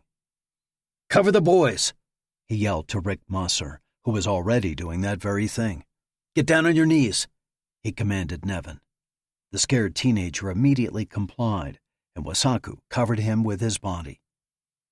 As quickly as it started, the rain of drones played itself out. Wasaku looked around, and when he was sure there were no more, he stood and helped Nevin back to his feet. Scattered across the ground were hundreds of shattered drone pieces, propellers, skids, random pieces of black plastic. Freaked out a bit, but not really scared, Wasaku figured that somehow, somewhere, the technology had failed. Screaming was still coming from the crowd, and people were in a hurry to clear out. At least it hadn't turned into a full-blown stampede as he'd first worried it would. Nevin bolted to his dad, who was checking to see that his wife and the twins were unharmed. Rick wrapped his son in his arms. "You guys okay?" Wasaku asked Terrell and Hatcher. "Yeah, we're good," Hatcher said. "What was that?" "Good technology gone bad," said Terrell. "I'm smelling a really big lawsuit." Hatcher nodded his agreement. "Guys, we better clear ourselves out." "Agreed," Wasaku said. This had turned into a really weird night, and he had a fight tomorrow. "Just give me a moment. I want to check on the family." 2021, 8:21 p.m. GST. Nir and his team rushed through the entrance, hoping to take advantage of the grenade blasts. Two men with rifles raised stood by the large sliding doors. A shot from Avi's Galil dropped the first one. Nir took care of the second. Up and to the left, the mangled bodies of at least 6 militia soldiers lay dead from the grenades. Shattered pieces of RC controllers littered the floor. They must have all been gathered around to watch the light show. These guys were either really stupid or overly confident, not that there was much difference between the two. A series of shots sounded from the opposite end of the warehouse. The voice of the PG team leader announced, "2 down." From behind Nir, a bang echoed into the warehouse. He spun ready to shoot and spotted Filipescu. The man had just stepped on the broken metal door and was sprinting toward Nir, carrying his laptop. "Dima!" Nir called, running in a low crouch toward the Romanian. He heard Dima's heavy footsteps following behind him. Filipescu was yelling something, but at the moment, Nir didn't really care what he was saying. This idiot was running into an active scene and was liable to get a bullet drilled into his head. When he reached the man, Nir grabbed his laptop with one hand and pushed Filipescu hard toward Dima with the other. The Russian scooped the man up and threw him over his shoulder. The teammates ran out the door and into the salty night air, not stopping until they were 30 meters away. Nir saw that 4 more SUVs had pulled up and were waiting out front. He signaled for them to go in. "Sending in 4 more teams," he informed those inside the building. Several shots sounded from inside. Either some bad guys were left, or some of the injured were still fighting back. He turned his attention to Filipescu. "What is wrong with you? This is an active scene. You could have gotten yourself killed." Nir didn't care that the man couldn't understand him. "Nir, shut up," Dima said. "He's saying something." The two went back and forth while Nir impatiently waited. Finally, Dima turned toward him. "Boss, he says when that huge block of signals disappeared, it uncluttered the sensor's display. Another series of signals was being blocked by the show drones. They're coming from the direction of the Gulf, and they're getting close." Chapter 55. 98 minutes earlier.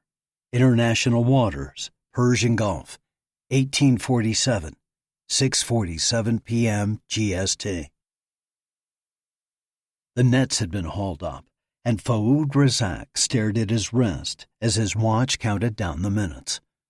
The fishing trawler had been laying low 30 kilometers off the Abu Dhabi coastline, safely in international waters. The captain had informed him that coastal patrol activity seemed to be heightened. That was not good. As much as Commander Abbas had assured him that it was impossible for the enemy to know about the attack, this was too much of a coincidence for Razak's taste. Still, there was no turning back. They would either be successful or die trying. Or more likely, they would be successful and die trying. That was okay. He'd lived a difficult, violent life, most of it spent sleeping in uncomfortable places, surviving on not enough food, and constantly feeling the threat that, at any moment, a missile could come screaming out of the sky and end his miserable existence on this earth. He was ready for some peace, a little comfort, and most of all, some rest. Although, who can rest surrounded by 72 virgins? He thought with a laugh. The second hand made one last circle, and Razak touched the back of the captain, who also happened to be a first lieutenant in the IRGC. "It is time, my friend." The captain's hand was already on the throttle. He eased it forward, and the boat began to glide through the calm waters. Eventually, it settled at 9 knots. This was fast for the trawler, but well shy of its maximum speed. No need to draw unwanted attention by racing toward the coast. At this pace, it would take nearly 90 minutes to reach their launch point 5 kilometers offshore. Normally, the maximum control distance for an Aurelia X6 standard drone was 2.4 kilometers, but these were operated by a HearLink controller, which doubled their range. Razak didn't fully understand the technology. He just knew where he needed to go and when he needed to be there. Time passed. The captain kept a monitor on the coastal patrol boats, and for now, it looked like they would hit a window in the coverage. But they could be spotted from the water or from the shore and intercepted at any moment. If that were to happen, Razak had instructed the captain to stay off the radio and keep pushing forward. He and his men would have everything ready. He just needed to get in range. The hope was that in the confusion of what to do about this silent Iranian flag trawler, he would have enough time to launch.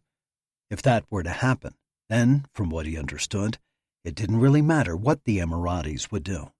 By the time they were boarded and arrested, it would be too late. "We are 5 minutes out," the captain informed him. "Jazakallahu, Asano Jaza." Razak thanked the captain, wishing Allah's best on him with one last slap on his shoulder. He left the bridge. The cold wind from the sea air jarred him after spending the last hour inside with the captain and his space heater. At the bottom of a set of stairs, he found his men waiting. "This is our time, my brothers. Let's go." They all sprang into action. He drilled them over and over for this very moment. Each man knew exactly what to do. The 10 cases were opened. Drones were set out. Detonators were inserted into each package of C4 attached to the underside of the drones, then powered on. Once the drones reached an elevation of 25 meters, the detonators would automatically be armed.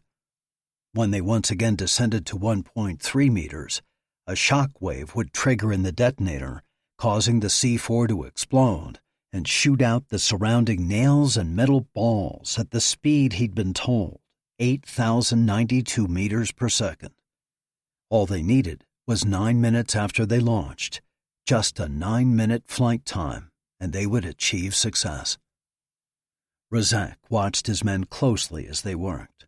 He wasn't concerned about them getting anything wrong. Still, he couldn't help analyzing their every move. The captain's voice came over the loudspeaker. "We have a rapidly approaching patrol boat from the south. Intercept time approximately 4 minutes." "What is our ETA to launch?" Razak yelled back. "About the same." Razak's insides clenched. They had to get this launch off, and they couldn't be seen doing it. The only absolutely ensured success was a secret attack that would not be detected until the bomb started exploding. "Go full throttle. Buy me a minute. That's all I need." The rumble from the engine increased, and Razak could feel the acceleration. "Power up the drones," Razak commanded his men as he ran into the cabin where he'd set up his control station. On his computer monitor, he saw the drones come online one by one. "1 minute," called the captain. The engine was whining, and Razak could feel the boat slapping the water. Running back to the door, he yelled, "Stabilize the drones. Don't let them go until I tell you." Looking to the left, he could see the lights of the patrol boat drawing near. "Allah, give us time." "Now!" shouted the captain. "Step away!" Razak yelled to his men as he turned and ran into the cabin. He punched 4 computer keys, and then he could hear the drone engines spin to life. "They're hailing me on the radio," called the captain. 10 more seconds," Razak shouted back. When he saw that all the drones were fully accelerated, he pressed return, activating the programmed sequence. The sound from outside the cabin door quickly diminished, then disappeared as the drones lifted and began their flight to shore. Light suddenly flooded the cabin. A voice in Arabic called out over a loudspeaker. "Fishing vessel, identify yourself immediately or you will be boarded." Razak smiled to himself. "You're too late, my friends. What's done is done, and you can't stop it." Chapter 56 2025 8:25 p.m. GST. "Give me coordinates, now!" Nir yelled to Filipescu. Through his comm, he said, "Nicole, get to Al-Rashidi immediately." "He's with me now. What's going on? He's not happy about you not using their RF sensor, so he's a bit—" "We've got a second wave of drones." "Where? How close?" "We're determining that. Tell Al-Rashidi to have one of his corvettes ready with a missile. When I give you the coordinates, he needs to fire. No questions asked. There's no time. Do it." Nir paced. "Dima, what's he doing?" "Patience, boss. He's working on it." "There's no time for patience." Al-Rashidi's voice came on the comms. "Fire a missile? Are you crazy? You are not the Admiral of the UAE Navy. You are simply visitors in our country." "Director, I don't have time for a jurisdictional debate. Armed drones are heading for Yas Marina, and the only chance that we have that might stop them is to destroy the controllers. The only way to do that is to blow a boat out of the water." "You are insane. Where is this boat? And what do you mean by might stop?" Nir blew out an exasperated breath. "Just do what I ask and quit with the questions. I don't know where the boat is yet, and might stop means just that. I don't know if destroying their control systems will stop them. It did for the light show drones, but for these—" Dima was waving for his attention. "Hold on." Philip Eskew was saying something to Dima, who was trying to communicate the message to Nir. But al-Rashidi's furious yelling was drowning everything out. Nir popped the comms unit out of his ear.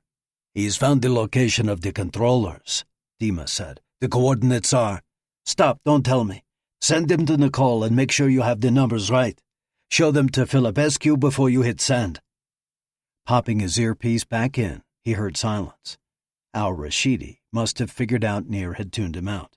"Director, are you there?" "What?" Al-Rashidi's anger was evident. "We have the location. Nicole is receiving it now. Please, we have no time. Hundreds, if not thousands, will die if you don't act immediately. Blow up this boat." Al-Rashidi sighed. "One moment." The wait was only 30 seconds, but it felt like forever.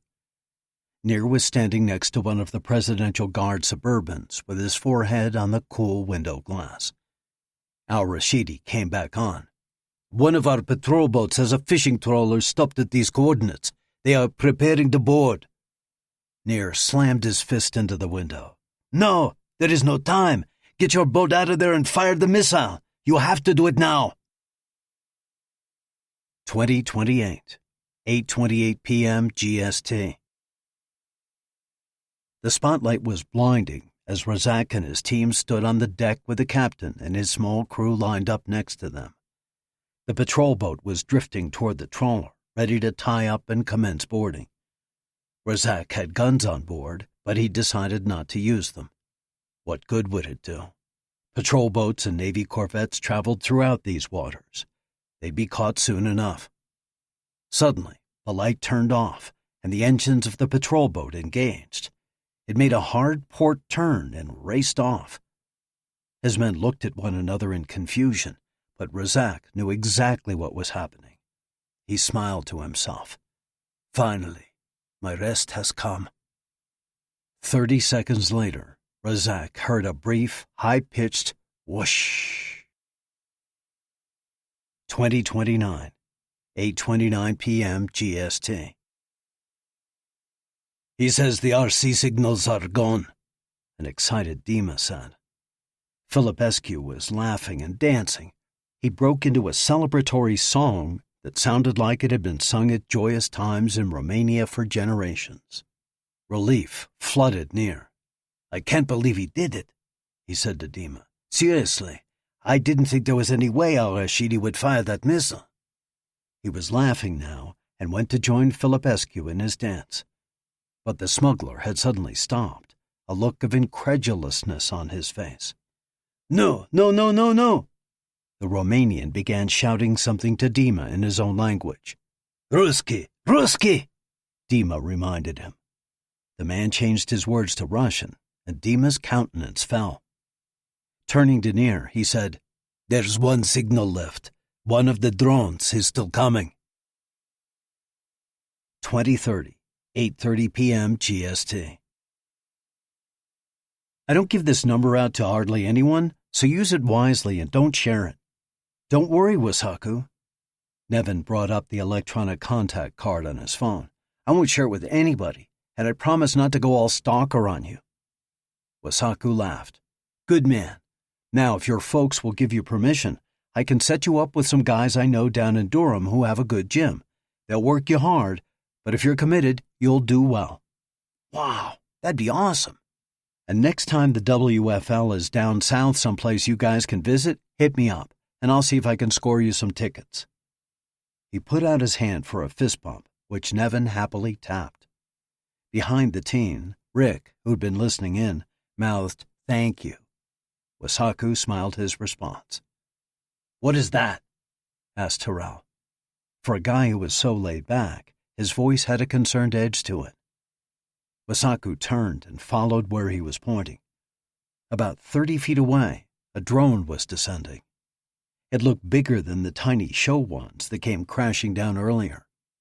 He wondered if it was a security drone or a news drone, but he couldn't see a camera on it. The only thing visible was a block of something secured underneath with tan-colored tape. That's weird. He normally wasn't skittish, but this was creeping him out a bit. The drone continued its descent. "Hey, everybody. I don't know what that is, but I think we might want to get going," he said. They all turned to go, and Wasaku was sure to put his body between the drone and his new teenage friend. They'd taken only 2 steps when he heard an explosion.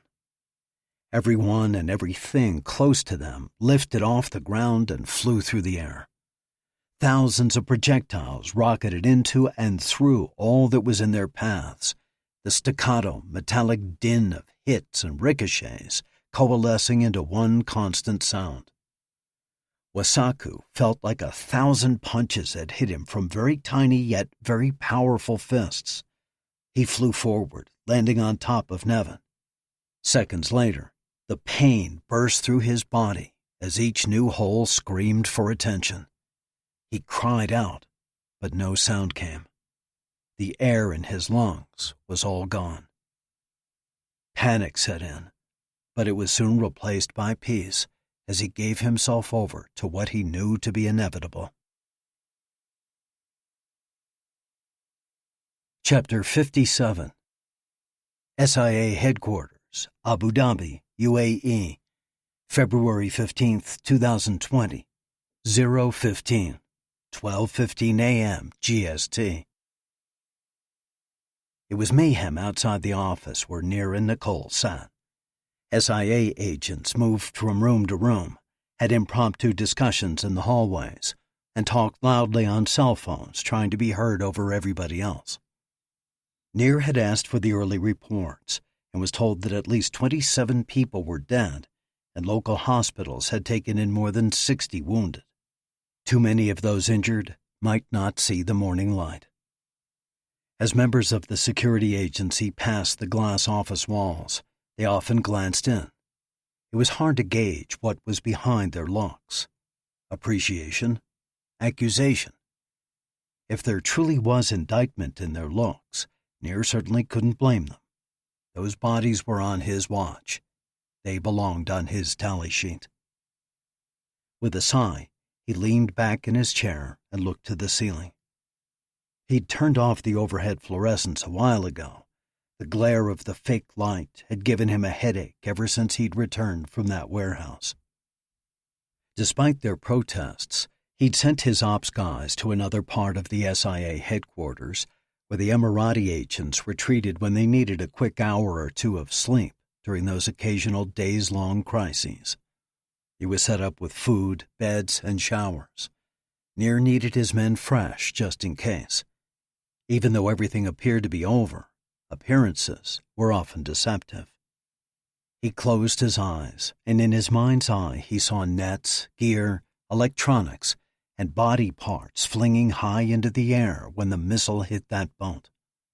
Some pieces dropping right away, some floating, caught up in the light winds at elevation, but eventually all the pieces returning to the water. How had that one controller survived? There's no way. It's utterly impossible. Did it land on some floating debris or get driven into a stack of life preservers? It makes no sense. But somehow it happened. Somehow, however much it was mangled, one controller maintained its power. It kept its connection to the drone. And now, dozens are dead, and dozens more will never be the same. Someone bumped into the glass wall, causing Nir to start. Looking for the source of the noise, he caught sight of Nicole typing away on a keyboard. He had no idea what she was working on, and he couldn't summon the energy to ask.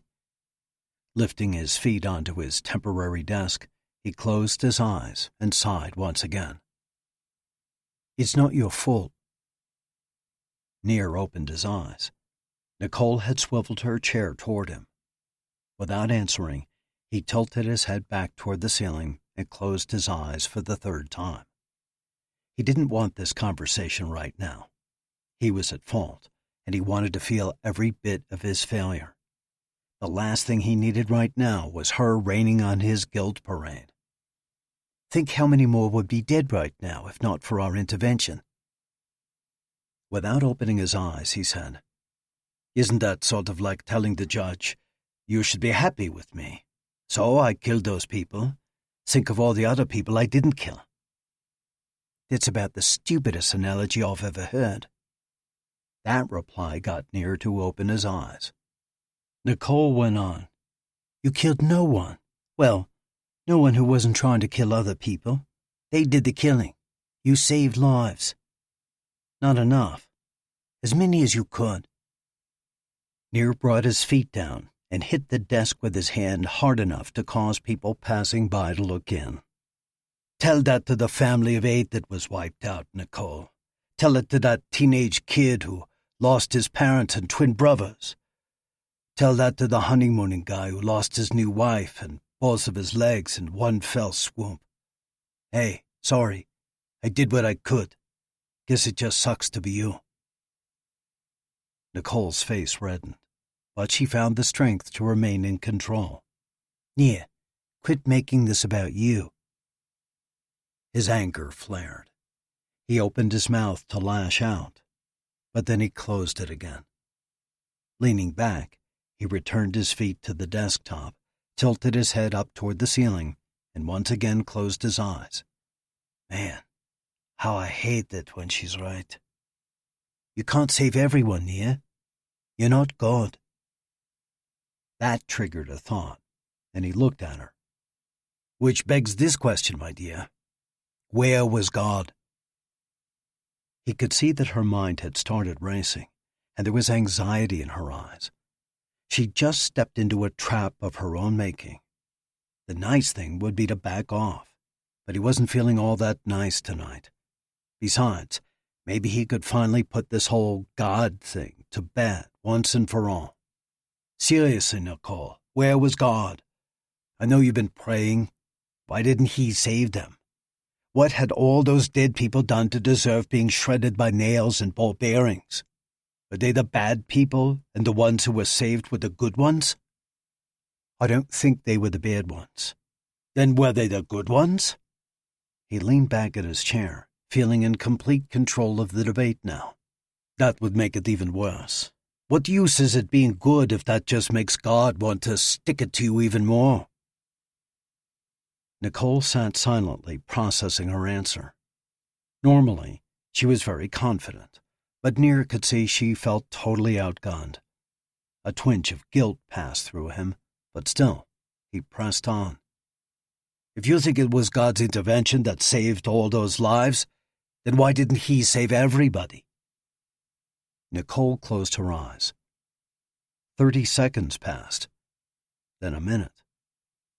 Nir was really starting to feel like a jerk. He wasn't being fair to her.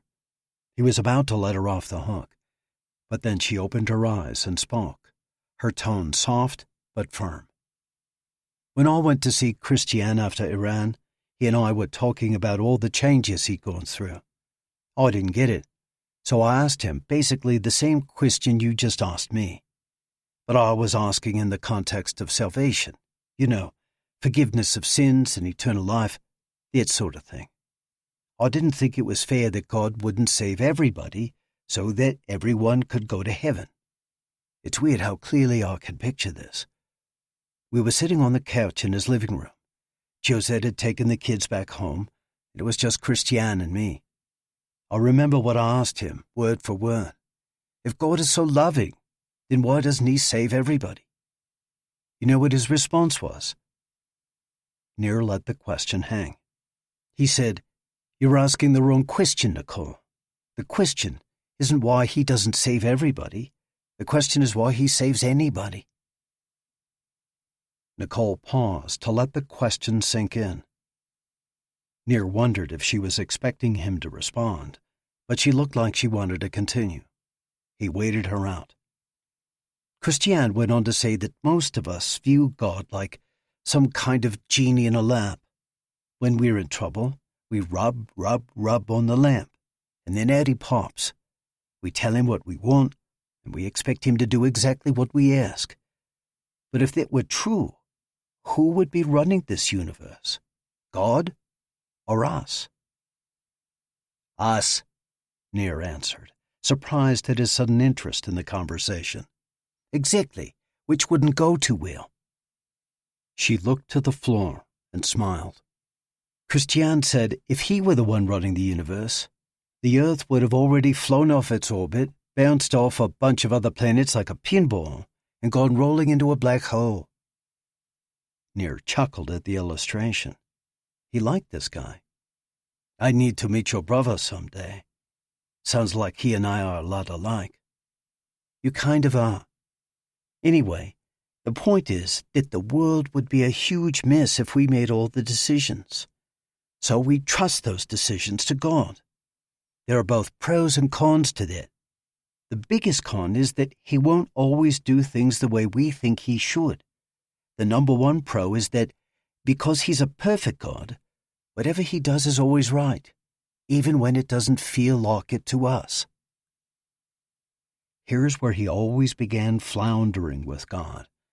That sounded like the same old angry, petty creator.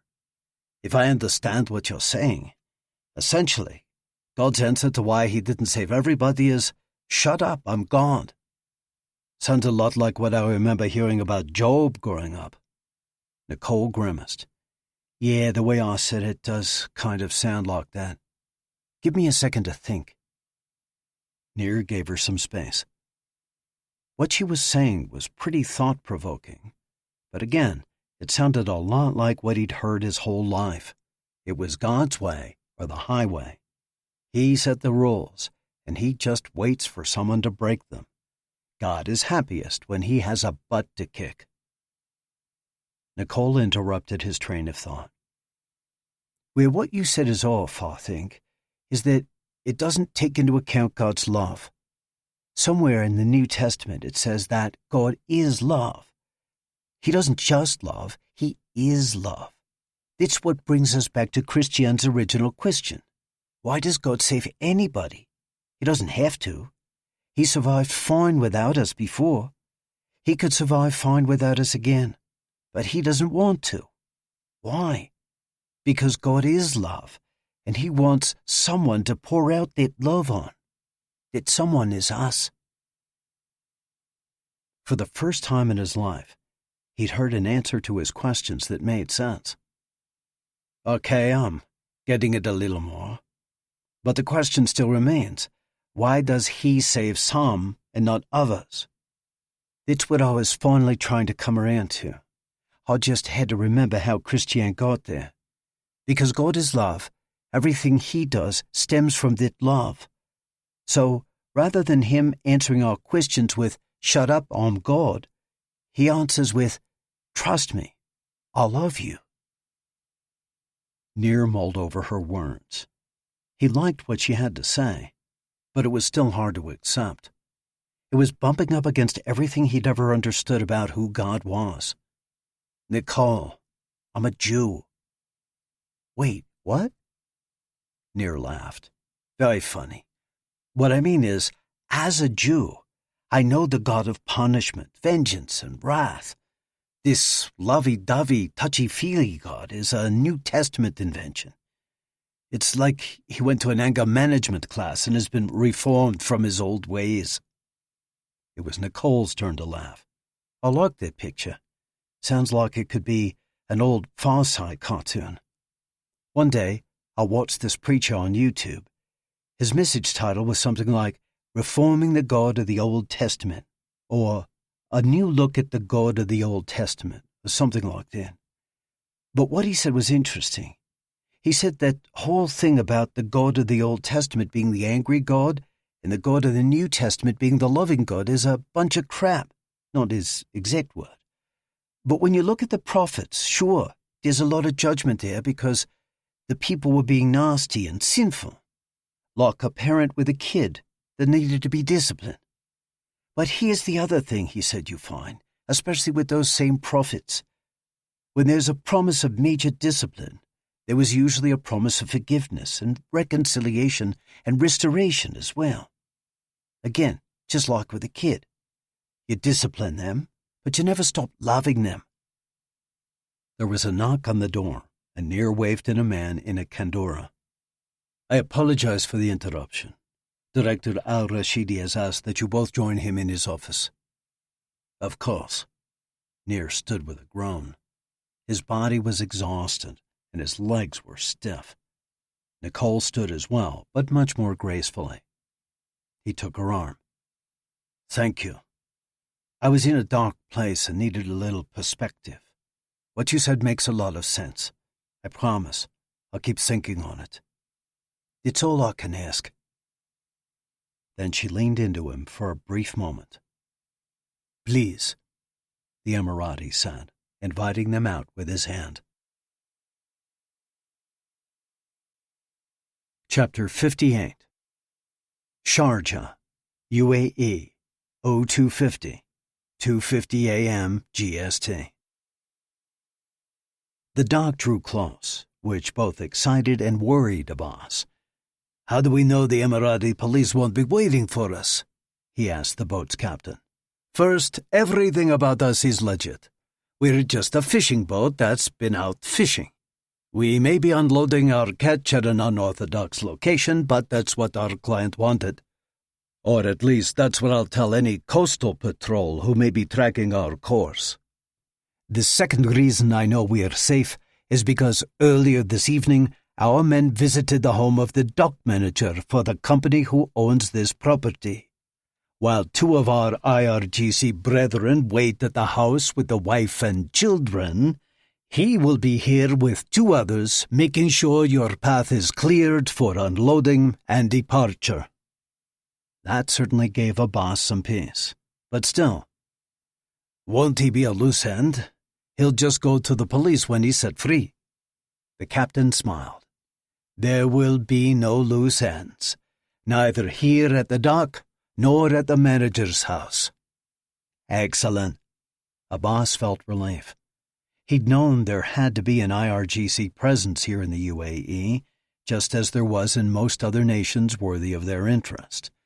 He was glad to know they were involved. But the positive feelings he'd been experiencing were quickly wiped away when he thought again about Abu Dhabi. While not a complete failure, it was close enough. How had the Emiratis known? The drone show team was not a surprise. Al-Ayyubi had always been a fool. But what had happened with Razak? How could they have possibly tracked down the boat? It was a blessing to have already disembarked from the cargo ship for the boat he was on now. Here, he was under radio silence, which meant Ka'ani and all his people couldn't contact him. Once Abbas finished in Dubai, the failure of Abu Dhabi would be forgotten. The boat pulled alongside the dock, where a man dressed all in black and wearing a black balaclava waited to tie the rope to the bollard. Abbas jumped to the cement dock and said, "Assalamu alaikum." "Yalla, yalla," the man replied from behind the mask, hurrying him in Persian-accented Arabic. He jumped onto the boat, and Abbas followed behind him, seething at the IRGC soldiers' rudeness. Two of the boat's crew members were lifting the heavy cases out of the hold and setting them on the dock. Mohammed Hassan and Omar Ali each took the side of the first one and hauled it off the boat. Abbas and the unnamed soldier took the next.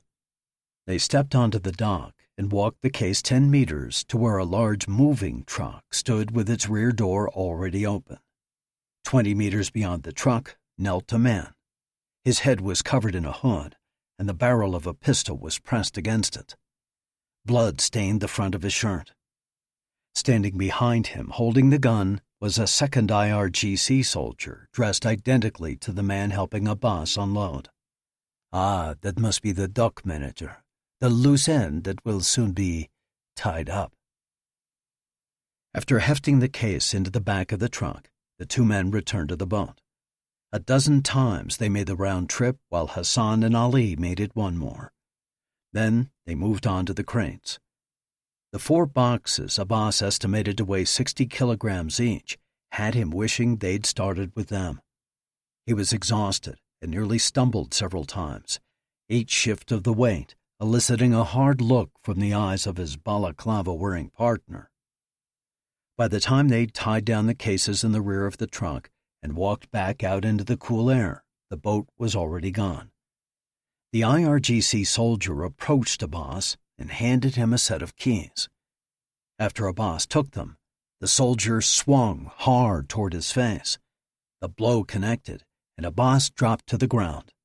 Behind him, he heard Hassan and Ali racking their pistols. "Wait, put down your guns," he said, the coppery taste of blood in his mouth. The Persian soldier stepped forward so that he was towering over Abbas. "Do not fail like you did in Abu Dhabi. If you do, we will not only ensure your slow death, but utterly destroy every last remnant of your little militia, starting with your tottering leader, Fala Khazali. Do you understand?" Abbas spit blood onto the dock, then looked up at the man. "I will not fail." "You best not. Because you cannot be fully trusted. I will be there for the launch to ensure that everything is prepared properly. Do not initiate before I arrive." The man kicked him in the ribs, lifting Abbas's midsection off the ground. Then he turned and walked away. Ali rushed forward to help, but Abbas pushed him away. "Iranian filth," he said quietly as he stood. Then he slowly walked to the truck. Ali jumped in first and slid to the middle. Hassan got behind the wheel, and Abbas closed the passenger door after painfully pulling himself up into the cab. "Want me to run them down?" Hassan winked. He nodded his head to where the 4 IRGC men were gathered around the kneeling dock manager. Abbas laughed, sending another wave of pain through his side. "Let's just go." Hassan started the truck and put it in gear. As they neared the gates, they heard a single gunshot from the direction of the dock. Mossad Headquarters, Tel Aviv, Israel, 0210, 2:10 a.m. IST. "This could be big, maybe." Yossi was excited, but cautiously so. "Hey, everybody, come here!" Leora and Daphne stood and shuffled over. None of them had slept more than 2 hours in the last 3 days, except for Lahav, whose head was currently on his keyboard. An ever-expanding repetition of the letter L ran across his monitor.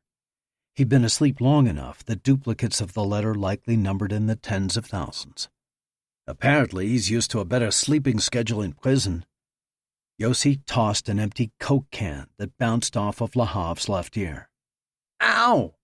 Lahav lifted his head and looked around. "Yalla, achi." "What, now?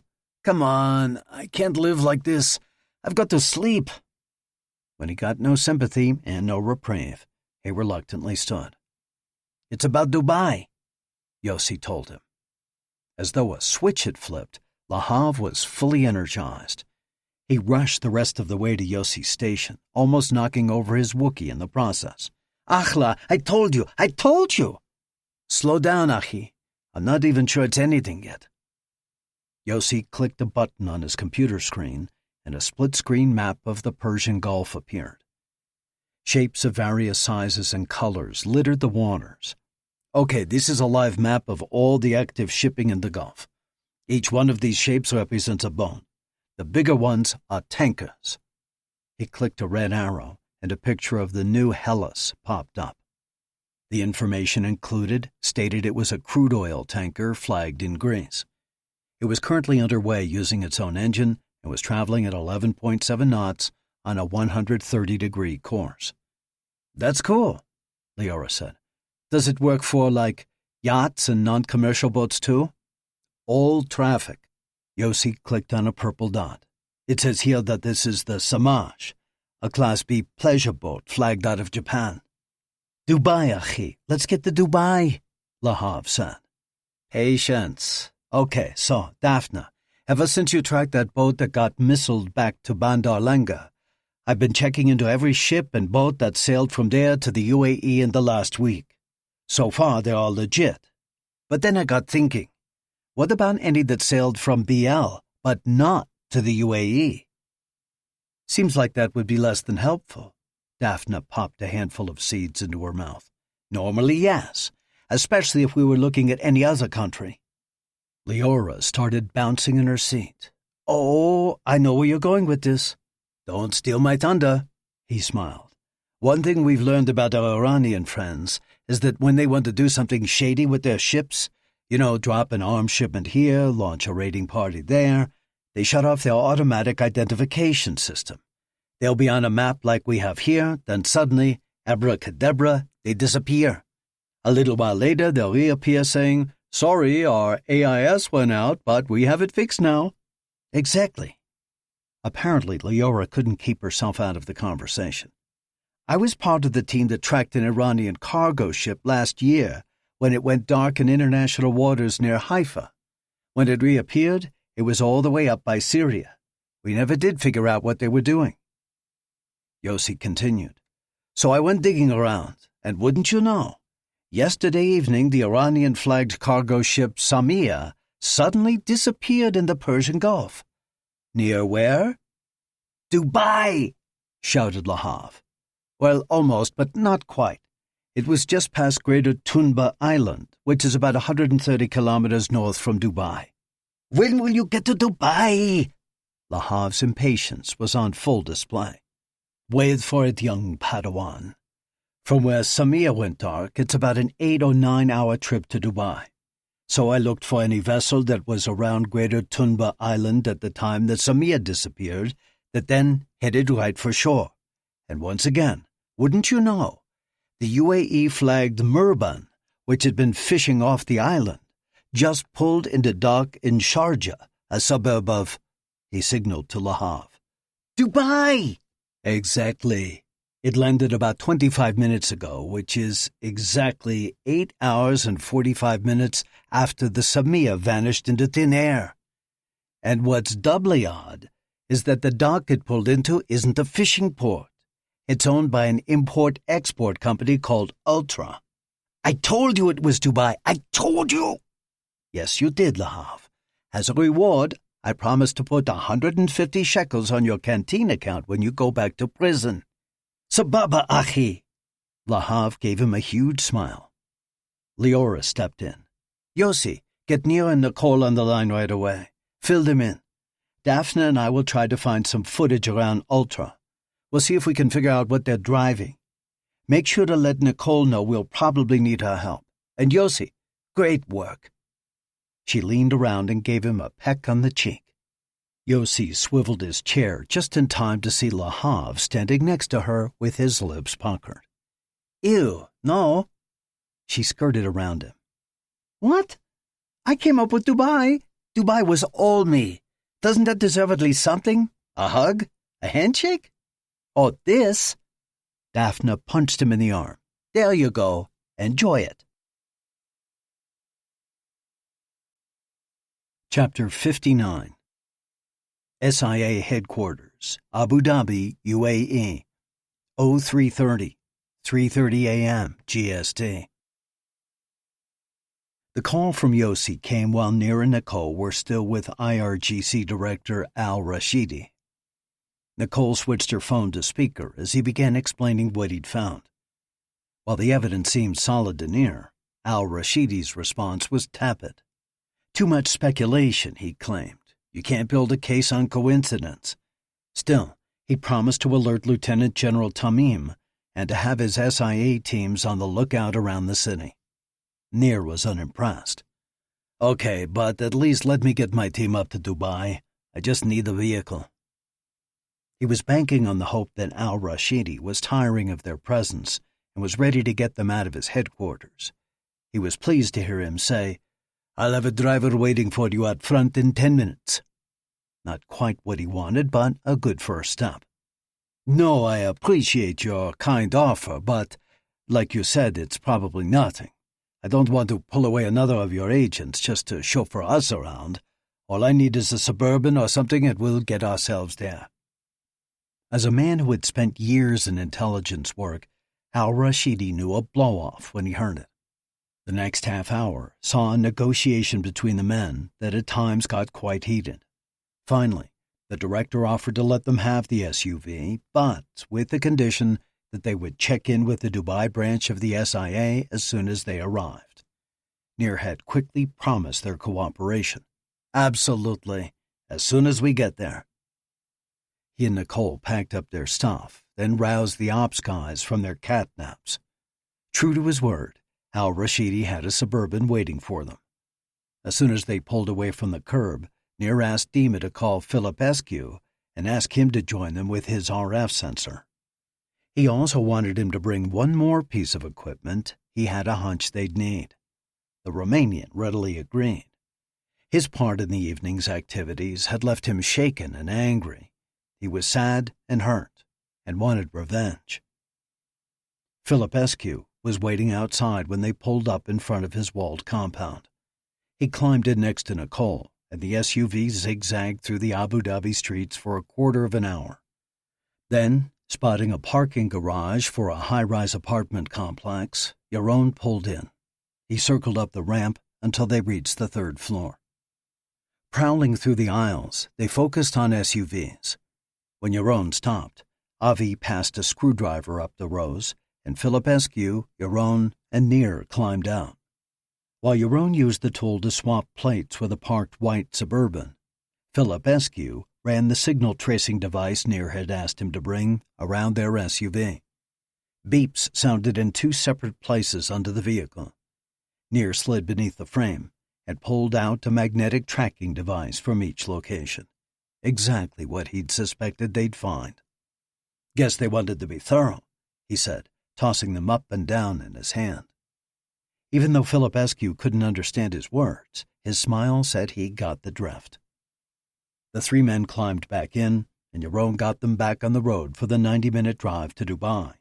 Yohn and Nir in the front, Nicole and Filipescu behind them, each with computers open on their laps, and Dima, Yohn, and Avi squeezed tightly into the final row, busy ensuring that each gun was clean and every magazine was full.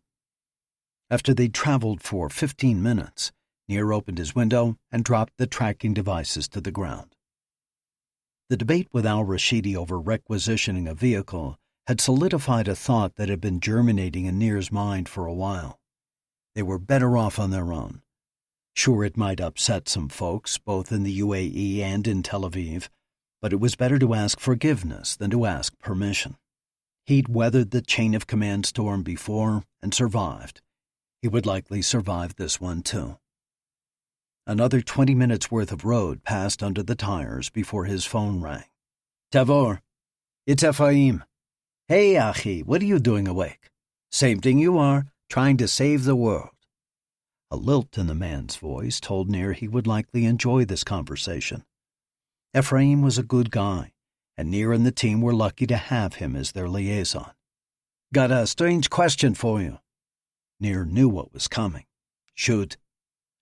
"Did you happen to borrow an SUV from the SIA?"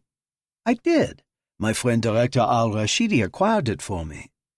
"And did you happen to remove a tracking device from said SUV?" "What, me? Come now, Ephraim. You know me better than that. Besides, why would tracking devices be on an SUV they let me borrow?" "Interesting that you said devices, Achi. I mentioned only one." Nir remained silent, trying to suppress his grin.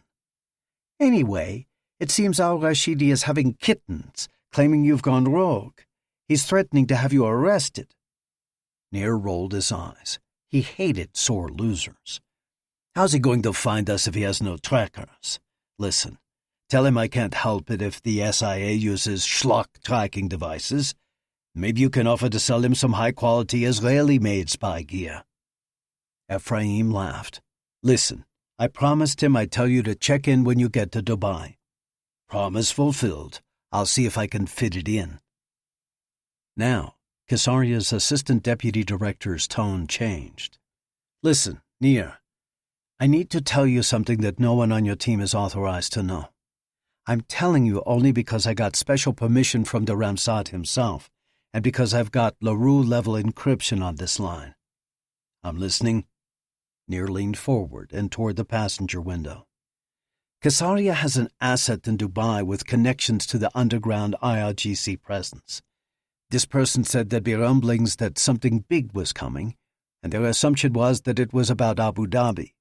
But rather than slow down now that the attack is over, the rumblings are still going, even ramping up.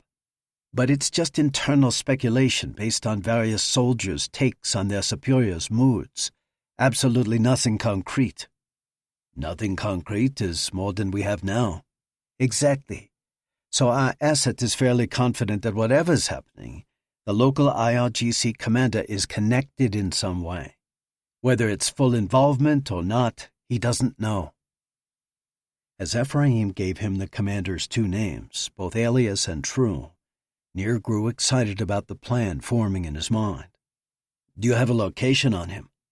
Listen, Nir, I know what you're thinking. Ephraim spoke with a new firmness. You want to snatch him up and interrogate him, maybe throw him out of a helicopter. Cheap shot.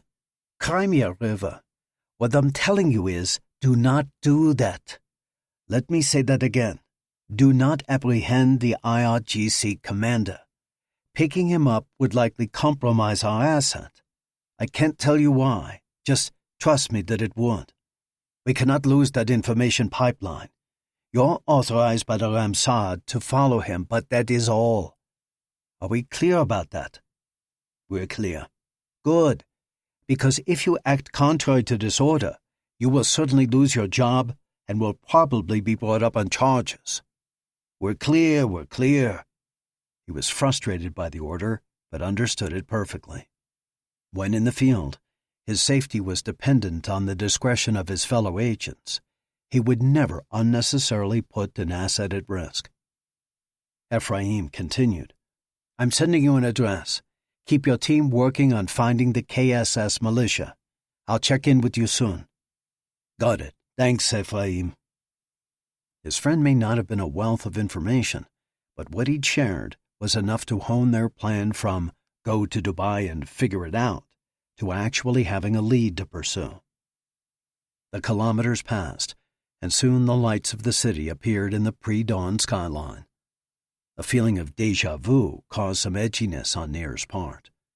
The last time he was in Dubai, he'd killed someone. Now, he was back to do the same. Chapter 60. 0820, 8:20 a.m. GST. Though reluctant to do so, Abbas had to admit the Burj Khalifa was a marvel.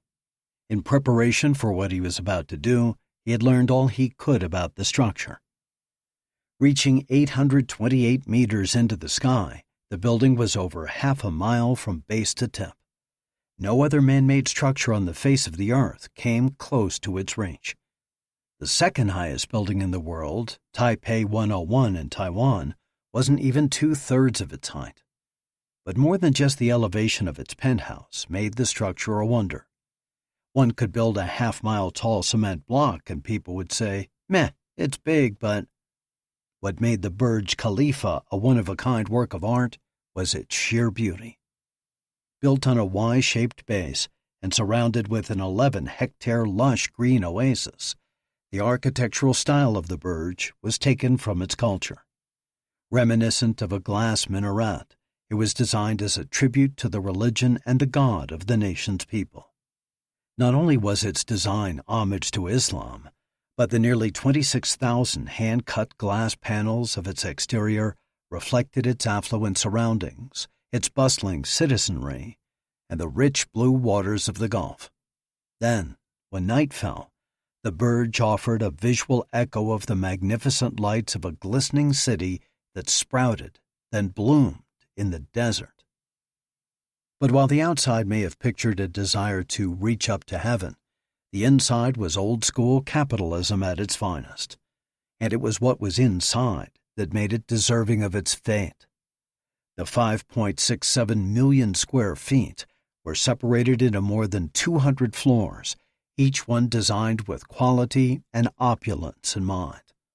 The top 37 floors were corporate, with the 3 highest floors merged into one over-the-top office suite. Below these were 900 residences, spread over nearly 80 levels and priced between very expensive and If you have to ask, you can't afford it. At the base, the first 16 floors were graced by a collaborative effort between Italian fashion icon Giorgio Armani and Emirati integrated lifestyle developers MR, both known for their exquisite style and creativity. The Armani Hotel filled the first 8 floors, with the next 8 holding the 144 suites of the Armani residences. The remaining floors scattered throughout the building held restaurants, shopping, a cigar bar, 5 swimming pools, numerous health clubs, a library, and 3 observation levels. The Burj Khalifa was a tribute to what the ingenuity of mankind can accomplish, a marvel of architecture, design, and engineering. It was an idol that rose high into the sky, and it drew the worship of Western infidels and apostate Muslims. That's why today he would fly 227 kilograms of C4 explosives directly into it. After unloading the cargo into the warehouse, Abbas and his 2 men had climbed up into the empty moving truck and slept. It was only for a few hours, but it was an essential break. Now that they were once again awake, all 3 were energized. Today, they would make history. The IRGC soldiers had left bottles of water in the truck, along with some pita bread that chewed like it had been baked weeks ago. But it was better than nothing, and the men appreciated the meal. Now, it was time to get to work. Opening the first of the cases, Abbas smiled. It was like reuniting with an old, ugly, odd-shaped friend. Along with Ali, he reached in and lifted the Blowfish A2 UAV out of its case.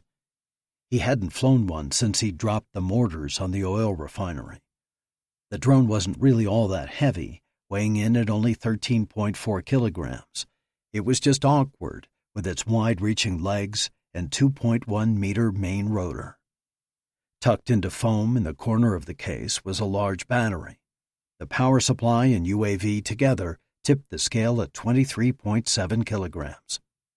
As Abbas and Ali moved to the next case, Hassan placed an M183 demolition charge assembly next to the first drone. The M183 was a package of 16 M112C4 demo blocks. Each demo block contained 0.57 kilograms of explosive. Often used by the military for satchel charges, the M183 was powerful enough to destroy large structures. Not surprisingly, though, large structures did not mean Burj Khalifa large. Bringing down a building like that would take a full-scale military attack.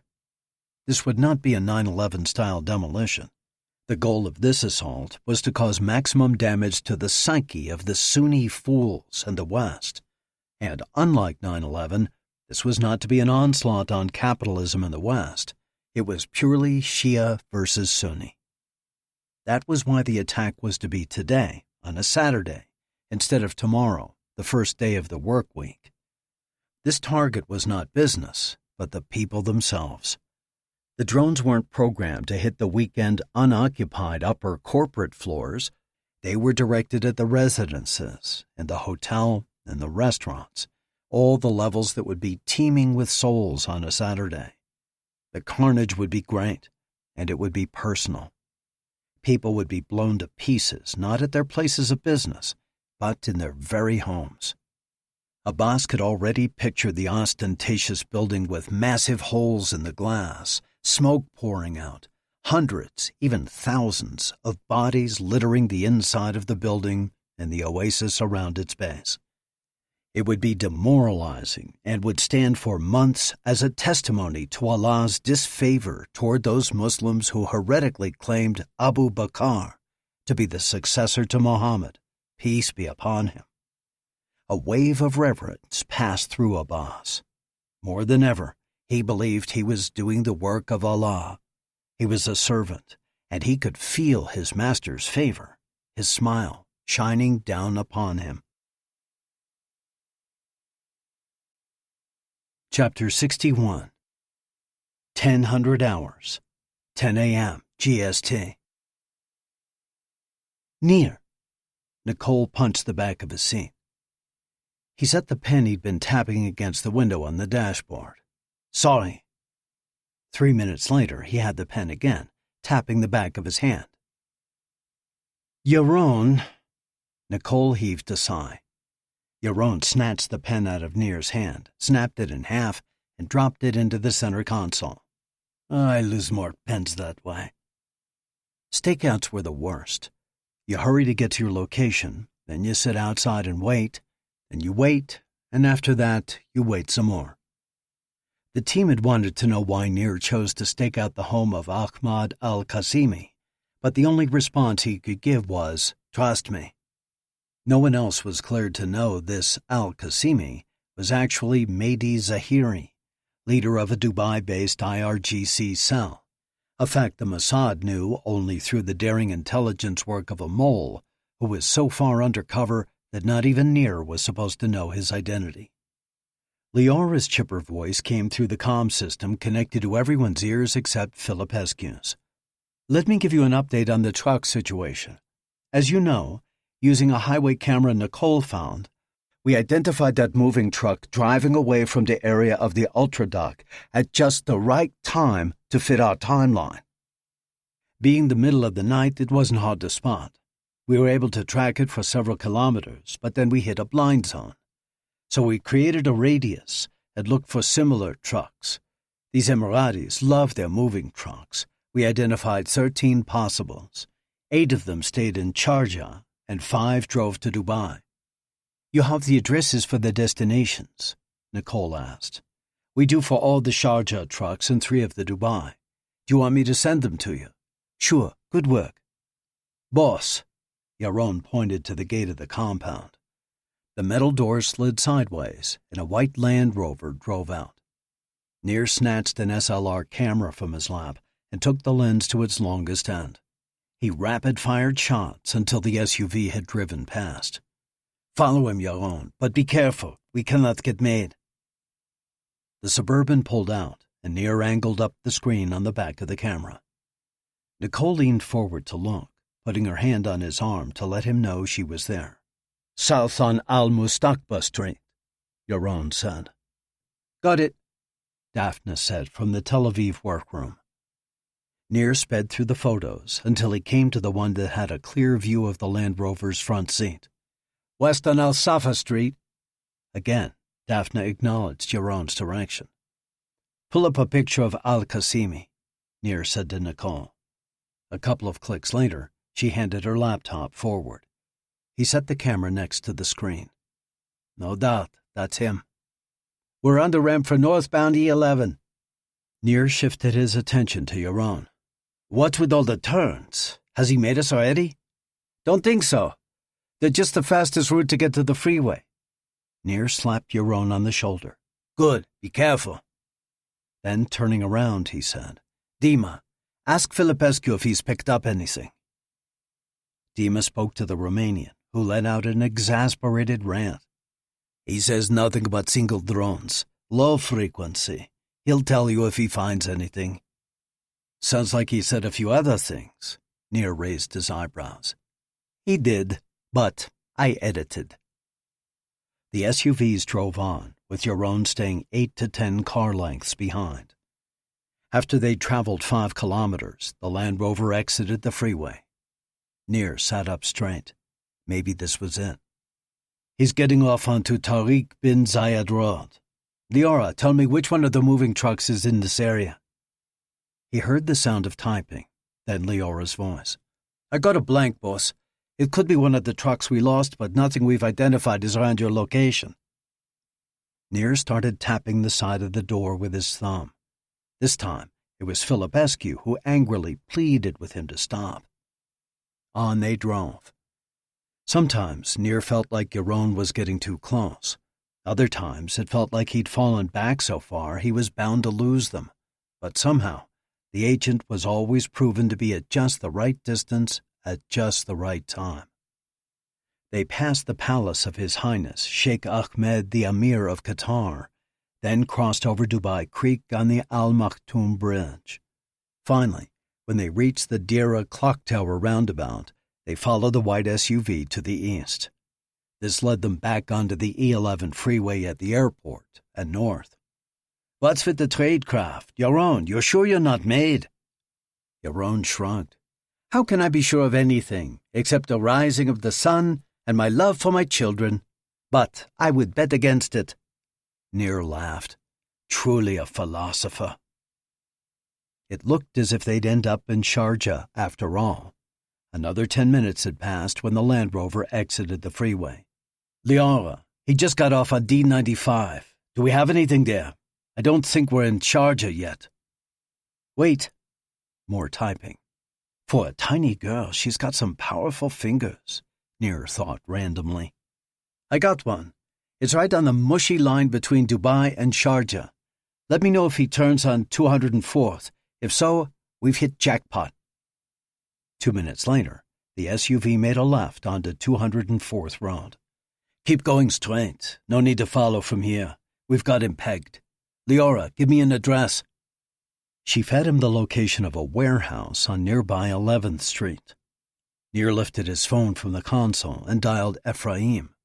What's up, Nir? We've got the location. He filled him in on the details. I'm requesting permission to take a look. Nice work. Hold on. You guys ready to roll? Nir called back to his team. Say the word, Avi said. A minute turned into 2, which turned into 5. The activity in the Suburban slowed, then stopped. This was not a good sign. Finally, Ephraim came back on. Hold your position. Remain on watch. He sounded angry. Nir couldn't believe his ears. What? Are you serious? We're right here. We can stop this thing now. If it's the right location. What do you mean, if it's the right location? You heard what we've got, Ephraim? The sooner we go in, the better chance we have to stop this before it starts. When Ephraim spoke again, Nir recognized by his tone this was definitely not his call. The brass is worried that we'll burn our asset if this isn't the right place. But, come on. But arguing with his friend was arguing with the wrong person. Understood, he said, then disconnected the call and turned to the team. Stand down. Angry cries sounded throughout the SUV. I said stand down. Yohn, get us within view of the warehouse. We'll watch it until we're given a reason to move. But if we do get that reason, we're going in hot. Chapter 62. 10:35 hours, 10:35 a.m. GST. The rattle at the warehouse door had all 3 men jumping for their guns. Sunlight streamed in, and 2 silhouettes entered. Abbas sighted up the figures. The door closed, and Abbas saw 2 men in traditional Emirati clothing. One was striding toward him, while the other remained by the door. Stop where you are! Abbas had his AK-47 leveled at the lead man's chest. The stranger didn't slow. Put down your gun, you fool! Abbas recognized the voice. He angled the barrel of his rifle toward the floor. Who are you? Tell me your name. Ignoring the question, the man continued his approach. When he was within 3 meters, he removed his sunglasses. His eyes sent shivers through Abbas. Those dark, dead orbs had glared at him from behind a black balaclava as he'd lain on the ground earlier that morning, trying to regain his wits. These were the eyes of a man who had humiliated him in front of his own men. The temptation to raise his rifle and regain his pride was great, but he knew that would be foolhardy. Higher stakes were at play today, much bigger than his ego. My name is Ahmad al-Qasimi. I was part of your greeting party this morning. I remember. The inside of his mouth was still raw, and his ribs hurt whenever he breathed too deeply. He had no doubt that al-Qasimi was not this man's real name. This was no Emirati. He was IRGC through and through. Then we can dispense with the pleasantries. Show me what you have done. Without waiting for Abbas to lead him, al-Qasimi marched to where the blowfish drones were laid out. Abbas hurried to catch up. The UAVs were set in 5 rows of 5.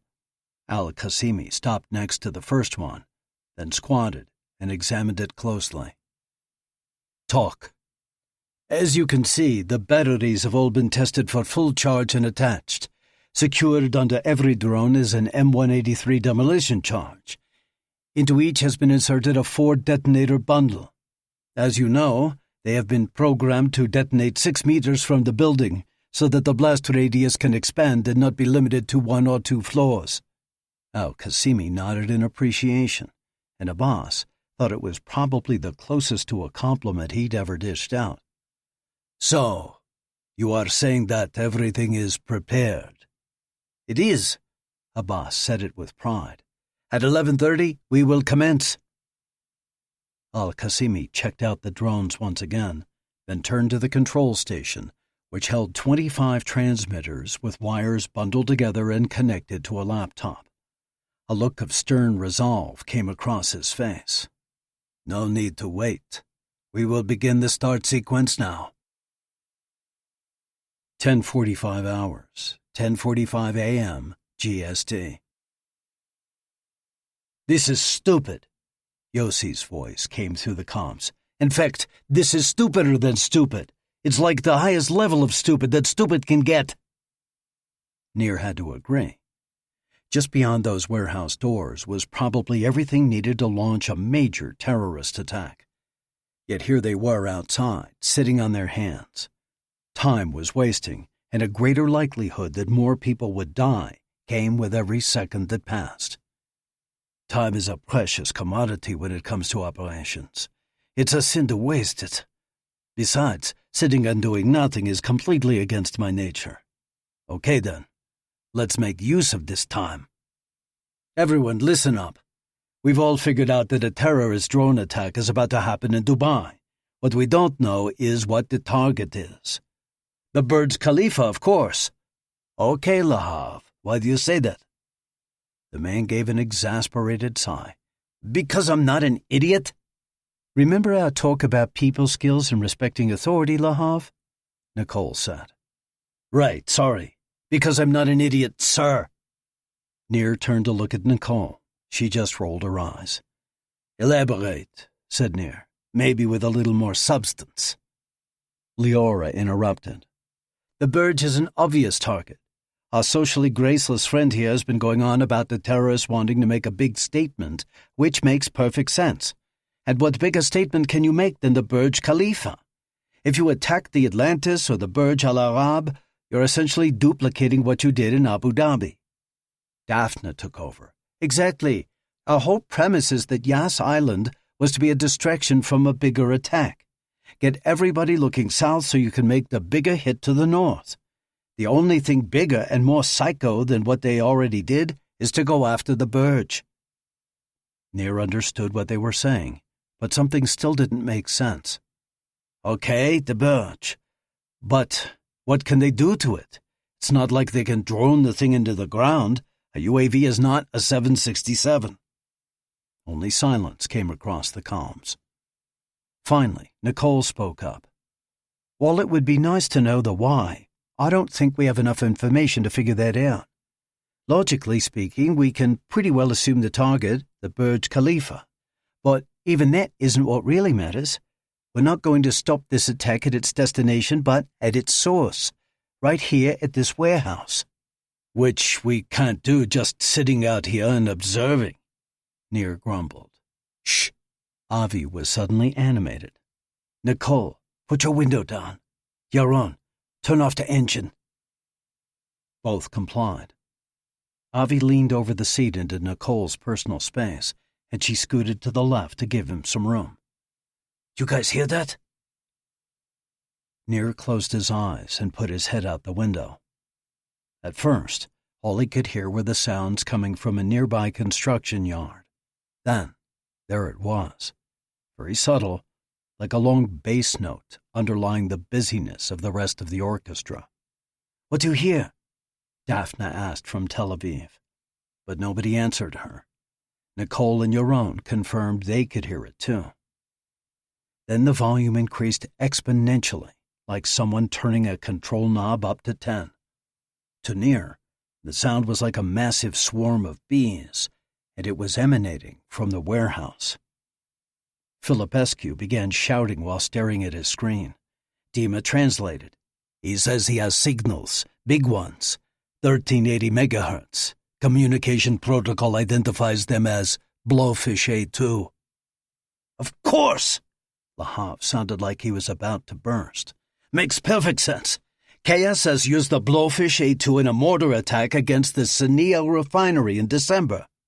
Dozet Shichinch! Dozet Shichinch! Filipescu had turned his screen toward Nicole. Ruski! Shouted Dima. Dvadzet Piat! Dima looked right at Nir, his eyes big. 25 military-class UAVs are receiving signal from that warehouse. As if to confirm Filipescu's information, large doors slid open on the side of the warehouse. One by one, Blowfish drones drifted out and shot straight up into the sky. Nir's eyes followed them 100 meters, 200, 500, 1,000, until they were no longer discernible to the naked eye. What was visible as they rose out of sight sent ice through his veins. A package, wrapped in brown tape, dangled under the empty belly of each drone. Wires wound out from the packages and up to the drones, making them look exactly like what they were. Bombs, capable of blowing huge gaping holes into the crowning architectural jewel of the Middle East. Chapter 63. 10:52 hours, 10:52 a.m. GST. We are going in, Nir said, throwing open his door and tumbling out. Wait, there's something important you don't know. Make it fast, Lahav. We've got to get in there. Nir wasn't even trying to hide his impatience. He dropped back inside and pulled his door closed. The Blowfish is much more sophisticated than the drones in Abu Dhabi. Meaning, if you destroy the master controller, these drones won't just disengage and crash to the earth or return home like the others. The RC signal is leading them on a pre-programmed route, which is embedded into their hard drive once they take off. The only way to stop them now is to reprogram that hard drive. So when you get in there, whatever you do, do not harm the controllers. Nir punched the ceiling of the Suburban. You have got to be kidding me. That changed everything. Not only could a stray bullet from one of their guns doom the thousands of people in and around the Burj Khalifa on a Saturday, but the KSS men themselves could destroy the control center, making the attack a fait accompli. How do we play this, boss? Asked Avi. Give me a second. Going in with guns blazing was out of the question. It would have to be a surprise attack. One more thing, Leora said. Lahav, what's the speed of those things? Carrying a load, you're looking at around 80 kilometers an hour. Nir, that means you have about 20 minutes until they reach their target. Rather than causing him further stress, that information gave Nir some relief.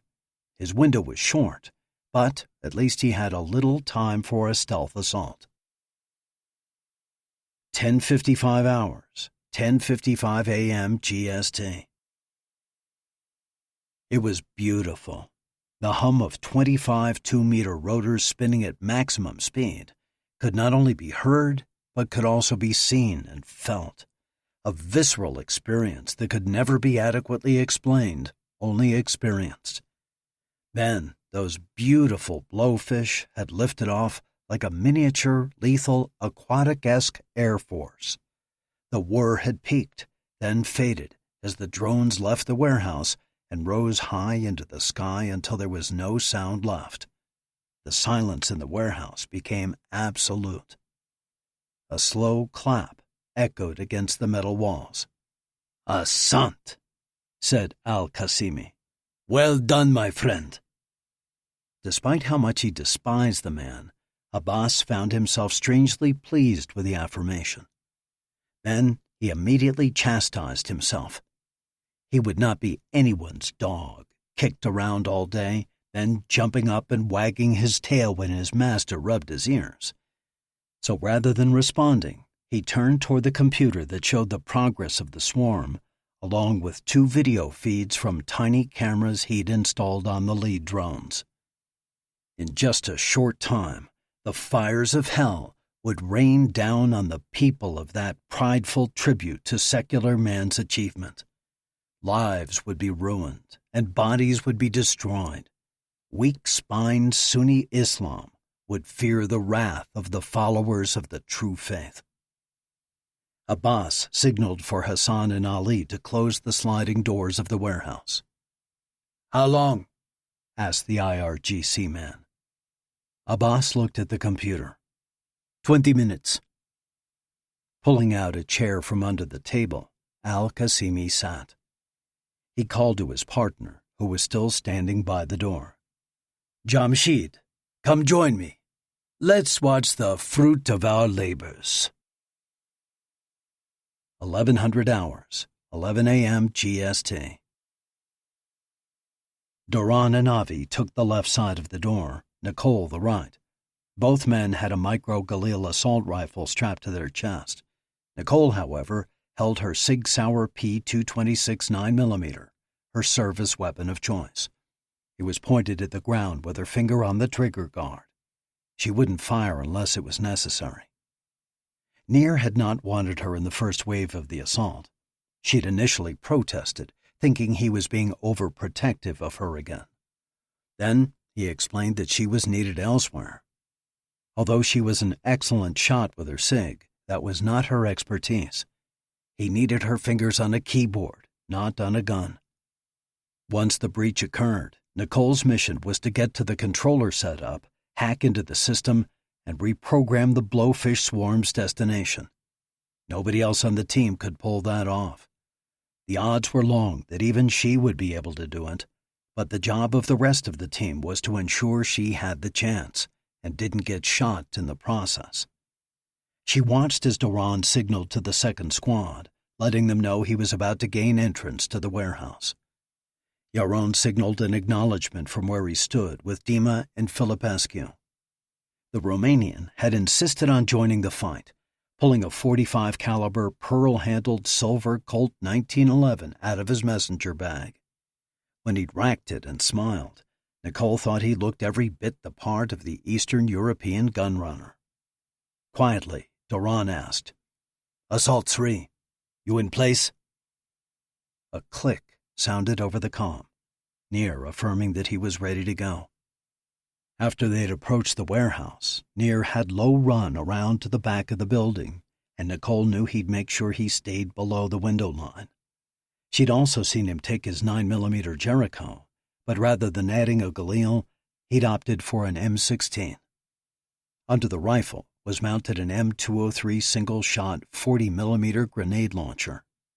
One grenade was loaded already, and he'd stuffed 4 more in his vest. He was ready. Avi inserted a lockpick into the door handle and began flicking a small bar to trigger the tumblers. In and out, Nicole thought, as she took deep breaths. Although she'd now spent more than a decade serving in the Mossad, this was the first time she'd ever participated in a field assault. Lord, please protect us. Take down these enemies who want to do evil. Give me the strength to do what needs to be done for the saving of many lives. Avi cursed, pulling the pick out and starting again. Time was getting short. Nearly 10 minutes had passed while they'd waited for the Ramsad's permission to raid the building. Nir's first inclination had been to go in without informing Ephraim, but Nicole had reminded him that such a strategy was potentially career and freedom-ending. She was grateful he'd acquiesced. He was a good man, but he sometimes let his passion for doing the right thing lead him into doing the wrong thing. Flick, flick, flick, and Avi's face spread into a smile. With a subtle twist of his wrist, the handle turned and the door cracked open. With 2 clicks on the comm, Doron signaled the other teams that they had breached. As they'd done in Abu Dhabi, they would let flashbang grenades give them the advantage. At the front door, Avi and Doron each readied an M84, pulling its circular primary pin and its triangular secondary pin, but holding tight the safety lever against the perforated steel body. Yohn and Dima did the same. Nicole's adrenaline spiked, and she felt a fluttering in her stomach. Lifting his hand, Doron used his fingers to count down. 5, 4, 3, 2, 1. Chapter 64. 1100 hours, 2 minutes, 11:02 a.m. GST. Surrounded by drone cases acting as a shield, Abbas leveled his AK-74. 10 minutes earlier, after the drones had departed, Al-Qasimi had called his partner to watch the attack on the computer. But Jamshid had not left his place by the door.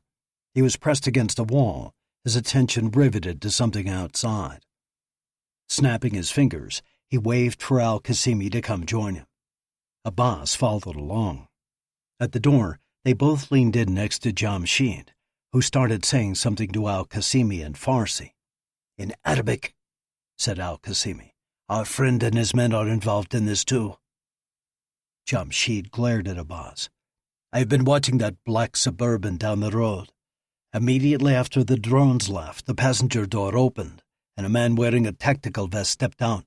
Then, just as quickly, he stepped back in." Al-Qasimi swore. "How could they have found us?" "All we need is 20 minutes, said Abbas. "We need to delay them only that long." "That's if we want to die here. I, for one, do not. Can we take the equipment and flee?" Abbas shook his head. "We can't risk disconnection of the RC controllers. I don't know what would happen if they separated." "And if we destroyed the equipment?" "Again, I don't know. Maybe they'd continue their flight. Maybe they'd crash into the ground like the ones in Abu Dhabi. I don't know this equipment well enough." Al-Qasimi swore once more. "You are supposed to be the experts, you worthless fool!" He turned to his man. "Have you seen any others, Jamshid?" "Just the one SUV, but I expect more to come. I suspect they're planning an assault." "Of course they're planning an assault."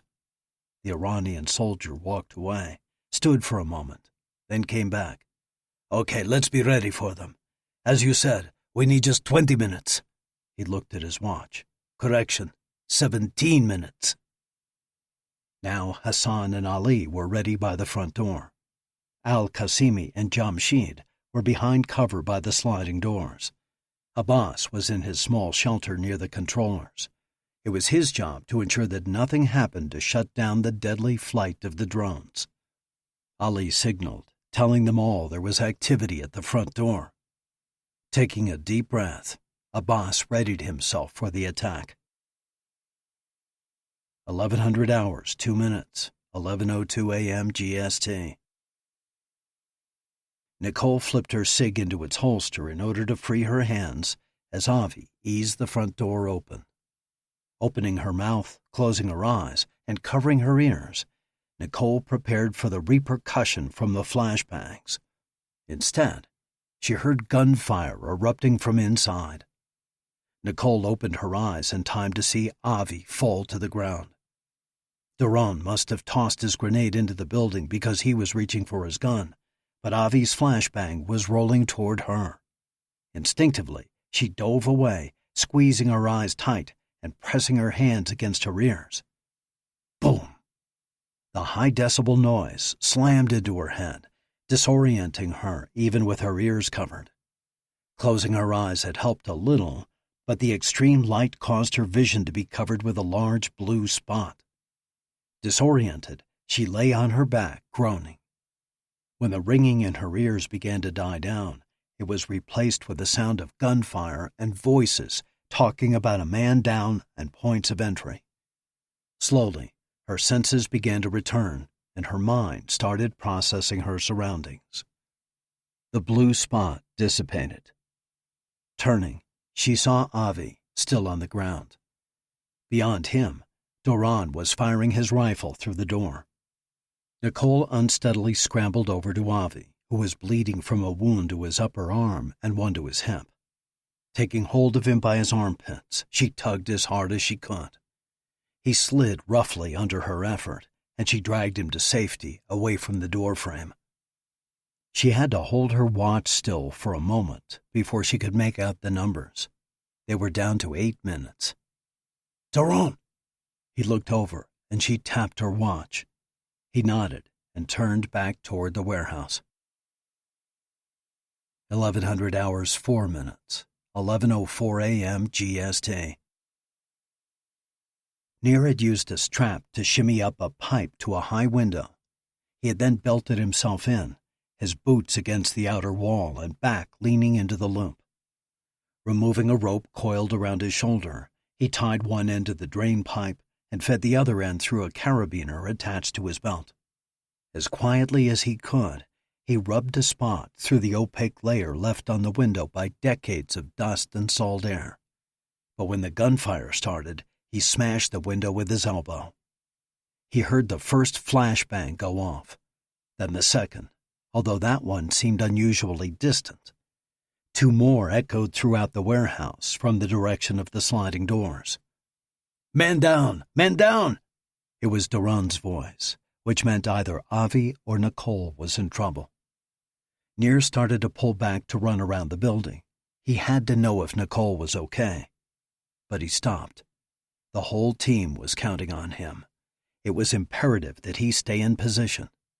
Looking back inside, he scanned the warehouse. The gunfire dissipated as the hostiles tried to deal with their disorientation. Across the large room, he saw Dima and Yohn entering through the sliding doors, guns at the ready. Shots were fired, and the 2 Caesarea agents dropped to the cement floor. Yohn rolled to the right behind some boxes, and Dima bolted back for the doors. Nir spotted muzzle flashes. 2 men in Emirati clothing were firing from behind a large forklift, well protected from a frontal assault. Nir, however, was not in front. Putting one of the men in the sights of his M16, he pulled the trigger. The bullet entered the man's skull from behind his left ear, and he dropped to the floor. The second man, his white kandura splattered with the red of his partner's blood, ran for a secondary position. Interesting, Nir thought as he scanned the warehouse floor. It looks like they put some thought into this. He could see at least 5 places that had been built up, which would potentially provide good cover. Maybe he could use that information to his advantage. Gunfire had started again from the front door. So, gunfire to the left, gunfire to the right, and the spot in the middle is the control center. Lovely. "Assault 2, Nir called to Dima and Yohn as he aimed his rifle toward the main entrance. "1 hostile down. A second has reset behind the lumber to your right. Assault 2, route." 2 men in camouflage uniforms spread out a barrage of bullets from some offices. Duran was returning fire. Nir lined 1 man up and pulled the trigger. The militia soldier pulled back, and the round slammed into an inner wall with a puff of sheetrock. Nir fired again, but the man had dropped to the floor. Something suddenly smashed into Nir's rifle. Pain radiated through his hands, and the M16 clattered to the cement floor. A second shot shattered what was left of the window pane, and tiny glass shards peppered his face. In rapid succession, he button-released the strap, rolled his body headfirst through the window, and slid toward the floor. Grabbing the rope, he did his best to slow gravity, but his damaged hands couldn't get a solid grip. He landed hard on his back. 1100 hours 5 minutes, 11:05 a.m. GST. Once the first bullet took out Jamshid, it was obvious they were flanked. Abbas had spun around looking for the source of the shot, but could see nothing. Only when gunfire was directed toward the offices did he tilt his gaze upward and see a man shooting through a shattered high window. The upper windows had been a concern for Abbas, but al-Qasimi had convinced him that, because they were so high and there was no stair access, they shouldn't worry. Besides, The sound of glass breaking would be enough of an alarm to let them know an assault was coming from behind. What they hadn't accounted for was the noise of the covering gunfire. Lining up his rifle, he depressed the trigger. It was a direct hit, but on the man's rifle, which fell to the floor. "Are you kidding me?" Angry at his bad luck, he fired again, only hitting glass. Suddenly, the man came flying through the window in a front flip, then dropped hard to the floor, landing on his back. Abbas put him on his bead, but before he could pull the trigger, 2 rounds whizzed past his ear, followed by the sound of the shots. Abbas dropped to the floor. When he popped back up, the man was gone. Chapter 65. 1100 hours, 6 minutes, 11:06 a.m. GST. "Sit rep," Nir said as he stumbled into a stack of tractor tires. He'd seen this location from his high vantage point and figured it was likely the fallback of the man who'd just killed his M16. He heard Yohn's voice. "Assault 2. We have 1 hostile, but he's got good cover and sounds like he's not short on ammo." Yohn's was next. "Assault 1. We're pinned down by at least 2. I can't get Nicole through. Avi is alive, but he's not in good condition." There was no way to get Nicole to the control center without exposing her to gunfire. But without getting her there, hundreds or thousands would die. The decision was painful, but easy. "Nicole, go to the sliding doors now. On my signal, run for the control center. It's in the middle of the floor. Everybody, lay cover fire, but not toward the stacks of cases. I need to take care of a hostile there, and I don't want you taking me out by accident. God, if you're here, watch over Nicole. She's one of yours.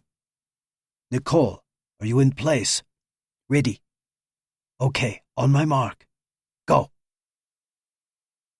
1100 hours, 7 minutes, 11:07 a.m. GST. Nicole sprinted across the floor. The noise was deafening. At any moment, she expected to feel the flesh-tearing slam of a bullet. "God help me! God help me! God help me!" she prayed as she ran. She saw movement to her right. It was Nir, plowing into a stack of black plastic cases. She turned back toward the control center. It was coming up fast. The sound of the gunfire changed. The hostiles were fighting back. The cover was breaking down. She kept running. Finally, she reached the table, dropping into a chair and spinning toward the laptop. Her heart sank. A gaping hole was in the middle of the screen, and what hadn't been torn away was completely black. Think, think, think. She felt the underside of the laptop. It was still warm, and she could sense a subtle whirring. The computer isn't dead. It's just not functional. A bullet whizzed by her ear, and she dropped to the floor under the table. "Lahav, are you on?" "I'm here. The computer screen is shattered. If I can connect in through my laptop, will I be able to control the drones?" "I would think so. You see, they're both—" "Dima, tell Nikolai to bring me more laptop. Fast. We're down to 4 minutes. 1100 hours, 7 minutes, 11:07 a.m. GST. Abbas knew cover fire when he heard it. When everyone shoots on automatic all at once, it's because they're trying to distract from something else. What are they doing? Then he saw it, or her, a woman of all things, sprinting across the floor toward the control center. That's not a journey you'll complete. He took aim, but then the cases behind him exploded forward. Someone careened into him from behind, and Abbas flew into the front wall of his shelter. He landed on a hard plastic corner, and his assailant landed on his back. Air expelled from his lungs. A fist hit him on the side of the head once, then twice. But he'd trained for this scenario. He lurched his hips upward and twisted, throwing his passenger off balance. Spinning underneath his attacker, Abbas connected his fist with the man's chin. It was a well-placed blow, dazing his opponent. With one more hip bounce, he launched the man from on top of him. He recognized his enemy from the window. They both got to their feet. The man pulled a pistol from an underarm holster, a Jericho 941. An Israeli? In the UAE? What is this? But that thought was just a flash in his mind. Abbas kicked out and swept the Israeli's feet out from under him. The man landed hard on his back, his head hitting the cement. The gun clattered away. Abbas pounced, but his challenger rolled away. He landed hard on the floor. A fraction of a second later, the man was on his back, an arm wrapped around his neck and squeezed. It didn't take long for the corners of his vision to gray. He flopped and twisted, but the man's hold was too strong. With the last of his strength, he reached into a cargo pocket, his fingers grasping for its contents. Finally, he found what he was looking for. He knew he didn't have much longer. Pulling his hand from his pocket, he used his thumb to push up on the flip switch of the Gerber fast knife, releasing its serrated edge. Swinging his arm down, he plunged the weapon into his attacker's leg.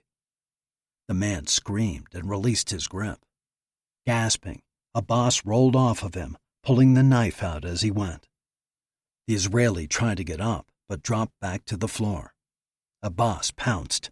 He landed on top of him, then pushed himself up to straddle him.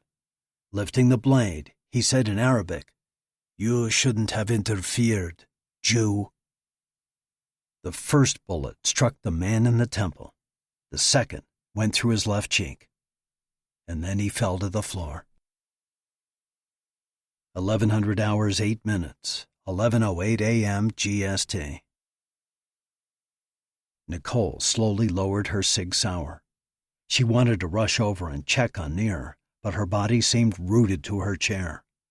It had to be done. It was him or Nir. She'd fired a gun many times and prided herself on her accuracy. But this was not that. This was not a paper target. This was not a training course. A human being was dead, and she'd killed him. Someone ran up next to her and began speaking. Nicole ignored the voice, staring at the spreading pool of blood around the dead man's head. Lord, forgive me. If there had been any other way. Hands grabbed her arms and shook her. She recognized Filipescu. He was yelling at her in Russian and pointing at her laptop. Like waking from a bad dream, Nicole snapped from her fog. She pointed to Nir, and Filipescu nodded and went to check on him. Lahav, are you with me? Always and forever, he said. Normally, that would have creeped her out, but now she laughed. That was the stupid battleground humor she needed to focus. Lahav, I'm hardwiring in. Give me a minute. How about 30 seconds? We seem to be running short of minutes. Yohn's voice came through the comm. One in custody, right side cleared. Dima's coming to give you some help, Duran. Nicole typed on her keyboard, busting the complicated firewall. 3 minutes, Lahav said. Images suddenly appeared on Nicole's laptop. I'm in. What do you see? Code of some sort on the bottom half of the screen.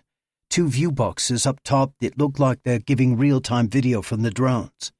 I can see the city passing by and the birds in the distance. We may not have the time we thought. Can you type in the code screen? Nicole tried. No, it's got me locked out. You need to make yourself administrator. Hurry. Then mirror your screen to me. Nicole went into a control prompt and overrode the administrator protocol. She heard a series of shots from the offices. 2 down, Duran said. Offices cleared. Clear the rest of the warehouse, Dima. The strain in Nir's voice belied the pain he had to be in. Duran, tend to Avi. Root, they both said. I'm in, Nicole said. Filipescu appeared at her side. With bloody fingers, he pointed to his RF sensor, then held up one finger. Lahav, we have 1 minute. Talk to me. The Burge towered into the sky on the video screens. Okay, 1 second. This is... What the... Hold on. Okay, got it. Nicole could see details in the building's windows. Filipescu held up 4 red-smeared fingers on one hand and 5 on the other.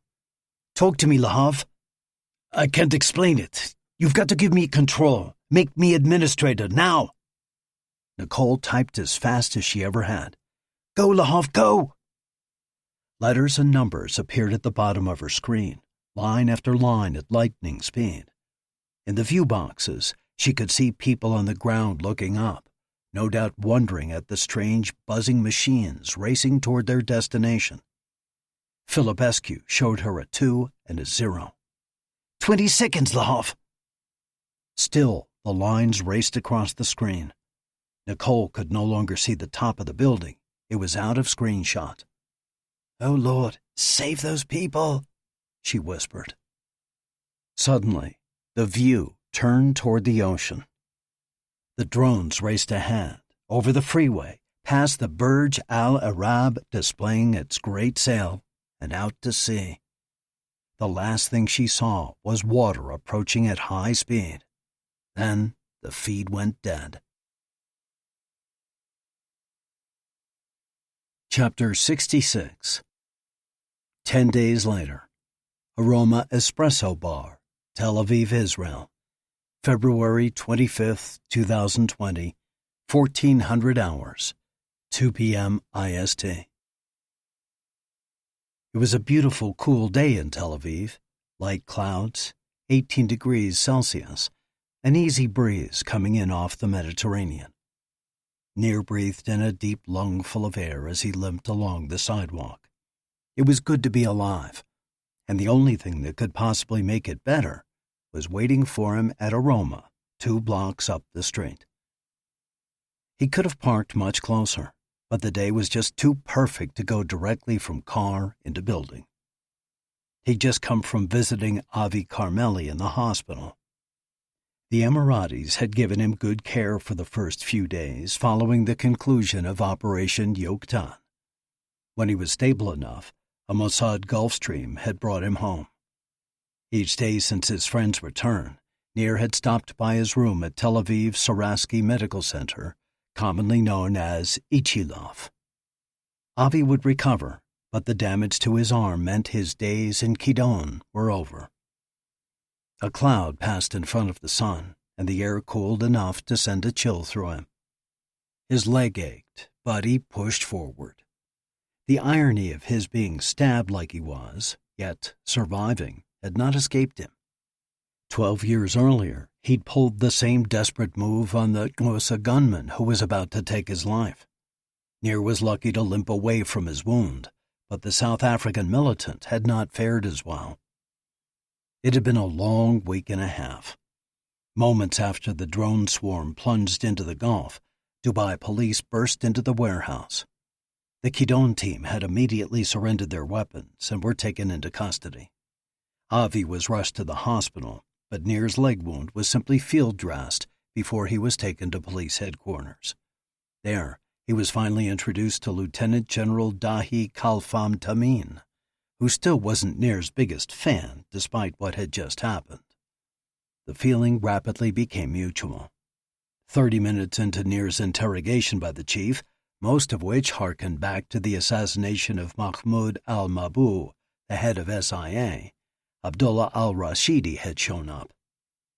For Nir's team going off on their own, al-Rashidi brought with him threats of trials and imprisonment for all the members. Nir's only response to the tirades of both men was, "Call the Mossad." After a full hour of interrogative futility, al-Rashidi had done just that. 2 hours later, Nir and his team were on a private flight to Tel Aviv. Nir had wanted to stay with Avi, but al-Rashidi demanded that the rest of them get out of his country immediately. The cafe was up ahead, and he could see Nicole sitting at what had become their customary table. His step quickened and his pain lessened as he approached the door.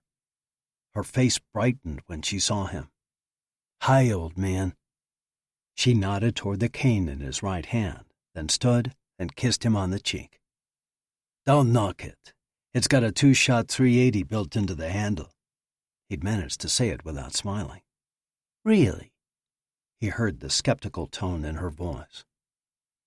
Nir made as if he was going to pull off the cane's handle, then chuckled. No, not really. But it would be really cool if it did. Nicole laughed and squeezed his arm. Sit down. My treat today. He watched her walk away as he lowered himself into a chair. Much of the flight home had been with her sitting next to him, her head on his shoulder.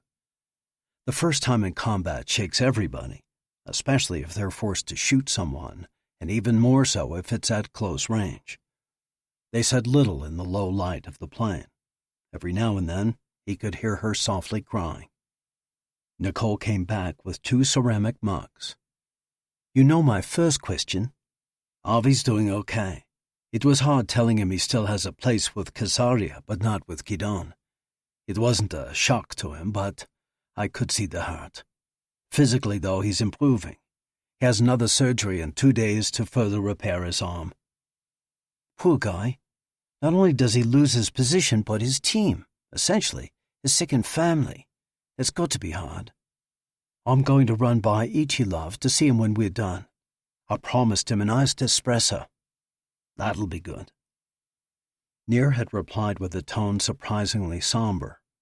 He hadn't thought about how deep the ramifications were for Avi.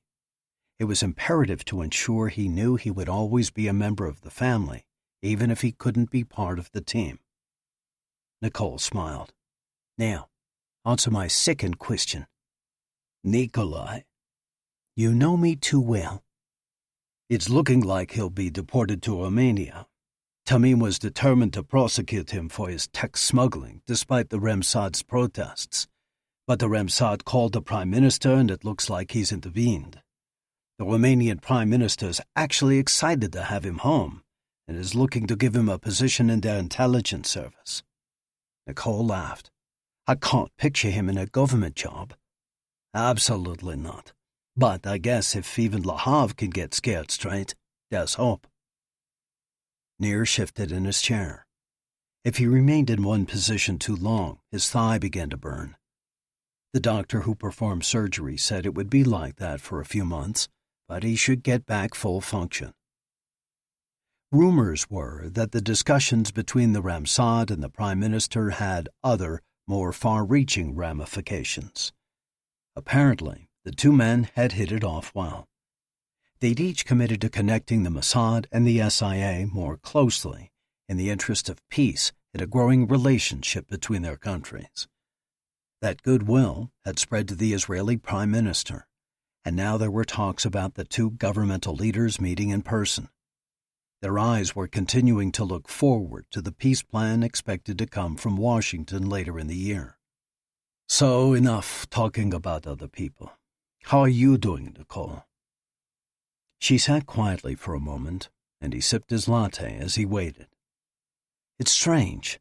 I don't think much anymore about that man, Abbas. He was going to kill you, and I stopped him. I don't feel any guilt. Nor should you. Nor should I. He put himself in that position. I didn't. But to be honest, I do still have nightmares about that moment, and I'm guessing I will for a while. Nir nodded, a tightness in his throat. He hated to see Nicole having to deal with the aftermath of the operation and her part in it. I'm sorry to say it will be with you for a long time. I have night visitors from time to time. Lately it's been Abu Mustafa. Not just him jumping out of the helicopter, but what I did to him before he jumped. Emotion welled up inside. He did his best to stifle it with a long draw from his latte, then set down his mug. Nicole swapped hers for his. Again, I don't think much about killing a boss. I think a lot more about what would have happened if I hadn't killed him. Or what if you hadn't stopped him from killing me? Honestly, it's 2 very different emotions. That statement surprised Nir. What do you mean? Nicole spun Nir's empty mug a few times before answering. Okay, so if I had died in that warehouse, it would have been a tragedy in the sense that there are other people who love me, and they would have been very sad. He shifted again. He still couldn't bring himself to think about that outcome. But, Nir, for me, it wouldn't have been a tragedy at all. I would be with God, because I've accepted Jesus as my Savior. I know that for a fact. That's why, even when I was running across that warehouse floor, I was never scared of being killed. I was scared of the pain of getting shot, but of dying? Not at all. No, I get it. I call it battle mode. You can't think of dying. You just have to focus on getting the job accomplished. Nicole was shaking her head. It's not that. I actually did think of dying while I was sprinting across that floor with bullets whizzing around the warehouse. What I'm saying is that when I thought about it, I wasn't scared. Not at all. What did scare me was the thought of you dying. The conversation was starting to make him uncomfortable, but Nir figured he'd ride it out a little longer. Why is that? I mean, what's the difference? Nicole took his hand. Nir, if you died, it would be a double tragedy. We who love you would be heartbroken. Nir noticed the plural pronoun. But what would make it worse is that you wouldn't be with God.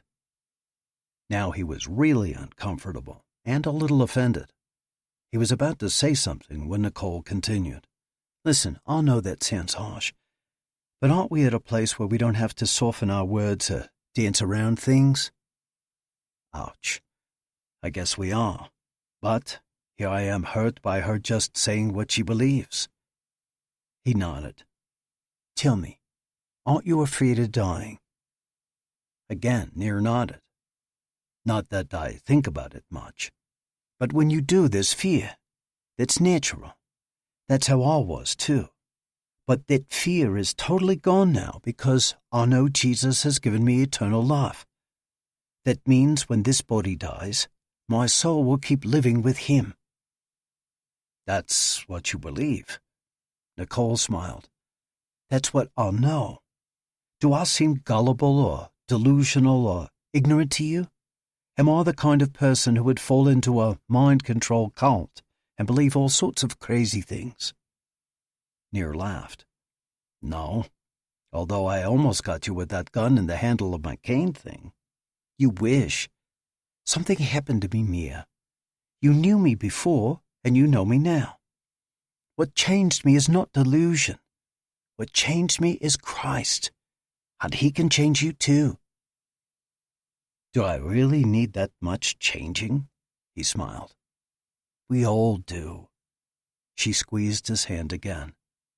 And it's just a prayer away. Stretching his leg out to buy a little time, he considered what she said. It made a lot of sense. Nir hated funerals and avoided them whenever possible. Every Memorial Day, a day when most countries celebrated with family picnics and sales at furniture stores, the entire country of Israel shut down and truly mourned those who had lost their lives defending the nation.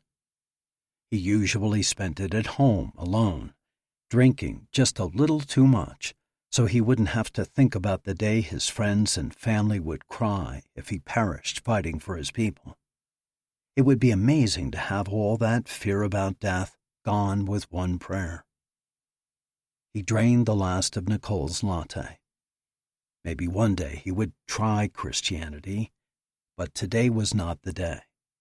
Nicole just kept failing to grasp one fact. Jesus was for the Gentiles, and Moses was for the Jews. Listen, Nir, I'm not trying to force you into anything. It's a personal decision. Just think on it.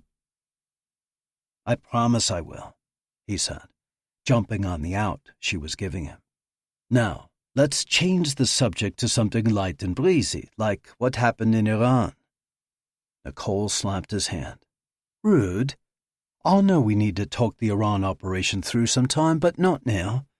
Let me finish dealing with the effects of this operation before we jump back to an old one. Fair enough.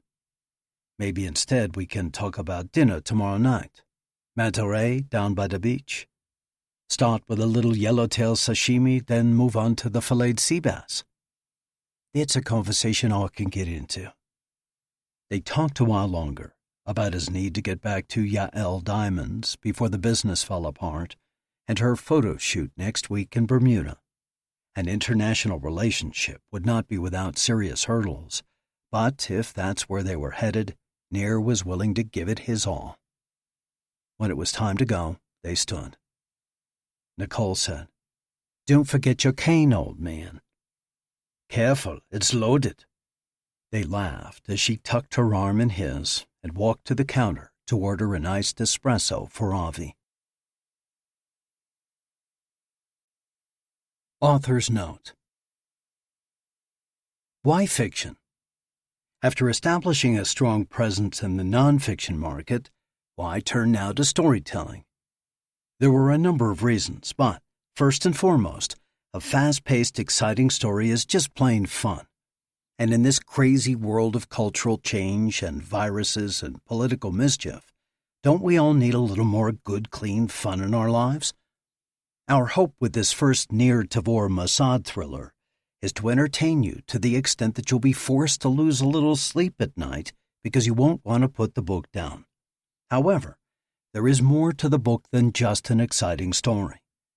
In Amir's nonfiction offerings, biblical and geopolitical truth is supplemented by anecdotes and humor in order to make the book a more enjoyable read.